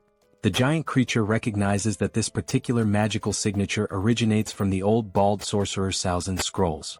It then wonders how Kim is managing to employ such a wide array of different attacks. Enraged, the colossal serpent lets out a furious roar, declaring that weak attacks like these are incapable of bringing it down. Then, in a swift and aggressive motion, it lunges once again toward the helicopter, bearing its enormous fangs. Inside the aircraft, Kim notices that the area surrounding the squad has become slightly frozen due to the latest spell's effects. Reacting quickly, he opens the subspace once more and steps through, thereby avoiding the serpent's assault. In addition to the helicopter, Kim also pulls others into the subspace. Mordred and Percival, who were still hiding, and Bedivere, who had been watching everything from afar. All of them are sucked through the portal in a single motion. Still frozen in place, trying to understand the nature of her opponent's abilities, the serpent notices that the representative mark of Seoul remains floating in the same place, exactly where Kim vanished into subspace. As she begins to open another portal in front of her, the serpent thinks to herself that Lakis never possessed two spears. Everything must somehow be a part of Kim's ability. This time, what she sees emerging from the portal causes her eyes to widen in disbelief. Kim appears once again, this time accompanied by Seoul and their father, each holding one of Salzin's spell scrolls. But they are not alone. Kim has coordinated for everyone who had been inside the subspace to simultaneously release spells using different scrolls, amplifying the impact of the coming attack. At that moment, Kim signals for everyone to launch their spells and unfurls his scroll, casting the powerful joint spell. The resulting magical force is so immense that the sky lights up in a blinding radiance, leaving the serpent unable to perceive what is coming toward her. As before, dozens of icy spears are launched in unison, forming an overwhelming barrage. This time, the serpent is unable to dodge the attack. Just like the previous strikes, the spears penetrate the serpent's thick skin, each freezing the area around the point of impact. But the assault continues relentlessly. Wave after wave of icy spears rain down, giving the serpent no opportunity to recover. Overwhelmed by the sheer number of piercings and the accumulating frost, the serpent finally collapses to the ground, its body unable to withstand the brutal combination of wounds and freezing effects. Observing the fallen creature, Kim announces that it has gone down and instructs everyone to fall back. He also tells Pax to deploy a new Blackhawk. Within seconds, a Blackhawk materializes in front of them, and Kim calls out to his pilot, Yongsu, preparing for departure. They board the helicopter and exit the subspace together. Looking out the open door, Kim sees the serpent writhing in pain on the ground, clearly struggling to rise. He remarks that for now the massive beast won't be moving anytime soon. Opening another portal to subspace, Kim gives a sharp command for everyone to launch more scroll-based spells. Now, each person within the subspace is seen holding scrolls of different colors, ready to cast once more. Realizing what's about to happen, the serpent reflects on what it could have done differently. Now its body is frozen and it can no longer move. Once again, the sky erupts in a blinding flash, caused by the immense power of the many scrolls being unleashed at once. At that moment, the system begins displaying multiple notifications, each indicating a different type of attack being launched at the serpent. This powerful, multifaceted magical strike heads straight toward the immobilized creature, which can do nothing but watch as the wave of destruction closes in. Thus, spells of various elements and properties strike the serpent with full force. Sometime later, as the dust finally begins to settle, Kim cautiously approaches the area. He states that he only has one question to ask. Then, looking ahead, he calmly asks why the enemies have been so desperate to launch their invasion. The serpent then states that things had to unfold exactly the way they did. Kim asks why. The serpent replies that he would not understand the reason, at least not now. Kim questions why he wouldn't be able to understand it. The serpent continues, explaining that the Earth's dimension is not far, and that, in time, Kim will realize that instead of simply defending himself as he is now, he will eventually become the one hunting other dimensions. It finishes by saying, "The universe, that is how the system was designed from the very beginning." And with those words, the giant serpent speaks for the last time. At that very moment, the system displays a notification stating that the dimensional account has been transferred, along with a total of 5,911 magical stones. Another screen appears, confirming that since Kim already holds a dimensional account, the values are combined, bringing his new total to 17,668 magical stones. Mordred, approaching silently like the assassin he is, comments that the serpent does indeed appear to be dead. The serpent's final phrases are echoed once more, raising questions about what she meant when she said there was no other choice but to invade, and about the system of the universe having been structured that way from the beginning. Mordred explains that although the leader of their enemies is now dead, the core of their dimensional gate is still intact.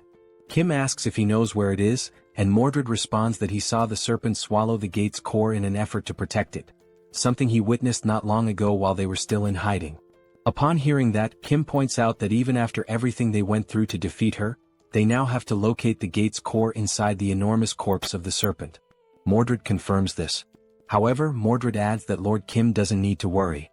Back in their hometown, they were well known for dismantling and breaking down corpses. Taking the lead, Mordred calls out to the other knights, stating that their objective is to destroy the gate's core and drive the Sabros dimension out for good. All of them step into the remains. After some time, the system displays another transfer notification, this time for 33,638 magical stones, with no depositor information provided. Another screen confirms that since Kim already has an active dimensional account, the total value is updated to 51,306 magical stones. Kim observes that the terraforming in that area is slowly beginning to dissipate. Then Mordred calls out to him, saying that while destroying the core of the portal, he happened to stumble upon something unexpected. Impressed by Mordred's speed and efficiency, Kim turns to see what it is. He sees Mordred holding 3 red enhancement stones in his hand. Without hesitation, Kim commands the system to use the stones.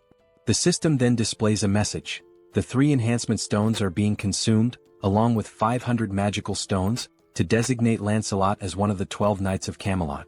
The enhancement stones begin to float, enveloped by a glowing red aura. Then a voice resonates. "Knight Lancelot, I swear to serve you with unwavering loyalty and devote my life to you, my lord." The system reveals Lancelot's updated stats. He is now a level 7 knight, one of the Knights of the Round Table. His attributes include penetration, acceleration, immunity, control, and critical accuracy. Lancelot is summoned once again, though now he may be in a factory reset state with no memories of his previous self, but stronger than ever before. At that very moment, a system notification appeared, announcing that the Sabros dimension had officially lost its commercial rights over the Incheon region. The message indicated that, because of this, Incheon had now been fully restored as part of Earth's territory. The land, which had previously been altered to favor the lizard men with its thick layer of mud, was now gradually returning to its original state, slowly but steadily. Lancelot stood quietly, taking in the scene unfolding before his eyes, while someone nearby remarked that all of this was happening thanks to him. The comment caught Lancelot's attention. As Lancelot turned to face Kim Kim said that although it might be a little late to say it, he was grateful for everything Lancelot had done. Lancelot paused for a few seconds, falling silent. Then finally he spoke, not to deny the gratitude but to apologize, explaining that he had only done what was required of him as a knight. Kim responded by acknowledging how hard it must have been to do what needed to be done. He added that, regardless of whether Lancelot was good or bad, simply saying thank you would be better than offering an apology. Lancelot seemed ready to apologize again, but he stopped himself midway and instead offered a sincere, heartfelt thank you to Kim. And in that brief moment, Kim felt a quiet joy as he realized that his friend Lancelot had truly returned. He had not been reset from scratch, but was genuinely himself once again. At that exact moment, something caught Kim's attention, prompting him to look toward the sky. There, multiple helicopters were approaching in formation, heading in their direction. The city was no longer covered in mud. Throughout Korea, only Incheon had lost the bid for territorial rights. And now that it had been recovered, it meant that all the monsters who had attempted to conquer Korea had been successfully eliminated. Of course, this did not mean that the situation was entirely safe. Primitive monsters such as orcs and wyverns still roamed the land. Those remaining threats would need to be dealt with before the country could truly resume its normal functions, and that process could take a very long time. The helicopters completed their descent and landed at the site. The head of operations disembarked and addressed Kim as Colonel Kim, a title that made Kim pause for a moment, slightly puzzled by being called Colonel. The operations chief explained that they had not arrived earlier due to the ongoing terraforming process, but now additional helicopters were on their way transporting supplies. As he looked up at Kim, who stood atop the massive serpent's corpse, the chief remarked that this enormous creature had to be the leader of the lizardmen, and asked how something that size could even exist. Kim replied that he hoped the other head of operations was doing alright, since the last time they met, that man had fled the scene, claiming he had been attacked by insects. Sometime later within the subspace, it was finally time for a meal. Plates were being served to everyone, and Kim couldn't help but think about the strange contrast, being served Chinese food in a world where monsters still roamed the streets. He wondered where the dish had even come from.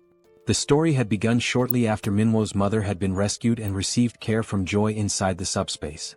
Minwo's mother had mentioned that she should offer food to express her gratitude to everyone, but Joy reassured her that she was fine. She had eaten a lot lately, though she would gladly accept the offer as a kind gesture. Curious, Minwo's mother asked how Joy had managed to eat so much food in a place like that. In response, Joy asked if she really didn't know. That was how Minwo's mother came to learn about Kim's abilities, specifically his power to produce infinite ingredients. She then mentioned that she had a friend who was an excellent cook. With materials provided by PX, dishes were prepared by the owner of a renowned Chinese restaurant located in Chinatown. This chef cooked with joy in his heart, because even in such a ruined world, he could still prepare food for others. It made him feel blessed to serve people again. And that was the story behind the Chinese dish. Thanks to the kind heart of the chef, it had become possible to enjoy a meal of such quality even in the midst of the apocalypse. Of course, even if the ingredients were unlimited, it was still questionable how the chef had prepared so much food alone. In truth, he had made only one dish, and from that single plate PX had duplicated the rest. Seoul, known for her large appetite, devoured the meal and repeatedly asked Kim to bring more food, faster. Hearing this, Kim told her to slow down, commenting that it didn't even look like she was chewing. The women around them were astonished, still wondering how food could possibly taste that good. Meanwhile, Kim reflected on everything that had happened. He had defeated the lizard men, reclaimed Incheon, and now, everyone was able to sit down and enjoy delicious Chinese food together, and celebrate. And there was one more reason to celebrate. At that moment, Kim's sister-in-law, his older brother's wife, was not feeling very well. Joy asked her if she was okay, suggesting she might have caught a cold or something like that, since she hadn't eaten much. Looking down at her nearly full plate, the sister-in-law told them not to worry. But Joy continued, asking whether she had been feeling more nauseous lately, if her urination had decreased, if her mouth felt dry, and whether she experienced dizziness when moving quickly. The sister-in-law responded affirmatively, clearly confused as to how Joy could know all of that. Then Joy said something that took everyone by surprise, even the sister-in-law herself. She explained that those were early symptoms of pregnancy. Shortly after the meal, this information was shared with the rest of the family. Song, Kim's older brother, called everyone together for an important announcement. He explained that after Joy's suspicions, his wife had taken a test, and it had confirmed the pregnancy. Everyone congratulated them with smiles and heartfelt joy. Yangso turns to Kim and congratulates him as well, acknowledging that Kim is now about to have his very first nephew.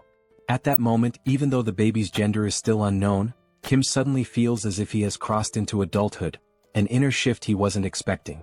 As the family gathers, their thoughts begin to wander toward the future of the baby. They start wondering about what the baby will wear, whether PX includes children's clothing, and which sport the child might eventually take up. Joy and Seoul are equally excited about the baby's arrival, filled with anticipation and happiness. However, just as with many things in life, wherever there is joy, there can also be looming concerns. The moment of celebration and happiness proves to be brief. A soldier approaches Kim and speaks quietly, informing him of an urgent radio transmission coming from the chief of the Central Operations Command. He suggests that Kim should hear it immediately.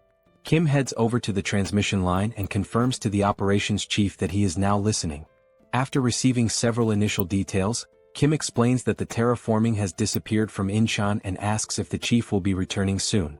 The chief of operations then reports that, through the remaining direct communication lines with both China and Japan, he is currently sharing the developing situation among the nations. He explains that terraforming is now occurring on a large scale in those areas, and its effects are slowly spreading. He adds that the impact varies from country to country. At the moment, they are facing specific dangers. Toxic gases are pouring from the Beijing Gate, while poisonous water is erupting from the Fukuoka Gate. Kim realizes that being in Korea, China and Japan are neighboring countries, practically next door. He asks which of the two is currently experiencing the most severe damage. The operations chief responds that neither situation is minor, but among the two, the most urgent threat is definitely the toxic gas leaking from the Beijing Gate. While the colonel continues speaking to Kim, a shot reveals a massive insect, already dead, lying on the ground. He explains that the toxic atmosphere hasn't reached them yet, but the arrival of these giant insects shows it's only a matter of time before the real danger begins. The colonel emphasizes that closing the toxic gate in Beijing is now the highest priority. He explains that troops are being organized for deployment, but this isn't a problem that can be solved through military might alone. That's why he has remained calm until now. Admitting he feels a bit ashamed, the colonel says he needs to ask Kim for a favor. Kim tells him there's no need to feel embarrassed. If they do nothing, the entire Korean peninsula could soon become a living hell. Wanting to understand the situation more deeply, Kim offers to fly directly to China by helicopter and asks whether that would be acceptable. The colonel instructs him to first visit the 3rd Guard Brigade before heading to China. Kim confirms the order, says he will leave tonight, and ends the radio transmission with the colonel. Now driven by the thought that he cannot allow his future nephew to grow up in a world filled with giant insects, air pollution and poison, Kim feels an even deeper determination to resolve these problems and restore balance to Earth. He gives the command for PAX to increase the level of the subspace. Immediately, the system displays the progress. 30,000 magic stones are consumed to raise the level, leaving 20,000 stones remaining in the system's reserves. As night falls, the system finally notifies that the subspace level upgrade has been completed, unlocking new features and enhancements. One of these newly unlocked functions is the installation of a fixed portal, different from the general portals seen so far. Kim gives the command to install this new portal. As stated in the skill description, this new type of portal is distinct from all previously summoned portals. There are several key differences. First, once this portal is installed, it becomes fixed in the exact location where it was summoned and cannot be moved. Second, this portal has no physical presence or defensive power, meaning it cannot be used as a barrier to block enemy attacks. However, for those granted access, they are able to pass through the portal and enter the subspace, effectively allowing them to avoid enemy assaults altogether. This portal differs from the summoning-type portals used until now. The ability to enter and exit the subspace and collect necessary items through a single fixed location is, without a doubt, a remarkable capability. Watching all of this unfold, Manhwa comments that this is indeed an amazing skill, one that could easily be used for fraud if someone had bad intentions. He then asks if Kim is really going to China and urges him to hurry up. Kim confirms that he will be heading there soon, and adds that after closing the gate in China, he will have to go to Japan as well. Manhwa, clearly pleased, observes how Kim's abilities are now developing and expanding on a global scale. He tells Kim that if he ever needs assistance, he can count on him, because although he hasn't demonstrated it yet, Manhwa has awakened as a swordsman. He also expresses his gratitude for everything Kim has done, especially for saving his mother. Kim thanks him as well, for everything, before heading off on the next journey to save Earth once more. Inside the helicopter, Kim and Young-so give a thumbs up as a way to signal that everything is okay and to offer a temporary goodbye. The helicopter lifts off and begins its flight toward a new destination. Some time later, at Incheon International Airport, someone is calling out for James, but there is no reply. A man approaches an aircraft while James's name is called again, urging him to come out. The man says he just received a call from the Joint Chiefs of Staff, informing him that the individuals they had discussed, the ones heading to China, have now arrived. Suddenly, James appears from underneath the plane, asking how they arrived so quickly. From his appearance and actions, it seems James is a mechanic. Still processing the sudden arrival, James expresses surprise at the speed of their arrival and comments that the aircraft hasn't even been fully remodeled yet for a long-range flight to China. As things stand, they won't be able to depart at this moment.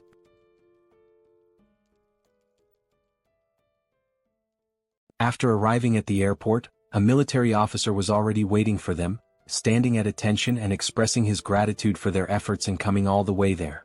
This officer introduced himself as Park Cheo-hwan, captain of the 3rd Guard Brigade. Both Kim and Young-so respectfully returned the gesture and introduced themselves by name. The officer mentioned that he had already been informed in advance about their arrival so that preparations could be made for their flight to China. Young-so, visibly eager, commented on how excited he was to pilot a new type of aircraft. Without further delay, the officer instructed them to follow him. Once inside, they entered a hangar where the aircraft that would take them to China was waiting. The officer explained that the model of the aircraft was the C-130J, which is significantly faster than a Black Hawk, making the journey to Beijing possible.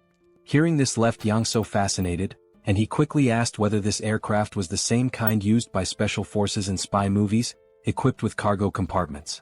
The officer confirmed it was, but added that maintenance work on the aircraft had not yet been completed. He asked them to wait a moment until the preparations for takeoff were finished. Curious, Young-so asked what kind of modifications were being made. The officer explained that they anticipated encounters or possible monster attacks on the way to China, so the aircraft was being upgraded with minimal defensive capabilities. However, they were not equipping it with missiles or similar offensive weapons, just enough to improve survivability. As Young-so stared in awe, clearly itching to fly the aircraft, the officer noted that it was almost ready, they just needed to be patient a little longer. However, he mentioned that there was only one engineer working on it. This surprised Kim, who questioned whether just one person could really handle modifications on an aircraft of that size. The officer admitted that Kim had a point, but added that the engineer, a man named James, was quite an unusual individual. Even with that reassurance, Kim couldn't help but feel skeptical about a single person managing such a massive task. Looking behind him, the officer suddenly noticed someone approaching and remarked that if he was already on his way over, it must mean the job was done. Walking over calmly was James, the engineer responsible for the aircraft's maintenance, who called the others over to show them the result. Holding a magic stone in his hand, James explained that if they looked carefully at the aircraft's exterior, there wouldn't appear to be any difference before and after the upgrade. That was intentional. He had focused all the modifications on the aircraft's underside. He went on to explain that flying monsters typically attack from below, which was why the upgrades were concentrated there. Observing the scene, Kim could only think that James must be an awakened person with a mechanic-type ability. The magic stone in his hand made that clear. James was likely an aeronautical engineer who had awakened after the beginning of the apocalypse. Because engineering was already his profession, his skills had been enhanced in ways that aligned with practical, technical needs. As Kim looked at the sharp metal spikes attached beneath the aircraft, he couldn't help but be impressed by James's extraordinary abilities. Still, part of him wondered if the plane would even be able to fly properly after being modified like that. Before departing for China, they would test the functionality of the modified parts. In the meantime, Kim distributed food and other supplies to the local soldiers. As a portal opened beside James, Kim observed him closely. What stood out was how James showed absolutely no reaction to the portal's sudden appearance. In a world filled with monsters, where people were forced to hide, live with anxiety and fear, endure hunger and thirst, and where resources were incredibly scarce, any sign of food or water usually brought joy. But James didn't react at all. Not even when presented with first-class Chinese cuisine prepared by a professional chef. He simply said that he had already eaten too much and was full, remaining entirely indifferent. Kim wasn't sure whether this was a good or bad thing. But what he did realize was that James genuinely wasn't interested. And just as the captain of the 3rd Brigade had said, James truly was a special kind of person. Kim called Pax and asked it to take the dish away. It was only then that Kim noticed something that did interest James. James's expression changed when he caught sight of the machines inside the subspace. He even stood up from his chair to get a better look, his face lighting up with surprise and curiosity. Watching him, Kim thought, this man rejected fine food without a second thought but showed clear excitement over machinery. There was no doubt in Kim's mind, James was a complete and utter machine fanatic. Thinking about recruiting James into his team just as he had done with Yangso, Kim wondered what dreams James might have, if any. He couldn't help but think, would James be interested in a flying motorcycle? Or maybe a motorcycle designed to look like a horse? Kim's expression shifted as he suddenly realized that he had absolutely no idea who this James truly was. He only had a vague notion of the man's abilities, but he already felt a strong urge to explore them further. With the limitless supply of materials available to him thanks to his subspace ability, he could potentially make such exploration a reality. Unable to hold back, Kim asked James whether he would be interested in accompanying him to China. Upon hearing Kim's proposal, James simply looked at him in silence, not uttering a single word. Kim then began to explain that he shares food with others, that he possesses many mechanical capabilities, and that James would be free to use a motorcycle whenever he wanted.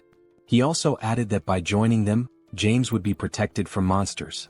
Believing he was making good progress, Kim smiled and added that he helps people by defeating monsters. But James replied that he was not fond of such things. James then stated that this was the first day he had even met Kim, and they had barely spoken at all, so he couldn't place his trust in someone so unfamiliar. Hearing this left Kim momentarily stunned, because it was undeniably true, there was nothing substantial he could say to change James's mind. Kim replied that he understood, acknowledging that the proposal had indeed been sudden. However, he said that perhaps their abilities would be highly compatible if combined. Now rubbing his neck and already sweating nervously, Kim remarked that it had been a good conversation, but the time had come for them to part ways. At that point, James asked if what Kim truly wanted were his mechanical abilities. Kim confirmed that, yes, it was those abilities he wished to make use of. However, he also admitted that he did not have enough time at the moment to prove himself worthy of trust. James then stated that there was one condition. If Kim were willing to travel to America, then James would accompany him on that journey. Kim asked if that meant James would only lend his skills if they went to America, to which James replied affirmatively. At that moment, Kim could only think about how the trip from their current location to the United States would not be short. Still, something told him it might be worth the effort. He then asked James why he wanted so badly to go to America. James replied immediately that he didn't have any family there. But even without family, there was still a place he deeply wished to return to. However, he did not want to risk making the journey alone, and with Kim being as strong as he was, it would be reassuring to go with him. Kim responded that going to the United States was a possibility, but not immediately. After closing the portal in China, he would need to head to Japan right away. James said he wouldn't pressure Kim that far as long as the delay wasn't too long. Kim smiled and said they had a deal, promising to take James back home. Then, as a way to initiate the sealing of this agreement, he opened a portal to his subspace. James had no idea what Kim was planning to do next. Suddenly, Kim pulled the entire aircraft into his subspace. Then he summoned 2 motorcycles and 2 Blackhawk helicopters. But upon noticing how empty the space still looked, he increased the quantity significantly, making many more vehicles appear. Kim looked over at James, who stood there speechless, and told him that all those vehicles now belonged to him. He could dismantle or rebuild them however he wished. Kim clarified that this wasn't a gesture of goodwill or a promise. It should simply be considered a gift. Smiling, he said he would return soon, waving goodbye. Then Kim left, while James remained behind, still in shock at what he had just witnessed. As Kim continued walking away, the only thing running through his mind was that what he had just done might have seemed frightening, but also slightly amusing. Back with James, he could only wonder what he was supposed to do with that many vehicles and aircraft. He questioned what kind of ability Kim even possessed. And at that very moment, James felt a deep sense of regret. If he had known that Kim had that kind of power, he definitely would have agreed to join him right away. Meanwhile, the flight continued on its course toward China. From inside the aircraft, Kim thought to himself that James truly had no idea what he was capable of. A few hours passed after the beginning of the journey, and they appeared to have reached their destination. In the city below, something abnormal was taking place. Giant insects were scaling the buildings, what appeared to be cockroaches, and not just a few of them. The number of these creatures was uncountable, crawling all over the structures. In addition to the cockroaches, there were also massive praying mantises, which were feeding on equally giant crickets. In the distance, the aircraft could be seen arriving, drawing attention from everyone on the ground. Looking through the window at the horrors below, Kim could only think that their previous enemies, the lizard men, had been noble by comparison. Meanwhile, Yang-so announced that he was beginning the landing process. As the aircraft touched down, some of the insects were already hiding in its landing gear. The airport itself was filled with wrecked airplanes and the lifeless bodies of dead insects. However, Kim had anticipated this situation and quickly opened his portal, pulling the aircraft into his subspace for safety. The aircraft was fully pulled into the subspace in a swift motion. However, to ensure safety, Kim opened another portal and from it someone stepped out. It was Lancelot who emerged, and it was clear that his aura had grown noticeably more intense. Lancelot addressed Mr. Kim, informing him that it was safe to come out. Kim responded by asking for a moment, explaining that he was in the process of putting on a new outfit. After a short pause, Kim stepped out from the portal wearing a suit designed to protect against radiation. He immediately asked whether there were any insects in the vicinity. While adjusting the helmet, Kim remarked that the toxic gases presented a significant hazard, and beyond that, the giant insects were likely to be both numerous and formidable. Lancelot reassured him, saying there was no need to worry for the time being, as no insects had been detected nearby. However, he added that it appeared they already had company. Kim turned to look and saw something he hadn't expected to encounter so soon. A man stood there, his hands pressed together in a respectful gesture, asking whether they were from Korea and saying he had been waiting for their arrival. The man was not alone. He was accompanied by several others, all of whom expressed their happiness that Kim had come to assist China.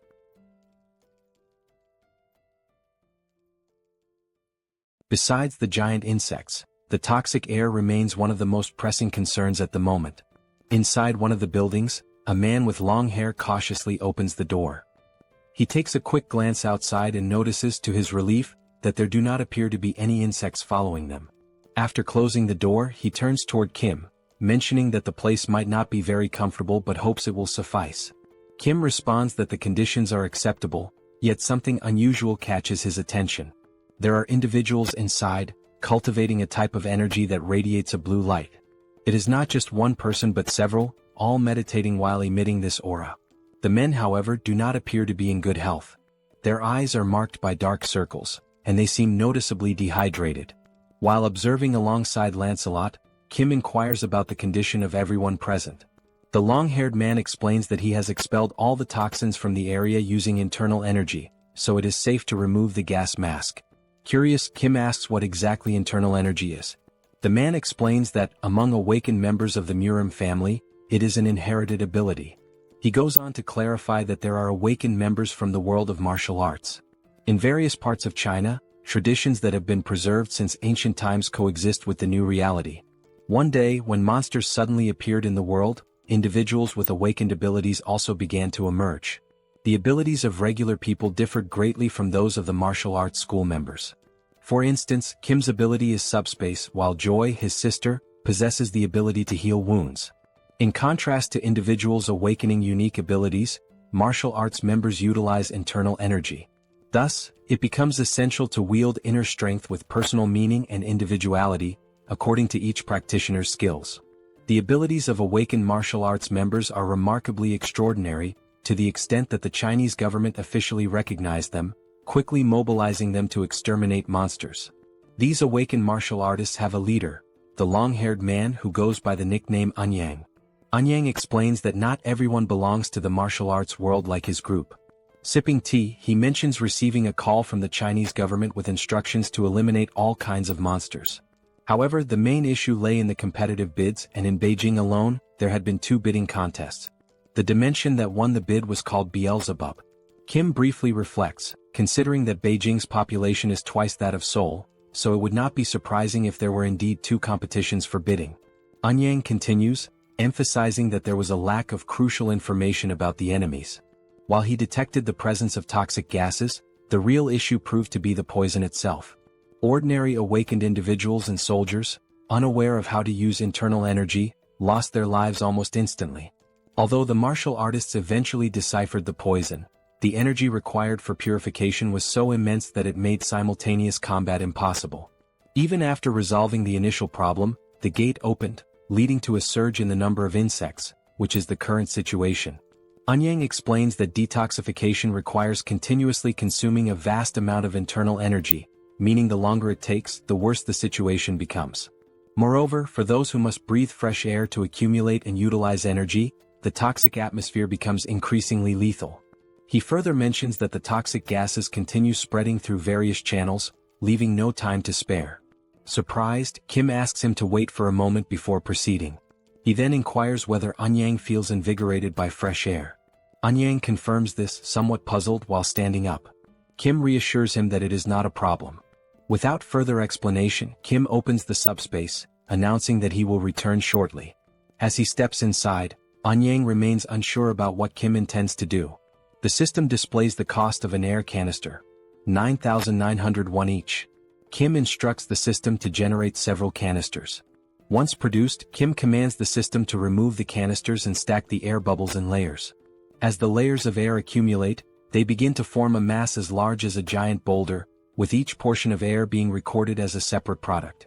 Near the martial artist deciphering the gas, the system is set to automatically release fresh air at intervals of 1 second. Suddenly, a powerful explosion erupts near the men, catching them off guard.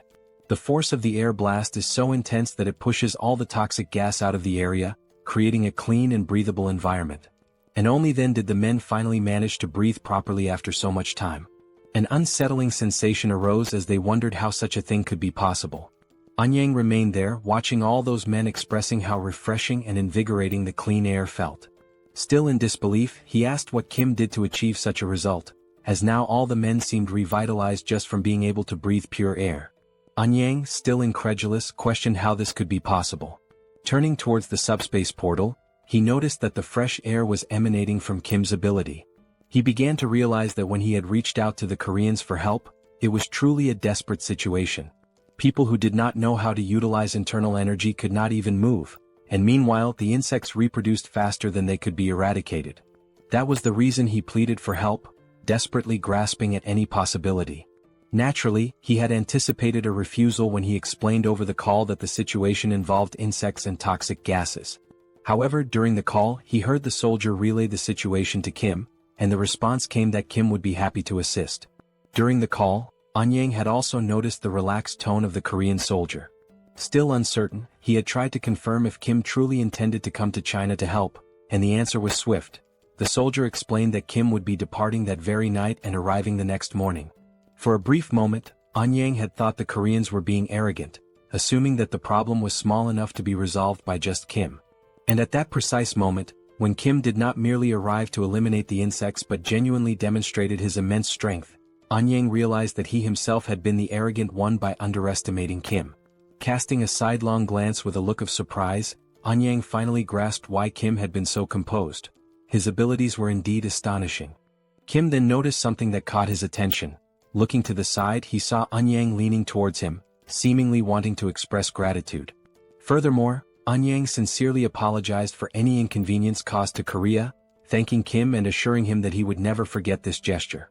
He continued by saying he intended to act before the toxic gas spread to Korea. Kim responded that he was taking his apologies too far and asked him to raise his head, emphasizing that there were ways to help people survive. Anyang raised his head, acknowledging that originally, it had been a battle where the longer it lasted, the more disadvantageous it became. However, thanks to Kim's ability, the internal energy could now be used in an optimal way. This meant that recovering their strength first would be beneficial, although it was clear they did not have unlimited time. Anyang then suggested launching an operation 3 mornings from now. Kim agreed, stating that it was a good plan as they were already recovering, so it made sense to do it right. Sometime later, Kim served Chinese dishes from the subspace to the Chinese men, who ate as if there were no tomorrow. With every bite, they enthusiastically gave a thumbs up, clearly savoring the meal. Even Anyang remarked that the Chinese food was excellent, even by local culinary standards. After the meal, he moved to the front of a whiteboard and announced that it was time to discuss how they would exterminate the insects. First, however, he would explain everything they knew about the giant insects. He began by explaining that there were some variations among the insects, but most of them resembled the ones they were accustomed to seeing. Some of the insects were larger and emitted toxic gas. Flying insects, such as moths or flies, tended to do this more frequently. Most of the insects were classified as rank 9 or rank 8, but occasionally, there were some classified as rank 7. The challenge was that, with so many of them, it was difficult to track them accurately. Anyang continued his explanation, addressing not only Kim but the entire group. He noted that identifying rank 8 insects often involved spotting large numbers of them, while rank 7 insects were rarer and appeared more formidable at first glance. Moving on to the locations of the gates, Anyang described their positioning, but Lancelot suddenly noticed something unusual.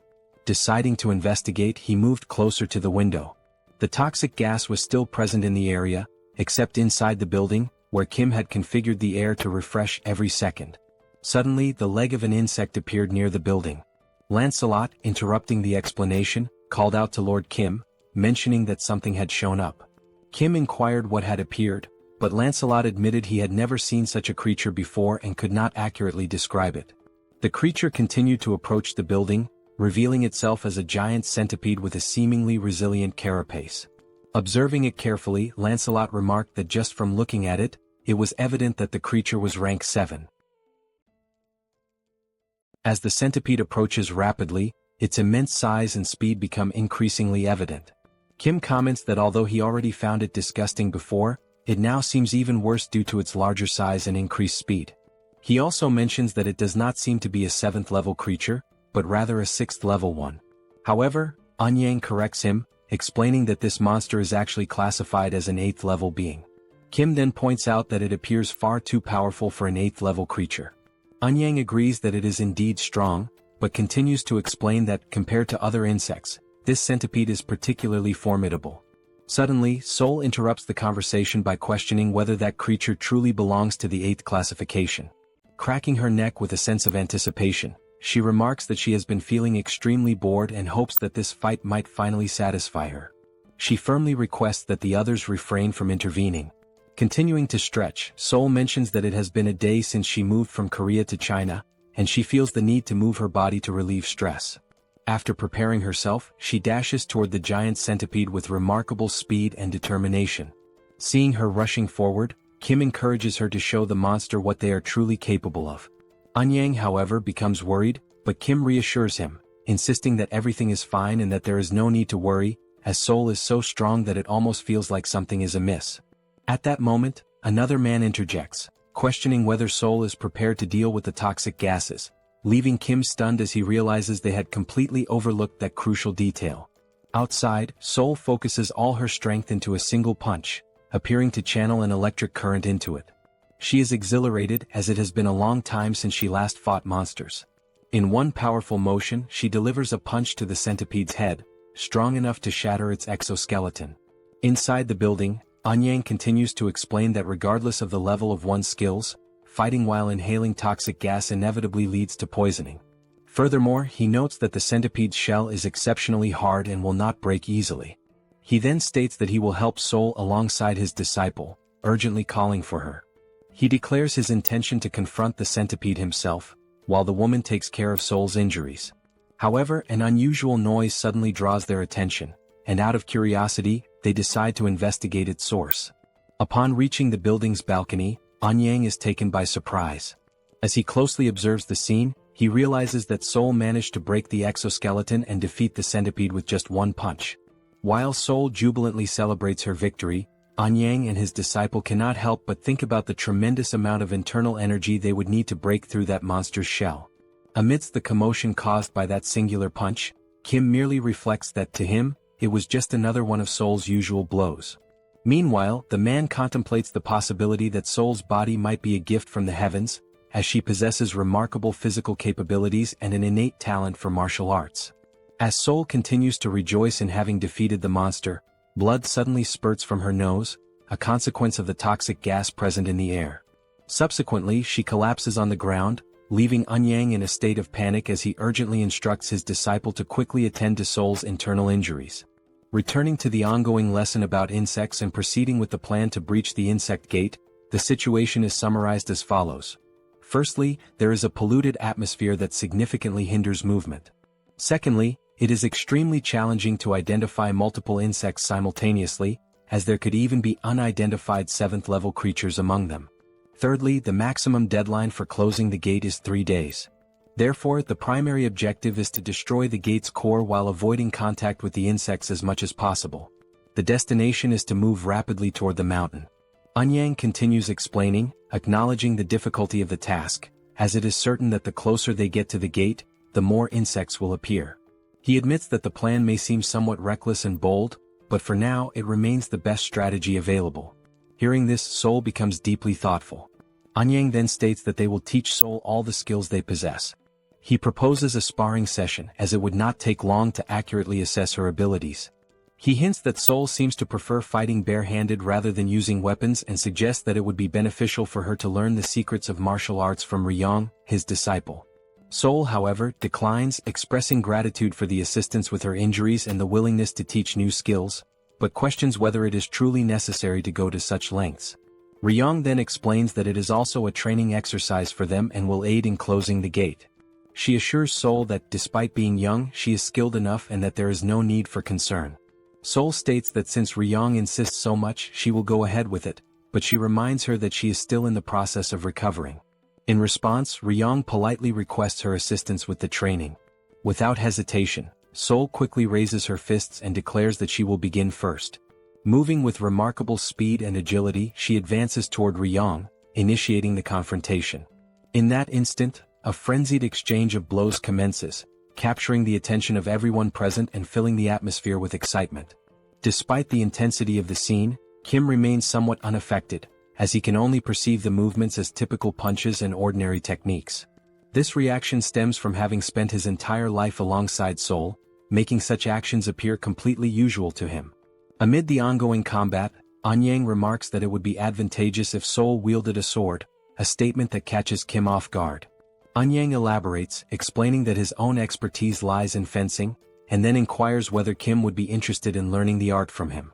Politely, Kim declines the offer but follows up with a question, wondering if a friend of his might learn and practice fencing instead.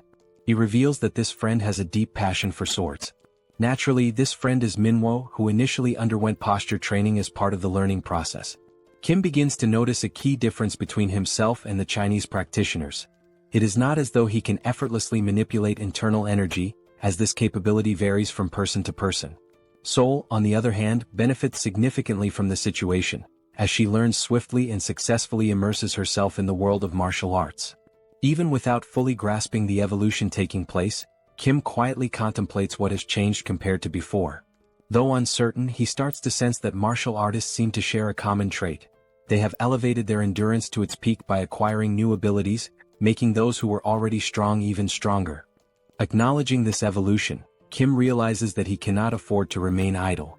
With the abundance of magical stones available, he contemplates the possibility of creating a weapon specifically designed to combat insects. As he navigates the system, he discovers that enhancement items can be strengthened after upgrading the subspace to level 5. The system window displays the status of the subspatial laboratory, indicating that objects can now be viewed as holograms. The first concept that comes to Kim's mind for an insect extermination tool is an electric trap. While this device would work well against small insects, most of them are considerably larger than the trap itself, rendering it ineffective. To address this, he uses the holograms for simulation, designing a larger trap. However, the efficiency remains low as the cost would be prohibitively high. This realization leads Kim to consider that developing such a device might be more challenging than it initially appeared. Regardless of how hard he thinks, no viable ideas emerge, partly due to his lack of specialized knowledge in mechanical engineering or electricity. Confronted with the limits of his intelligence, Kim finds himself stuck, unable to proceed even with the simple task of protecting the helicopter.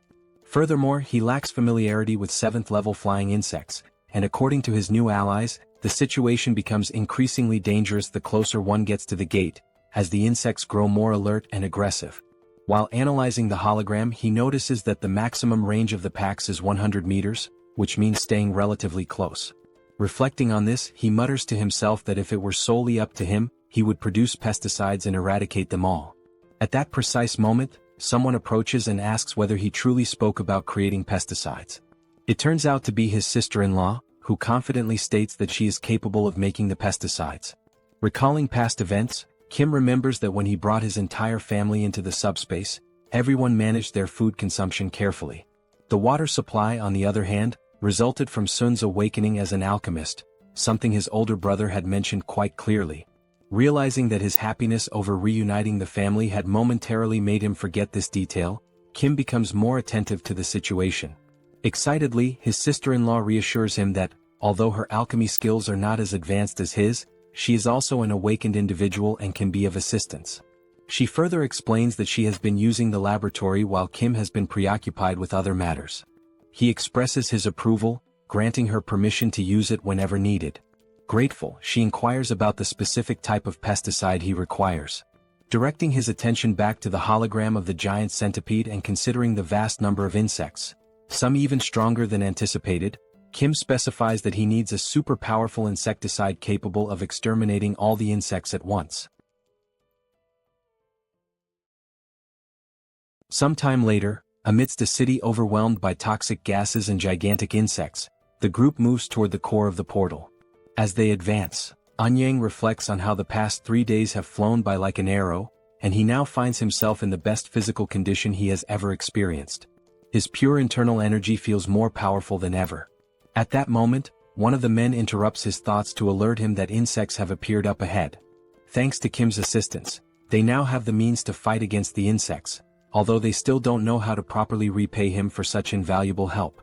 Suddenly, a horde of insects emerges in front of them, prompting Anyang to instruct everyone to prepare for battle.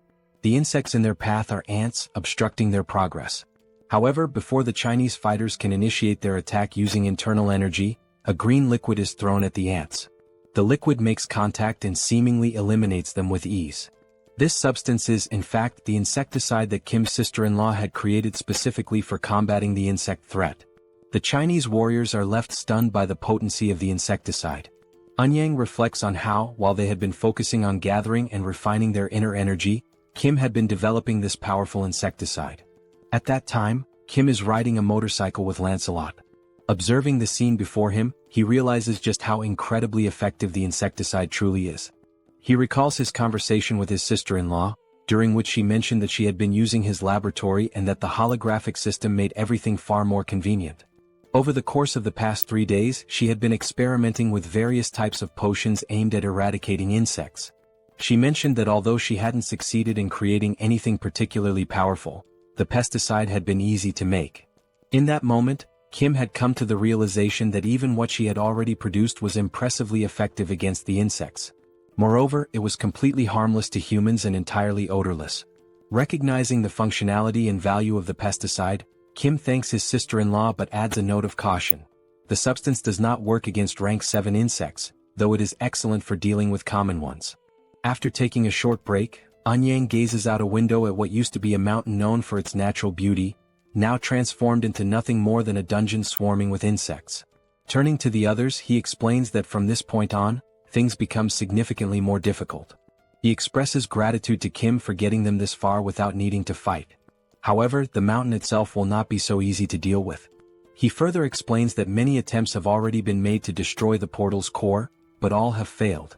Whenever they have tried to climb the mountain, the insects would unite and attack in force. Though they are mindless creatures, they seem to possess an instinctual understanding that they must protect the core of the portal. Anyang continues, stating that it has been a long time since their last attempt, and therefore, they have no idea what kinds of insects currently inhabit the area. Kim responds by saying that Anyang need not worry, as he is fully prepared to fight rank 7 insects. With a confident smile, he reveals something he had not mentioned earlier. He gestures to Lancelot and explains that Lancelot himself is a rank 7, and there is also something inside the subspace capable of dealing with rank 7 threats. Kim then reassures Anyang once more, encouraging him not to worry too much. However, their very first enemy on the mountain immediately makes Kim question just how powerful their opponents will be from this point on. Standing before them is a massive and terrifying grasshopper. Kim can only think that, unlike the lizard men they had faced before, this enormous insect is definitely a rank 7. As the grasshopper prepares to attack, Kim wonders whether such a creature could have possibly completed the dimensional entity's paperwork. He then recalls what Lancelot had once said about the traitorous goblins, that they had evolved through sacrificial means, a method that lacked intelligence. Those goblins had received unofficial documents, underwent evolution, and thus became what they are now. Kim begins to question whether some intelligent life forms had taken the shortcut of evolving by sacrificing other creatures. He then wonders how primitive life forms managed to achieve similar results. It occurs to him that perhaps, by eliminating and consuming the mana cores of other beings, they are able to evolve without needing any official documentation. Looking at the massive creature standing in front of them, Kim concludes that this grasshopper must have devoured many others to reach such an advanced state of evolution. It had grown into something incredibly powerful, so much so that intelligence was no longer necessary. Trying to catch the creature off guard, Kim opens the subspace and launches several beams from the Eames dimension, aiming directly at the grasshopper's face. However, even those powerful beams are unable to leave a single scratch on the creature. Kim is left speechless, realizing that although the beams had at least been effective against Yatu in the past, they now barely tickled the grasshopper. Just as Lancelot is about to say something, Seoul steps forward and announces that she will take care of it. Kim quickly urges her to be careful. As something catches Lancelot's attention, Kim mentions that it would be a good idea for Seoul to bring Lakis's spear with her. Lancelot turns all his attention in that direction, trying to understand what exactly is happening. He begins to wonder what that could possibly be. As he attempts to get a better look, he questions why the trees are moving. Gradually, those trees seem to be drawing closer. It is only then that Lancelot realizes that they are not trees at all, but rather the legs of something enormous, something whose full form is still obscured. Suddenly, the massive creature leaps forward, rapidly closing the distance between them. The loud noise from the impact causes Kim to turn his attention to the source, curious about what just arrived. Now, standing opposite the colossal grasshopper, there is a gigantic spider, both towering creatures facing each other, while the group of people remains in the center, caught between them. For a moment, everyone struggles to comprehend exactly what is unfolding before their eyes. Amidst the confusion, Kim remarks that the next wave of giant insects might appear on a continental scale, hinting at the magnitude of what they could face next. Lancelot calls out to Mr. Kim, urgently suggesting that they should climb onto the spider's back. He explains that the spider is incapable of reaching its own back with its legs. From that elevated position, they would be safe from immediate attack, buying enough time to devise a new strategy. Kim expresses his appreciation for the idea and immediately gives the order for everyone to move onto the spider's back. Even without knowing what the specific plan is, everyone follows his command without hesitation, quickly making their way upward. They ascend using various methods, some relying on a technique known as light steps, which allows brief bursts of flight or enhanced movement, others using barrier jumps, while a few grab hold of the spider's thick hair for support. Now safely positioned on the spider's back, the group looks around trying to figure out what comes next. They begin to question what the plan will be moving forward. Kim states that Lakis's spears might be effective against the spider, but they won't work against the grasshopper. Seoul adds that she had already struck the grasshopper multiple times and found its exoskeleton to be unbelievably hard. While the spears could manage to leave shallow scratches, actually taking the creature down seemed impossible. She also warns that if anyone drops their guard, the grasshopper will not hesitate to devour them. Right as she finishes speaking, the grasshopper suddenly launches itself toward their position with astonishing speed. The sheer agility of the movement leaves everyone momentarily stunned and unable to react in time. All of them are caught off guard by the sudden charge of that colossal creature, now barreling straight toward them. Seeing that massive creature charging toward them with clear intent to attack, Kim shouts for everyone to get out of the way. Instinctively, the group is already moving, reacting without hesitation. In the next moment, the giant grasshopper collides violently with the spider. From a distance, Lancelot shields Kim from the force of the impact, placing himself between his master and the shockwave. The men around them begin to question what on earth just happened so quickly. Looking down at the ground, they spot insect blood splattered across the terrain. The grasshopper remains standing, and now it begins to devour the spider it had just so effortlessly defeated. Witnessing this, Kim questions why the grasshopper would attack what seemed to be its own ally. It becomes clear to him that, although these creatures are capable of identifying enemies, they have no real concept of alliance or loyalty. They are instinct-driven beings acting on pure impulse, attacking first without consideration. Sticking to the original strategy, Kim points forward and says they must climb onto the grasshopper's back while its vision is obscured by the rising dust. Without delay, everyone follows the order, quickly making their way onto the creature's back. While ascending, Kim can only wonder whether the grasshopper has detected their presence. However, it continues feeding on the spider without showing any signs of awareness. Then suddenly the grasshopper stops moving entirely. No one can figure out the reason behind its stillness, but the unexpected pause grants them a valuable moment to breathe and prepare. Seoul turns to Kim and asks what the next step should be. Kim replies that they need to wait just a bit longer. If they can destroy the portal's core, the insects will be forced to return to their original dimension, making it unnecessary to fight the grasshopper at all. Once the right moment comes, they will descend and destroy the core. At that moment, the grasshopper begins to move again. It suddenly leaps into the air, forcing everyone to brace themselves tightly to avoid being thrown off. The landing sends a shock through its massive body, nearly causing the entire group to lose their balance and fall. It jumps once more, and as Kim holds on for dear life, the impact causes his protective mask to fly off his face. Each of the grasshoppers jumps hits with such intensity that Kim begins to vomit from the violent motion. He starts to question whether getting onto the grasshopper's back was actually the best decision after all. Not only might the repeated impacts break their backs and spines before they ever get close to breaking the portal's core, but the nausea is becoming overwhelming. Compared to the first time he rode with Yangso, this experience is significantly worse. At that moment, a new sound begins to rise, something similar to the sound of helicopter blades cutting through the air. Kim turns his head and spots a gigantic wasp approaching. The grasshopper halts in place as the wasp draws closer, and everyone remains still, waiting to see what will happen next. Seoul points out that dealing with the wasp right now will be extremely difficult. The wasp approaches even closer, revealing a long, sharp stinger. It heads directly toward Kim, who is in an exposed position on the grasshopper's back. Kim's eyes widen as he realizes the imminent danger he's in. Lancelot rushes toward him, urging his master to be careful. But it isn't only Kim who notices the threat. The grasshopper also seems to sense that it could be the next target of the wasp's sting.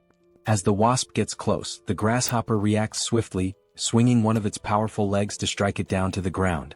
Kim starts to think that maybe the grasshopper assumed it was the wasp's target and simply acted in self-defense. Now the grasshopper charges toward the fallen wasp to launch a full attack.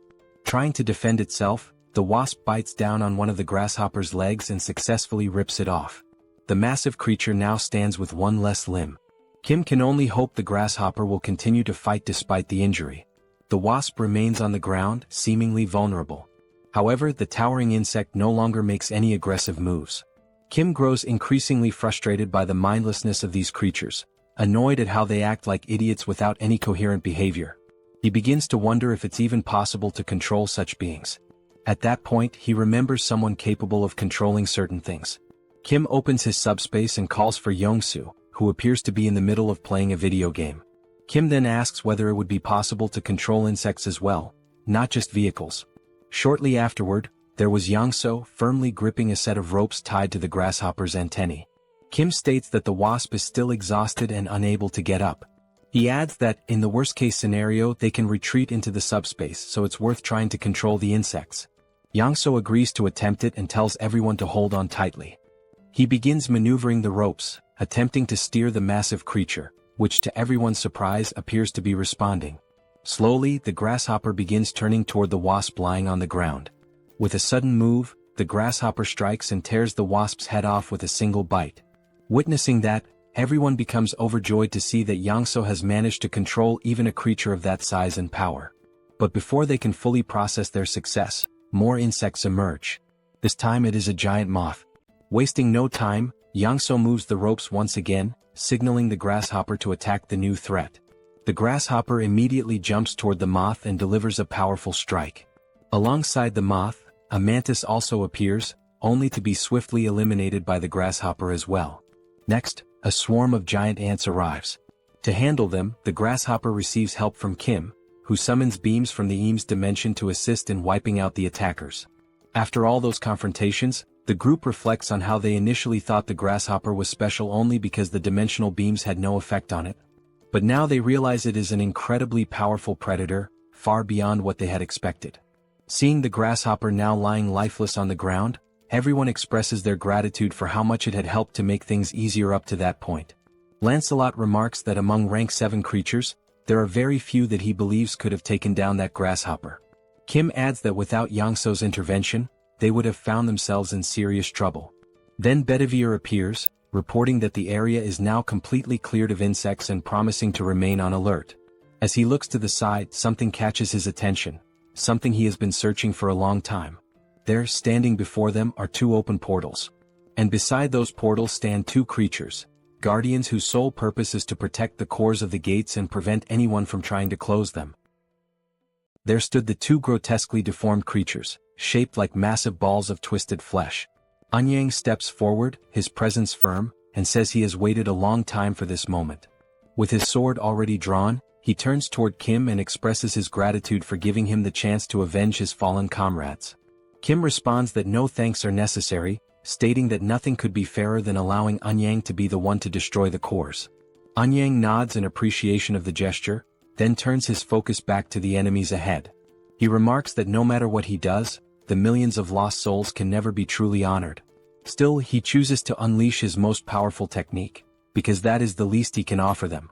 As he prepares to strike, an intense orange aura begins to radiate from his body. Gathering his strength, he raises his weapon and launches the attack, shouting for those disgusting insects to vanish. The skill, known as Descending Footprint, is released from a distance, designed to strike both gate cores simultaneously. The impact of the ability is overwhelming. Upon hitting its target, it obliterates the creature completely, crushing it with brutal force. The surrounding area is instantly engulfed in a thick cloud of dust stirred up by the shockwaves. Anyang turns around, his back to the devastation still unfolding behind him as the explosion continues to rumble. Watching the display of raw power, Kim acknowledges that Anyang had not been exaggerating when he said this was his strongest ability. The strength is truly formidable. Then one of the portals begins to close. However, everyone immediately questions why only one of the two portals is shutting down. As the dust settles, it becomes clear. The hand of some unknown creature had shielded one of the cores from the full force of the attack. Everyone turns to see what exactly that creature is. And since it has not yet emerged completely from the portal, Kim wonders what kind of being it might be. Gradually, the creature begins to exit the portal. It has multiple eyes, far more than anything natural. The being resembles a monstrous, mutated fly. The sight of such a horror leaves Anyang stunned. His most powerful strike had not even left a scratch. Then the creature attempts to speak. It says it will likely face reprimand from the Chamber of Commerce, but given the current situation, everything is already a lose-lose scenario. It adds that it smells something quite delicious. Seoul asks whether that mutant can even still be considered an insect. Kim comments that the monster is revolting and questions whether it is also a rank 7 entity. Attempting to catch it off guard, he opens the subspace and gives the command for PX to launch the Lakis spears toward the fly. The spears strike the creature's eyes, yet cause no harm, not even the faintest scratch. This outcome surprises Kim, considering those same spears had managed to wound the grasshopper. His suspicion grows. Lancelot then confirms that the creature is indeed at least rank 6, possibly even stronger. The fly questions what had just been thrown at it, noting that it barely felt a thing. It also asks where those spears had come from. Seoul looks to Kim and asks what they will do next. Kim, however, finds himself unable to focus on anything except trying to determine the next move, never having faced anything of such overwhelming power. He begins recalling past fights against opponents stronger than himself, trying to understand how he had managed to overcome those odds. There must be some kind of trick. Then reality hits him. Until now, all he had done was launch attacks endlessly. And now would be no different, because no other option remains. He shouts for everyone to stay back, announcing his intent to continue attacking from a distance until he can find a weakness. Again, he opens the portal and fires more of Lakis's electric spears. The spears strike the fly, but are effortlessly deflected, causing no visible damage. The creature mocks the attack, sarcastically claiming that the pain was unbearable. It then wonders aloud whether it should simply wipe everyone out, leaving no survivors. Yet it says it feels too lazy to move. Now face to face with Kim, the creature hovers menacingly as Kim desperately searches for a solution, or at least tries to determine whether it's worth continuing to attack despite the lack of results. Kim remarks that the only small advantage is that the fly considers them so insignificant, it doesn't even seem to have acknowledged the presence of the humans. Lancelot calls out to Kim and insists that he doesn't need to fight this monster directly. All they need to do is find a way to destroy the gate's core, and the creature will vanish along with it. Kim responds that he knows that, but still can't stop himself from trying to take the monster down. Lancelot agrees to try and distract the creature. Once an opening appears, they all know what to do. Kim agrees with the idea but wonders how Lancelot plans to do that, especially when even the Lakis spears are being ignored. He concludes that the only possible solution is to find something the insect would be attracted to. Then, an idea seems to strike him. He reaches into the subspace and pulls out an oversized electric repellent. The system display shows that it carries an electric attribute, with functions including penetration, shock, and provocation. When Kim realizes what is happening within mere seconds, the creature is already alarmingly close to him, as if it had been rapidly drawn in by some invisible force. With its sudden approach, the hundreds of eyes covering the fly become clearly visible, revealing how horrifying the creature truly is. The fly then questions what the object is, calling it both fascinating and beautiful. Kim begins to tremble with fear, mistakenly believing that the creature is speaking about him, and not the oversized electric repellent it now holds. While he remains paralyzed with terror, Lancelot shouts out to Mordred, urging him to act quickly and strike at the hand that is still guarding the gate core, while the fly remains distracted. Using his stealth skills, Mordred advances toward the enormous arm shielding the core. He gets close and then leaps in the direction of the core. Maintaining his stealth, he strikes with his dagger, aiming directly at the core that had been under the creature's protection. The blow lands cleanly, slicing the gate core in half. In that very instant, the system displays a notification indicating that the dimensional account's ownership has been transferred, though there are no details available about the previous owner. The account now holds 48,881 mana stones, totaling 74,616 in Kim's possession. Additionally, the system reports that the dimension associated with Beelzebub has lost all commercial rights. The Beijing region is restored to Earth's territory. At that moment, while the fly is still holding the repellent, visibly mesmerized by it, the creature is suddenly pulled backward, sucked into the portal and sent back to its own dimension.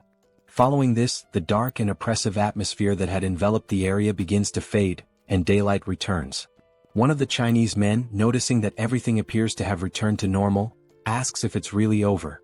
The sunlight breaks through once again, shining over a landscape that had, just moments earlier, been completely blanketed in toxic gas. All the men shout in celebration. At last, they have successfully cleared the Chinese gate. In a moment of relief, Kim collapses into a sitting position on the ground. Lancelot approaches and asks if he's alright. Kim replies that he is, even though his legs gave out and he nearly got eliminated by a giant fly. He explains that when the creature got that close to him, there was nothing he could do. The panic was so overwhelming and immediate that he couldn't even think about entering the subspace. In other words, this time he came back from the dead. He adds that what is most shocking is the fact that even a monster like that is afraid of the multidimensional Chamber of Commerce, the same organization behind the ongoing war. And if they wish to return to their former lives, they will have to confront that very group, to stand against something that even terrifying monsters fear. Seeing Kim so drained, Lancelot asks Mordred to remain on alert. Kim can only think about how he needs more allies, and how he must become even stronger. Sometime later he is seen speaking with Anyang. The Chinese warrior asks why Kim had requested to borrow the martial arts manuals. Anyang remains in disbelief, especially because when Kim mentioned that he could copy the manuals, he never expected it would happen instantly. With the help of Pax, Kim manages to compile all the manuals into a single, extremely thick volume. Anyang expresses that he still feels he hasn't thanked Kim properly, and says it's a shame that Kim has to leave so soon. Kim tells him not to worry as he is already configuring a portal to this location and will be visiting regularly. He adds that if they ever need help, they should not hesitate to reach out because he will be there. Anyang then asks what Kim plans to do next. Kim responds that his next destination will be Japan. And so, the scene transitions, revealing what awaits Kim and his companions in Japan. Sometime later, Kim had already returned to Korea and was now in conversation with the colonel, who began by congratulating him on successfully closing the gate in Beijing. The colonel, clearly concerned, asked if Kim had been injured or suffered any harm, to which Kim promptly responded that he was fine. However, Kim turned the focus back onto the colonel, noting that the commander himself did not appear to be in good shape. That was when Kim noticed a woman seated beside the colonel and asked who she was. The woman, visibly enthusiastic, introduced herself cheerfully as Park Seo-yeon, the representative of Busan. She added that it was a pleasure to finally meet Kim and mentioned that she had heard a great deal about him from the commander. Outside, one could clearly see the identification tags of both representatives, visible even from a distance. At that moment, the system displayed a notification. A declaration of war had been issued between Fukuoka and Busan. This time, the duration of the conflict would be 7 days, and the condition for victory was to eliminate the opposing representative. Everyone in the room was caught off guard, surprised that Fukuoka had declared war against Busan. The colonel then turned to Kim, asking if he remembered what had previously been said about Japan, that the situation over there was not looking good. Kim affirmed that he remembered, though he noted that China had been the more urgent matter at the time. The colonel explained that on that very same day the previous government of Japan had collapsed, and an ultranationalist group known as the Society for the Awakening of Restoration had seized power. As the name implied, this group revered beings from other dimensions and exalted awakened powers. Kim commented that it reminded him of the traitors from the First Corps who ended up turning into goblins. The colonel placed an image on the table and said that it showed the appearance of one of their enemies. Kim picked up the photo and was taken aback. It clearly depicted some sort of fish. He questioned whether they were not humans, to which the colonel responded that most members of the Society for the Awakening of Restoration appeared as fish-human hybrids. That was the only key difference between them and the goblins. Back in Japan there had been no one to stop them. Thus, their influence continued to grow unchecked until they eventually took control of the entire country. The situation escalated just the previous day when Hideki, a so-called assault captain, made a sudden appearance in Busan. Civilians working near the coast witnessed the arrival of the monstrous figure and were bewildered, unsure of what kind of creature it was. The shark-like entity then charged at the group of people, aggressively biting down on them without hesitation. Seo-yun began to explain that Hideki had shown up and immediately began indiscriminately slaughtering civilians.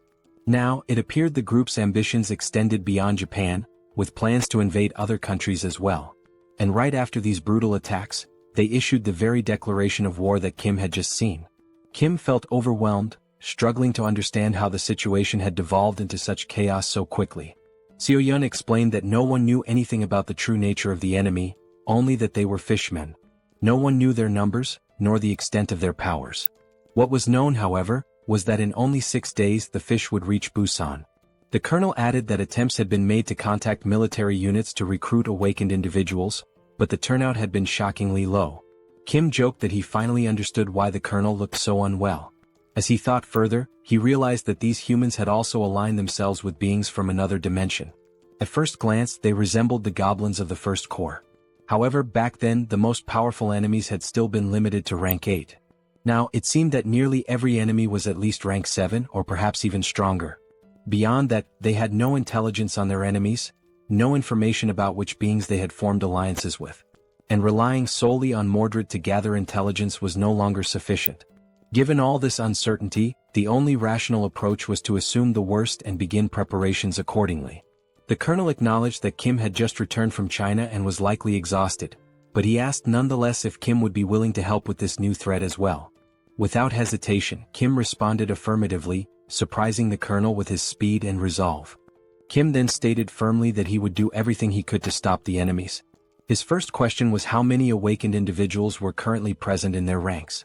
Then, without hesitation, he opens the subspace and causes a massive stack of papers to appear right in front of him, instantly drawing the colonel's stunned gaze. The sheer volume of documents leaves the colonel speechless for a moment, prompting him to ask what exactly all of that was. Kim calmly explains that it is a comprehensive collection of martial arts techniques, a compilation of manuals he had received from the Chinese. This vast archive contains teachings that could greatly benefit awakened individuals if they take the time to study them. Still in disbelief, the colonel asks if Kim truly intends to distribute such valuable material to the awakened units. Kim confirms that this is indeed the plan, but not only to the awakened units. He states that he will also offer them to anyone willing to lend a hand in the upcoming battles. He emphasizes that what matters now is contribution and cooperation, regardless of affiliation. Then, turning his attention to someone in particular, Kim mentions he has someone specific in mind. He notes that it has been a while since he last saw this person and wonders aloud whether that individual is doing well.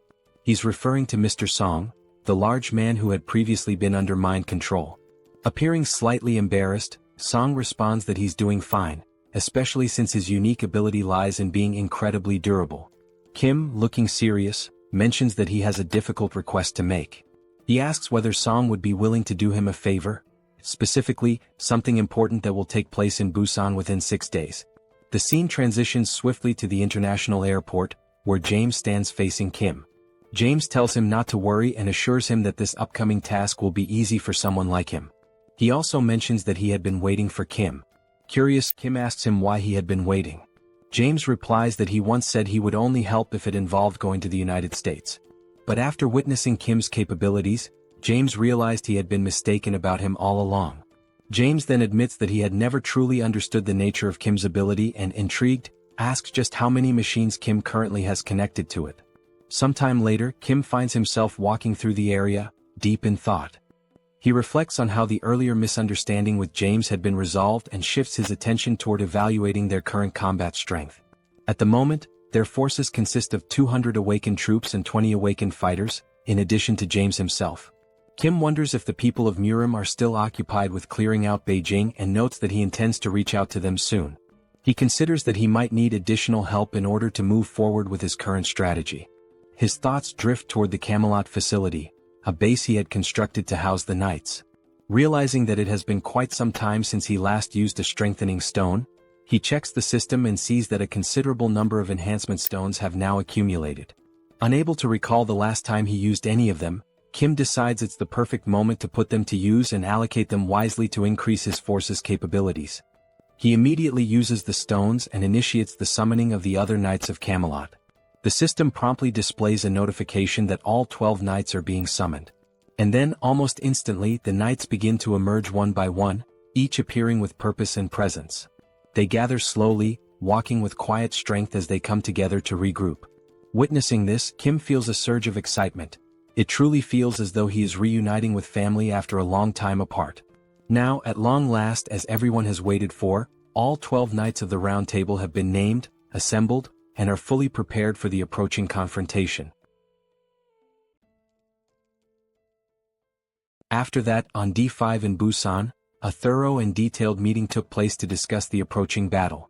However, given the complete lack of intel regarding the enemy's composition, strength, and tactics, the gathering ultimately served more as a damage control session than a strategic planning one. Based on the points covered in the meeting, both the father and James immediately began working on their assigned responsibilities. The father took charge of constructing a fortified base designed to withstand enemy assaults, while James focused on modifying a warship capable of engaging the enemy at sea.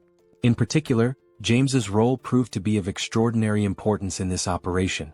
Though there was initial concern among the others about the weight of responsibility placed on his shoulders, it quickly became evident that James was nothing short of a technology fanatic. Rather than feeling burdened, he welcomed the challenge with excitement. As time grew short, Kim made the decision to request reinforcements from the martial artists as well. Anyang and his men reported that they had managed to get things in order back in China, just in time to lend their assistance in Busan. Unfortunately, not everyone could leave China, so only the strongest among them came to help. They dedicated themselves to training the awakened troops by using martial arts manuals to enhance their capabilities in combat. While watching the intense training sessions unfold, Kim expressed his gratitude for their support. However, Anyang replied that there was no need for thanks. What Kim had done for China was far greater and could never be repaid so easily. Anyang added that there was something he had been unable to say the last time they met, and now, he had a favor to ask. Curious, Kim asked what kind of favor it was. Anyang pulled something out and showed it to him, a sword of remarkable beauty and significance. He explained that he had used an enhancement stone on the weapon, which had significantly amplified its power. He then asked Kim if it would be possible to duplicate this sword, completely catching Kim off guard. Anyang went on to say that if such a sword could be shared with others who needed it, it would surely make a difference on the battlefield. And he emphasized that this was something only Kim had the power to accomplish. Still stunned by the request, Kim asked him to wait a moment, pointing out that it was such a valuable weapon. Duplicating something so rare felt like a big decision. Nevertheless, Kim accepted the sword and sincerely thanked Anyang for entrusting it to him. Eager to test its potential, Kim promised to treasure the sword and ensure that it would be shared with those who needed it most. The system then displayed the sword's stats. It was a rare-grade weapon with wind attributes and included piercing and acceleration options, an extremely powerful and well-rounded blade. Afterward, Kim opened his portal and summoned Minwo, telling him that he had brought a gift. Minwo, exhausted from continuous training, didn't even manage to ask what the gift was. He could only wonder what Kim had in store. A few minutes passed. Minwo began to speak, saying that once he reached skill level 10, he learned that with 1,000 mana stones, he could obtain a classification and a dimensional account. He had since gone monster hunting to gather stones. Manhwa continued, explaining that he had been the only one left out of the recent battle against the insects due to his lack of official classification. That exclusion left him deeply frustrated. Kim was surprised by Manhwa's frustration and began to wonder whether raising one's skill level truly helped elevate their classification. It was at that moment Kim realized that the majority of martial artists were already at rank 8. He speculated that perhaps some of them had received registration forms from dimensional entities to increase their rank. However, the more likely explanation was that they had simply advanced their level in tandem with their abilities, especially since those registration forms were so difficult to obtain. Then Kim thought about Seoul. She hadn't said much about her own progression, despite always staring at the system screen and muttering that it kept asking for more mana stones, leading her to suspect the system itself was trying to scam her. Kim came to a harsh realization: it would take 100,000 mana stones just to reach rank 6. He turned to Manhwa and asked how many stones he had managed to collect so far. Manhwa answered that he had only gathered 314. Kim then said he would provide the rest of the stones, but only if Manhwa agreed to do him a favor. Manhwa asked what kind of favor that would be. And so, Manhwa joined the upcoming battle against Fukuoka. As preparations progressed, time seemed to accelerate. Finally the day arrived. The day of the battle. Gradually the enemy began to approach from the sea. The waters, calm just moments before, suddenly erupted as the invaders emerged without warning. The fishmen began shouting as they arrived, claiming that nearly 1,000 merfolk were on their way. They boldly declared that human weapons would be useless against them. Furthermore, they offered what they called a bloodless solution: surrender the representative and they would spare the rest. Observing their arrival, Kim noted how articulate the fishman was. The creature had spoken the perfect words to earn himself a punch. Then a magical barrier opened. The fishman, convinced that the humans were about to surrender their representative and capitulate, let out a loud command, ordering the merfolk to attack. From beneath the waves, a vast number of fishmen surged forward. But before the lead fishman could continue his proclamation, something pink came flying toward him. It was a whip. The strike landed squarely, launching him through the air and leaving the rest of his kind stunned in fear. That powerful attack came from the newly appointed knight, who addressed the fishman with absolute contempt, calling him a filthy piece of trash. She was flanked by 3 other knights, standing firm as she boldly declared that those damned fish wouldn't be allowed to take even a single step closer to Lord Kim. The 4-knight formation immediately exuded an intense aura of pressure, striking fear deep into the hearts of the invading fishfolk. Amid the mounting tension, a new figure emerged from among the enemy ranks. A fish-like creature who introduced himself as Lord Makio. His presence marked a shift in the battlefield's atmosphere. Observing the resistance before him, Lord Makio remarked that this scene was quite different from what had previously been described by another of their lords, Lord Hideki. A hammerhead-headed subordinate of his stepped forward, ordering the other fish to stand back as he alone would break through the enemy's defenses. Wearing a confident smile, Lord Makio stated that he would now show them the vast difference in power between their forces. But despite his posturing, the hammerhead fishman was swiftly intercepted and utterly defeated by Percival in a decisive, brutal counter. The blow left him crumpled and motionless, showcasing the sheer gap in strength between them. Witnessing one of their commanders fall so easily, the rest of the fish warriors charged in desperation. They shouted that the mighty Lord Hideki was still with them, and they had far greater numbers. Surely they still stood a chance. Joining the battle's frontline was Anyang, wielding his sacred sword with unshakable determination. Fighting at his side was his trusted aide, delivering a relentless flurry of punches against the enemy. Also present on the battlefield was Seoul, effortlessly taking down wave after wave of fish soldiers. Her strikes were sharp and well coordinated, drawing from the new combat techniques she had recently mastered through rigorous training. A bright smile played on her face as she fought with poise and strength. Amidst the chaos, the second Lord Hideki finally made his entrance. Commanding his troops to charge, he stepped forward with a declaration of power, claiming that even among fishfolk, there existed a hierarchy of strength, and they were about to witness it firsthand. But his confidence was abruptly shattered. Out of nowhere, a Virga beam shot through the air at blinding speed and struck him square in the chest, throwing him back violently and halting his advance in an instant. The ordinary fish warriors gasped in horror, eyes wide as they watched their powerful commander being flung through the air like nothing more than debris. Seconds passed as confusion turned into panic. Suddenly, cries broke out among the enemy ranks, urging everyone to retreat. Something was clearly wrong. One of the fish soldiers, now frantic, shouted that they couldn't see any human ships nearby. If there were no ships, there should be no threat. The sea, by all logic, should be a safe haven for them. From the rooftop of a nearby building, Kim silently watched as the fish forces scattered in retreat. There was no celebration in his expression, only observation. He wondered to himself why they were fleeing in such a disorganized manner. Unlike the lizard men or the insect hordes, the fish folk had yet to display any truly formidable power. It left Kim questioning whether this was really the full extent of their strength. Out in the ocean, as the enemy tried to escape, Kim opened a portal high in the sky above the retreating fish. From it, a massive ship descended, an imposing war vessel engineered with unmatched precision and technological enhancements. The fish had plans, no doubt, but against this masterpiece that James had constructed, any strategy would prove meaningless. Inside the ship, Kim gave a direct order to Yangso to set course for Fukuoka. Yangso replied with certainty, affirming that he would take them there, especially now that they had a fully equipped and masterfully modified warship at their disposal. While they sailed on the newly modified ship, Yongsu was excited to be steering the vessel, while Kim thought about how it had already been 2 hours since they had set off for Fukuoka. Besides having escaped earlier, no monsters had appeared. In other words, it had been 2 hours without any incidents or disturbances, completely silent. Kim wondered if perhaps they were being lured somewhere, but he considered that he would have to be extremely careless to be used as bait, which would be far too obvious. He realized that Lancelot and the other knights must be busy defending the base, except for Mordred. As Kim contemplated what could possibly go wrong, and prepared to enter the subspace to protect himself if something did, he suddenly heard an unusual sound.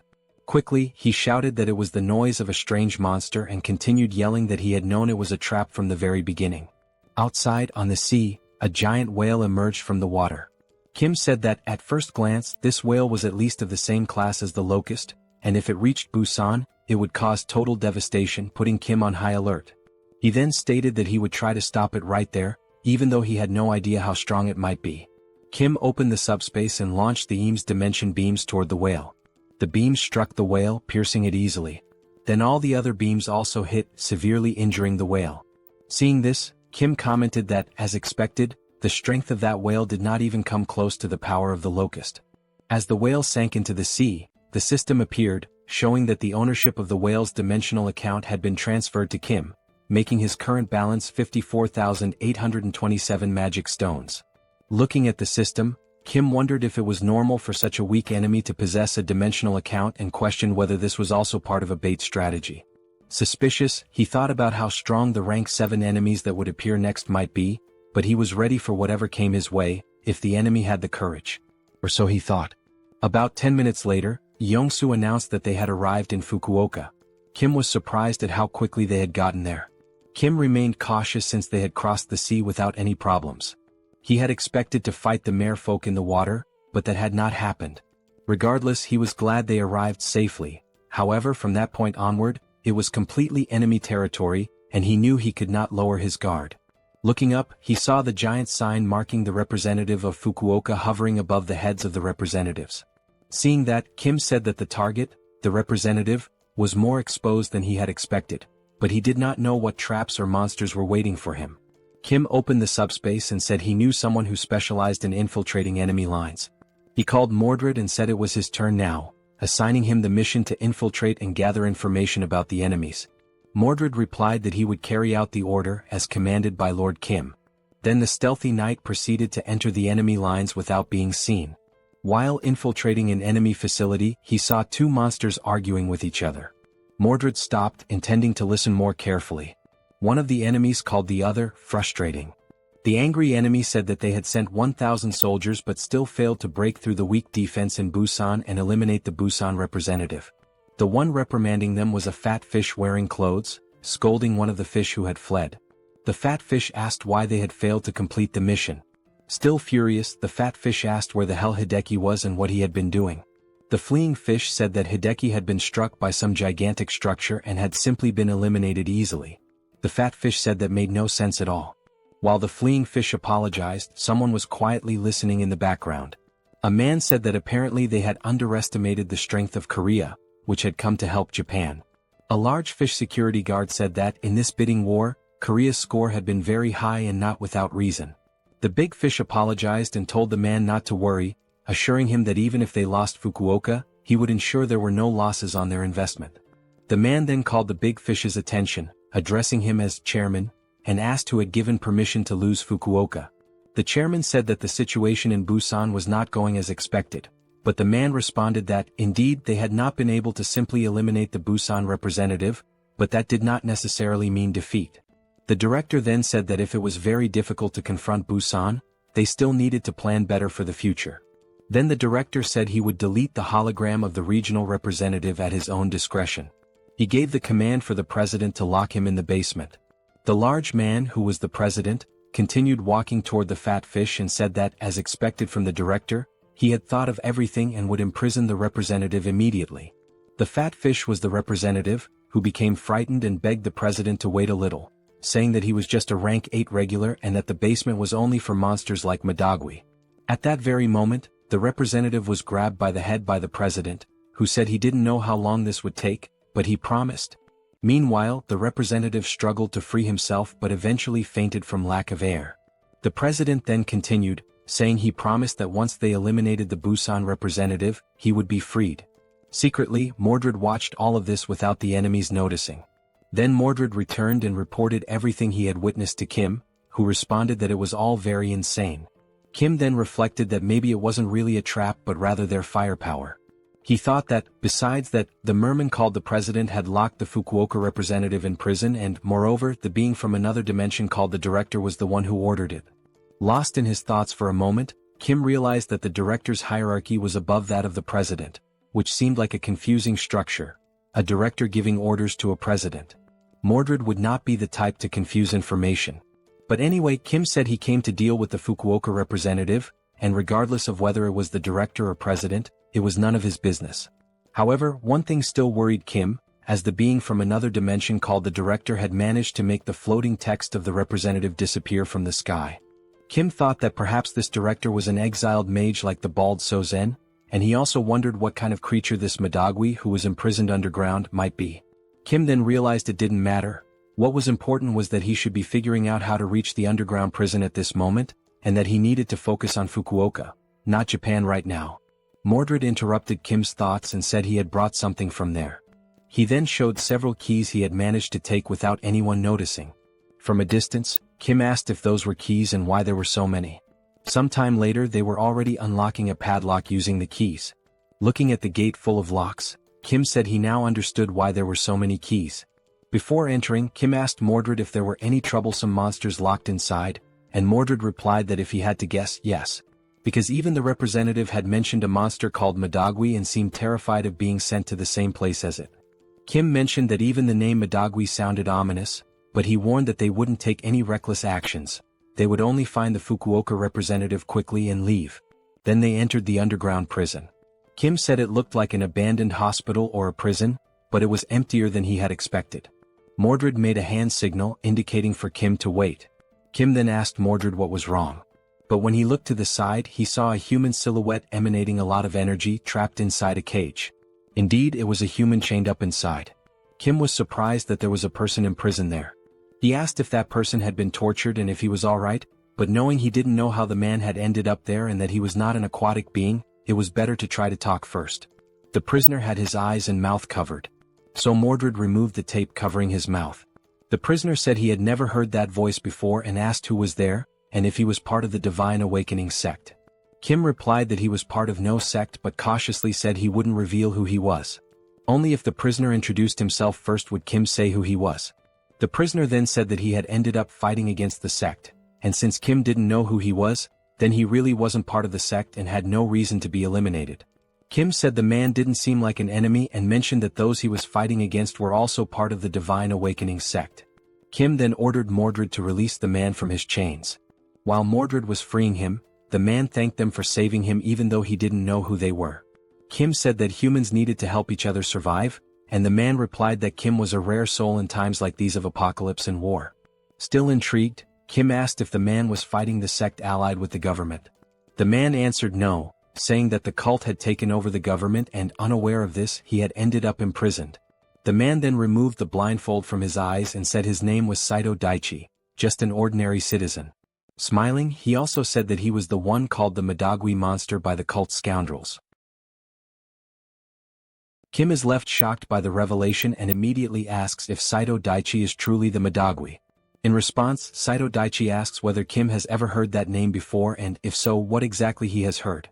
Kim, still suspicious, replies that he had heard the merfolk fear a powerful monster known by that name. Daichi confirms it. He explains that Madagui is indeed a powerful monster ranked at the 7th classification. However, what the merfolk truly fear is not just the monster's strength, but the heat it emits, an intense energy that practically makes Madagui their natural enemy. Still taken aback, Kim asks if this heat is Saito Daichi's own ability, considering that he appears to be just an ordinary person. Daichi calmly responds that his ability is not to transform into Madagui. He then lifts his shirt and reveals something beneath it, a red mark on his body resembling a scar. He explains that the Madagui is sealed within his body. Kim's jaw drops in disbelief and asks if something like that is truly possible. Daichi begins to explain about the seals. The system indicates that a master seal allows a target to be sealed inside a person's body. However, only one target can be sealed at a time, and the reaction varies depending on the nature of what is sealed. While they eat pizza, Daichi continues his explanation. He says that the larger and heavier the sealed entity is, the stronger the reaction on the host's body. The host will lose strength, become extremely dizzy, and may even faint. This is something he learned the hard way after sealing the Madagui. He explains that the Madagui is a monstrous creature of incredible power, immense in both size and strength. He assures Kim that it is without a doubt the strongest rank 7 monster Kim has ever encountered. Madagui destroyed everything in its path, be it monsters or humans. Nothing could stand before it. Its power was such that no attack could affect it. The only thing people could do was pray that the Madagui wouldn't pass through their territory. The only thing capable of stopping the Madagui was Daichi's unique ability. The government was aware of this and carefully planned the sealing of the monster with the help of several awakened individuals. And it was only through their combined efforts that the Madagui was safely sealed. But the real problem emerged after the sealing. Only later did they realize that the government faction pushing for the sealing of the Madagui was actually the Divine Awakening cult. But by the time they noticed, it was already too late. The cult had infiltrated by sending in agents who had not yet undergone the merfolk transformation, so no one suspected them. And as soon as the Madagui was sealed, the cult began killing the awakened. Because the awakened had gathered together to seal the monster, they were all conveniently in one place, making it easier for the cult to eliminate them all at once. This was how the cult exterminated every awakened who refused to join them. Daichi explains that he was one of those who resisted. As a result, they kidnapped him and imprisoned him there. Daichi then bows and thanks Kim for saving his life. Kim replies that such formality isn't necessary and asks what Daichi plans to do next. Daichi says that, unfortunately, he's not sure. There isn't much he can do on his own. He then adds that if it were possible, he would unseal Madagui and release it upon the divine cult to destroy them. However, if he did that, he too would be caught in the destruction and die. Because Madagui is uncontrollable and unstoppable, releasing him would result in the total annihilation of Japan. Kim then asks if there are any restrictions or a price to pay for releasing the seal. Daichi responds that there aren't. He simply doesn't release it because he would be in danger, and no one else is capable of controlling the monster. Kim is both surprised and excited, asking if that's really all that's stopping him, giving the impression that he's come up with a good idea. Sometime later within the city, one of the patrolling merfolk senses something unusual. What grabs his attention is a strange, loud noise. But when he looks down, he sees the building housing the merfolk being torn apart from within. The structure appears to be collapsing from the inside. Suddenly, it explodes completely, sending debris flying in all directions and destroying nearby buildings in the process. Amidst the devastation, the dust begins to settle. And from within the cloud of destruction, a monstrous gaze emerges. It is Madagui, now unsealed, rampaging and laying waste to everything in his vicinity. The merfolk who had been nearby see him and can do nothing but widen their eyes in sheer terror, fully aware that this is the end for them. They are frozen in place, paralyzed with fear, unable to move a single step, still struggling to believe that the Madagui is truly standing there before them. Meanwhile, the Madagui continued to advance, and with every step it took closer, the merfolk began to feel as if they could no longer breathe. A suffocating sensation overcame them, as though the very air was being burned away. The monster pressed forward, destroying everything in its path without mercy. As it walked, the merfolk nearby began to melt, unable to withstand the sheer heat radiating from its body. From within the subspace, an emergency shelter Kim had created to protect Daichi from Madagui's wrath, Kim carefully observed the destructive force of the beast outside. At that moment, a notification from the system appeared, stating that the representative of Fukuoka had been eliminated. As a result, Busan had officially won the territorial conflict. Kim acknowledged the representative's elimination and told Daichi not to worry about the rebound effect from the unsealing. Turning to Daichi, Kim assured him that he would take care of everything properly, instructing him to focus only on resealing the monster. Upon hearing those words, Daichi realized this was not the moment to be impressed. But even so, he couldn't help but think Kim was a genuinely admirable person. And it wasn't just because of his strength. It was the way Kim simply did what needed to be done, helping others without hesitation, as if it were the most natural thing in the world. Moved by Kim's resolve, Daichi felt that he too had found someone to look up to, someone who inspired him to do what must be done. Steeling himself, he began removing his shirt. Yes, that's right, just like anyone else would when preparing to bear a scar of such power. Daichi gathered his courage, stood before the portal, and faced the approaching monster. He shouted that the beast's brief moment of freedom was over, it would now be sealed once again. Upon hearing that familiar voice, the Madagui instantly recognized it as belonging to his natural enemy. Panic struck and it turned to flee. But Daichi had already begun channeling his sealing power.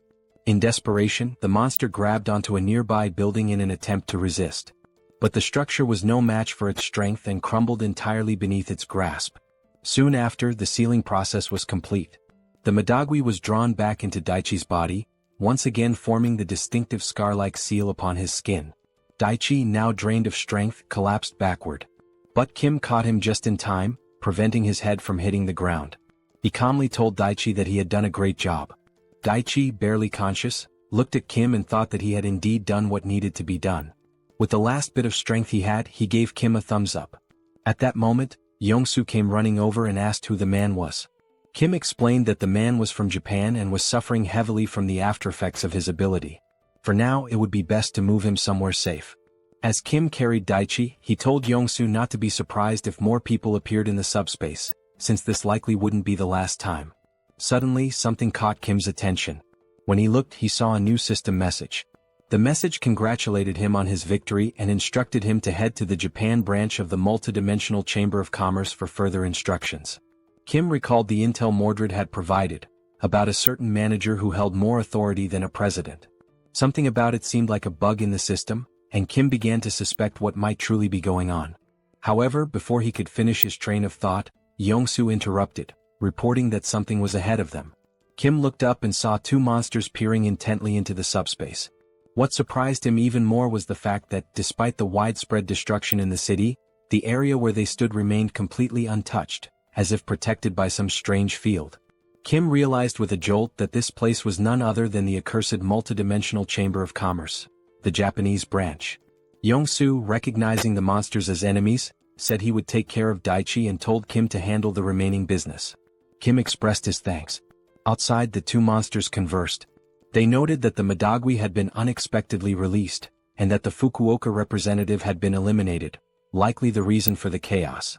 Seeing the floating tag above Kim's head identifying him as the representative of Seoul, they quickly realized that he was most likely the one responsible for everything. Then, a notification from the monster's own system appeared, showing that they had just received a fund of 3,000 magic stones. It was the perfect chance to redeem themselves for past failures. As one of the monsters, the president, devoured the stones, the other warned him to ensure the job was done properly this time. He urged the president to make sure the fight was worth the investment. In the background, the president, already a massive creature, began to grow even larger and more monstrous as he consumed the stones. His body mutated with raw energy. Now fully transformed, the monstrous president roared in fury and challenged Kim directly, declaring that he would not disappoint and demanding that Kim face him. After that, the director demanded that the president prove himself worthy of the investment. The president, with a ferocious expression, responded with determination that he would not disappoint. Raising his voice, he let out an earth-shaking roar, attempting to intimidate the enemy standing calmly in front of him. He anchored his feet firmly into the ground, gathering momentum, and then launched himself forward in a powerful leap. Charging with relentless aggression toward Kim, who remained composed, not flinching as the monstrous president barreled toward him. But just as the president closed the distance, a brilliant light emerged from within the subspace. This radiant burst revealed itself to be none other than the mighty spears of Lakis, which shot forth and pierced through the mutated fish-like creature with precision, forcing him down to his knees, immobilized and gasping. The director, witnessing this unexpected turn of events, stood frozen in disbelief. He could not comprehend what had just happened before his eyes. He questioned aloud, perplexed as to how the president could fall so easily and be overwhelmed so swiftly, especially after the substantial investment he had poured into elevating him to the prestigious 7th classification. His confusion was palpable, unable to fathom the failure after boosting his power. Then a system notification appeared, announcing that Kim had received 14,000 magic stones. The timing of the message puzzled Kim, for he had not yet finished off the president, who remained alive, albeit gravely wounded. Kim's attention was then drawn back to the director, who began speaking, remarking that, frankly, Japan used to be stronger. But as everyone could see, Korea had now become prime real estate in the world of awakened powers. Continuing his monologue, the director revealed his original plan. He had intended to establish Japan as his primary base and from there, proceed to conquer neighboring countries, expanding his influence step by step. However, in light of recent events, he admitted that perhaps his strategy had been flawed from the start. The director, adjusting his tone to a more businesslike offer, turned to Kim and proposed a new alliance. He asked whether Kim would be interested in using Korea as the new staging ground to dominate other nations. Should Kim accept the investment, the director promised Korea would reap numerous benefits. For example, Kim would gain the authority to declare war on regions such as Osaka or even Tokyo itself. Hearing these words left the president, still bleeding and crouched on the ground in utter shock. He could not believe what he was hearing. His eyes widened as he questioned what the director truly meant by this sudden shift in allegiance. But the director, showing no interest in the president's disapproval, continued as though uninterrupted. He added that, beyond the political power, Kim would also gain access to more magic stones, with the only condition being that it would be rewarded as a prize for victory and for claiming the Fukuoka Gate. He raised his hand, pointing his thumb toward the surroundings, stating that if Kim accepted this offer, he would like him to eradicate this pitiful place filled with losers. He expressed his distaste for working in such a public and exposed office, complaining that it hindered his ability to operate effectively. By eliminating it, he claimed, Kim's classification would increase significantly. Kim couldn't help but wonder silently if this monster truly had the power to raise his classification. The director then, in a seemingly casual manner, asked whether there were any awakened buildings in Korea as well, hinting at his intricate knowledge of awakened infrastructures. At that moment, the president, writhing in pain on the floor, showed signs of deep frustration. Glaring with fury, he gripped the spears lodged in his chest, yanking one free while speaking through clenched teeth. He accused the director of telling a completely different story from the promises he had originally made. Fuming with rage, the president rose to his feet and with all his remaining strength, hurled the spear toward the director, aiming for a lethal strike. However, as the weapon approached, a green aura enveloped the director's body. Despite the force behind the throw, the spear was completely repelled. No matter how much force the president applied, he was unable to breach the director's defensive field. Observing this from a distance, Kim identified the power as repulsion, but something about it felt off. Regardless of how strong a repulsion ability was, there should at least have been some slight impact or recoil, but the director remained perfectly still, unaffected. It was in that moment that Kim came to a realization. The director's power level might not be of a mere 6th rank, it was something beyond. The director then addressed the president sharply, telling him not to interfere when he was in the middle of an important discussion. Turning his attention back to Kim, he requested that Kim eliminate the president first, remarking that while the president excelled at avoiding attacks, he utterly lacked defensive capabilities. But the scene quickly shifted as the president began losing a tremendous amount of blood. Observing this, the director nonchalantly stated that there was no longer a need for Kim to finish him off. The president's end was near, his life slipping away due to his severe blood loss. Curious, Kim inquired about the director's exact classification. With a smirk, the director explained that members of the Chamber of Commerce handled matters differently. He suggested Kim should consider him a rank 0 existence, the highest possible classification. Since they operated on Earth, after all, they needed certain privileges and benefits to manage affairs efficiently. Abruptly shifting the conversation, the director asked Kim if he would accept the proposal or not. His tone left no room for evasion. Kim, now sweating profusely from the sheer pressure of the situation, thought to himself about the nature of the proposal. It was essentially an offer to switch sides, to stop being the invaded and instead become the invader, with a range of perks attached. Nervousness mounting, Kim hesitated, asking for a moment to consider. But the director quickly pointed out that throughout the vast universe, there were countless beings with abilities similar to Kim's. He even mentioned the man Kim had just rescued recently, hinting that he too possessed a comparable power. The director continued, saying that if there were already many like that in the places Kim had been, one could only imagine how many more existed across the entire world. At that moment, the director stated firmly that he was merely offering an investment. He emphasized that this did not give Kim the right to become arrogant or presumptuous about his strength. However, within that very instant, Kim's thoughts revealed his conviction. This being clearly had no understanding of his real powers. The director mistakenly believed that Kim's abilities were limited to sealing alone. It became evident to Kim that the director truly had no clue about his actual potential. Now, with a growing sense of certainty, Kim internally confirmed that the director was completely ignorant of his true power. Kim then confronted the director with a direct question, asking what would happen if he were to refuse the offer.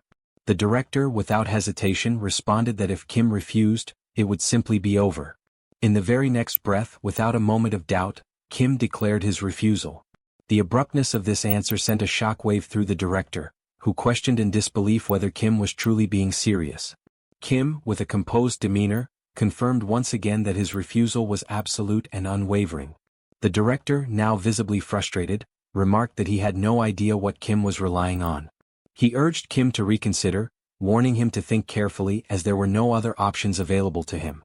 But Kim, remaining steadfast, turned toward the director and stated that his decision had already been made. He further added that he had accomplished what he came here to do and was now leaving. This bold attitude left the director completely dumbfounded.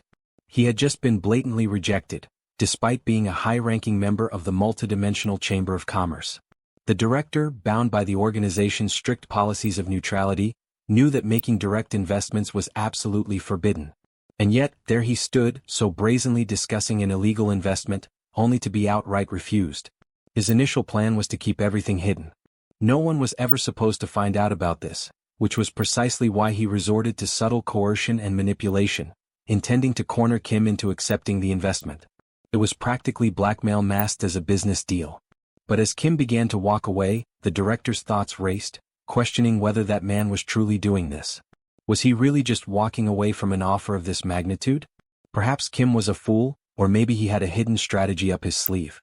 Regardless, the director concluded that it wouldn't be too difficult to select a capable individual who could eliminate Kim quietly, thus preserving his secret. It would be a simple matter to erase Kim without causing a scene. On the other hand, Kim, while leaving, contemplated his next move.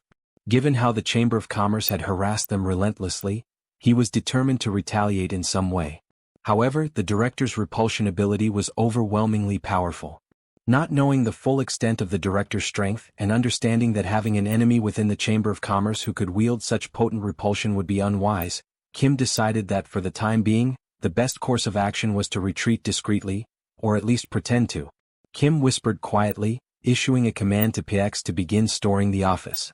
A portal silently opened behind them, swallowing the entire office space into its dimensional void, vanishing it without a trace. The director, oblivious to the sudden disappearance, remained unbothered at first. But when he finally turned around, perhaps sensing a shift in the atmosphere, he realized the office that had once stood behind him was now completely gone. Kim then began to explain, though more to himself than to anyone present, that after defeating the lizard men, he had leveled up before heading to China. As a result, he had gained a special save point as a level-up bonus. However, until now he had never found the right opportunity to make use of it. Given that the director had no knowledge of Kim's hidden abilities, this had been the perfect moment to execute his plan and turn the tables on the Chamber of Commerce, using their own space against them. Meanwhile, still paralyzed by shock, the director struggled to comprehend what had just transpired. His mind raced to understand the implications of the vanished office. But as he raised his head to look toward the portal, ready to curse Kim with a furious insult, his words were abruptly silenced. In that very instant, his head exploded without warning, as though it had been obliterated by an unseen force. The sheer suddenness of the explosion left the president, who was still pinned to the ground with spears, utterly speechless. Kim, too, stood in absolute astonishment, baffled as to how the director's head had simply burst apart on its own.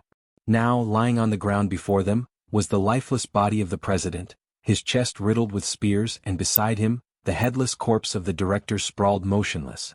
The president turned his gaze one final time toward the director's fallen body and muttered words of disillusionment. He spoke with a bitter tone, realizing that, in the end, the director was nothing more than a subordinate. From the grand perspective of the vast universe, he had been utterly insignificant, a mere pawn in a much larger scheme. These were the president's last words. With that, his life faded away.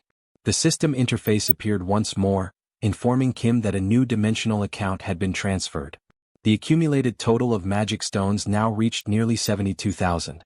As Kim stood there, surveying the aftermath of the battle, the chaotic scene seemed to settle into an eerie silence. With both his enemy and the Chamber of Commerce member lying lifeless, it seemed at last that peace had returned to the area. Yet, despite the apparent victory, Kim remained frozen, his thoughts consumed by confusion. He questioned what on earth had just occurred and whether this bizarre outcome had been his fault for storing the office.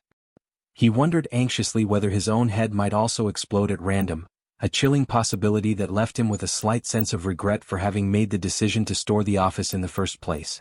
But no matter how much his anxiety grew, there was nothing he could do about it now. The primary threat had been dealt with, albeit in the strangest of ways. For the moment, Kim decided it was best to process everything step by step, rather than overwhelm himself with panic. He considered that perhaps the best move would be to return to Busan first and consult with Lancelot about what had just happened. Surely, Lancelot would be able to provide insights into this unprecedented situation. But at that precise moment something caught his attention. A system notification appeared, indicating that a significant system update had been detected due to the contents that had been stored. Reading this message, Kim's mind could only produce a single thought. With an awkward, somewhat perplexed expression, he realized that perhaps storing the office had been the right move after all. After accepting, the system displays that the update is currently in progress. Meanwhile, in another place within the subspace, Saito Daichi is taken aback by the scene before his eyes. He sees Kim standing there again inside the subspace, and the thought immediately crosses his mind that it has not been long since Kim sealed the Madagui. To him, it should be impossible for Kim to have completed such a task so quickly, and entirely on his own at that. Kim asks whether Saito Daichi is doing well, and at that moment, Daichi's eyes light up, as if only now realizing just how remarkable Kim truly is. Even though Kim is from another country, he came here, helped them, and did everything for the sake of Japan. Daichi calls out to Kim and expresses his gratitude for all the assistance, stating that he has recovered and is now about to leave. Kim is slightly surprised by how quickly he wishes to depart, but Daichi explains that despite the help in defeating their enemies, there are still many pressing matters that need to be dealt with. He explains that Japan has lost 9 out of 10 bidding competitions. With clear frustration over the situation, he adds that even at this very moment, other awakened individuals are out there fighting monsters, risking their lives in the process. He points out that even Kim, a foreigner from another nation, has come here to fight, so he too should go out there and follow Kim's example. Daichi mentions that he had been the representative of Yokohama, but the text confirming this had vanished and could no longer be seen. If he can announce the news that they have succeeded in defeating the fishmen, it should be possible to recruit several awakened fighters to their cause. Kim remarks that, unfortunately, such is the reality they face. Still, he would have preferred Daichi to stay at least until the next meal. Yet, since Daichi has made his decision, insisting any further would not be appropriate. Saito Daichi says that if they make it quick, it will be fine. They then share a brief meal together, and afterward, Kim tells him that if he ever needs any assistance, he must not hesitate to reach out. Even though Daichi does not like depending on help from others, Kim also mentions that he had been planning to set up a subspace portal in the area. Kim asks whether Daichi ate well and if there is anything else he needs. Daichi promptly replies that he is fine and expresses his gratitude once again for all the help. With that, he begins walking toward the exit, turns back to face Kim, and says that if Kim ever needs help, he only has to say the word. Daichi will certainly come and will also make sure to release the Madagui.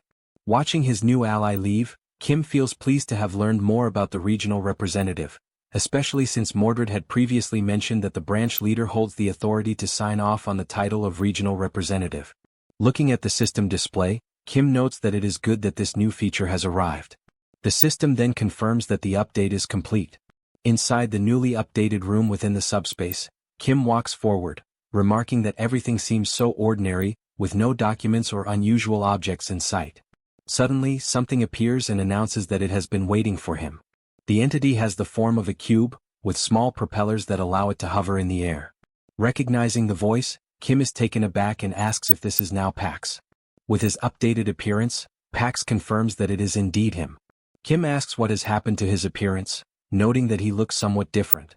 Pax explains that he has acquired a proper form after the system update and that, along with this, new functions have been added. He asks Kim if he would like to see them. Kim, astonished by how much more human-like Pax sounds now, agrees that he certainly wants to check out the new features. With a cheerful tone, Pax announces that he will go over the newly added functions, which amount to 4 major updates.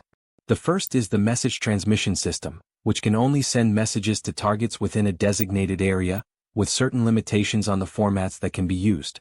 The second function is the satellite observation system, similar to the first in that it only works within the designated zone. These capabilities leave Kim even more impressed, but Pax continues. The third feature is the hologram adjustment system, a visual interface that allows the modification and customization of holograms. Finally, the fourth addition is the dimensional lifeform registry application. However, due to low hardware capacity, there are limitations on the classification level that can be registered, with the current maximum being level 7. Hearing this fills Kim with delight. His eyes light up at the possibilities and he remarks that Pax is practically a god. With more portals across the world, the range of observation could expand dramatically, and now, on top of that, messages could be sent as well, turning his ability from merely a logistical hub into a fully unified logistics command center. Kim's eyes gleam, and then he forms a mischievous smile, hinting that he has just thought of something. He tells Pax that he wants to display a message. Meanwhile, elsewhere in Japan, Seoul is sighing out of sheer boredom. She complains that Kim had told them to be prepared, yet there were so few enemies remaining that the battle ended before she could land even a single punch. Especially considering the presence of the newly arrived knights, had they even relaxed a little, she could have at least warmed up against these weak foes. She remarks that, had she known things would turn out this way, she would have traveled to Japan without Kim, whom she mockingly refers to as number 3. While she continues to grumble, complaining that she is bored to death and wondering when Kim will return, she hears a voice from below calling out that she is amazing. It is Eun-yang standing on the ground, exclaiming that the system has finally recognized her potential and asking when she had managed to climb so many levels so quickly. At first, she has no idea what he is talking about, until he tells her to look up. When she finally tilts her head skyward, she sees a message hovering in the air, announcing that she is now at level 999, the strongest in the entire world. She freezes in place, staring at the glowing letters for a long moment without uttering a single word. For reasons she cannot logically explain, she instantly knows this is Kim's doing, and the realization fills her with fury. At that exact moment, she decides it is indeed the perfect time for Kim to come back. Aboard the ship, Kim waves cheerfully, announcing his return. He also knows that, regardless of nationality, race, gender, religion, or culture, every sibling in the world possesses the supernatural ability to sense the murderous intent of their brother or sister. When his eyes fall upon Seoul, he sees a red aura boiling with rage, more intense and dangerous than that of any recent enemy he has faced. Realizing there will be no escaping unscathed, Kim quickly tries to divert her attention, producing a form from his belongings in the hope that she will ignore everything else. It is a level 7 registration form, but it carries a specific requirement, that the group must have at least 50,000 members before registration can be completed. After receiving a thorough beating from his sister, Kim admits he believed the form would be enough on its own, but he himself had not realized there was such a prerequisite of 50,000 members. Seoul demands to know exactly what this 50,000 members requirement means, and Kim replies that he will ask Pax for clarification. Pax then appears and announces that he will explain. Seoul also notices the change in his appearance. He proceeds to describe how the system includes a function that allows the creation of groups, enabling someone to establish a group and recruit members into it. Once registered in a group, members cannot join any other group or create separate ones. Seoul asks if, in order to raise the group's level, they must actually gather all 50,000 people, and Pax confirms that this is indeed the case. Once again she grumbles, declaring that the idea is insane. How on earth are they supposed to find 50,000 people? Kim tells her to wait a moment, explaining that he has a method to gather the required number. Elsewhere in another location, a ruined city stretches out under a gray sky, its streets littered with debris and broken structures. In the middle of the destruction, a massive foot slams down, belonging to a hulking creature that resembles an orc. The orc catches a strange scent in the air. When it turns toward the source, it notices a thin trail of blood smeared across the cracked pavement. It follows the trail until it discovers an injured human, attempting to remain hidden among the rubble. The creature chuckles, confident it has found its prey with laughable ease. The man is paralyzed with fear, unable to move. A sudden spray of blood splatters across the ground, soaking the shattered stone beneath them. The man had squeezed his eyes shut, unwilling to witness what was about to happen to him. But when he slowly dares to open them again, he sees the orc lying motionless on the ground, lifeless, with a sword embedded deep in its back. Cautiously he steps forward to understand what just occurred. As he draws closer to the fallen weapon, a system notification materializes in the air beside it. A web notification informing him that a powerful sword has been delivered to his current location. Almost immediately, another message appears inviting him to join the group, Pax FC, a group that comes with certain benefits. And so, the clever nature of Kim's plan to recruit people becomes clear. Now that Pax had been updated after absorbing the Japanese branch of the multidimensional Chamber of Commerce, not only had he gained new abilities, but his artificial intelligence had also become significantly more advanced. Thanks to this upgrade, the satellite surveillance system was now able to clearly distinguish between enemies and allies within the operational range of the portal. It could evaluate situations in real time and provide whatever was needed, using this power as a means to assist others. Kim, upon realizing this, also conceived the idea of using that same system as a method to promote Pax FC. After some time, the system displayed that more than 10,000 members had already joined Pax FC. This discovery filled Kim with excitement, for his brilliant idea was not only working but flourishing. Wanting to recruit even more people, he decided to update the ability once again. The latest update allowed the broadcast range to be expanded, enabling Pax's messages to reach areas that previously would have been inaccessible.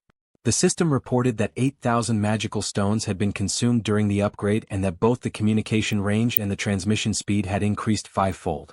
With this improvement in place, Kim departed together with Yongsoo to install additional portals, beginning their journey with a trip to Busan, accompanied by his personal pilot. After successfully installing the portal in Busan, and just as they were on their way to Gwangju to establish another one, Pax suddenly appeared, reporting that a problem had arisen. Indeed, an unexpected situation had occurred. People had begun to gather in large numbers around the portal. Many did not truly understand what it was. Some even assumed that Pax FC referred to a football team. Observing the swelling crowd, Kim reasoned that the situation did not appear too dangerous at the moment, but if the number of people continued to grow, it could quickly become one. In that case, he resolved to request the colonel's assistance, asking the military to help manage the portal. Kim explained that outside the portal's range, blind spots were inevitable. He emphasized that if this task were too burdensome for the military, the colonel was free to decline. However, the colonel became visibly enthusiastic, declaring that the idea was excellent. His eyes gleamed as he proclaimed that this was the very first step toward rebuilding a nation, the precise duty that a soldier ought to fulfill. He promised that he would give the order for the units to begin immediately. Kim then explained that for the moment the active portal sites were located in Incheon, Busan, and Gwangju, though many more were still to come. The colonel responded by saying that he would require a great number of people. At that moment, Kim realized he had not considered the matter of manpower. Yet the colonel reassured him, stating that if manpower was the issue, he knew someone who could help. The scene then shifted to Kim speaking with the representative of Busan, asking her to take responsibility for managing that area. He explained that while the military would be in charge of the portal itself, blind spots beyond its operational reach would remain, and manpower shortages would make them difficult to monitor. As they walked together, he elaborated further, explaining that he needed her cooperation to oversee the areas surrounding the portal in collaboration with the military, promising to provide all the necessary supplies for the effort. Upon hearing this, she responded that it sounded fantastic. Seizing the opportunity, Kim then asked if she would also like to join Pax FC. Through the cooperation of the military and local awakened individuals, the shortage of manpower was resolved, and the chaotic surroundings of the portal gradually began to stabilize. At the site, soldiers were giving clear instructions. No one was to push forward, and distribution would proceed one box per person in strict order, so patience was required. As they handed out supplies, they repeatedly announced that these provisions came from PAX FC, adding that anyone who joined would receive even more the following day. Through such promotional efforts carried out here and there, the system soon indicated that the number of members had surpassed 40,000. Kim's expression twisted into something almost psychotic, for everything was unfolding even better than he had planned. Now, only 10,000 more members were needed to reach level 7. Interrupting his moment of exhilaration, Pax appeared once more, reporting that another problem had been discovered. He explained that he had detected a being from another dimension, one that showed no intention of attacking, and asked what action should be taken. Kim was astonished, questioning whether it was truly possible for a dimensional being to exist without hostility. The scene then shifted to the introduction of this unusual creature. It was small, fluffy, and undeniably cute. Facing it directly, Kim attempted to identify its species, and realizing this, the tiny furry being began to cry, pleading for Kim to spare its life. Astonishingly able to communicate in a manner similar to a human, the little creature begged, insisting that it had nowhere else to go and promising that it would remain hidden, causing no trouble to anyone. Only then did Kim recognize that the creature was indeed peaceful. Kim stated that he wished to hear its story and suggested that they sit and talk for a while. The adorable creature was deeply moved by the human's attitude. While they were speaking inside, the little creature explained that his dimension had been destroyed by an invasion. While searching for refuge, he had managed to infiltrate during a migration toward Earth. Nibbling on some cookies as he recounted his tale, he revealed that his name was Solon and gradually told the entire story of how he had ended up there. Kim realized that the account could very well be true. After all, Earth itself had also suffered invasions from other dimensions. It was entirely possible. If Earth failed to defend itself, humanity too would eventually become nothing more than refugees. Kim asked whether Solon had come to Earth alone, and this question made the small, fluffy creature cry once again. Still sobbing, he clarified that he had not come entirely by himself. In the beginning there had been many companions. He recalled how he had been their leader and had devised a plan to lead them to a mountainous area to establish a settlement. Unfortunately, it had not been a safe zone. Because of his misjudgment, many had been killed and devoured by monsters, and the survivors had scattered.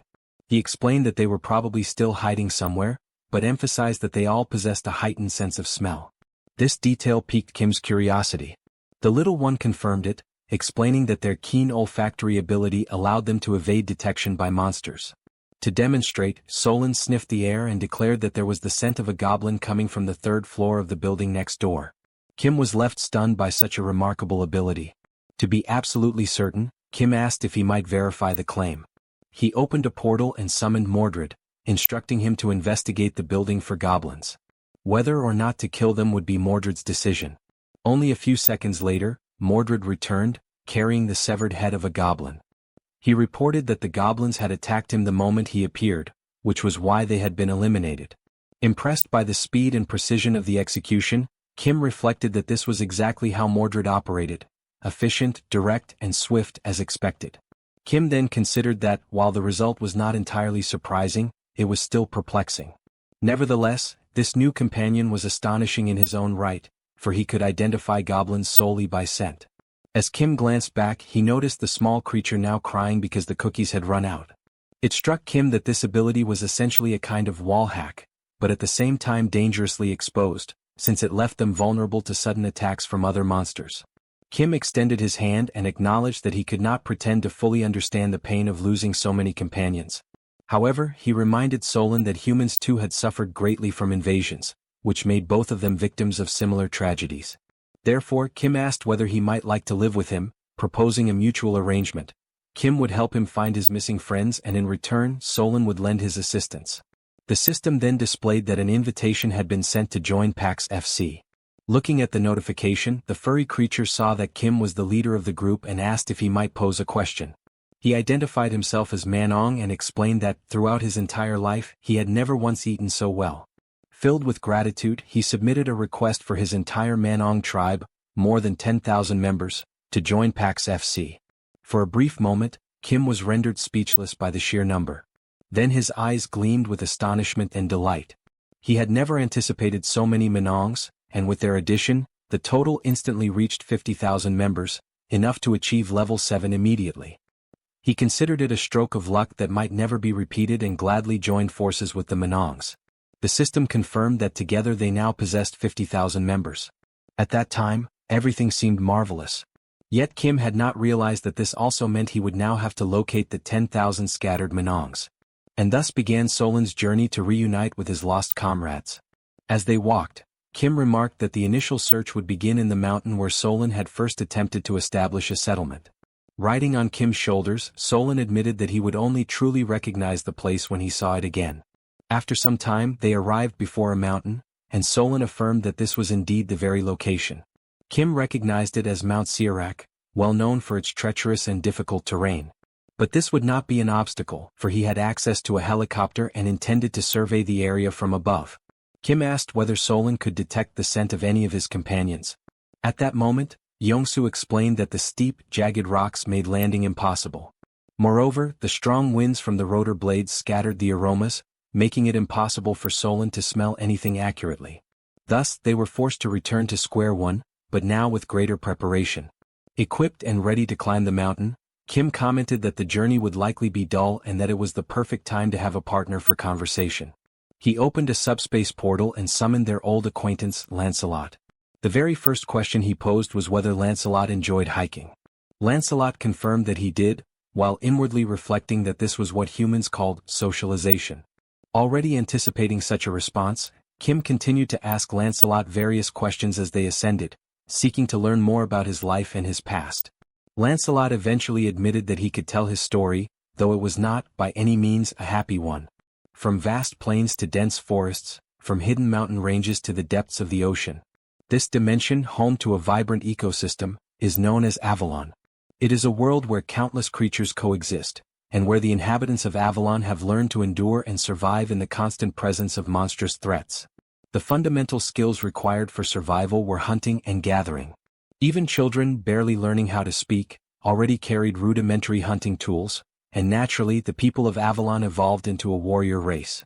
And yet, despite the ever-looming menace of monsters, the people of Avalon managed to push their civilization forward. Through this progress, monsters no longer posed the same overwhelming danger as before. However, with this advancement came a new trial: war. The strength that had been honed to combat monsters was turned inward, against their own kind. The struggle for survival twisted into bloody conflicts over power and territory. After centuries of civil war, when the people were weary and broken, a young knight rose to the occasion. Through peace and diplomacy, that knight put an end to the endless fighting. This knight, who preached love above all else, was cherished by everyone and was crowned king. His name was Arthur. To those scarred by violence, suffering, and poverty, Arthur offered forgiveness, compassion, hope, and laughter. He summoned knights renowned for their valor on the battlefield and ensured that their swords would never again be raised in war against one another. Arthur declared that the sword, once forged for destruction, would henceforth serve only to protect Avalon. Thus, the 12 Knights of Camelot were formally anointed. Together, these knights repelled invaders and defended Avalon with unwavering courage. Under their protection, Avalon flourished more than ever before. Then, on what seemed like an ordinary day of fending off invasions, an extraordinary threat emerged. These new invaders were black magicians from the dimension of Barnaul, and they were unimaginably powerful. From that moment onward, the Knights of Camelot were bound to cursed relics, and Avalon itself fell under a terrible curse. Stepping out of the flashback, Lancelot explains that this was how they became the undead, condemned to continue existing even after death. He then asks Kim if that sounds like a joyful story, to which Kim responds that it is indeed far from uplifting. With his small companion resting on his shoulder, Kim tells Lancelot not to worry about his reaction, but that he needed to hear the complete story at least once. Yet deep inside, Kim is shaken, for an entire dimension as strong as Avalon had collapsed completely. Such a fate is not spoken of lightly, for it meant families, friends, everything one knew, vanished in its entirety. Kim apologizes to Lancelot for making him recall something so painful. However, he also reflects that his own family and world are still safe, so he should not pretend with hollow compassion. In that moment, Kim grows nervous, struggling with what to say to Lancelot. Sweating with unease, he asks if there might be any possible way to restore Avalon. Realizing that this question is as futile as asking if one can bring the dead back to life at their own funeral, Kim feels utterly useless for having cast such a heavy shadow over the mood. Yet, Lancelot respectfully answers Mr. Kim, telling him that it is not possible and that he knows of no method to ever reach Avalon again. He explains further that the multidimensional chamber does not open portals to anyone except the invaders. Besides, reviving the dead is something he has never even heard whispered of. Kim apologizes once more, but Lancelot acknowledges that he understands the intention behind his words. Then Lancelot says something that leaves Kim momentarily speechless. He reveals that his obedience is indeed a result of the curse, but beyond that he also possesses genuine feelings. And the mere fact that Kim is not an invader is enough for him. He explains that it has been that way from the beginning and most likely the other knights feel the same. At this, both Kim and Lancelot exchange words of gratitude with one another. Just then Solon catches a scent and asks them to pause. A patch of grass nearby begins to stir, and soon another Manong emerges. Upon seeing one of his kin, Solon leaps with excitement and embraces his comrade warmly. The comrade anxiously asks if Chief Solon is injured in any way, but Solon reassures him that he is unharmed, explaining that he encountered kind people who promised to help them. That was why he returned, to reunite with his lost kin. His comrade then turns to Kim and expresses deep gratitude. He goes on to declare that he will also help, and that he knows where some of the missing Manongs are hiding. Hearing this, Kim is filled with excitement, realizing how much time this will save. He thinks to himself that from here, it will simply be a matter of climbing the mountain in search of the Manong tribe. One Manong will help locate another who will then lead them to even more, creating a chain until the tribe is whole again. But things do not go exactly as planned. A week later, Kim is completely drained in every sense. Only after that long and exhausting time is he finally able to gather all 10,000 members of the Manong tribe. Exhausted and moving like an old man, Kim tries to recall how many mountains he has climbed over the course of the past week, all while wondering why the Manong seem to have such an attachment to mountains. He once again expresses his happiness at being able to help them reunite, and tells them that he will create a portal to make it easier for them to remain on that mountain. He explains to the tribe that if a monster ever appears, they simply need to escape through the portal, and in addition if they are ever in need of supplies, they can retrieve what they need directly from it. The Manongs express their gratitude, admitting that they do not know how they could possibly repay such generosity. Kim tells them that thanks are unnecessary and instead asks them to continue doing what they do best, using their extraordinary sense of smell. Yet Kim also wonders if there is perhaps something else they might help with. The system then notifies him that the fierce trackers of the Manong tribe are now available for deployment. At that moment, with all the energy and excitement he can muster, Solon, the leader of the Manong tribe, raises his voice to rally his kin, calling on them to demonstrate exactly what the Manongs are capable of. He orders them all to flare their nostrils wide. And so, the Manongs begin working side by side with the humans, using their keen senses to track down hidden monsters. They lend their aid to Manhwa as well as to Seoul, allowing them to uncover enemies that would have been otherwise impossible to detect. The sense of smell possessed by the Manong tribe proves to be truly extraordinary. Within only a single week of their alliance, reports of damage caused by monsters drop drastically. Watching all of this unfold from within the system while casually eating a bag of chips, Kim remarks that even though it may be impossible to completely wipe out every last monster, the fact that casualties have decreased is already more than enough. Things are definitely more stable now than they were before. Yet something still gnaws at him, keeping him unsettled. Now that he has reached level 7, secured an alliance with the Manongs, and witnessed a sharp decline in enemy activity, it feels like exactly the kind of moment when something catastrophic is bound to erupt. And right then, Pax appears, agreeing with what Kim has just said, announcing that new documents from the Chamber of Commerce have just arrived. For a brief moment, Kim feels a rush of pride, assured that his intuition never lies. The new document reveals that due to falling profits in the Korean and Japanese regions of Earth's dimension, measures of consolidation will be implemented with other dimensions. Expecting it to be about expansion or new opportunities, Kim realizes instead that it concerns the consolidation and merging of dimensions. He immediately asks which dimension will be merged, and Pax hands him another document. This one, however, is long and tedious, spanning more than 20 pages filled with dense text. Knowing how to make use of Pax's AI capabilities, Kim asks Pax to summarize it for him. Recognizing the importance of the information, Pax summons the other members into SUBSPACE to share the news. Pax then begins to explain that the chamber's objective seems to be twofold. First, to increase revenue in Korea and Japan, and second, to reduce the number of level holders. To achieve this, the continent of Elvenheim will be relocated to the Pacific region and forced into battle. After that, an official warning for Korea and Japan will be issued within 7 days. Upon hearing this, Seoul raises a question. If it is only 7 days away, what is the point of sending an advance warning? Kim clarifies that this is an internal chamber document, one they received early thanks to their control over certain facilities. In short, it means they will soon be forced to fight again. But in the background, Joy raises a troubling thought. She recalls Pax mentioning that it would be a forced battle, and asks if this means the inhabitants of Elvenheim are being compelled to become invaders. At that moment, Kim realizes that their probable enemies might also be unwilling victims, dragged into a war they never chose. This sparks the thought that perhaps there is a chance to clear up the misunderstanding and prevent an unnecessary conflict. Lancelot joins the discussion, telling Master Kim that he is not wrong in his reasoning, but that there is currently no way to establish contact with the people of Elvenheim. He explains that they must physically go to them in order for the battle notice to be delivered. He warns that they have no idea when Elvenheim will be transferred, and in the worst-case scenario, it could happen at the exact moment the official warning is released, immediately provoking them into combat. Pax reassures them that this is not the case, explaining that Elvenheim has already been relocated to the Pacific, and only the formal warning remains, which will be issued in 7 days. Kim states firmly that there is no time to waste. Joy, however, raises another concern, pointing out that there is still a chance that the people of Elvenheim may not see things as they do and may in fact desire war. She adds that it is also possible they might be similar to the primitive creatures they once encountered in China. These possibilities leave Kim deep in thought about what step he should take next. But after a moment of reflection, he declares that he will only decide on a course of action once they arrive. The scene shifts to a beach covered in dark sand. The landscape, though striking at first glance, carries an unsettling air for 2 young elves with golden hair who have just arrived there. One of them remarks that, despite the dirty and gloomy appearance of the place, it still feels preferable to their homeland.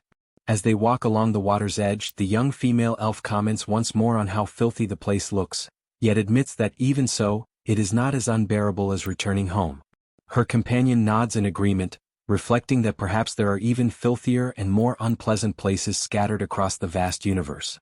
However, since neither of them has ever set foot beyond their realm, Elvenheim, they have no way of confirming such assumptions.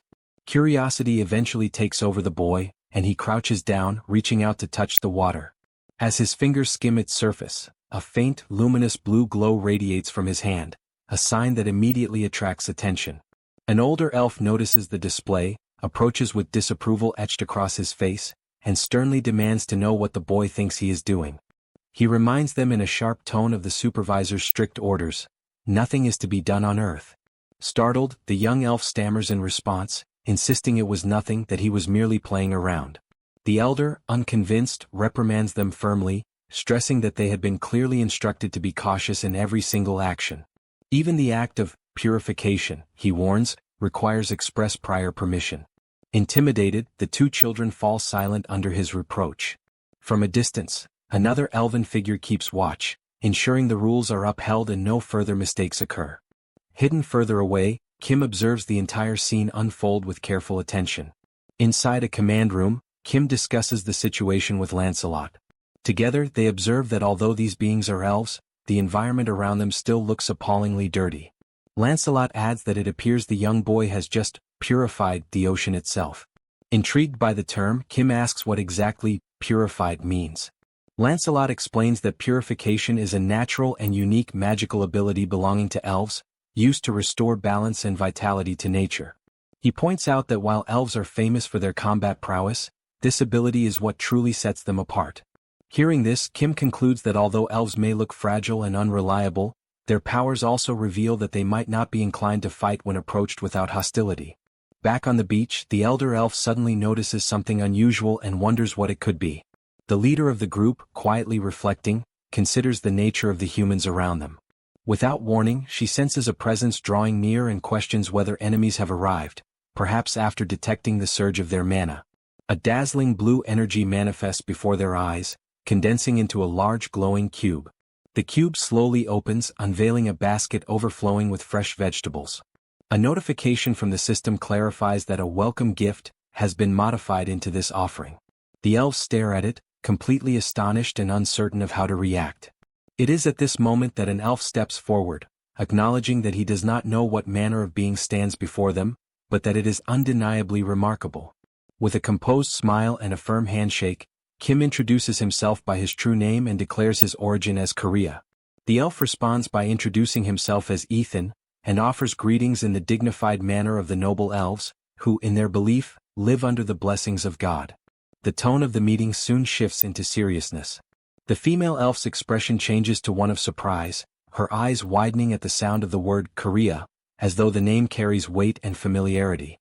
Kim notices the reaction and deduces that they must already have received alarming war reports. He immediately seeks to reassure her, urging her not to be distressed. He explains that although the current situation appears to signal the outbreak of war, the truth is far different. It is nothing more than a carefully orchestrated scheme by the Chamber of Commerce. He firmly asserts that there is no genuine reason for them to fight, since they are all merely being manipulated into conflict. Now Kamer, the elder elf, picks up one of the vegetables from the basket, tastes it, and comments that at last they have found someone who thinks in harmony with the elf's own values. Jongwoo advises her not to rush into speaking further, suggesting instead that she eat more slowly and carefully. He then informs them that their leader, President Ellie, resides in the capital, a destination that lies about 3 days' journey from their current location.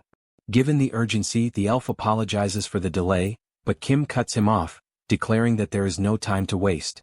Without hesitation, Kim summons a massive military vehicle and invites the elves to board, suggesting that traveling together will help them avoid unnecessary misunderstandings and allow conversation along the way. Upon arrival near their destination, however, the elf insists that they continue the journey on foot in order to prevent further misinterpretations. Inside the vehicle, Kim turns to Yongsoo, instructing him to remain behind and deal with any potential enemy attacks while he and Lancelot continue forward to speak directly with the elves. As they enter the town, Kim notices children at play and other elves arguing about watering and fertilizing their plants. He observes that the materials look worn and that nobody appears particularly powerful. The place resembles a cozy rural village, yet he wonders how far the capital can possibly be. Ethan announces that they have arrived, and Kim had not expected the destination to be like this. The place is almost entirely ruined. One elf who had been sleeping is nudged awake by another, who jokes that the sleeper had drooled. The embarrassed elf grumbles while the other laughs, remarking that some odd sound escaped him. The elves approach Kim to confirm that this is indeed the capital they must reach. Kim studies a building that looks like an old asylum and wonders to himself whether this could possibly be the so-called Galactic Council. Stunned, Kim realizes that the capital he had pictured is in fact a small, picturesque hamlet. His surprise is interrupted by the arrival of a stern, braided elf who berates the litter scattered about and scolds the children, warning that if they keep behaving this way they will grow up as filthy as the elders. Her scolding stops abruptly when an elder announces that Mother Nature will take care of the mess, and then informs her that guests have arrived. Startled, she turns and sees Kim's group for the first time. Led into a council hall, Kim and Lancelot receive a formal welcome. A noble-looking elf apologizes to Kim, explaining that the children apparently caused some trouble and that Kim's assistance eased their journey. Kim replies that it was no bother at all. The conversation shifts toward the future. The braided elf makes clear that they do not want war either and insists she has no intention of leaving Elvenheim. Their only desire is to discover what happened to their people. Kim agrees to maintain peaceful relations and coexistence, but the elf interrupts him coldly, declaring that they do not mingle with outsiders and warning, to eliminate any doubt, that piety does not equal naivete. Whoever dares to invade their people in Elvenheim will be killed. Kim smiles confidently, certain of his previous words, and asks what she means by whoever. The elf confirms bluntly that she means exactly what he heard. Anyone who threatens them will be eliminated. At that moment Lancelot steps forward, sword in hand, and reproaches her for a grave mistake. She has shown disrespect to Lord Kim, who seeks only peace, and she is refusing to distinguish sincere intent from hostile intent, choosing instead to threaten to kill indiscriminately. The fragile calm shatters when the braided elf lunges at Lancelot in fury, spitting insults as she attacks. She sneers that the sight is repulsive and that she does not intend to soil her eyes with the sight of a human. Those are her last words before striking. Kim cries out his knight's name in shock as he watches Lancelot be brutally overpowered. Victorious, the elf begins to explain the nature of her people. She says that while humans live roughly 100 years, for elves that span hardly marks the beginning of adulthood. Their long lives have exposed them to innumerable battles and hardships across many worlds, forcing them to fight for survival for ages. As a consequence, most adult elves have reached at least level 6 in power, and even elders who sweep the courtyard are often level 5 or higher. Turning to Kim with fragments of what is left of Lancelot in her hands, she mocks him, "Apologize? You come here armed to the teeth and expect us to beg forgiveness." She continues, declaring that they have confronted countless sinners like him before. Surrounded by a menacing green aura, she presents a grim offer, "Bow your head and apologize. If you do, perhaps I will let you live." Realizing how swiftly and effortlessly the elf had defeated Lancelot, Kim remarks that her response was far too extreme, given that Lancelot had merely carried a sword on his back. Panic grips him, and he asks if it is truly as simple as lowering his head and apologizing. Without hesitation, he does exactly as instructed, declaring that such an act is no hardship for him. Bowing awkwardly, he expresses deep regret and begs for her mercy. The elf then questions why Kim lowered his head so quickly, especially considering that he is the master. Kim answers that he did so because one of his comrades was on the verge of death. Opening the subspace, he recalls Lancelot back inside. Lancelot, battered and holding his own arm, apologizes as he disappears. Observing the interaction between the humans, the elf finds Kim peculiar, yet she resumes the earlier discussion, emphasizing that the elves will not invade them, but they will show no mercy to any who attempt to invade Elvenheim. She repeats that anyone who approaches will be considered an intruder. Kim can only remark that they are incredibly reclusive. The elf responds that whether reclusive or not, humans should at least be grateful that elves are not the ones invading them. Furthermore, she explains that the elves are prepared to die in silence, and so she sees no issue in maintaining such isolation. Kim counters that he cannot understand why the elves would prefer death over accepting aid, suggesting that perhaps their pride is too great, and insists that they ought to accept help when it is freely given. The elf watches him silently, her aura of intimidation beginning to radiate once more. Kim, sensing the tension, tries to ease the atmosphere with humor, remarking that she could speak less since his own words seem to slip away from him. The elf then declares that she has an idea, one that will be faster than endless talking, and instructs him to follow her. Caught off guard by her sudden decisiveness, Kim can only wonder whether she has been offended by his earlier words. Cold sweat trickles down his face as grim possibilities flood his mind. She might kidnap, imprison, and torture him. Resolved not to overthink, he decides to follow, reassuring himself that if anything happens, he can retreat into the subspace and look for an opportunity to escape with the helicopter. After all, she does not possess wings to chase him through the skies. Suspicious but determined to endure, Kim clings to the thought that as long as he maintains his composure, he can survive even within the den of a tiger, though this elf is both swift and overwhelmingly strong. As they walk, he notices in the background elves training with bows and arrows. Watching them, he comforts himself with the notion that arrows could never bring down a helicopter. That fragile reassurance vanishes instantly when the elf fires an arrow. The shot is so powerful that a helicopter would be obliterated effortlessly if struck. Horror grips him as he realizes that escape is impossible.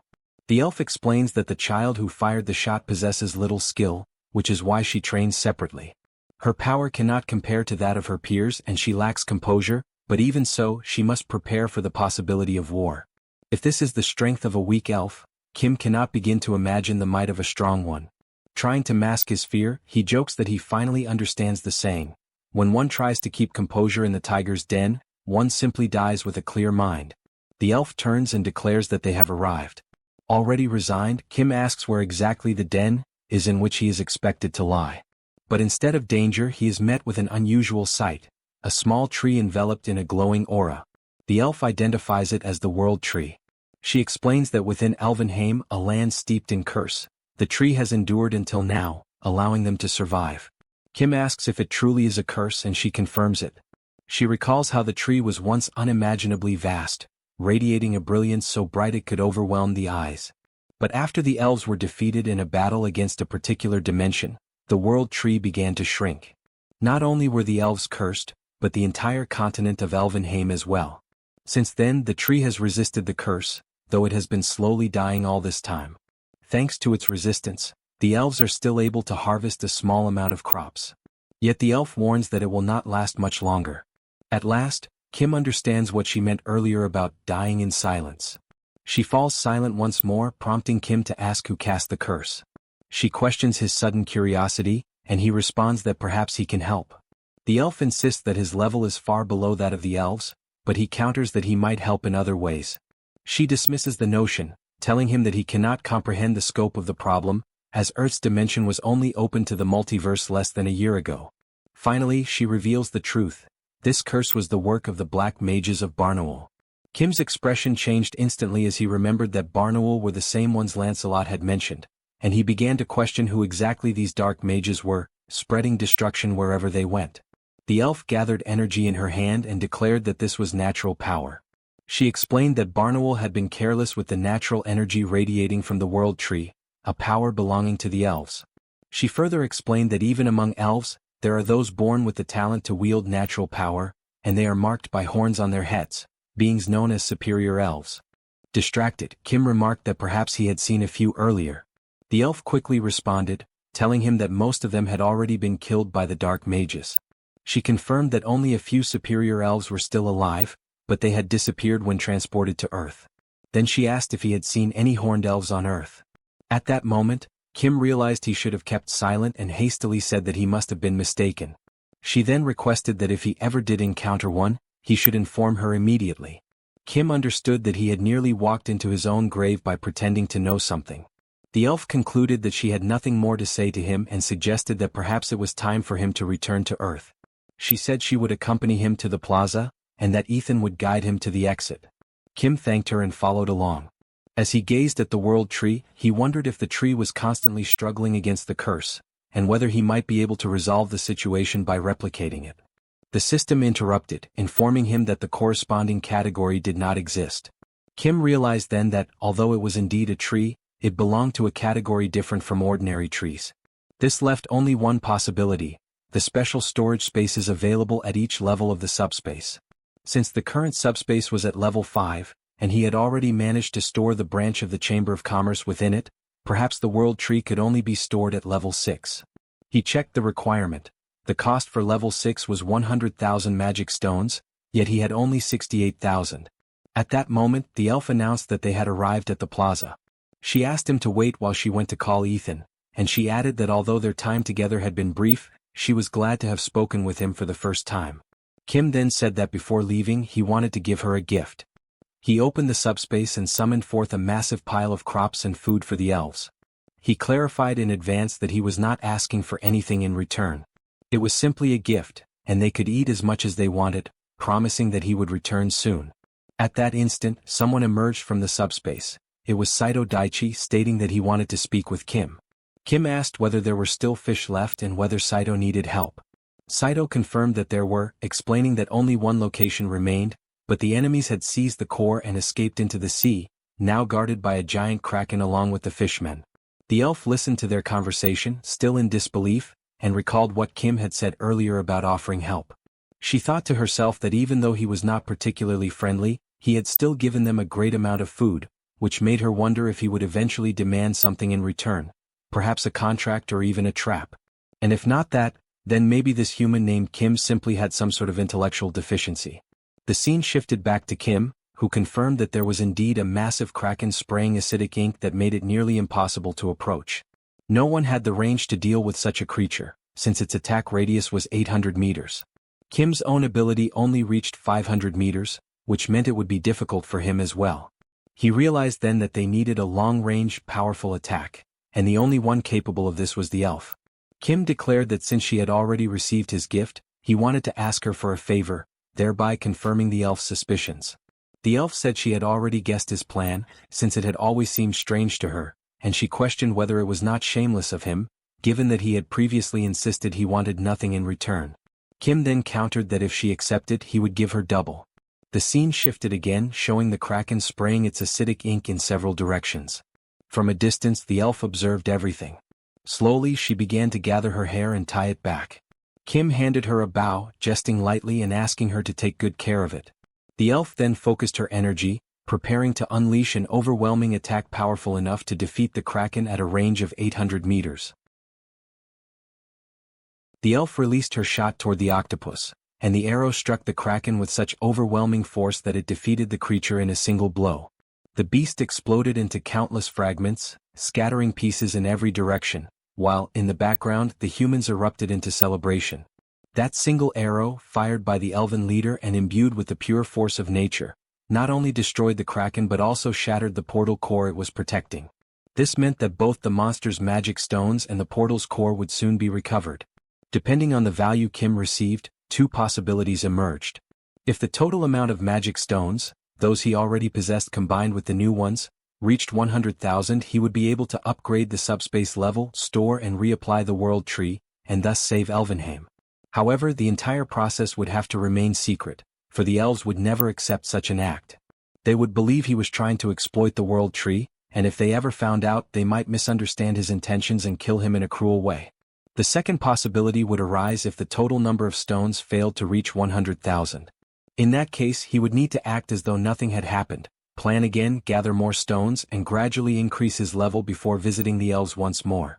Both alternatives were difficult, requiring absolute secrecy, but the second, starting over from scratch, was the most dangerous of all. Looking at the system window, Kim expected to see only 32,000 stones remaining. However, he actually had 68,000, and he believed that by defeating the kraken he would finally reach the 100,000 mark. Yet even after the ship returned to Elvenheim, not a single new stone had been added. After all, it was the elf who had slain the creature. At first, Kim was not overly concerned, thinking he could trade food for the stones. However, the elf soon sought him out, demanding the promised food since she had fulfilled her part by killing the monster. Somewhat embarrassed, he agreed but asked if he could at least receive the magic stones obtained from the kraken's defeat. The elf replied coldly that this was not part of their agreement. Kim insisted, saying he wanted nothing for free and that he would offer 4 times the amount of food.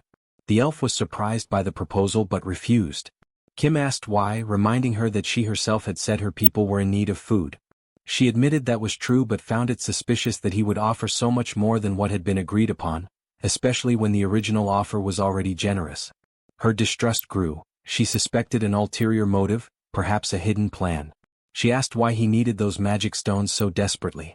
Trying to sound casual, Kim said that he always needed them and used a few here and there. The elf replied sarcastically that she too used a few here and there, making it clear she saw through his evasive answer. Kim realized that his vagueness had only fueled her doubts, and she was not naive enough to overlook it. She then declared that she would keep the stones and that he should simply uphold his end of the bargain by delivering the promised food. Nervous, Kim began to sweat. The elf, growing impatient, demanded that he act quickly, warning that if he delayed any longer she would turn him into food instead. Irritated, Kim opened the subspace and ordered Px to unload the vegetables until he said to stop. The portal opened and the food began to pour out, forming a massive pile of vegetables that continued to grow. During this, Kim decided to be honest. He explained that he could replicate anything infinitely within the subspace and that the reason he wanted the magic stones was to store and reapply the world tree, thereby saving the elves. Yet he knew she would not believe him, and she confirmed that she truly did not. That was why he had preferred to keep the truth hidden. She even doubted the food itself, suspecting it might be some kind of trap. Still, she continued to watch. The subspace kept producing food without end, the pile growing larger and larger before her eyes. The elf stood there, speechless, astonished by what she was witnessing. Kim asked if she believed him now. She answered that she still was not sure whether he could truly replicate infinitely, but she admitted that he could reproduce an impressive amount. Even so, she questioned how she could trust him to return the world tree to the elves instead of keeping it for himself. She said that such a matter was not something to be taken lightly, and entrusting the fate of her people to a stranger was unthinkable. Kim replied that there was no need to worry, for the world tree to him was nothing more than an ordinary sapling. That statement only confused her further. Without gaining anything from it, he seemed to be risking everything merely to help them. She asked why he was trying so hard. As she reflected, the elf remarked that his hesitation to answer clearly revealed he was hiding something. Kim denied it, explaining that his motivation was simple. He simply felt pity for her and her people. The elf was caught off guard by the straightforward honesty in his tone. He elaborated that, despite their strength, they were on the brink of collapse, starving, frail, with both children and adults pale and sickly. He wanted to help them not out of self-interest or hidden ambition, but purely because he sympathized with their suffering. Kim then asked if she did not see things the same way, that her people were in desperate need of help. He added that, if they truly wished, the elves could easily invade human lands and seize food by force, but they chose not to. The elf remained silent, and from her body began to emanate a faint green aura, its gentle glow carrying an undertone of intimidation that made Kim slightly uneasy. In that moment, a fragment of the past resurfaced in her mind. She remembered a distant conversation, someone once scolding her for provoking others. That voice, likely belonging to her father, spoke patiently about the importance of mutual growth and coexistence, saying that both were vital for survival. Competition was necessary, he explained, but the destruction of one another would never lead to prosperity. Coexistence and shared development were the paths of true wisdom. He had called her Elia, reminding her that a hand was not meant solely to strike, but also to be extended toward those in need. And if someone offered help, he had said, there was no shame in accepting it. Even the elves were not perfect.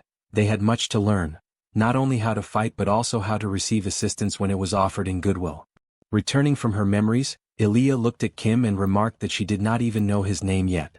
Kim introduced himself and she requested that, when the time came to search for the High Elves, he lend his aid to them as well. Kim agreed without hesitation. Moments later, the system displayed a message.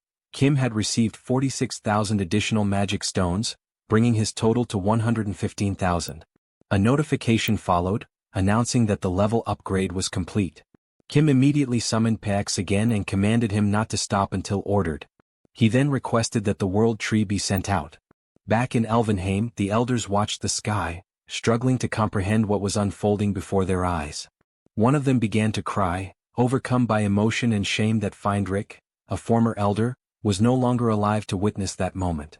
From above, countless crates began descending, each one sent by Pax, and inside every box lay a newly duplicated world tree created by Kim. The elves were overwhelmed with emotion, their cheers and tears blending into one. After some time, Seoul, Kim's sister, pointed out that there was no more space left to plant and asked that the remaining trees be placed near her. Witnessing the scene, Elia's composure finally broke. Tears streamed down her face once more. Even after all these years, she still cried like before. She was not alone. All around her, other elves were weeping too. They said that they had always given their utmost to endure hardship, but expressing gratitude, that somehow was even harder. An elder replied that they could not help it, for their tears would not stop flowing. Another elf, smiling through his exhaustion, murmured that they were likely tired down to their very bones. Meanwhile, everyone, elves, knights, and even Kim with his family and friends, joined together in replanting the world trees.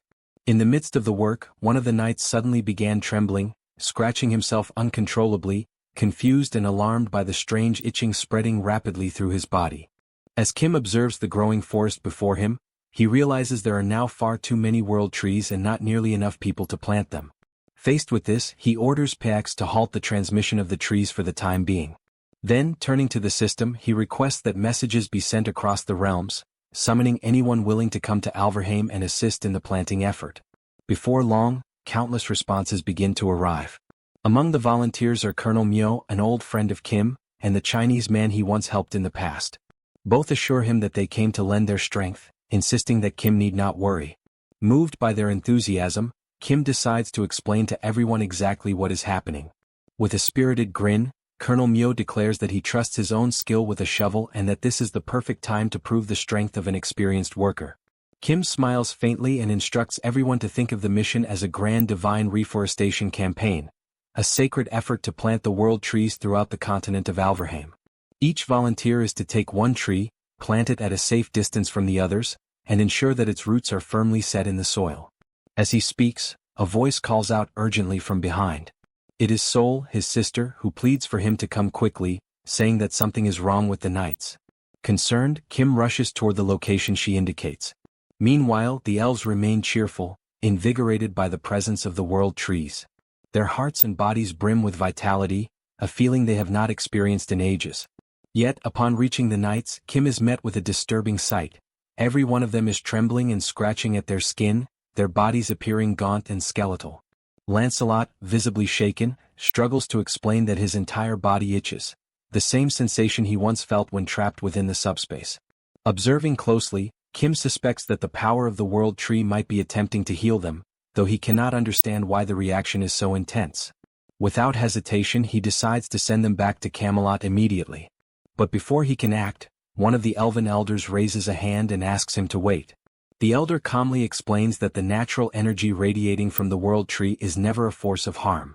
Lancelot, still trembling, argues that an excess of that same energy can sometimes act like a curse. The elder responds with quiet assurance, saying that perhaps all that is needed is a simple adjustment, a realignment of the tree's natural properties so that their energy may harmonize with the knights' bodies. Approaching each of the knights in turn, the elder begins to manipulate their energetic balance. Kim watches intently, fascinated yet uncertain about what exactly is being done. The elf reassures him that it is merely a gentle calibration, meant to prevent their suffering. Moments later, Lancelot blinks in surprise. The itching has vanished completely. The others soon relax as well, their symptoms gone. At that moment, Kim recalls something Elia once mentioned, that among the elves existed a level 6, the highest and most formidable rank, comparable to the winged monster they had fought in China. Studying the elder before him, Kim realizes that no ordinary measure could truly gauge the depth of this being's power. Then, in a voice as calm as the wind through the branches, the elder reflects that no power under heaven or earth ever remains fixed. Nature itself moves and transforms just as people do, and within the countless paths of providence, there must exist a way to restore those men, to bring the skeletal knights back to their human forms. The words strike Kim deeply. He stands frozen, mouth slightly open, unable to respond. As the elder turns to leave, Kim drops to one knee and implores him to explain further. All around them, the world trees continue to grow, their luminous leaves casting soft light across the land. The elder turns back and explains that the power of dark magic, the very force that stripped the knights of their flesh, is vast and wholly opposed to the essence of life. Reversing such corruption, he says, is like trying to gather spilled water from the earth. It demands strength and patience many times greater than the original act of destruction. Dozens, perhaps hundreds of times more. Kim listens intently, still kneeling, absorbing every word as the radiance of the world tree spreads across Alverheim, heralding a new dawn of hope. He then asks what would be required to accomplish what the elder proposes. The elder replies that two things are essential. First, a natural force many times stronger than the dark energy, powerful enough to suppress it. And second, a superior elf with the skill and mastery to channel that energy precisely. At once, Kim recalls the elf Elia had spoken of, the superior ones who vanished during the transfer to the war, perhaps still living somewhere on Earth. The elder nods solemnly, confirming his suspicion. All of them, he says, disappeared without explanation. No one knows where they went. Some may still live hidden among humankind. Others may have succumbed quietly to time itself, their names long forgotten. The possibility that one of the superior elves had died in silence fills Kim with a faint sorrow, a quiet ache for the lost greatness of an age long past. The elder then asks whether it is even worth continuing to speak of natural force, given that the whereabouts of the superior elf remain unknown. Kim, though visibly shaken, insists that he continue and demands to know how much natural energy would be required. The elder explains that this power flows from the world tree itself, and to gather the necessary amount would take no less than 150 years. The response makes Kim smile awkwardly, aware that such a span of time far exceeds the life of any ordinary human. The elder adds gently that the amount they possess now is still a mere fraction of what would be needed. With a tone of resignation, Kim realizes that the task before him is not simply difficult. It borders on the impossible. Yet the elder continues, explaining that there is no way to hasten the growth of the world tree. The only path forward, he says, is to repeat the cycle of pain and recovery again and again. Kim understands the principle and, as he reflects, interprets it as a process of enduring suffering and then healing from it, a painful yet potentially feasible path. The elder emphasizes that such a procedure is far from simple. The energy they face is extraordinarily resilient, nearly destroyed by the curse that taints it, and lesser beings could never hope to inflict even a scratch upon it. As Kim listens, his mind races through the meaning of pain and recovery, and gradually he begins to believe there might be a way to make it real. A faint but confident smile crosses his face as he recognizes that he already holds what is needed to begin. The scene shifts to Camelot. The system presents it as the grand palace of the knights, a fortress blessed with a unique property. Within its walls, countless enhancement stones are forged, artifacts designed to channel and amplify magical power. Holding one of these stones, Kim observes how the life force drawn from the world tree radiates through it, magnificent and pure. The cycle of stone reproduction has become drastically shorter, accelerated by the energy accumulated since the naming of all the knights. With the addition of 2 world trees, the process intensifies further, spawning an unending flood of new enhancement stones. Now the stones multiply at an exponential rate, so quickly that Kim deems it pointless even to attempt counting them. He cannot be sure how much Camelot can accelerate the growth of the world tree, but he knows that it will take some time before the results become apparent. With a mischievous glint in his eyes and a determined expression, he resolves to begin enhancing his weapons. Kim grasps Rikiza's sacred spear and attempts to elevate it to a new tier of power. Yet the attempt fails. The enhancement requires a C-grade stone or higher. Curious, he checks the system and finds that all the stones in his possession are merely D-grade. This discovery leads him to question how one might obtain the superior grade. Back in Elvenheim, Kim seeks answers from the elf. She explains that C-grade stones can only be crafted by dwarves, small, sturdy beings renowned for their unmatched skill with the hammer. Startled, Kim realizes he has never once encountered a dwarf. The elf remarks that this is likely because no dwarves exist on Earth, and she briefly describes their kind. According to her, such creatures truly do exist, though they are absent from this world. Still curious, Kim asks if there is any other way to acquire C-grade stones without relying on the dwarves. The elf answers plainly that it is practically impossible. It is at that moment that Kim fully understands the gravity of his mission, the sheer magnitude of the path that lies ahead. He glances at the massive piles of enhancement stones surrounding him and recognizes that they are all useless. The realization dampens his spirits, especially after having been so eager to forge countless powerful weapons from them. But the elf, noticing his disappointment, adds one final remark, that perhaps not all hope is lost. She explains that it is possible the dwarves may also have come to Earth, since the elves may not have been the only race affected by the dimensional consolidation process. She continues, noting that the level cap of the earthly dimension was raised to match that of the elves, and thus the presence of other races in this world is not impossible, merely uncertain. The elf adds that if an immense, previously unseen mountain range were ever to appear, there would be a high chance that dwarves dwell within it. She advises Kim to seek them out if he wishes to continue with his plans. Then, with a graceful nod, she takes her leave, saying she must finish planting the world trees. Kim thanks her for the information, straightens his posture, and prepares to depart, his mind already turning toward the next great step in his journey. Before departing, the elf remarks that Kim is regarded as the savior of Elvenheim, and because of that he may speak to her more informally. She adds that she has spoken with his sisters and that all of them seem to be wonderful people. They conversed casually, and it would be strange if only he remained formal. Yet Kim cannot help but recall the moment when that very same elf had effortlessly destroyed Lancelot before his eyes, making it impossible for him to behave naturally in her presence. He turns his gaze toward the horizon and concludes that, for now, there are no pressing problems left to resolve. With a faint smile, he decides that it is time to move forward. As the sun sets, he prepares for his departure. The colonel watches him closely and asks whether he truly intends to travel to America, curious about the reason behind such a choice. Kim reflects that James had expressed a wish to return home and that, in any case, he himself must continue exploring new lands. However, something in the colonel's reaction draws his attention, a subtle expression that suggests he knows more than he is willing to say outright. The colonel explains that he no longer maintains direct contact with the United States and does not know every detail, but he states firmly that the federal government there has collapsed. Among the few remaining state governments, something strange seems to be unfolding. He goes on to say that the real issue may not lie within America itself, but rather with the monsters that have taken positions above the Pacific Ocean. The revelation catches Kim off guard. The colonel then mentions that there is a video that can better illustrate what has been happening. The footage shows fighter jets streaking through the skies at nearly the speed of light. The pilots report unidentified flying objects approaching at extreme velocity and attempt to change course to avoid collision. Before they can maneuver, however, enormous creatures tear through the aircraft as though they were made of paper, obliterating them with terrifying ease. It is not a single attack. Multiple monsters move in coordinated formations, defending their aerial territory with frightening precision. As they watch, the colonel explains that only one pilot survived, thanks to an emergency ejection. Through him they managed to retrieve the recording. After the incident, American forces stationed in Korea attempted to return to their homeland, but every attempt ended in failure. The number of soldiers who succeeded in setting foot on American soil remains zero. Kim contemplates the situation, wondering if James might be able to modify an aircraft capable of crossing the ocean despite the dangers. Yet when James studies the data, he realizes the creatures are faster than fighter jets and strong enough to pierce armored warplanes.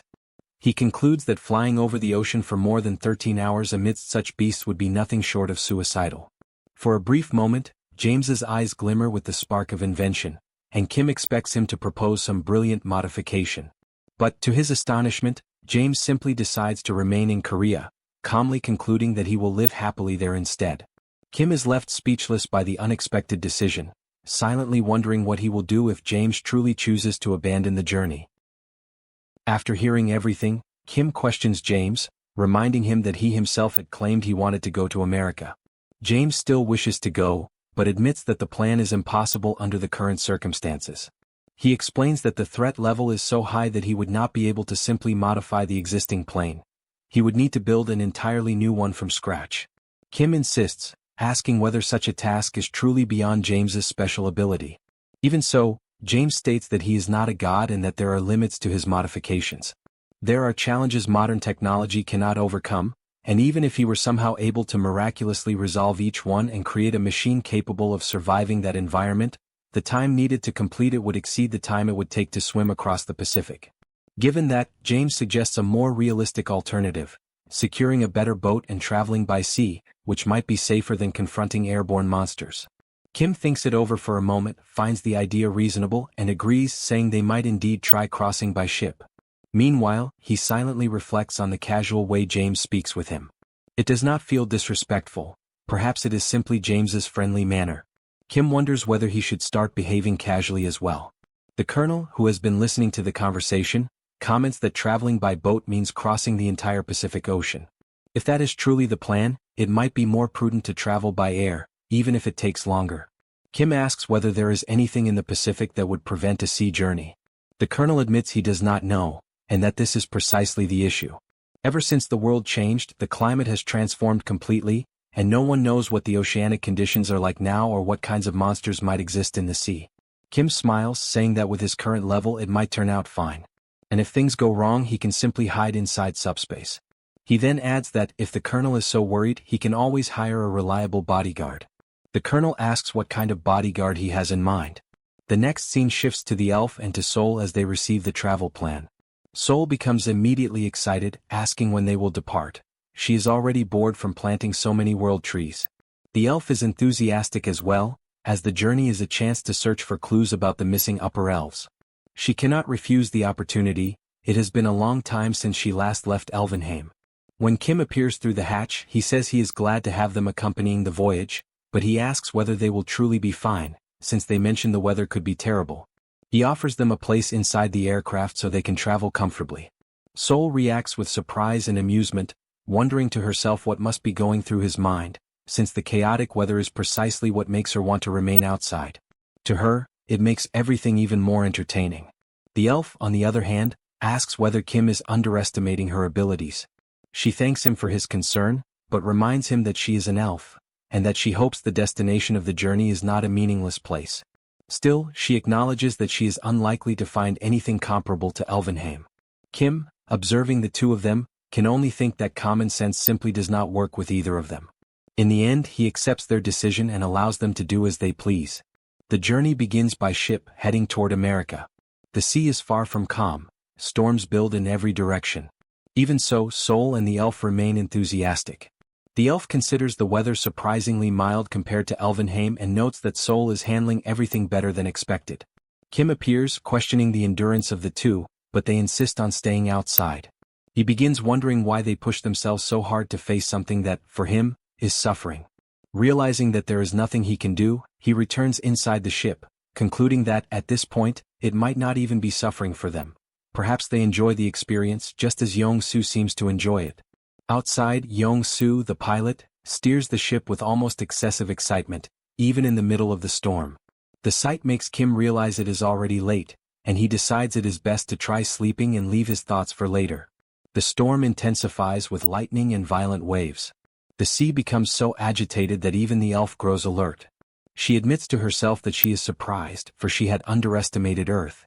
She decides to abandon the outside and enters the ship, still reflecting on the unexpected strength of that ocean. For her, however, the most astonishing thing is Seoul, who continues smiling throughout the entire storm, comparing the experience to an amusement park water ride. The elf notices that Seoul becomes even more excited as the waves grow larger. Without knowing for sure, she imagines that perhaps waves of such magnitude are common on Earth. If that is true, she feels she cannot lose the opportunity to demonstrate elven pride, and she becomes enthusiastic as well, wanting to show the strength of someone who leads the elves. With that thought, she decides to challenge her own nature and begins wishing for even bigger waves. What she does not know is that the Pacific Ocean is the birthplace of typhoons and hurricanes. Adding to that, after the dimensional consolidation, unprecedented geological shifts turned Earth's climate into something extreme. Without realizing it, the three of them end up passing directly through a super typhoon, something that leaves the elf genuinely astonished by Earth's power. On the following morning, the sea finally calms down. Kim goes outside to see how the two are doing and finds them standing upright with their arms crossed, striking a pose reminiscent of Zoro from One Piece. He tries to understand what happened during the night and whether they are actually fine, but both remain silent. Yong-soo comments that he now believes the colonel was right. The climate has changed drastically. Kim begins reflecting on how absurd the crossing was. A trip that should have lasted more than a week was completed in a single night. He recalls Ellie mentioning that transfers occurred in other regions, and he begins to suspect that the effects of those transfers might be connected to the catastrophic climate changes they just experienced. Then Kim, Seoul, and Ellie leave the ship and begin their journey. A growing sense of unease rises around them, but despite everything, they have arrived safely. Seoul, with an intimidating expression, wonders silently whether she will be forced to plant trees again and threatens in her own mind to assert her strength if anyone tries to make her do so. Kim senses her aggressive intent clearly. He simply advises her, in thought, to change her clothes and orders Pax to retrieve Seoul through the portal. Determined to investigate on his own while they prepare, Kim examines some destroyed and seemingly empty containers, as well as buildings that have also collapsed. He walks silently through the area and notices that there is not a single person there, not even monsters. The atmosphere resembles that of an abandoned city. At the rate things are going, he realizes he will not be able to gather any information at all. It is then that he finds a piece of paper on the ground. Written on it are the words, "State against state. War breaks out. Kill or survive." Other pieces of paper posted on the wall form something like a bulletin. Observing everything, Kim thinks they resemble newspaper clippings and assumes they were left there some time ago. To him, it confirms what one would expect from a federal nation. The states appear to be competing with one another. Kim assumes that, at that point, the forces in the region must have consolidated into two warring factions, which might explain the absence of people. He concludes that, aside from the ongoing war, there is nothing else worth noting. At that moment, something catches his attention, a poster announcing the discovery of a mine in Arizona.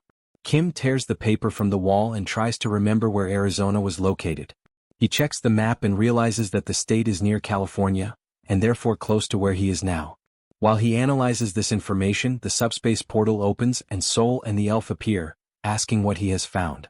Kim is about to answer when he interrupts himself after noticing something unusual. Seoul is wearing something similar to pajamas, while the elf appears dressed like a cowgirl. The sight surprises him. Seoul casually remarks that she intended to put something warmer on him as well but prefers to observe the elf's more conventional choice of clothing.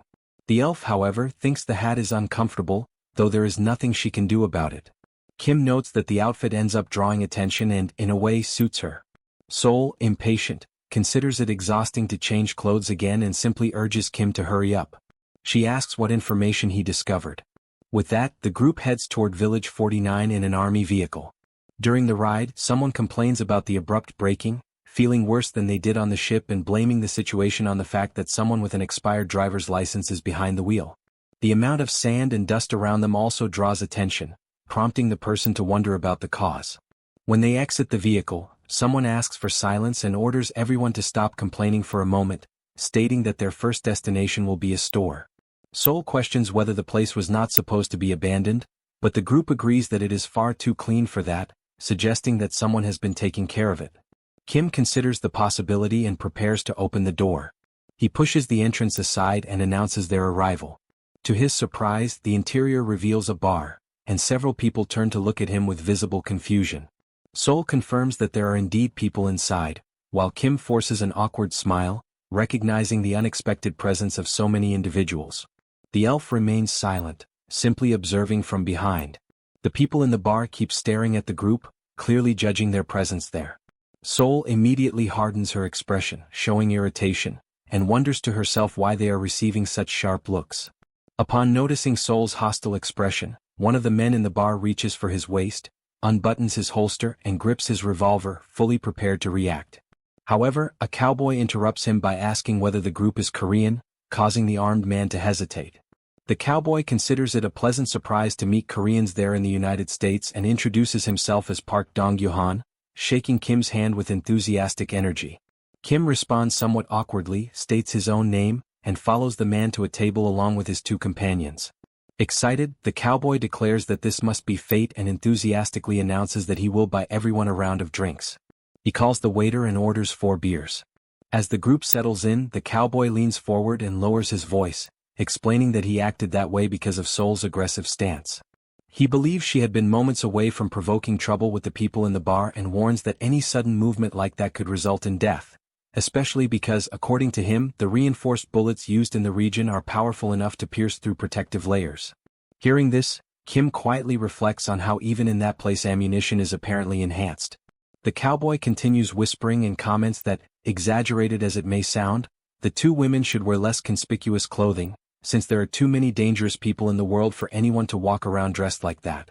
The waiter soon arrives with the beers, apologizing that they are not cold.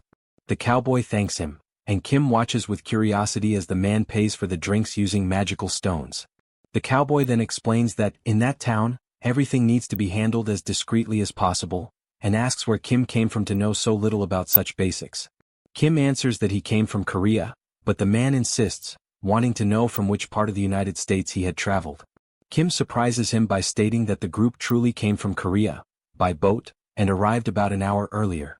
The cowboy is stunned and insists that crossing the ocean is impossible, recalling reports of waves reaching dozens of meters in height.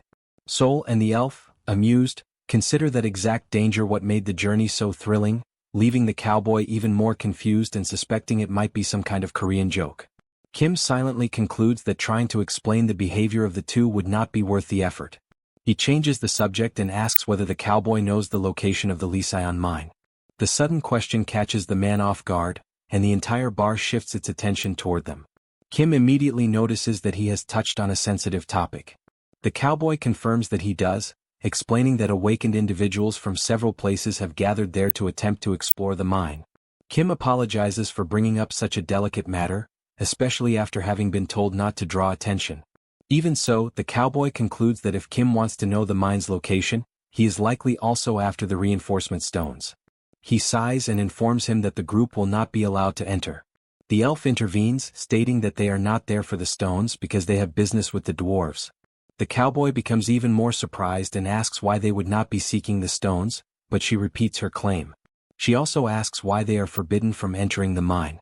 At that moment, the man who had previously drawn the revolver approaches once more, still armed, and declares that he wants to know why the group is asking about the mine. He warns that if they attempt to enter, they will end up dead. Sensing the growing tension, the cowboy thinks to himself that the group has drawn far too much attention and that allowing the situation to pass quietly is now impossible. He even considers using his own gun if an opportunity arises. Meanwhile, the armed man presses the revolver directly against Seoul and asserts, based on what he heard, that she likely possesses reinforcement stones. He demands that she hand over every stone she has in exchange for the mine's location, and insinuates that, in the case of the beautiful women, another form of payment would also be acceptable. Seoul simply fixes her gaze on him. The man smiles, convinced he holds all the power. Facing the revolver, Seoul displays a dark and chilling smile. She asks whether the man truly wants her to kill him with a single strike. Then she clenches her fist and delivers a punch so powerful that it launches him upward, breaking through the ceiling as his body is sent flying out of the bar. Everyone in the establishment freezes, stunned, unable to comprehend how a single blow could generate such force. Kim watches the scene and concludes that it has finally happened, exactly what he had expected, because someone had dared to provoke the second strongest person. He stands up and remarks to the cowboy that it would be best for them to leave. The cowboy thanks him for the warning, and the group promptly exits the place to avoid further trouble. Seoul follows after Kim, asking him to wait. The cowboy, still in shock, tries to process what he has just witnessed. He wonders how a person can literally be sent flying by a punch and begins to reconsider whether the group truly did cross the ocean by boat. He imagines that, if they are indeed who they appear to be, then perhaps anything is possible. As Kim, Seoul, and the elf run toward the vehicle, they hear someone calling out to them. It is the cowboy, sprinting after them and asking whether they truly intend to go to the mine. He pleads for them to count on his help and insists that they listen to his story. When he finally catches up, he explains that finding the mine without guidance is practically impossible, and he offers to guide them there. In return, he asks only that they decide whether they still want to go after hearing everything he has to say. Kim agrees to listen even though he feels a hint of hesitation. The cowboy then activates a system notification related to his own story. The Liseon mine appears listed as an occupiable territory in Arizona, containing vast quantities of reinforcement stones and buried treasures. The mission is to occupy the territory and claim the reward. The cowboy recounts that upon receiving this alert, he immediately called his friend Gordon and commented on how close Arizona was.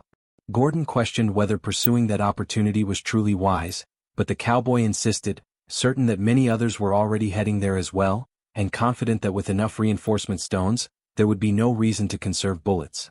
They set out for Arizona. Once they arrive, they discover a large crowd already gathered, forming a long line to enter the mine.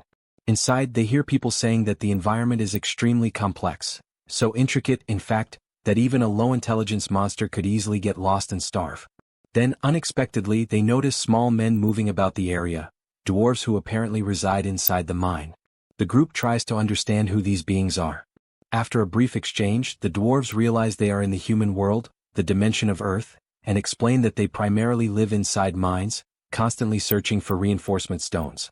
They invite the newcomers to follow them and guide them to the main area, warning that many more stones exist beyond that section and cautioning them not to get lost. They also offer their services for any type of craftsmanship. The cowboy remembers expressing sincere gratitude for the dwarves' hospitality. However, shortly afterward, the situation devolves into chaos. Countless people begin digging simultaneously and fighting over spots inside the mine, arguing that they were the first to arrive. Disputes erupt everywhere. Some accuse others of stealing their stones, while different groups push out those they call intruders, claiming the area is already overcrowded. Tension escalates when several individuals insist there is no guarantee of finding stones elsewhere, and that they will not abandon the place where resources have been confirmed. Others accuse them of selfishness, pointing out that all visible stones had already been mined anyway. From there, the situation collapses entirely, with people resorting to violence to seize stones from others, triggering widespread brawls. At that point, men begin raising their weapons, firing into the air and shouting that anyone who tries to take their reinforcement stones will be shot. In the midst of the chaos, one man screams that, since the world is already ruined, he will not hesitate to kill every selfish person around him. The cowboy and his friend realize that everyone has completely lost their minds. Gordon insists that the reinforcement stones do not matter at that moment. Survival is what truly matters. Meanwhile, the dwarves of the mine argue among themselves, trying to understand the source of the sudden noise. One of them assumes that the humans must be causing trouble again. When they decide to investigate, they encounter a frantic man, desperate to protect his reinforcement stones. The dwarves attempt to understand what is happening, but the man reacts with immediate hostility, pointing his gun at them. He demands that they hand over every reinforcement stone they possess. The dwarves attempt to calm him, explaining that there are stones all throughout the mine and that there is no reason to attack them. But the man loses all control and fires directly into one of their chests. The gunshot echoes through the tunnels, reaching the ears of a goblin lurking nearby. Meanwhile, the cowboy and Gordon run as fast as they can, trying to escape the mine, still completely unsure of where the exit is, disoriented by the chaos around them. The goblin arrives at the site of the shooting and finds several human bodies lying on the ground beside the stones they had been carrying. It begins devouring both the corpses and the reinforcement stones, consuming everything it can until it undergoes a mutation. A golden aura wraps around its body, revealing that it has become far stronger than before. Sensing the abnormal presence, the cowboy, the sheriff, and Gordon all feel a chilling shiver of warning. The goblin suddenly appears before them, transformed into a much more powerful creature. Realizing the danger, Gordon panics and orders the cowboy to run before it is too late. All three of them sprint with everything they have, but the goblin charges after them with terrifying speed. After great effort, they finally manage to see the exit of the mine in the distance. They are moments away from reaching safety, but when the cowboy looks behind while calling out to Gordon, he sees that the goblin has already reached him and seized him firmly. Gordon pleads for help, but the cowboy has no way to save him. The goblin drags him back into the depths of the mine, disappearing with him. From that day onward, the cowboy never sees him again. Returning to the present, the cowboy explains that no one has entered or left that mine since then. Even so, he asks whether Kim still intends to proceed after hearing everything. He admits that he does not have enough courage to return alone and asks whether he may accompany them if they choose to go inside. Kim understands that the cowboy wishes to find his missing friend, Gordon, and agrees to let him join them. He states that they will seek out the dwarves while Park Dong-yuan, the cowboy, will search for the friend he lost. Thus, the group sets off toward the interior of the mine, determined to find those who vanished and to confront whatever awaits them inside. Now, with their feet firmly planted inside the mine, the group advances with caution. Every step is taken with distrust, their attention fixed both on what appears at their sides and on what stretches ahead. Bloodstains are scattered across the walls. Suddenly, Kim raises his gaze and notices a suspended bridge in the middle of the mine. As he evaluates the path, he realizes they will not make it in time before dawn. He then decides to rely on the help of his companion. Intrigued, the elf asks whom he is referring to, and a small creature appears on Kim's shoulder ready to assist. Using its ability, it guides the group forward. As they advance, Kim's ally senses something approaching at an abnormal speed. Kim rules out a few possibilities. Gordon is only human, and the elf reminds him that dwarves cannot run that fast. With only the monster remaining as a possibility, Kim orders an attack on the subspace. Spears are launched, but their trajectories are forcibly deflected, astonishing Kim as he watches even a sacred spear, traveling at nearly 500 kilometers per hour, being repelled. The elf decides to act, and an aura begins to envelop her hands as she moves forward with steady steps. As she observes the surroundings, she notices that the sound seems to grow increasingly distant. Kim, however, remains focused on the mission. For now, the best course is to keep moving. The cowboy watches everything in silent admiration. He does not fully understand that ability. Shortly afterward, Kim's companion, still perched on his shoulder, catches a strong, pungent smell of blood coming from somewhere nearby. The group decides to investigate and breaks into a run through the mine. It does not take long before they find a body lying on the ground. It is a severely wounded dwarf. Kim quickly assesses the situation and concludes that the dwarf has lost too much blood and cannot wait. Without hesitation, he decides to move him into the subspace, where number one can take care of him safely. Meanwhile, Kim's ally once again senses a threat. Something else is approaching at high speed. This time, the elf takes the initiative and moves ahead without hesitation. The enemy emerges in an overwhelming manner. A goblin bursts forth violently from the path. Before it can attack, it is struck by a single punch to the center of the face delivered by the elf. The impact is intense, killing it instantly and causing the crystals to jolt. The elf observes the scene without any sign of revulsion. To her, the enemy had seemed larger in her imagination. Meanwhile, the dwarf passes through the subspace. When he awakens, he finds himself frightened and disoriented, surrounded by figures watching him with concern. Gradually, he gets to his feet as Kim explains that this place is safe, where he can recover without risk. The dwarf is informed that he was found unconscious inside the mine and treated in haste, and he is warned not to make any excessive effort. Upon hearing this, he asks about the monster in the mine. The elf reassures him by explaining that the creature has already been eliminated. She then introduces herself as Ellie, the leader of the elves. The revelation leaves the dwarf visibly confused. For him, it is difficult to understand how an elven elder could be traveling alongside a human. Ellie replies that it is a long story and asks whether all the other dwarves besides him are dead. With sorrow, the dwarf confirms that not only the dwarves, but also all the humans in the mine were killed.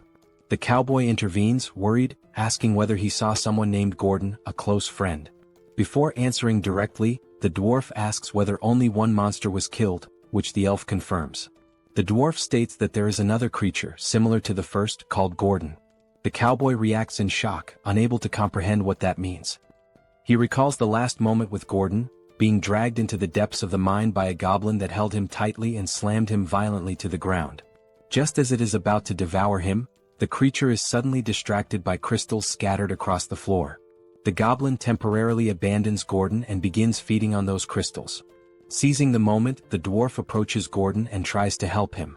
He leads Gordon to a hidden door in the mine, taking him into a protected area. Inside, Gordon is astonished by the enormous quantity of crystals stored there. The dwarf explains that this is a deposit used by his people, deeper and more valuable than any area Gordon has ever mined, assuring him that monsters will not find him there. He introduces himself as Brock and asks about Gordon's injuries, and Gordon thanks him for saving his life. When questioned about the creature, Brock admits he does not know for certain, but believes that the monster, driven by hunger, devoured human corpses and ingested a reinforcement stone and a magic stone, which caused it to lose its sanity. Brock concludes that the monster now displays an intense obsession with magic stones and reinforcement stones. What is certain to him is that the creature has become a deranged monster, placing everyone in grave danger. Gordon suggests that, once people discover the area has become an occupied zone, they will eventually gather there. Surprised, Brock admits he had not realized this, as he had been focused on his craftsmanship. Upon further reflection, Brock concludes that, if that is the case, there must be a guardian somewhere in the mine. He explains that he has never seen a guardian personally, but that it is possible to control one if someone possesses a special gem called an occupied stone. Brock describes the guardian as a massive living rock, capable of moving on its own, likely installed by the multidimensional Chamber of Commerce. Gordon concludes that all they need to do is find the occupied stone, but Brock points out the problem. He does not know where it is and the mine is enormous. He also recalls the monster's speed and suggests that Gordon should be the fastest one. Gordon refuses, preferring to wait for reinforcements. He realizes he still has food and proposes talking to pass the time. Gordon begins to speak about his childhood as time drags on in the hiding place, bringing fatigue and tension. Not knowing what day it is, the silence weighs heavily until Gordon recalls Brock's words about magic stones turning someone into a monster. After a few moments of reflection, Gordon, with renewed conviction in his eyes, states that he has come up with a good idea. Brock reacts with unease to Gordon's statement. For a few moments, both remain silent, staring at those stones as if they themselves were a sentence being passed. Gordon then lays out his plan to consume the reinforcement stones and transform into a monster. While he confronts the creatures outside, Brock will be able to escape. The dwarf states that this is far more interesting than the empty conversations they have had over the past few days. After reflecting, Brock questions whether Gordon is serious. He warns that the action is reckless, requires many magic stones and allows no return. By consuming them, Gordon would become nothing more than a monster guided by instincts. Gordon listens and asks about alternatives, but there is no other plan. Consumed by hunger, he accepts the option so that at least one of them may survive. Brock says he has nothing left to lose and suggests mutilating himself, but Gordon recognizes the absurdity. That is not survival, it is despair, and the transformation leaves no path back. Gordon tells Brock that he does not need to sacrifice himself. The choice is a personal one. He recalls that he has already died once, reliving the brutal scene of a woman being devoured while he watched helplessly. He remembers who saved him that day, the cowboy. Brock questions him, but Gordon begs, saying it is his final wish. Brock's hands begin to crush the crystals, one by one, while Gordon waits in silence. When everything is ready, Gordon makes one last request, that Brock survive and kill him if he continues living as a monster. Brock promises and leaves the room, carrying the weight of that decision. Alone, Gordon approaches the crushed crystals and begins to consume them. Meanwhile, Brock runs desperately through the mine tunnels. Behind him, a massive goblin advances, drawn by the sounds of hammering that had echoed earlier. The goblin opens its mouth grotesquely, about to attack him. However, something interrupts it. A hand suddenly appears and strikes its head with violence, gripping and forcing the creature back. Brock immediately recognizes who it is. Gordon is there. Gordon stares at him and forms a strange, distorted smile that no longer belongs on a human face. For a moment, Brock believes he is saved, but he realizes something is wrong when Gordon extends claws toward him, not to protect him but to consume him. Now, in the subspace, he recounts that he was injured by the creature Gordon became and that he lost consciousness shortly afterward. The cowboy remains motionless, trying to process everything. The revelation leaves everyone in shock. Brock states that Gordon became a monster to face another, not to live that way, and he begs for help to allow him to pass on in peace. Kim concludes that only the elf could face him, as their weapons would barely wound him. He then begins to consider reinforcements and asks whether it would be possible to forge a grade C reinforcement stone from lower grade ones. Brock explains that 10 grade D stones of the same attribute would be required, a quantity they possess. The problem is that none of them have a divine attribute, making it impossible to reinforce Ranks' sacred spear.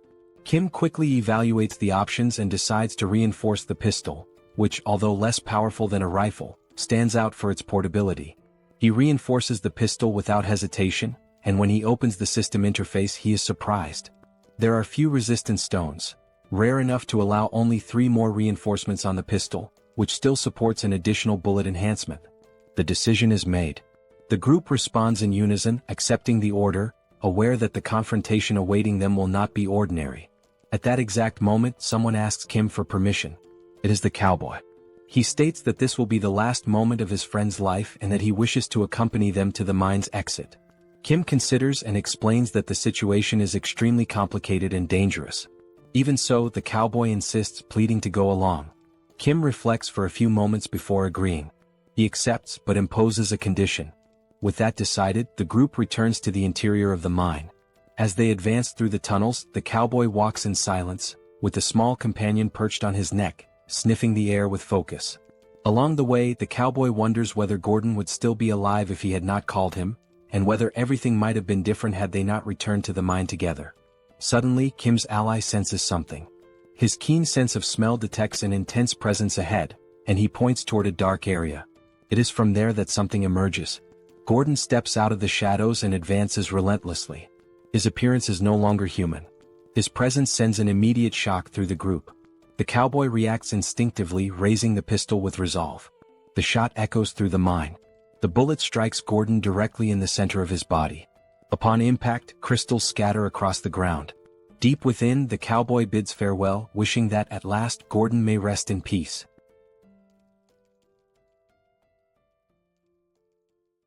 Later, Brooke works in front of the stone, carving its surface with firm and careful strikes.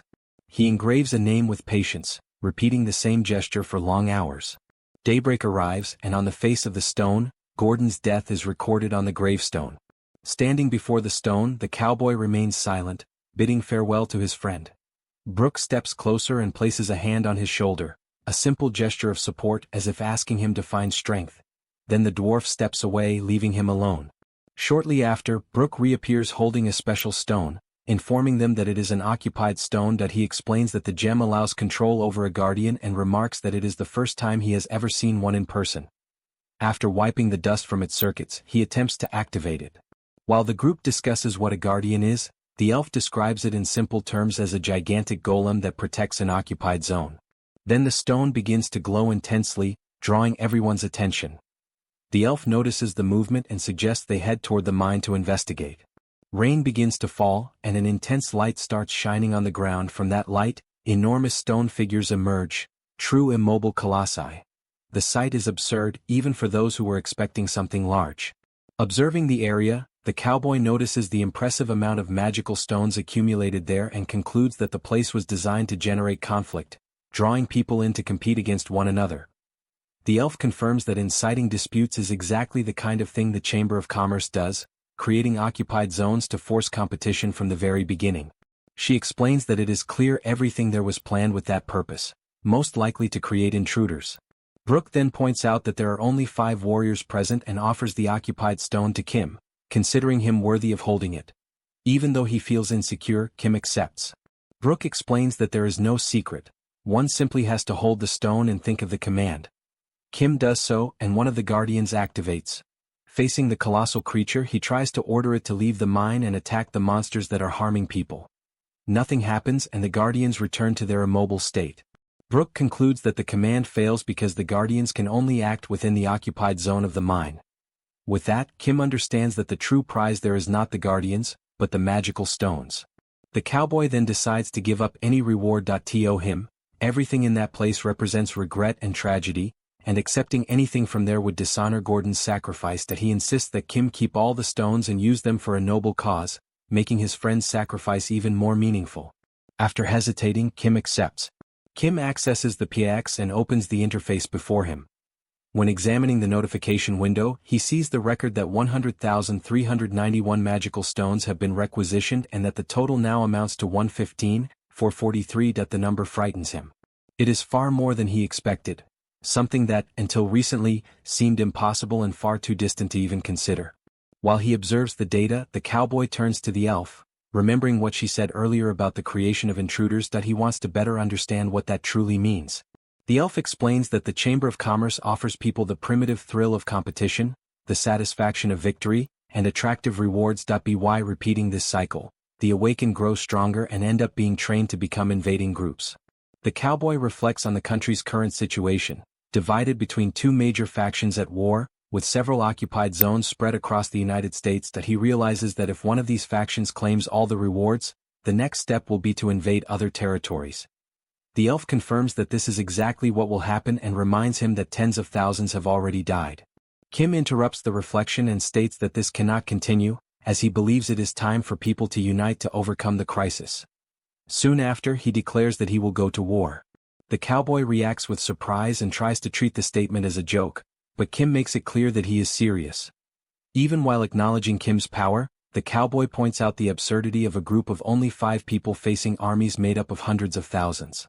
Kim then realizes the misunderstanding and explains that he has never made his true abilities clear. That he clarifies this by opening the subspace, revealing that each member of his team is part of the elite, unveiling the strength of his knights.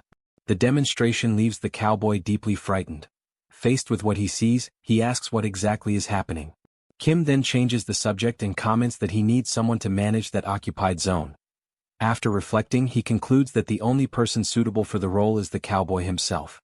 A system notification appears, informing the cowboy that he has received an invitation to join the PAX. That he reads the message while Kim explains the benefits of the position, including guaranteed access to water, food, and unlimited supplies.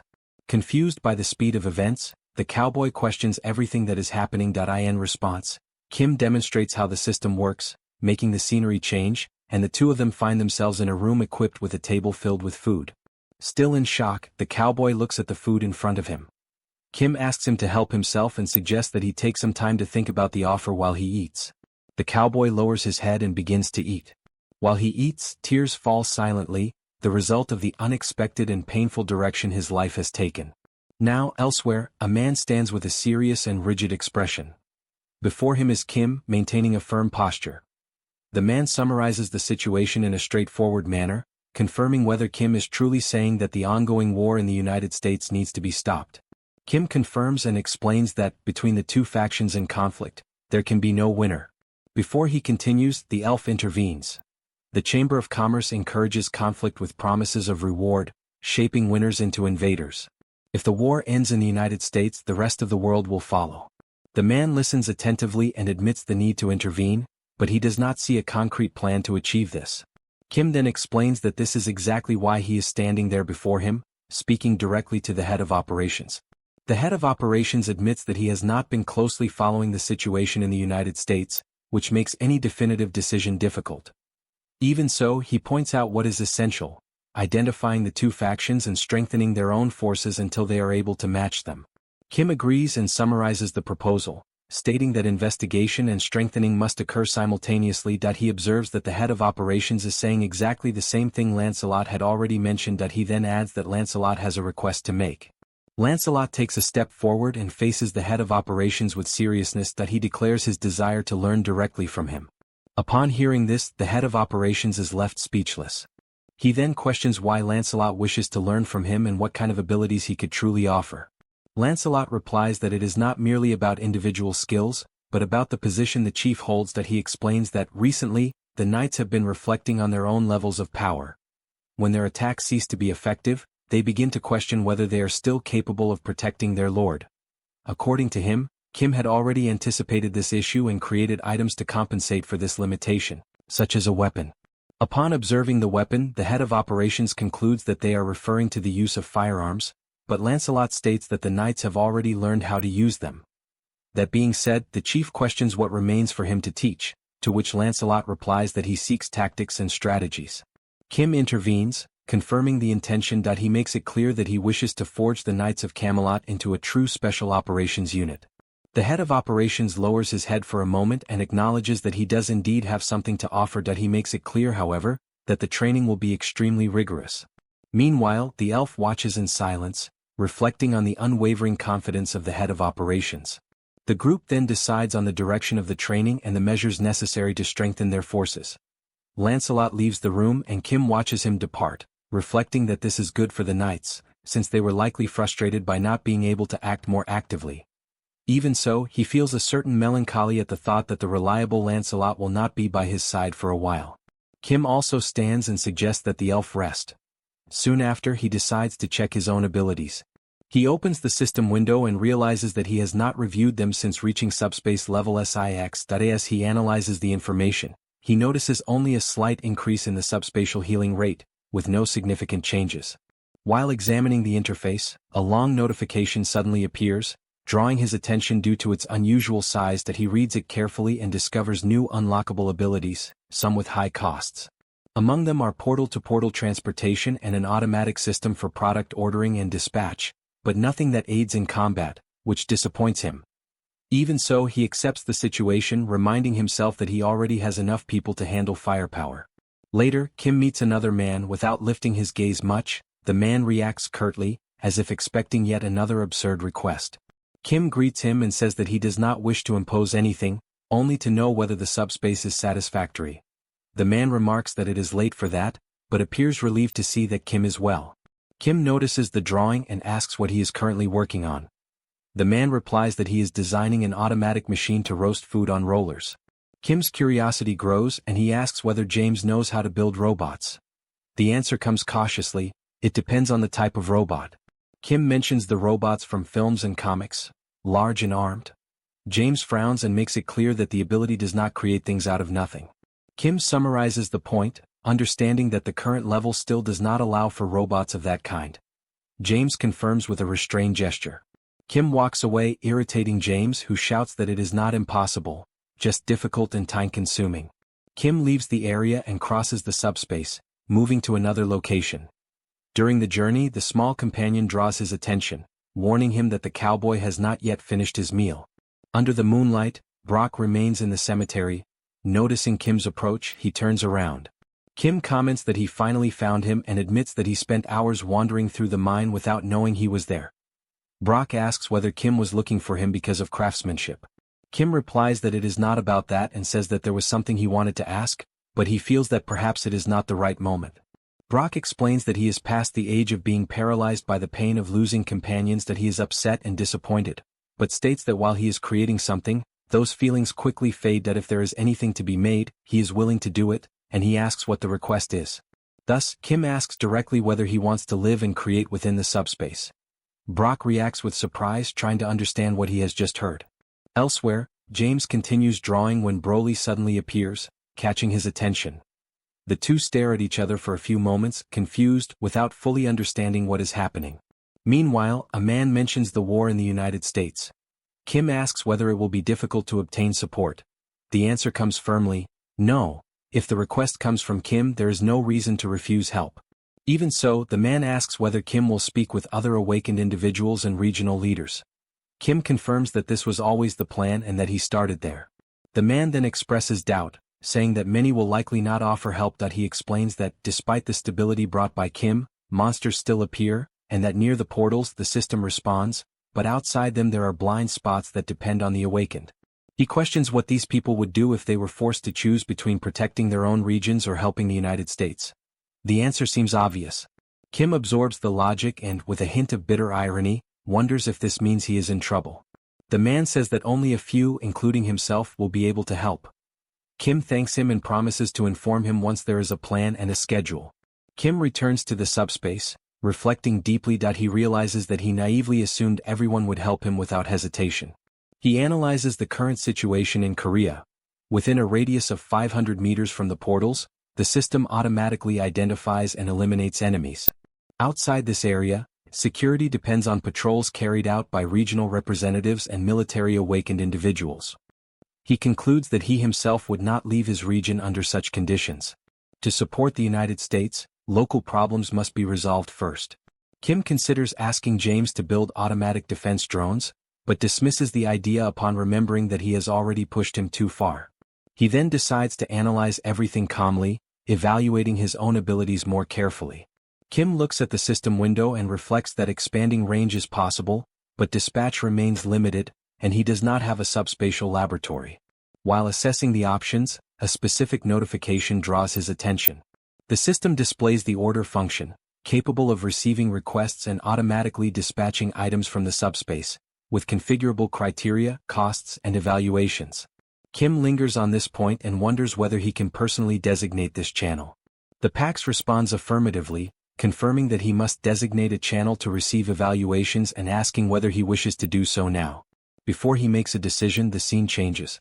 Elsewhere, a cell phone is visible with two numbers highlighted on the screen, 119 and 112. A man shows the device to another, explaining that the numbers are used for rescue and support requests, requiring only that the user press and hold. The other man reacts with distrust upon recognizing the Paxman.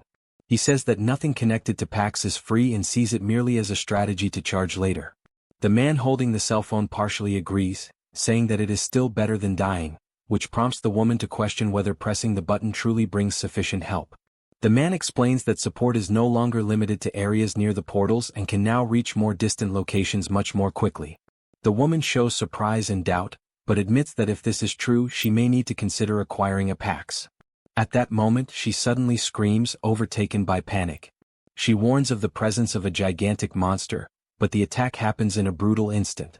The woman begins to tremble, paralyzed by horror, while the other man watches in shock. The monster remains with the man who was explaining how Pax works still in its mouth. As the previously distrustful man recognizes the creature, he remembers that it acts in packs. He decides to draw them away and tells the woman to activate the rescue request on the cell phone. He admits that he does not know exactly what to do, but believes that if help arrives quickly, there is still a chance. At that moment, something unexpected catches his attention.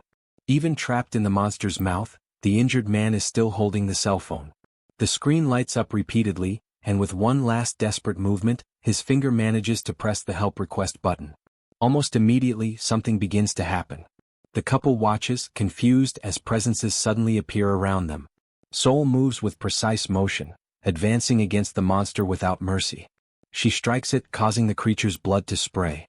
Her eyes remain cold and focused, as if she had been ready to act long before that moment. Elsewhere, Kim reflected on the two abilities he could unlock upon reaching level 6 in the subspace. The first was portal transport, which allowed travel from one portal to another without having to traverse the subspace, at a cost of 10,000 magic stones. Product request enabled receiving orders and automatically sending items from the subspace. It was possible to set criteria, types, costs, and conditions, as well as receive evaluations if a designated method was provided. He organized the information mentally, noting that portal transport allowed direct movement between portals. Product request, on the other hand, when assigning an intermediary, allowed people to order PAX products and receive them within a radius of 500 meters from a portal. He could receive messages sent by PAX, and users could send evaluation messages to the PAX. Kim noticed a crucial detail. Although the delivery of products had a range limit, the messaging function did not.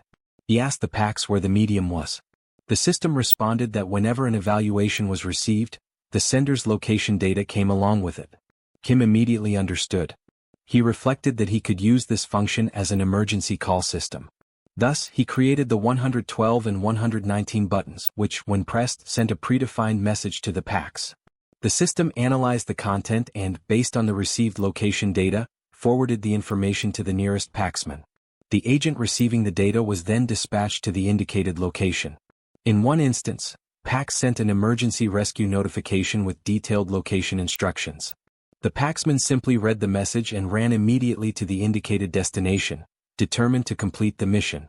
While Seoul ran, Kim's friend guided her using his keen sense of smell. At one point he leaped. Back at the scene of the attack, Seoul reached the destination of her mission and faced the monster without mercy, driven by absolute courage. After defeating it, she saved the boy, who then received proper medical attention. Elsewhere, 3 days had passed since the short man appeared to James, who watched him in amazement, unable to understand how he could keep crafting without pause. He wondered if anyone could truly devote themselves to something all day, no matter how much they loved it. James concluded that if he had lost it, he could simply find it again, deciding to rediscover the joy of creating and return to his paints. He resumed drawing while Brock and the dwarf remained engrossed in their crafts. Later, Brock informed Kim that the works were completed. Kim observed and realized that this reinforcement stone would bring him to level 5. He reflected that 3 days had passed since the creation of the emergency system. With Brock's effort, several weapons had been produced. Even so, he would not go to the United States. there was insufficient information and moving forward blindly would be risky. As he contemplated the diamond created by Brock, he thought that taking a +5 weapon would provide immense peace of mind. He decided to enhance it, the ultimate multifunctional knife, transforming it into a blade sharp enough to cut a level 6 enemy. However, as soon as the knife fell on the table, it split in half. Seeing this, Kim asked if the item had been destroyed. Brock explained that he had expected this. Ordinary items could not withstand the power of the reinforcement stone. Special items were needed to resist its energy. He then mentioned that a special item would be something like the object before them. Brock said that the item was a special artifact, like those of singular power or forged by dwarves, and that such an object must withstand the energy of the reinforcement stone. At that moment the cowboy approached the two. Kim remarked that 3 days had passed and asked if everything was fine at the mine. The man, however, replied that he was not there by chance and revealed a weapon. Kim looked at the object and asked what it was. The cowboy explained that the item had belonged to an invader from the southern faction who had attacked the lithium mine without warning, but the weapons used had caught his attention. Kim asked if it was an enhanced weapon, and the cowboy replied that not exactly, saying it would be easier to demonstrate. The cowboy then crouched, rested the weapon on his shoulder, and aimed at a distant point. At the moment he fired, a massive explosion erupted in the distance, shaking the surroundings. Kim watched in surprise as the cowboy explained that the power alone was impressive, but the strangest thing was that the weapon fired even without being loaded. Brock analyzed the piece from a distance and stated that, judging by the finish, it was a weapon made by dwarves, a quality few could achieve. Yet, he noticed something odd and questioned whether the southern faction actually possessed such weaponry. Brock said that dwarves feared hurting others more than dying, so it was strange that they would make weapons for war, and that perhaps they were not acting of their own free will. The cowboy affirmed that the southern faction was advancing too quickly. They had already reached Arizona. If this continued, the North could be defeated. Kim felt the urgency and said that time was running out, asking where the northern faction was. The cowboy believed it was near Chicago and asked what he intended to do. Kim stated that he needed to somehow join the North, but admitted he did not have a concrete plan and intended only to go there and see what would happen. Sometime later in Chicago, everything was devastated. The streets lay in ruins, buildings partially destroyed and abandoned vehicles scattered along the avenues. Giant creatures wandered the city, driven by an insatiable hunger for destruction. A group of survivors tried to resist, launching improvised explosives while shouting instructions to each other amid the chaos. The group's leader ordered everyone to hold their positions and aim for the creatures' heads. The attack began, but as they fought the initial threats, more beasts emerged from the rubble. Upon seeing them, the leader swore and immediately ordered a retreat. The group retreated in a disordered formation, running through the ruined streets as the beasts pursued them with terrifying speed, closing in rapidly. During the escape, one of the men tripped and fell. The leader looked back and called his name, ordering him to get up. Mateusz tried to rise but declared that it was too much, telling them to go on without him. One of the beasts lunged forward, ready to attack, but suddenly it was pierced by something invisible, striking with deadly precision. It toppled to the ground. Another, just behind, was also struck and fell before even reaching the group. The captain watched the scene, unable to comprehend what was happening. Raising her eyes to the distance, she noticed 3 figures approaching through the dust and debris. She narrowed her eyes, confirming that someone was indeed coming toward her. As the silhouettes became clearer, she saw the knights, and at the center, Kim. The leader wondered who the man in the middle could be and concluded that, even if he carried a secret weapon of the southern forces, that alone was no reason to fear. Yet something made her shiver. She sensed movement behind her. One of Kim's team knights, who had been in front moments before, was now atop a building. He asked for her identity, then announced that his lord wished to speak with her. Shortly after, the group's leader guided Kim and Lancelot inside the building. A scream caught Kim's attention, making him turn his head. He saw a man on an improvised stretcher while a woman tried to calm him. Covered in burns, the man begged for the pain to stop. Kim watched the scene with restrained horror. The captain noticed his gaze but called him to follow her down another corridor. She led them to a secluded room, simple and empty, where they could talk. As they settled in, she remarked that she would offer something to drink, but given the circumstances, she had nothing to offer. Soon, the leader asked what matter he wished to discuss. Kim summarized the situation. The multidimensional chamber of commerce was fueling the war, and when a winner emerged, it would transform them into a new intruder, like the monsters from the Launches War. The captain appeared to understand that a war was underway. Relieved that he did not need to explain the basics, Kim went straight to the point. He wanted to end the war, but he was operating in the dark. Lacking information, he asked her to share what she knew. She agreed readily. She explained that, in fact, there were no complex interests or elaborate political schemes, only a conflict essentially centered on stopping the Southern commander. The leader then asked if he had seen the monsters at the entrance, those creatures with tentacles emerging from their bodies. Receiving his implicit confirmation, she explained that they were the work of the Southern commander, a result of inhaling the toxic gas he produces. She emphasized that there were several types of gas. One induced madness, another caused immediate unconsciousness, and yet another made tentacles sprout from the victim's body, controlling their movements. She clarified that the gas did not kill instantly, but the victim ceased to truly live, becoming only a controlled body. Finally, she noted that Kim had probably already seen victims of the gas upon entering the building. She admitted she did not know if the injured were lucky or unlucky. Some inhaled only a small amount and survived, but suffered excruciating pain. This was not the work of monsters but of the Southern commander, who used this power to force an army, killing those who resisted and rapidly growing his faction, bringing it into conflict with the North. She explained that the Northern faction had emerged from the union of major cities to face monsters together. They had never imagined fighting humans, which was different and far worse. By an almost miraculous coincidence, the Northern commander, Glenn Ford, was the only one capable of blocking the Southern leader's ability. No one knew how. Despite having awakened as a priest, he neutralized the gas. With Glenn leading, the war reached a stalemate until the South seized the factory. Kim asked which factory she meant, and the leader explained that after the dimensional merge, zones emerged occupied by the United States, and the so-called factory was a dwarven workshop. Shock ran through Kim as he connected this information to the weapon the cowboy had given him days before. She continued. The weapons produced by the dwarves at the factory were extraordinary. At first glance, they did not seem much different from human weapons, but their power was disproportionately superior. It was not long before the North was cornered, losing comrades and innocent lives. She explained that Glenn believed that if they retook the factory, they could contain the crisis. He gathered his personnel and found the location of the workshop, devising a plan, but lacking sufficient men and supplies, he decided to retreat. On the way back, as he approached Chicago, a small confrontation occurred with the Southern faction, and to escape he entered the great forest of Indiana. The leader said that 4 days had passed since his disappearance. Kim asked if the South had pursued him there. The captain doubted it, explaining that the great forest of Indiana was an anomalous territory from which almost no one escaped. A man who had survived reported that the forest's layout constantly changed and that the trees were so dense that sunlight could not penetrate. Compasses and other instruments became useless, and Glenn knew these facts, but he entered anyway. The leader concluded by saying that this was the current situation. Kim said the information was very helpful, affirmed that he would find Glenn, and asked exactly where the forest was located. The captain grew agitated, incredulous, and asked if he had really heard everything. She said that, no matter how strong he was, entering there was suicide, especially with the Southern gas spreading. Kim remained calm and asked if, should he manage to persuade her, she would reveal the location. She reacted irritably, asking what he intended to do. Kim replied that he would search for the forest regardless, with or without her help, and therefore preferred to convince her. The leader stared at him and challenged him to try, asserting that she was not crazy enough to give away the location so easily.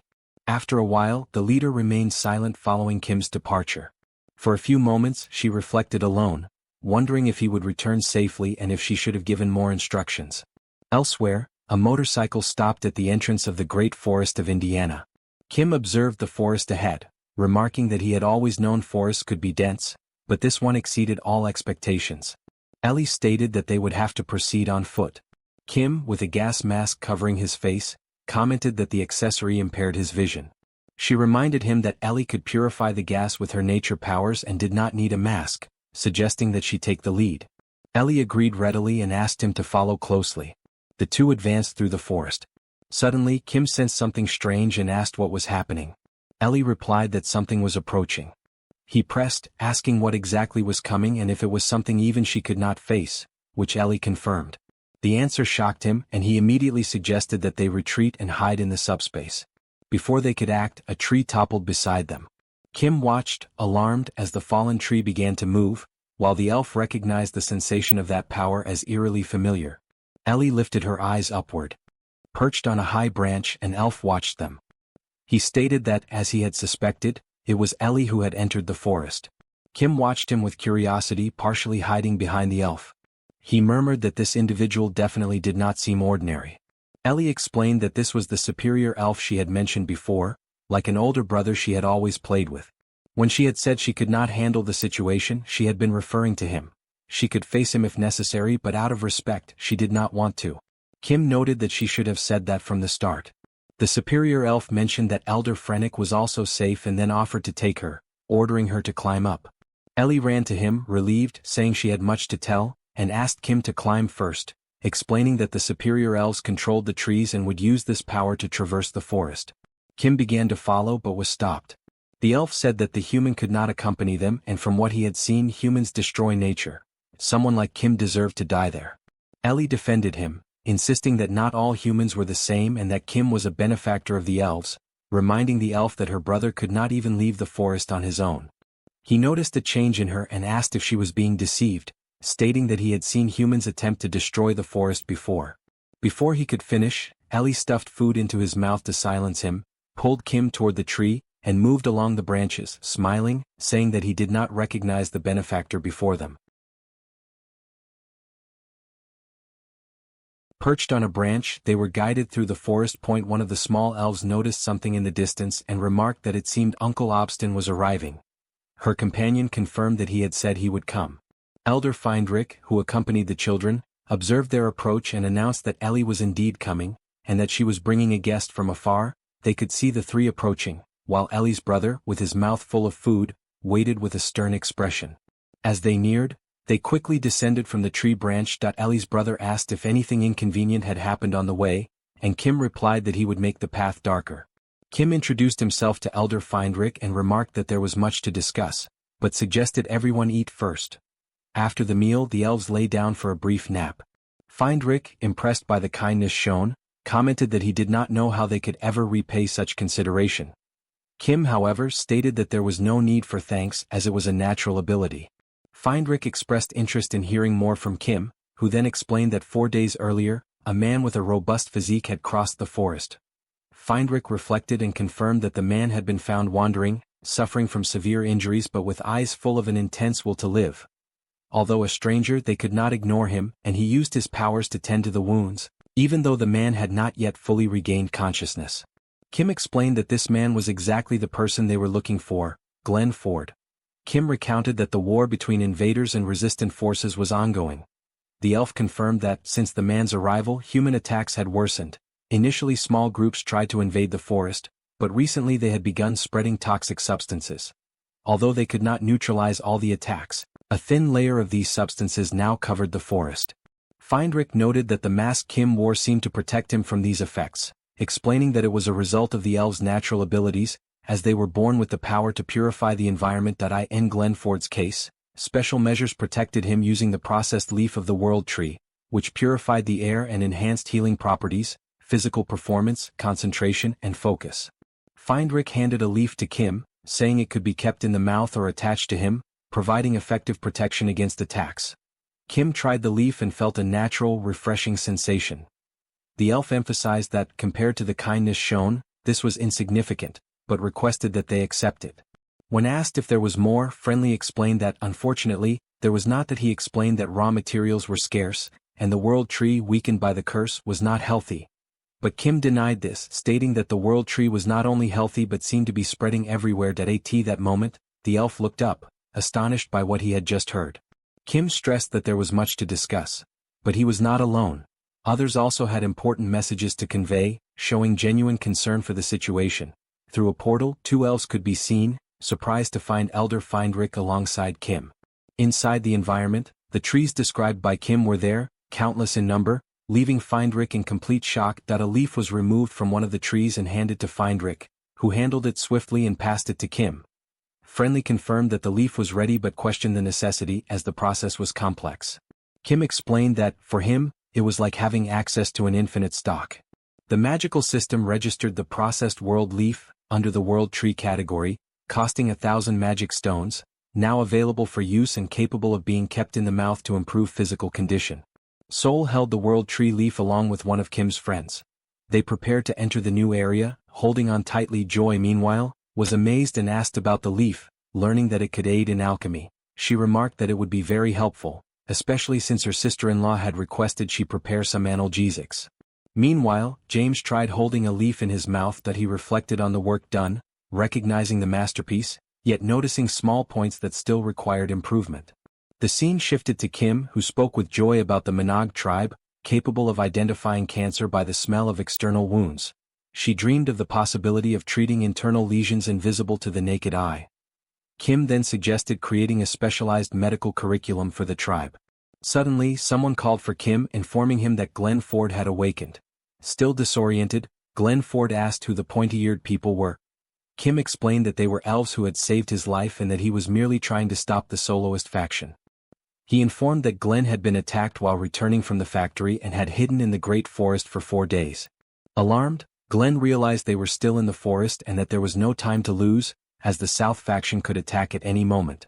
Elsewhere, the elves commented on the density and darkness of the forest, impressed by its strangeness, and wondered what effort had allowed Glenn to survive there. But suddenly something caught the elves' attention. A strange sound echoed through the forest. Curious and alert, they wondered who the enemy was trying to destroy this sacred environment. Kim asked what he meant by mentioning that the southern faction might attack. Glenn explained that he had only recently discovered it upon returning from an inspection of the factory. The faction was keeping troops hidden nearby, something he had not noticed before. He warned that the factory's defenses were weak and that they first needed to plan the attack and gather weapons, taking advantage of the site's limited protection. As he contemplated the plan, Glenn sensed something behind him. Someone was aiming a weapon at him. Suddenly, from the upper floor of a building, an attack was launched, causing a massive explosion. The southern faction members, believing they had hit Glenn, discussed the effects of the attack, remarking that even if he was not dead, he should be severely wounded.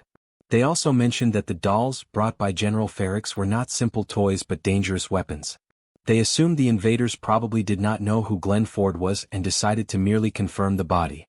Despite being struck, Glenn remained alive and reflected on what had occurred. He noticed that no visible troops were near the factory and deduced that, if he had been attacked by tentacle dolls, they would have stood out. He concluded that nothing had been lost but questioned why the troops were hiding. Was it a surprise attack? If so, the North was in grave danger and he needed to warn the Allies.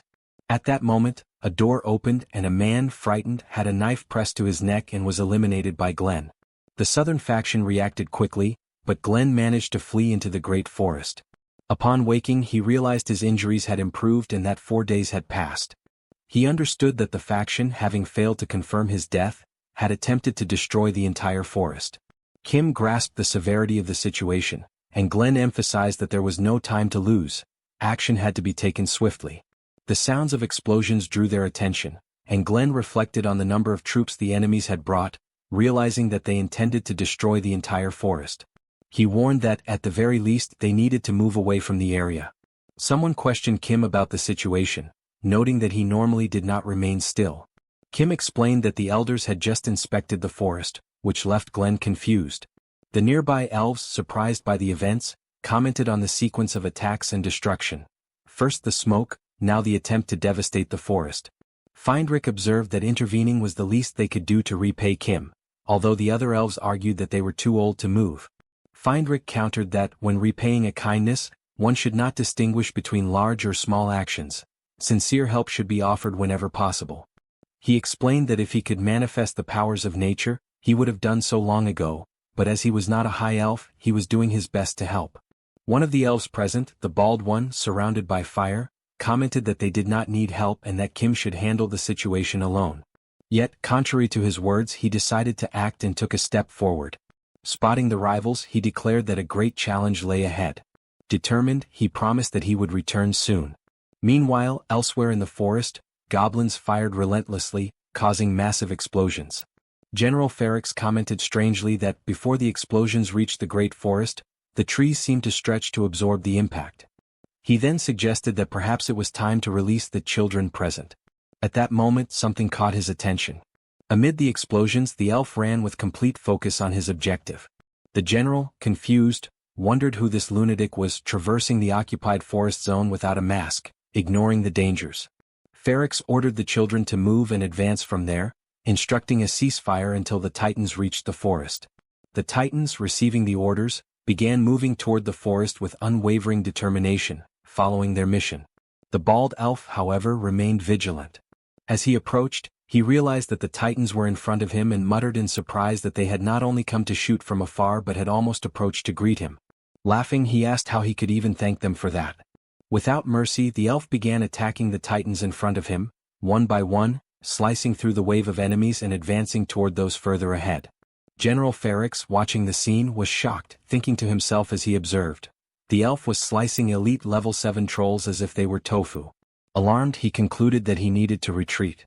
He then ordered his forces to concentrate fire on the elf while planning to use the dolls to buy time and escape the chaos.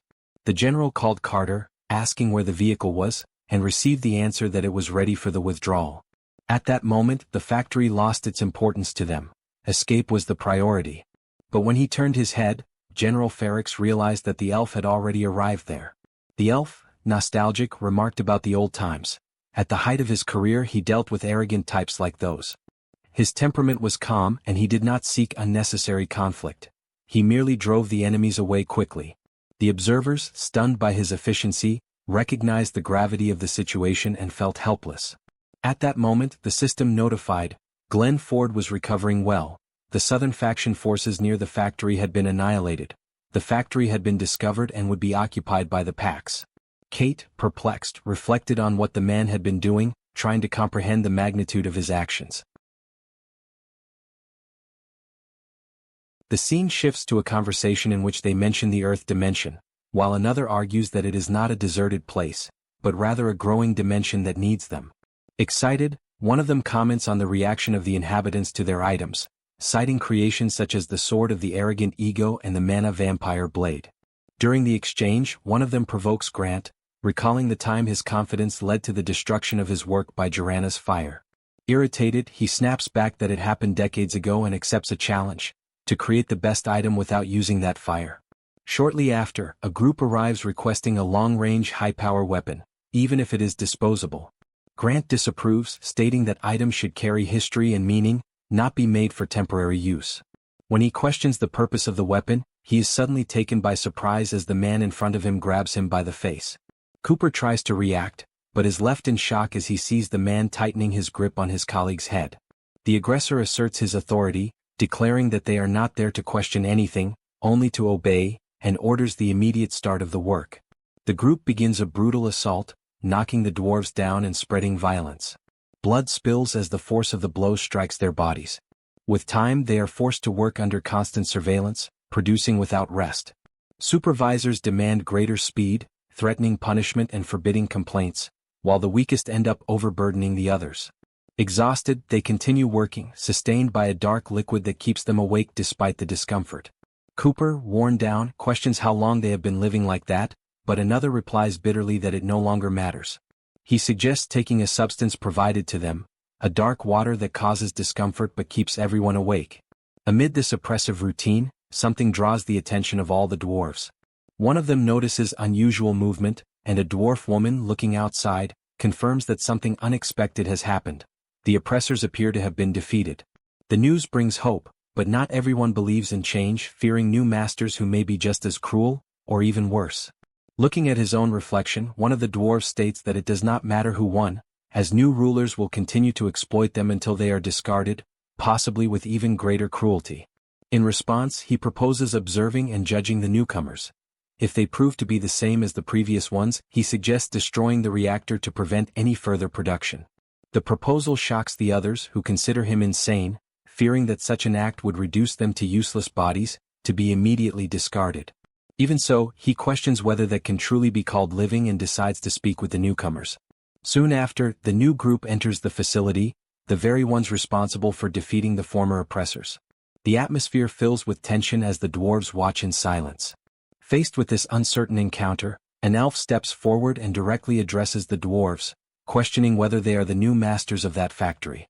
In response, Cooper firmly states that he does not know what they want from the factory, but makes it clear that they will not continue working if their expectations are not met. Kim finds the irritation strange but asks how they can be satisfied. Cooper then demands answers first and questions whether they could guarantee 100 hours of work per week, surprising everyone. Among the dwarves, some interpret this as a negative reaction and begin to consider demanding even more. Noticing their reaction, Cooper changes his approach and asks whether they could at least have monthly vacations. The demand surprises the dwarves, who had never considered such a possibility, yet he remains firm. Ignoring the interruptions, he asks one final question, causing panic among the group. He wants to know whether they will receive wages, food, and decent living conditions. The surrounding dwarves quickly try to silence him, almost desperately asking Kim to ignore everything that was said, as if it had never happened. However, upon observing carefully, Kim begins to understand the reason behind that outburst. He perceives the accumulated desperation, exhaustion, and suffering those workers carry. The emotion hits him, but he restrains himself so as not to show weakness. Composing himself as best as he can, he gets straight to the point and asks everyone to follow him. One of the dwarves watches Kim and, despite his serious expression, feels an unexpected sense of trust. Even so, as they follow him, they arrive at a comfortable place and, for the first time in a long while, truly rest, falling asleep almost immediately. Cooper remains asleep for some time, completely overcome by accumulated exhaustion. Amid his deep slumber, he begins to notice a distant voice calling out to them. Gradually, his consciousness returns and the figure of Brock approaches, trying to wake them. The dwarves awaken abruptly, startled. Still disoriented, Cooper feels an immediate tightness in his chest as he realizes he had fallen asleep without even noticing when it happened. His thoughts become tangled as he tries to recall recent events, remembering only that they had been rescued and brought to that unfamiliar place. Brock introduces himself calmly and explains that, although they are in different areas, he considers it a good thing to encounter other dwarves. Without going into details, he makes it clear that he already understands the suffering they have endured. He also mentions that he had intended to explain everything earlier, but did not have the courage to wake them, respecting their state of exhaustion. However, he now needs to proceed with his responsibilities and therefore asks them to follow him for a brief introduction to the place. Still wary, the dwarves follow him, while Cooper observes everything cautiously, fearing he may have trusted the wrong group. As they walk, they become more familiar with the surrounding environment. Everything appears extremely organized and efficient, which draws the dwarves' attention. Among them, a realization arises that maintaining a structure of such magnitude is no simple task, making it all the more impressive. Some begin to wonder what kind of work someone so methodical would demand of them, concluding that they would hardly be assigned meaningless tasks. Cooper analyzes the situation coldly. He believes there will be rest but also intense work, though more efficient than the previous exploitation. Even so, he remains alert, worried that he may have made a bad impression. Upon arriving at the cafeteria, Brock explains that they are free to serve themselves, and that the food, though unfamiliar, is surprisingly good. Cooper begins to question how much this generous treatment is tied to future demands.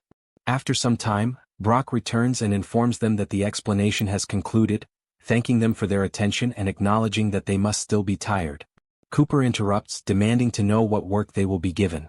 Brock replies that they will not be forced, and that the focus is on ensuring their well-being, which confuses the dwarves. Meanwhile, elsewhere inside a building, Glenn Ford returns alive. He shows disbelief, recognizing that his survival was only possible thanks to the help of Kim and the elves. Kim reinforces that a high elf healed him while another took care of an ally, and then states that his true contribution begins now. He reveals a valuable resource, leaves from the world tree, capable of purifying the enemy's gas and strengthening the body, and which can be used orally. Kim declares that he will also fight, and Glenn acknowledges that this could change the course of the war. Even so, Kim warns that it will not be easy, even with his ability to strike targets from long distances. At that moment, Kim opens a system notification. It informs him that the multidimensional trade chamber has approved an investment, selecting the murky world dimension for a new plan focused on the United States. Shortly after, another message announces that, in 7 days, the passage between dimensions will be gradually opened, with permission levels and automatic rules for profits and fees. As he reads all this information, Kim realizes the gravity of the situation. He concludes that the level of difficulty has increased significantly, and that the presence of high-level entities indicates an extremely challenging combat scenario. He reflects on the gap between power levels and equipment, recognizing that his current capabilities are still insufficient to face higher-level opponents. Even enhanced weapons would not be enough to guarantee an advantage against enemies of that caliber. For this reason, he concludes that he must better understand the entities of the new dimension, since without that knowledge he will not be able to prepare properly. Glenn Ford explains that Murky World is a dimension inhabited by beasts that rely on brute strength as their primary weapon. He describes the creatures as agile, powerful, and highly regenerative, emphasizing their danger. He states that he has already faced them in the last bidding war and reveals that some are controlled by the Southern faction, making them even more treacherous. Upon hearing this, Kim concludes that if that dimension was chosen and Glenn Ford has already fought those creatures, then the Southern commander is likely involved. Glenn Ford confirms this, stating that the commander, after losing allies in the factory, has become even more desperate and willing to take extreme measures. Kim realizes that the situation is worse than he had imagined. Bringing entities from another dimension reveals an alarming level of recklessness. Even with the support of the elves, he understands that he cannot rely solely on that and concludes that he urgently needs a countermeasure. Without wasting time, he calls an emergency meeting and lays out the entire situation. Ellie states that she does not believe they will lose, but makes it clear that if they want to guarantee victory, there is only one viable option: to create an item enhanced to +5.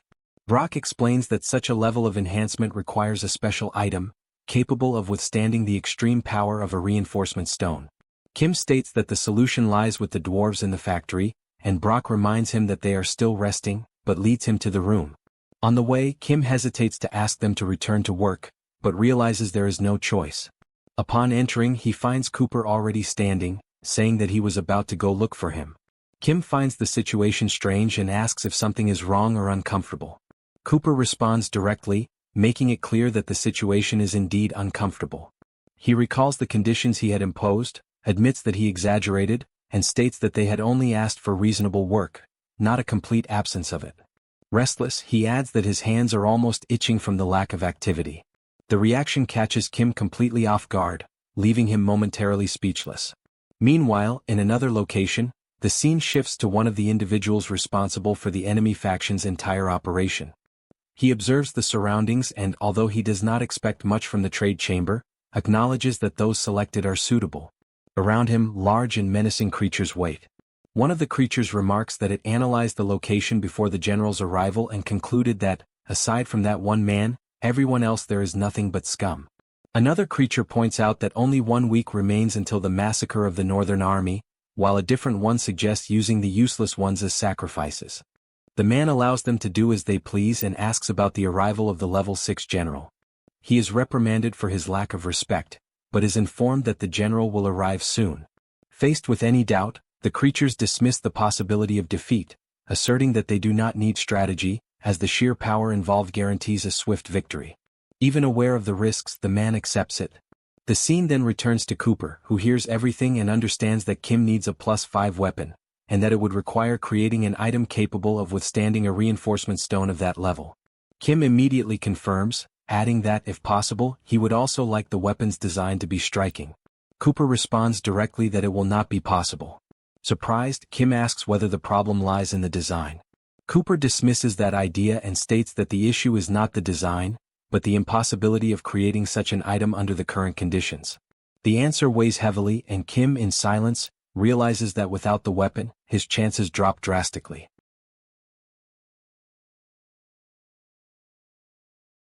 Cooper remains with his arms crossed, unsure of how to help.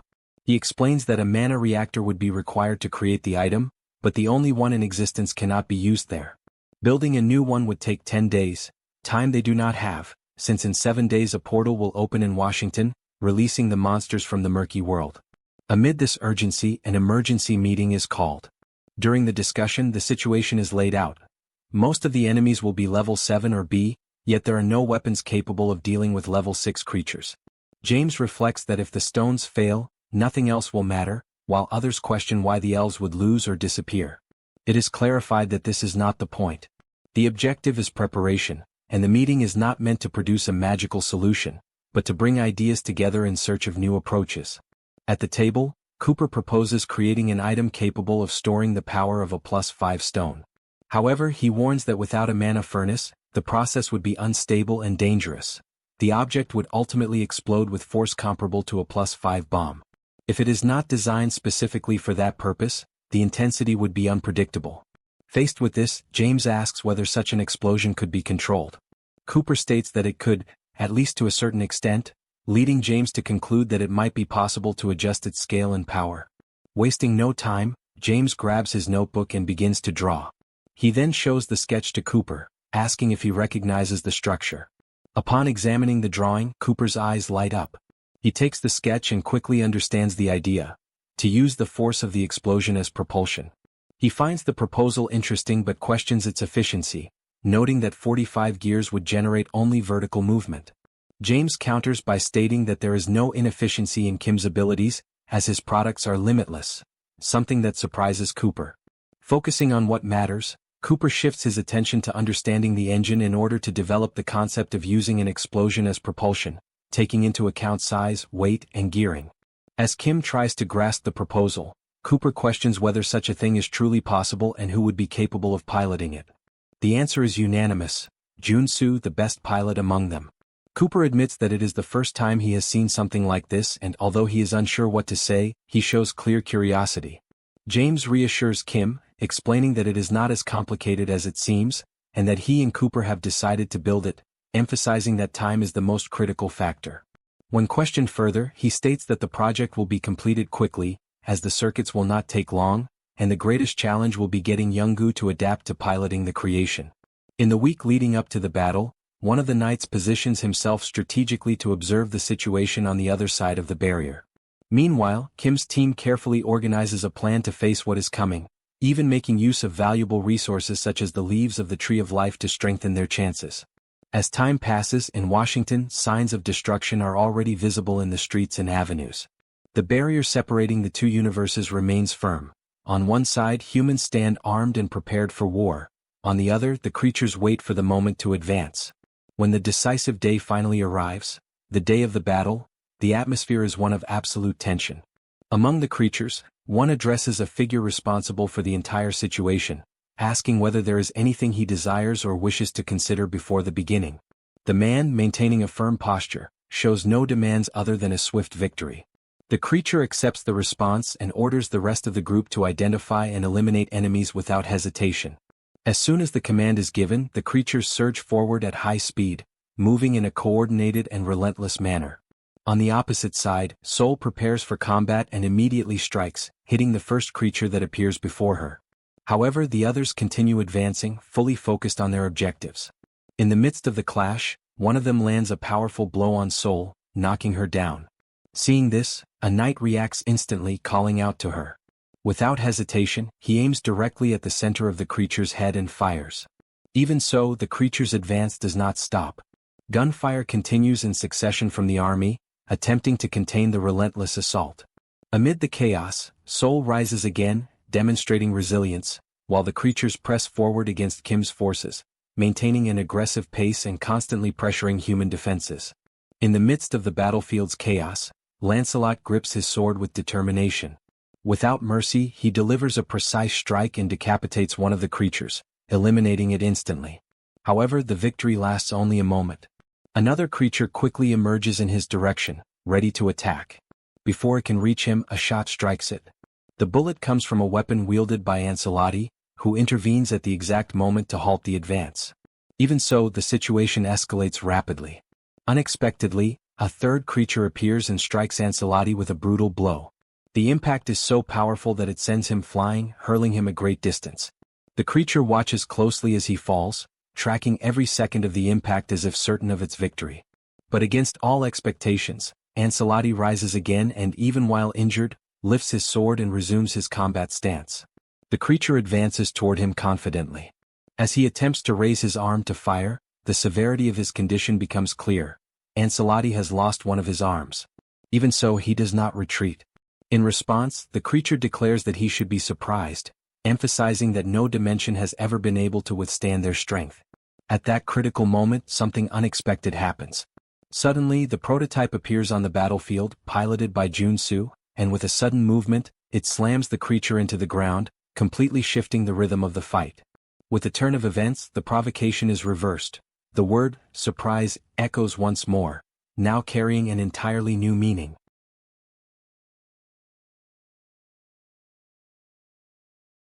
After that, Jun-soo hears something in the distance and notices two other creatures approaching from behind them, moving in his direction, declaring that they are going to save their partner. They are two creatures advancing rapidly, determined to rescue their fallen companion. As they run, the prototype prepares to retaliate. At the right moment, it extends its arm, and the two creatures collide against it and fall, blood spilling onto the ground. Junsu remains steady, counting 2 more kills as he prepares for what is yet to come. Days earlier, while observing Mr. Brock's passion for craftsmanship, James recalls the pleasure he once felt in creating and begins to question the fate of his own motivation. Determined to ignore efficiency and act out of pure desire, he conceives the Giant, his new prototype. The Giant is a colossal and inefficient machine, whose immense weight causes structural failures with every movement. To operate it, James uses the energy of unstable magical scrolls that, despite their danger, are viable due to the prototype's limited nature. A gem integrated into the system serves as a warning indicator for overload and imminent explosion. Now, Jun-sun observes everything from inside the machine and prepares for the signal. At the right moment, he presses the button and exits the prototype he was piloting. He abandons the machinery as the system enters collapse. The logic remains clear. If the machine will stop after only a few movements, then it makes sense to let it explode. The prototype detonates, generating a massive explosion in the middle of the city. Outside, Jun-sun observes the result and requests the deployment of a new giant from Mr. Kim. Shortly after, a new prototype appears before him. The system recognizes the delivery as James's masterpiece, Unit 1, completed. Jun-sun reconnects to the machinery. Mr. Cooper's circuit enhances the giant's arm, which in an uncontrolled swing, shatters dozens of beasts. Inside, Jun-sun prepares himself internally for combat once again. The leader of the creatures advances to attack, delivering a powerful blow against the giant. The strike hits the machinery with enough force to knock it to the ground and trigger an explosion. After the impact, the creature assesses the situation and orders the retreat of all forces, signaling a change in tactics and instructing everyone to hide and avoid confrontation until further orders. Amid the smoke from the explosion stand Jun-sun and Kim. He checks for injuries, while Jun-sun acknowledges that he is alive thanks to the help he received. Kim reflects on the enemy's strength, noting that destroying a giant with a single blow demonstrates an extremely high level of power. At that moment, Ellie appears, holding the head of one of the defeated creatures. She arrives concerned after noticing the explosions, but Kim confirms that no one was seriously injured, while also observing Ellie's bloodied state. Ellie explains that she had been searching for level 6 enemies and believes she has found an ally of that level among them. Kim reports that a creature of immense strength destroyed the giant with a single strike, immediately capturing Ellie's interest as she begins trying to locate the threat. She concludes that the enemy advanced without a well-structured plan but quickly realized the ineffectiveness of that approach. She recognizes combat experience and caution in him, deciding that she must pursue and eliminate him immediately. She decides to leave alone and mentions that the elder cannot move due to back pain, but states that he rarely loses and possesses great experience. She considers that moment ideal to repay a personal debt. Kim watches her departure and silently questions the meaning of that debt. After Ellie leaves, Jun-sun realizes that she does not trust them, and Kim agrees with that assessment. Elsewhere, one of those responsible for the attacks reflects on the current situation. He questions the use of gas to contain the beast of the dark forest and why this strategy does not work against the Northern Army. He considers the possibility that the elders of the factory may have interfered in some way. Soon after, the leader of the creatures approaches. The entity, identified as General Deltaras, reports that Kim's group is extremely strong and that they need reinforcements. The man listens to the request and states that he does not fully understand what is happening, but acknowledges that his abilities are not working. In response, the creature suggests that he use his ability on his subordinates, proposing a reversal of roles as an alternative. The man replies that if there is no concern for the fate of the subordinates, then there is indeed a possible way forward. In another location, amid dense smoke, a creature appears with a completely altered appearance, taking on a distorted and unusual form. From a distance, Ancelotti analyzes the situation and realizes that the creature's physical abilities have been enhanced, indicating that some kind of manipulation or trick has been used. Kim worries about Ellie, remembering that she advanced alone to prevent something worse from happening, and questions whether she is safe. Ancelotti admits that he cannot guarantee her safety, but states that waiting is not a viable option at that moment. He emphasizes that those enemies were already dangerous before and have now become even more threatening. The analysis indicates that the creatures inhaled the Southern Commander's gas, which could cause significant losses to the Northern Army if the situation continues at this pace. Ancelotti decides to directly assist the Northern Army, stating that Kim does not need to worry and that he will return. Then he departs. Kim watches him leave with a heavy expression, filled with concern and uncertainty, hoping that nothing bad will happen. Sometime later, at another point on the battlefield, a massive explosion occurs. The shockwave sweeps across the area, and as the smoke dissipates, Ellie emerges calmly. She demonstrates complete control of the situation, having just defeated the leader of the creatures, General Deltaras.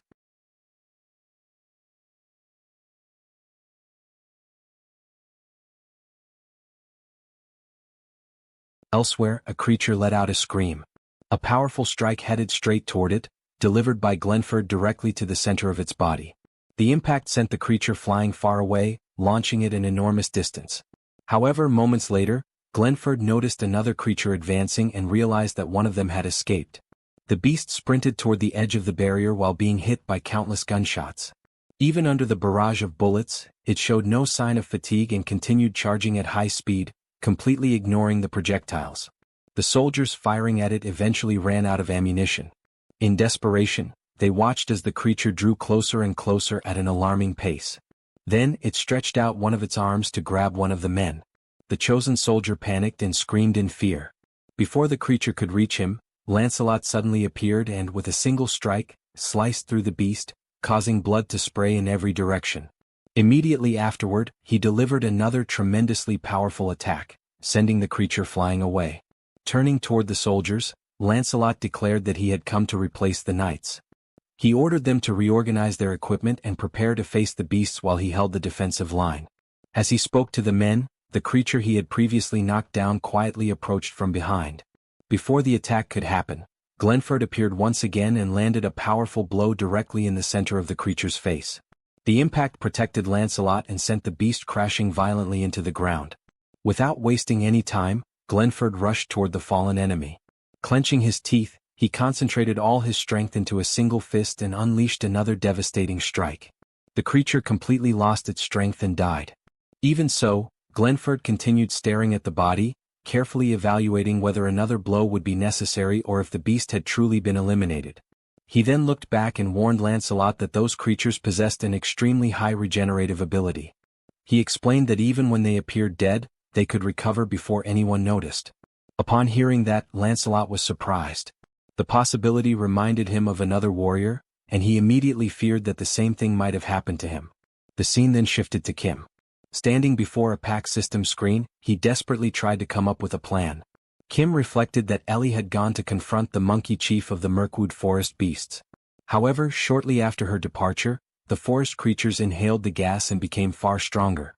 Meanwhile, the knights who had been blocking the southern army scattered to search for their commander. As a result, Lancelot was left holding the defensive line almost entirely by himself.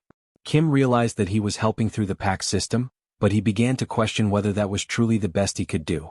Then he remembered that one of the elder elves suffered from back pain. If there was more than one elder, perhaps the others could help. Determined to check, the scene shifted to the place where the elders were resting. As he observed them, Kim recalled that the elder on the left was the one who had destroyed the army during the previous battle. Noticing another elder on the right, he approached and asked whether he was all right. The elder replied that he had planted an entire crate of world tree saplings and that his back had completely locked up. He then complained about the situation, claiming that he was utterly screwed and did not even know how he would manage to go to the bathroom. Kim stepped away and began to reflect. Thinking it through, he concluded that having a high level made someone resistant to external threats, but it did not make them immortal nor prevent the effects of aging. If the elder's back was truly in that condition, the situation might be more serious than it appeared, so he decided to look for a better solution. He considered that if they could suppress the southern commander, the beasts might return to their normal state. That would make the battle easier and also create an opportunity to help Ellie. At that moment, one of his companions appeared. After hearing the situation, the ally concluded that they should find the Knights of Camelot, assist them and locate the southern commander. Kim confirmed the plan while warning him about the many beasts in the dark forest. The companion showed no concern and with confidence, reminded Kim of who they were and declared that he could finally help during such a decisive moment. Shortly afterward, he assured Kim that he would return and quickly set off toward his destination. Watching him leave, Kim wished for everyone to return safely. However, he soon pushed that thought aside, realizing that worrying would solve nothing, and decided that he needed to keep acting. As he thought about this, something began to form behind him. Sensing a strange presence, Kim turned around and wondered what was happening. A beast appeared before him. Without the slightest hesitation, the creature charged to attack. Just as it was about to land its strike, something blocked the attack. It was Lancelot. Wielding his sword, he intercepted the creature's assault and prevented it from reaching Kim. Surprised, Kim immediately recognized his savior, and Lancelot apologized for the delay. He then looked at the beast before them and concluded that it had become stronger, exactly as he had imagined. The creature stared directly into Lancelot's eyes and showed that it could not understand his actions. To it, only the strong survived, and that was the truth governing all life. For that reason, it found it incomprehensible that someone like Lancelot would risk his own existence for much weaker humans, especially individuals who did not even belong to the same species as him. Lancelot replied that he had expected no other way of thinking from a beast and stated that such savage thoughts were natural for someone who lived solely according to instinct. He then explained that the value of a life did not depend on strength and that judging the world by that standard only produced blood and ashes, while the creature countered that such words were useless in the face of hunger. As the two stared at one another, the tension between them intensified. The creature declared that hunger could devour even gods and that fear could destroy love. It explained that the mercy defended by Lancelot was nothing more than a chain that suffocated the needy. Immediately afterward, it unleashed a powerful kick. The impact sent Lancelot flying backward. He tried to reduce the damage by dragging his feet across the ground and regaining his balance. Even so, he held firmly to his convictions and declared that he fought precisely to break those chains. Growing impatient, the creature said it was tired of the debate and claimed that anyone who faced true hunger would eventually betray everything they believed in. Lancelot remained steadfast and replied that the creature could believe whatever it wished. However, he stated that he had fought for love far longer than the beast had merely survived, and that he would continue defending those ideals until death. Mocking him, the beast declared that he would soon discover whether he could still defend those convictions after losing his head. The next instant, the beast launched itself toward Lancelot with overwhelming speed, strength, and ferocity.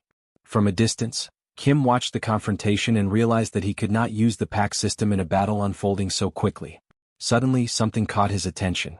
When he looked back toward the battlefield, he saw a figure being violently slammed into the ground. It was the knight. He crashed down with tremendous force and remained motionless, seemingly unable to react. Alarmed, Kim tried to check his condition. Before he could receive any response, the creature grabbed Lancelot by the head and lifted him from the ground, leaving him suspended in the air as though he weighed nothing. Holding him firmly, the beast stared at him and declared that it would consume Lancelot's convictions. Then, in front of Kim, it promised to destroy him and reveal the true law of that world. According to the creature, strength became reason and weakness became consequence, and Lancelot himself was that consequence. However, before it could continue, a hand firmly seized the creature's arm. When the beast turned its head, it found Eli standing there. With one hand he carried the defeated monkey leader, and with the other he completely restrained the creature's movement by gripping its arm. Without showing the slightest sign of effort, Eli looked directly into the beast's eyes. Then, after observing the situation, Ellie remarked that it seemed the beast was about to become the very consequence it spoke of so confidently.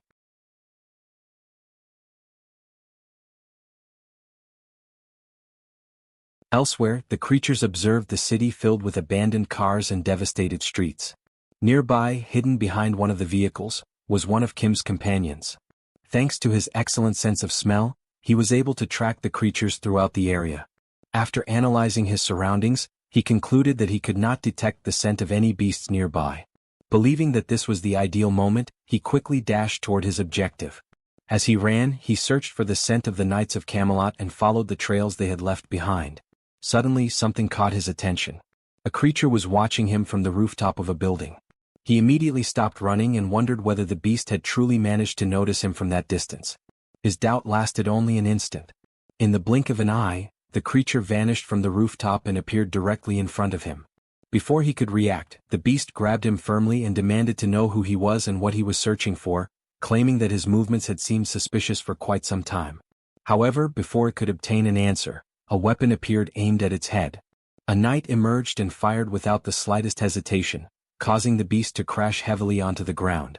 Kim's companion and the knight looked at the fallen beast before them. Meanwhile, back at the battlefield, Ellie continued holding the arm of the creature she was facing. The beast stared into her eyes and, lowering its gaze, finally noticed that she was carrying the defeated monkey leader. Watching the scene, Kim called out to Eli. Without taking her eyes off the creature, she stated that strength could indeed become reason and that weakness often became consequence. The creature remained silent, listening to her words. Ellie then explained that the knight had not simply lost a battle. He had chosen to sacrifice himself, willing to give up his own life to protect others. She stated that such sacrifice was not weakness, but something that even hunger could not devour, and that hunger and competition were merely survival instincts in the struggle against death. However, what Lancelot sought to protect existed beyond those instincts. It was something that could not be destroyed or erased, regardless of the strength of those who opposed it. For that reason, Ellie believed that power should serve to protect rather than rule, and she declared that this was the ultimate wisdom she had found after a long life filled with solitude, death, and hunger. The creature stared at her without understanding and, irritated, demanded to know what she was talking about, causing Eli to release the defeated monkey leader. She clenched her fists, and a powerful aura began to envelop her arms. Preparing to attack, she made one final remark, advising the creature to become a good person. The next instant she unleashed a devastating punch. The blow struck the beast directly, causing blood to burst violently from its body as it was hurled backward. At the same time, Kim received a new message through the system interface. A notification from the multidimensional Chamber of Commerce informed him that the investment made in Merc World for that region had been officially concluded. It also notified him that the unlimited passage authorization to the multi-world dimension, previously initiated in the Washington area, had likewise been terminated.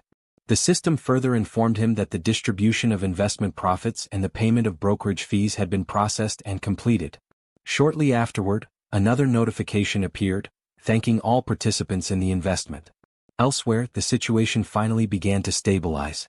One of Kim's companions walked alongside a knight while carrying the severed head of one of those responsible for the disaster that had plagued the region. Meanwhile, Kim helped Lancelot walk after the battle. Still injured, the knight insisted that he could walk on his own and did not need assistance. Kim then acknowledged that he often apologized, but rarely expressed his gratitude. He said that he knew Lancelot always worked hard and protected him from the shadows.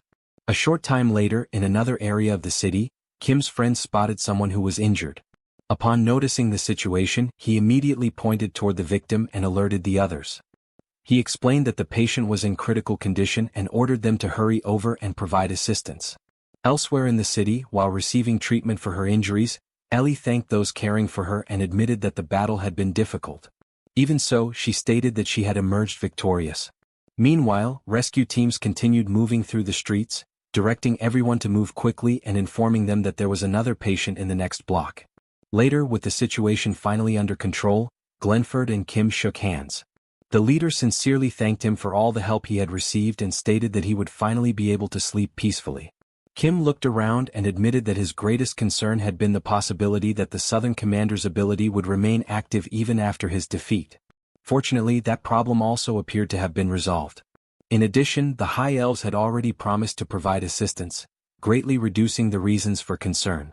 Even so, Kim humbly concluded that he did not believe he had done as much as the others during the entire crisis. Glenford disagreed and stated that he would remain behind to help the injured and assist with reconstruction. He reminded Kim about the terminal he had given him and asked him to make contact whenever he needed help, emphasizing that he wished to repay the assistance he had received. Sometime later, now much calmer, Kim began reflecting on everything that had happened. Looking back, he realized that the events had been so chaotic that he had not even had the opportunity to ask several important questions. Deciding to take advantage of the opportunity, he asked whether there was any way he could help. Feindrich replied that it would be an honor to cooperate. After thinking for a moment, Kim asked an unexpected question. He wanted to know whether there was any way to sacrifice the skeleton knights. Meanwhile, elsewhere, a dwarf celebrated in front of a massive completed facility. With the equipment now operational, he believed they would be able to manufacture any item their leader desired. However, a dwarf woman interrupted the excitement with a troubling question and asked where the fire of Jihana had been placed. For several seconds, everyone remained silent. One of them asked who had been responsible for transporting it when they entered the facility and requested that the person raise their hand. No hand was raised, and the silence that followed was even more alarming. Realizing the situation, the dwarf widened his eyes and understood that nobody had brought the fire of Jihana. Another dwarf panicked and asked what they should do, suggesting that they immediately inform their leader of the problem. The answer came at once, stating that there was no other option because in his view, they would all be dead if they attempted to hide a mistake of that magnitude. Meanwhile, in another part of the city, the sun began to disappear beyond the horizon. Sitting among the ruins after the battle, the operations chief recalled the countless battles he had fought alongside Kim, but admitted that this war had been the most difficult of them all. His body was completely exhausted, and he stated that he could not move another inch, even if the colonel himself gave him a direct order. At that moment, a soldier informed him of a call from headquarters. Uninterested in answering, the operations chief instructed the subordinate to take the call instead. The soldier obeyed, but shortly afterward, his expression changed completely, and he asked for confirmation of the information he had just received. When the call ended, he remained motionless for several seconds. The operations chief noticed the change and asked what had happened. He was informed that a monster had attacked the headquarters building and destroyed half of the structure. The news left him completely stunned, instantly driving away every trace of exhaustion.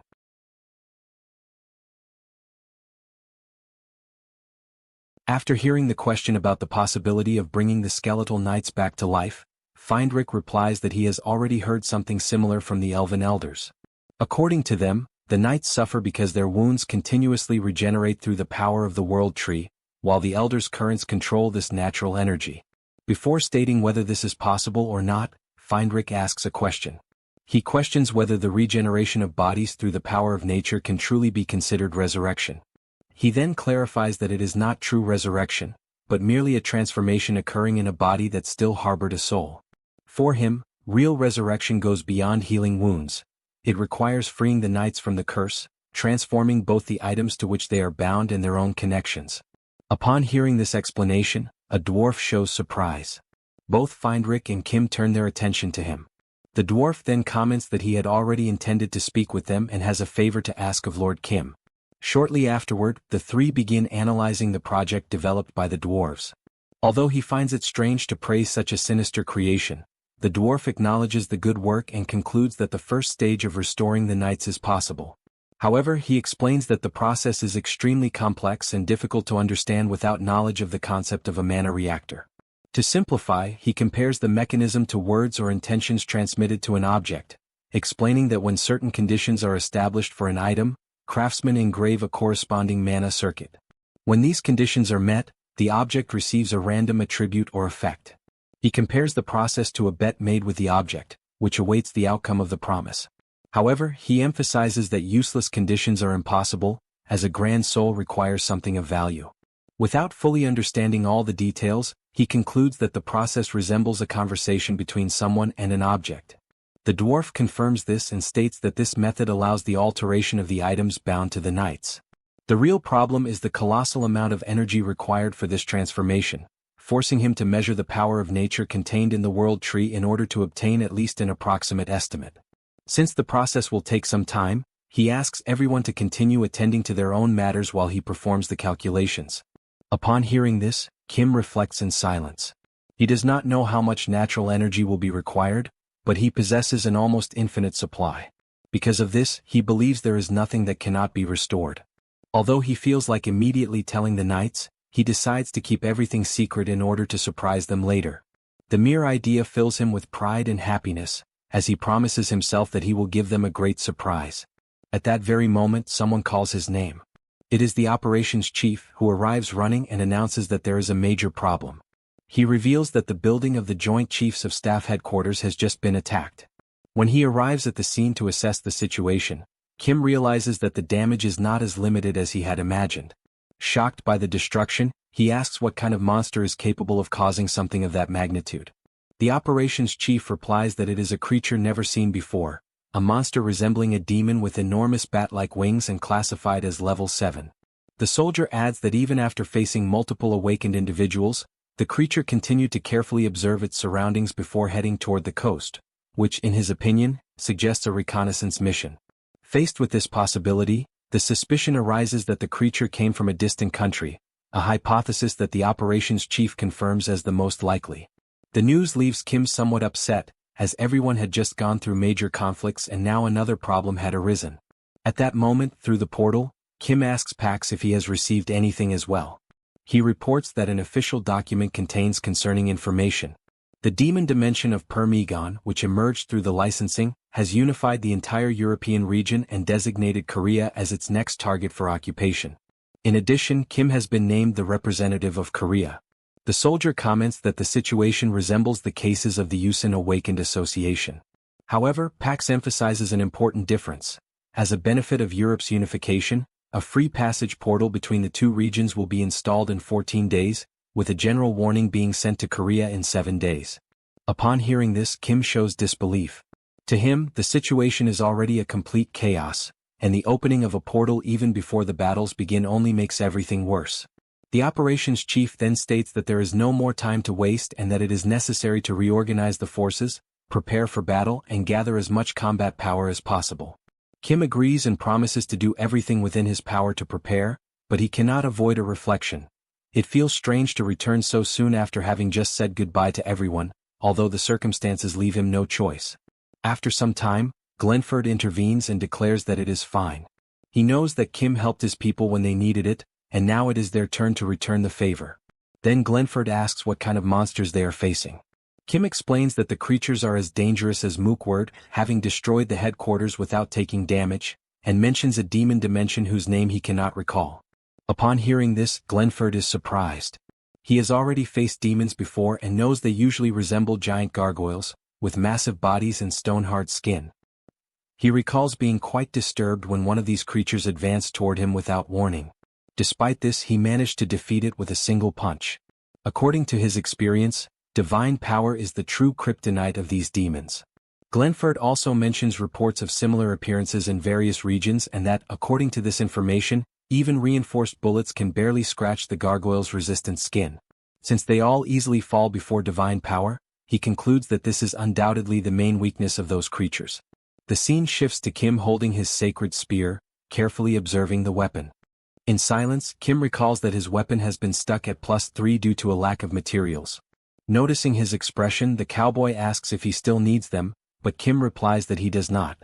Thanks to the Listen Mine, he now has everything he needs, and after raising the weapon to +4 with the help of Lord Brock, a new idea emerges in his mind. Remembering the dwarves' explanation, he proposes a severe condition for a magnificent soul to inhabit the spear, the elimination of 1,000 members of the demon race, and he asks for a mana circuit to be created with this requirement. Upon hearing this, the dwarf widens his eyes. To him, a truly cruel spear is about to be born. Shortly afterward, the dwarf comments that Kim has arrived at the perfect time, as the approximate calculations regarding the possible resurrection of the knights have finally been completed. He took into account the growth rate of the world tree, its scale, the density of natural power, and also Kim's ability to produce energy infinitely, estimating it at 8 units per second. After gathering all these factors, the result is revealed. It would take 250 years. Kim questions whether there is a mistake in the calculations. After all, since he can produce infinite energy, wouldn't it be possible to simply keep pouring power endlessly? The dwarf explains that it is not that simple, and that although Kim possesses virtually infinite energy, the real limitation lies in the speed at which he can release it at once. To make it easier to understand, he offers a comparison. According to the dwarf, resurrecting the knights is like trying to break a massive dam using only a small faucet. Although Kim has infinite energy, he can only release it slowly, causing most of it to be wasted before producing any significant effect. This does not mean all the energy is lost. Part of it slowly accumulates, increasing pressure until it creates a small crack in the barrier, and this is the process that takes about 250 years. The dwarf prepares to give another example, but Kim immediately interrupts him. He states that he already understands the situation, and that it is like creating a possibility and then spending centuries trying to expand it. Even though disappointed, Kim thanks him for the warning and, before leaving, only asks the dwarf to take good care of the sacred spear. Watching him leave, the dwarf cannot avoid a question. He wonders why Kim is so determined to resurrect the knights. Kim replies that he tried to help in the best way possible, since the knights always take on the most dangerous tasks, but now he is certain that resurrection is impossible. The dwarf then questions whether it truly needs to be resurrection and suggests changing direction instead, proposing enhancement rather than revival. Observing that Camelot and the knights are treated as items, a new possibility begins to emerge. The scene then shifts to a blonde dwarf brushing her teeth while talking to another dwarf. She asks whether that man did not forget the matter due to being distracted by other concerns. The other dwarf agrees, commenting that although some things can be forgotten, this particular matter makes no sense to ignore. While the conversation continues, someone is holding a pencil. It is the dwarf responsible for the calculations who remains focused at a workbench drawing the new project. As his strokes move across the paper, a strange feeling of discomfort grows within him. Mentally, he tries to understand what is happening, sensing that he has lost something important, but he cannot recall exactly what has disappeared from his memory. Somewhere in Europe, a creature remarks that the journey is extremely difficult at the beginning, but that somehow they managed to reach this point. It admits that it feels strange to say this now, but acknowledges that it would never have achieved this result without the help of its chief, once again expressing gratitude for everything it has received. The chief praises its performance regarding Permigon. He especially highlights the use of gargoyles, which are rarely harmed by opponents of the same level, allowing the rapid construction of fortresses and forward bases in enemy territory. Across Europe, they have already accumulated dozens of portals conquered in battle, which are later transformed into efficient bases of expansion and influence. Although some unconquered regions still remain, the chief does not consider this a relevant problem. For him, only the correct completion of the plan remains. With so many vengeful spirits gathered, he believes he already has more than enough. He then reveals his intention to present a proposal to Barnel. The creature becomes excited at the idea of serving Barnel and states that, without the support of the Commerce Chamber and the chief, Permigon would never have grown beyond a small or medium dimension. The chief immediately reprimands its way of speaking, and startled, the creature apologizes. Ignoring the incident, he reminds it that today is the day the portal to Korea opens, and the creature confirms that all preparations have already been completed, allowing the invasion to begin immediately. Later, the scene shifts to the area of one of the portals. While observing the countdown to its activation, the creature carefully follows the final seconds.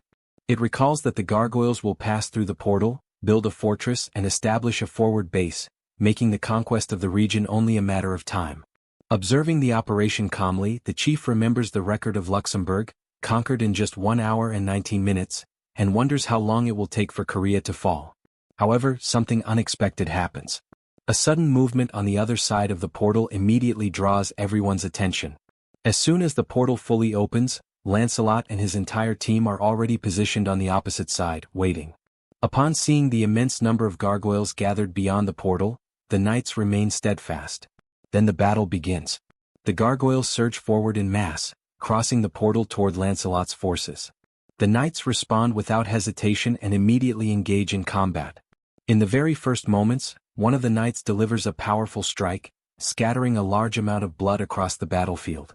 Elsewhere, Kim speaks with the dwarves about the knights and learns that it is possible to enhance them, and that during the resurrection calculations, the dwarf analyzed the circuits of their equipment and found something interesting. Kim immediately imagines that it might be possible to increase their levels. However, the dwarf denies this possibility and explains that they can modify the armor and weapons bound to the knights instead. Kim shows some disbelief at the idea, since changing only the appearance seems to be useless, but the dwarf insists that he is not joking. Realizing there is something deeper behind the explanation, Kim asks whether this means the knights will be able to use enhanced armor. The dwarf explains that, first of all, it will be necessary to conduct detailed research on the knights, analyzing their preferences, habits, characteristics, and combat styles, and then modifying the original circuits of Camelot.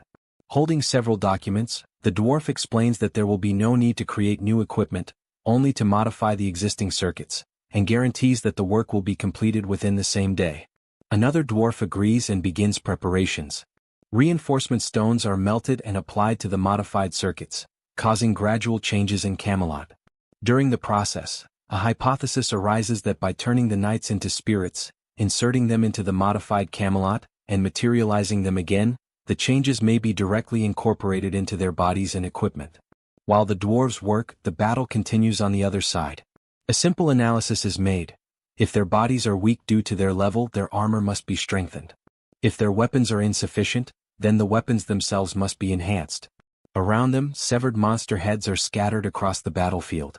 New monsters keep advancing without stopping, rushing toward the defenders. Amid the chaos, one of the knights raises his gaze to the sky, and upon observing movement above him, he realizes that the gargoyles are maneuvering in the air. In the next instant, various objects slice through the air and strike the creatures mid-flight. Without understanding what is happening, the gargoyles are hit one after another. Farther away, Mordred continues launching projectiles at the flying monsters with impressive precision. Seeing him in action, Bedivere questions why he abandoned his post and crossed such a great distance just to participate in that battle. Mordred simply replies that he is sorry for taking someone else's place, but still believes he must do at least this much. If he cannot help in this way, he feels he has nothing else to offer, and therefore asks to be allowed to take on that responsibility just this once. Bedivere sighs and admits that he would also like to test his own strength after becoming more powerful, but ultimately lets the matter go. Meanwhile, attention returns to the battlefield. Lancelot's forces continue observing enemy movement when they notice two figures positioned on top of a building. On the other side, the chief also spots the knights and, out of curiosity, asks about Permegon. The creature states that despite the efficiency of the gargoyles, it is time to use something even more dangerous, letting matter devour the enemies since even the vengeful spirits have not produced satisfactory results. At that very moment, a sudden change occurs on the battlefield. A female knight feels a strong gust of wind suddenly rise around her. Confused, she watches the gust circle around her body before condensing into a single point in front of her. Little by little, a dark mass begins to take shape. The knight observes the scene in shock as countless spectral presences merge within that swirling vortex. Realizing what is happening, she immediately calls Lancelot's attention. The captain observes the formation for a few moments before concluding that it is a specter. While the creature continues to form, Kim receives a message through the communicator. Lancelot reports that a specter has just appeared on the battlefield. Assessing the situation, Kim asks for more details, and Lancelot explains that it is not an ordinary specter, but a single entity formed by the fusion of countless specters. Upon understanding the severity of the situation, Kim orders an immediate retreat of the knights, and Lancelot complies without question. Knowing that specters are immune to conventional physical attacks, he commands the immediate withdrawal of all forces under his leadership. As the knights fall back toward the portal, one question lingers in Lancelot's mind. Why would a demon dimension be controlling specters? While retreating, he cannot avoid an unsettling suspicion.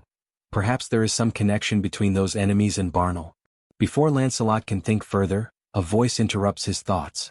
The figure praises the knights and orders them to pass through the portal and rest. Then Glenford steps onto the battlefield, fixes his gaze on the spectral entity, and declares without hesitation that he will take over the fight.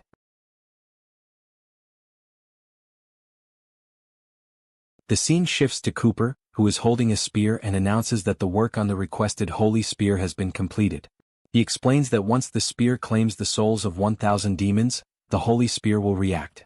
Kim thanks Cooper and comments that he finished much faster than expected, but the dwarf replies that it was nothing and that he could have done the work even with his eyes closed. Then he asks how much time remains until those bastard demons arrive. Kim estimates that there is about 1 week left before their arrival. Questions why that information matters to him. The dwarf explains that he managed to repair the mana circuit quickly and that the work on the holy spear was also finished earlier than expected. Because of that, he was wondering if Kim needed any item made by dwarves. Kim states that he would gladly receive something made by him, but asks what kind of item he intends to create. Cooper then asks if there is any resource Kim needs or something he feels is missing. After thinking about it, Kim realizes that he does not have anything specific in mind, but reveals that he does have a fantasy. At that moment, the scene changes to Glenford, who is walking through a portal while holding a hammer. He faces a spectral entity in front of him and, without wasting any time, throws the hammer directly at the enemy. However, the creature manages to dodge the attack. Glenford retrieves the hammer and quickly advances toward the creatures. With swift movements, he delivers several strikes while fighting against the enemy. Meanwhile, the creature and its leader watch the confrontation, realizing that there is now something within the spectral entity's reach. The scene changes back to Kim, who watches the battle through the screen and praises Glenford's performance. Cooper states that it was expected as he knows who created the weapon, and asks if Kim should not test the spear as well. Kim says that he will test the spear and besides that they have already received guests. For him, the time has come to return the favor. After some time, Kim and his team stand before a portal. On the other side, the leader orders the gargoyle to destroy the gate's core. The creature questions the order, pointing out that the core of the open gate in Korea is on the other side. However, the leader responds that if it cannot destroy the core of the Korean gate, it must destroy the core of that location instead. The creature warns that doing so will affect their connection with the other gates, but the leader interrupts, stating that it does not matter at that moment. If they do not want to die, they must destroy the gate's core, because the invasion of Paris would only be a matter of time. However, by destroying the gate in the square, it will connect to one of the many conquered gates, preventing the enemies from advancing directly and granting them more time.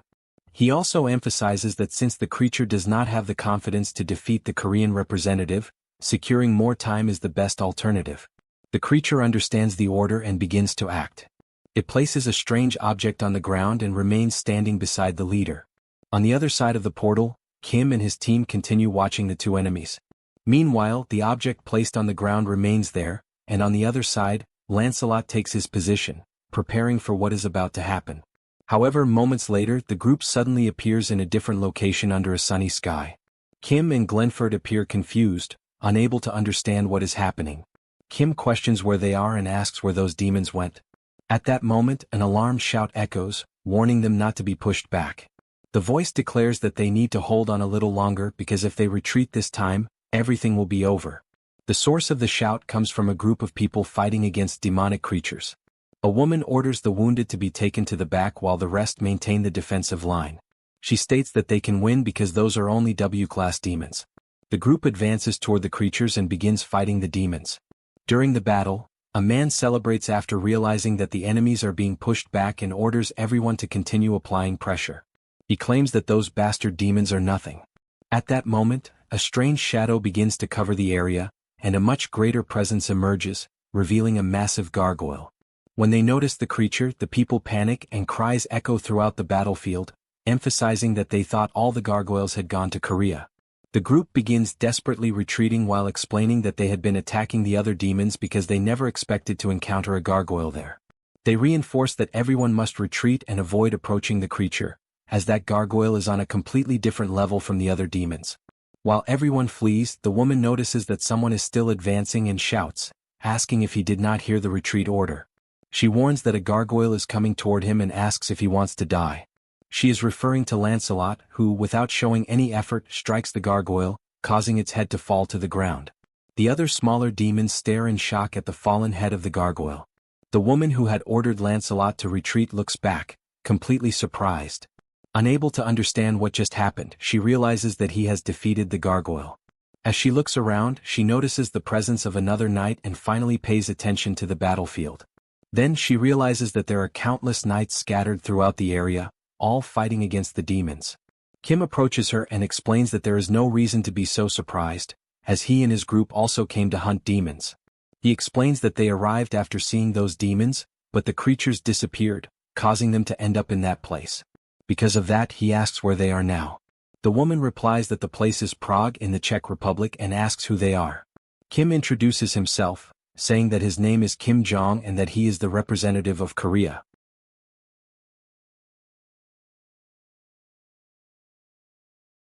Elsewhere, the creature approaches its leader and reports that everything has gone according to plan, asking what their next move should be. The leader reveals that the time has come to make use of the final transformation. Although he had intended to prepare everything more thoroughly, he acknowledges that there is no longer any alternative and decides to accelerate part of the plan. He orders that everything be completed as quickly as possible and commands that Barnaul be brought in before the enemies arrive, declaring that, with Barnaul present, no one will be able to stop them. Meanwhile, Kim summarizes everything he has just learned from the young woman. He realizes that the gates created by the demons known as Permengen are scattered throughout Europe, including Prague in the Czech Republic. He also learns that Permengen's main base is located in Paris, France, and that concentration camps are maintained near the portals to imprison people. Based on this, Kim concludes that they simply need to keep traveling through the gates until they eventually reach Paris. The young woman, however, keeps her thoughts to herself, considering Kim completely insane. She believes that if the strategy were truly that simple, Permengen would have conquered all of Europe long ago. Even so, after witnessing the recent events, she begins to question her own conclusion. While they are talking, Lancelot's team eliminates every creature in the area in just 10 minutes. Astonished, the young woman realizes that those armored knights are capable of destroying a demonic fortress in an incredibly short amount of time. She has no idea who they truly are or what Kim's real connection to those warriors is. Even so, she begins to believe that the Korean representative might actually be powerful enough to reach Dresden, where her younger brother remains imprisoned. Realizing that there is no more time to waste, Kim thanks her for all the help she has provided and informs her that his group will cross the portal immediately. He explains that demons from other regions could also use the same route and asks her to destroy the gate's core as soon as they pass through it, preventing anyone from pursuing them. Desperate, the young woman asks to accompany them and explains that she is an awakened with an ability capable of granting strengthening and weakening effects through words. She admits that her power may sound unusual, but assures him that it will be extremely useful and promises to help in every way she can, as her only wish is to reach Dresden and rescue her brother. Upon hearing her explanation, Kim recalls the famous onion experiment, which is often performed in schools and homes to demonstrate the supposed power of words. In the experiment, 2 onions are grown under identical conditions. One receives positive words such as expressions of affection and encouragement, while the other is exposed only to insults and negative words. According to popular belief, the first onion grows healthy, while the second one rots. However, Kim reflects that the experiment has no scientific evidence to support it and that onions have no ability to understand human language. Although there are studies regarding the influence of sound waves on plant growth, there is no evidence that the meaning of words alone produces any difference. The world tree, however, operates in a completely different manner. To demonstrate her ability, the young woman approaches the world tree and praises its beauty, saying that it is the most beautiful broad-leaved tree in the world. Immediately, the tree begins radiating light and displays clear signs of vitality. Moments later, she completely changes her tone and starts insulting it, calling it a stupid grass-headed tree and telling it not to get excited. The reaction is instantaneous. Its glow disappears, its vigor fades, and the tree becomes completely dejected. Without hesitation, she praises it once again, saying that it is wonderful to see it so green. The world tree immediately regains its radiance, comes back to life, and displays tremendous enthusiasm. Watching everything from a distance, Kim concludes that the ability truly works and decides to seriously adopt an approach based on rewards and punishment. Now holding a microphone, the young woman begins insulting every world tree. She declares that they are trees unfit even for decoration, that they smell like unpleasant grass, and that they should all die. The trees immediately begin showing signs of weakness. Shortly afterward, she completely changes her speech, saying that they are all warm, kind, and beautiful. In response, the trees begin growing vigorously. Satisfied, the young woman asks whether everyone actually believed she would sincerely say such things. Feindrich replies that he never imagined witnessing such an extraordinary rate of growth. According to him, at that pace, it will finally become possible to resurrect the knights in the near future. Hearing that conclusion, Kim becomes extremely excited, realizing that the plan finally has a genuine chance of succeeding.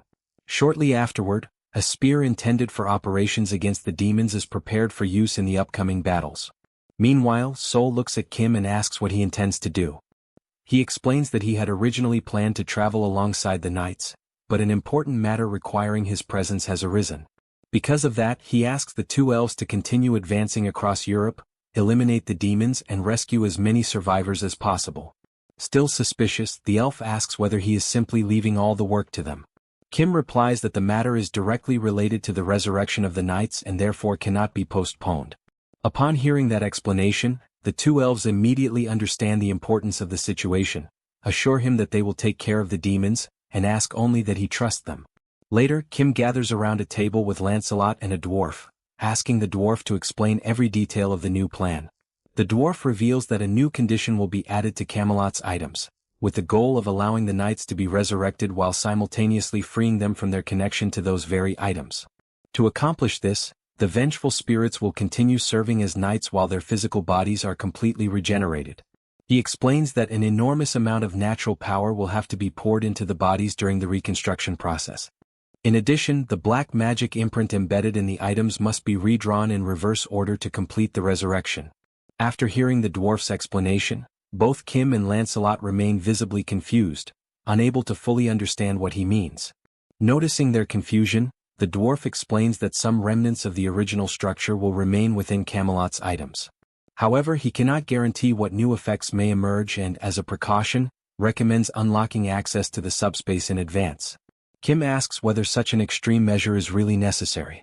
The dwarf replies that no one can predict how the knights will behave after their resurrection. Although he considers the possibility unlikely, he insists that a safety mechanism must be prepared just in case. He then informs them that he will carry out the entire Camelot modification process outside and warns that once the new magical imprint begins, it can neither be interrupted nor reversed. Lancelot remains silent, absorbing every word. Beside him, Kim accepts the dwarf's decision. A moment later he turns toward the knight. Noticing his concern, Kim tries to reassure him, reminding him that the dwarf himself said the chances of anything going wrong are extremely low, and says that he believes everything will be fine. Even if the worst-case scenario comes true, Kim states that he will remain protected inside the subspace and asks Lancelot not to burden himself with so much worry. With his head lowered, Lancelot deeply thanks his lord for placing such trust in him. The night passes, and a new day begins. A monster crosses the sky and is immediately shot down by Seoul, crashing lifelessly to the ground. After killing the creature, she asks Ellie how many portals they have crossed. Ellie replies that she has not been keeping an exact count, but estimates that they have already been traveling for more than 12 hours. Reflecting on the answer, Seoul realizes that approximately 12 hours have passed since the beginning of their journey and asks when they first started finding concentration camps that were completely empty.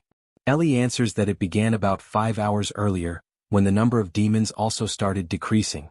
From this, Seoul concludes that the demons are preparing some kind of major plan, but decides to leave that investigation to someone more qualified. A short while later, Lancelot approaches the two of them and admits that he also has no idea what the demons are planning. His answer surprises the young woman, who had expected him to have some explanation. Even without any certainty, Lancelot shares a hypothesis based on the information provided by Lydia. According to that information, the number of concentration camps matches the number of demonic portals.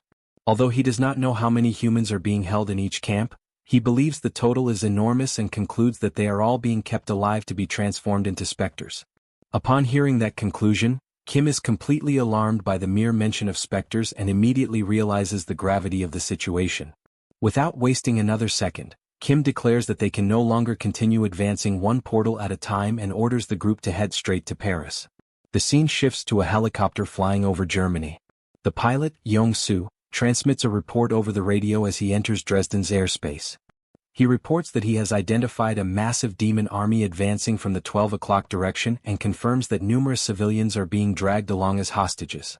After repeating the report to ensure that everyone receives the message, he reminds them that the mission's highest priority is to rescue the survivors as quickly as possible. He then orders the immediate deployment of Camelot's special forces.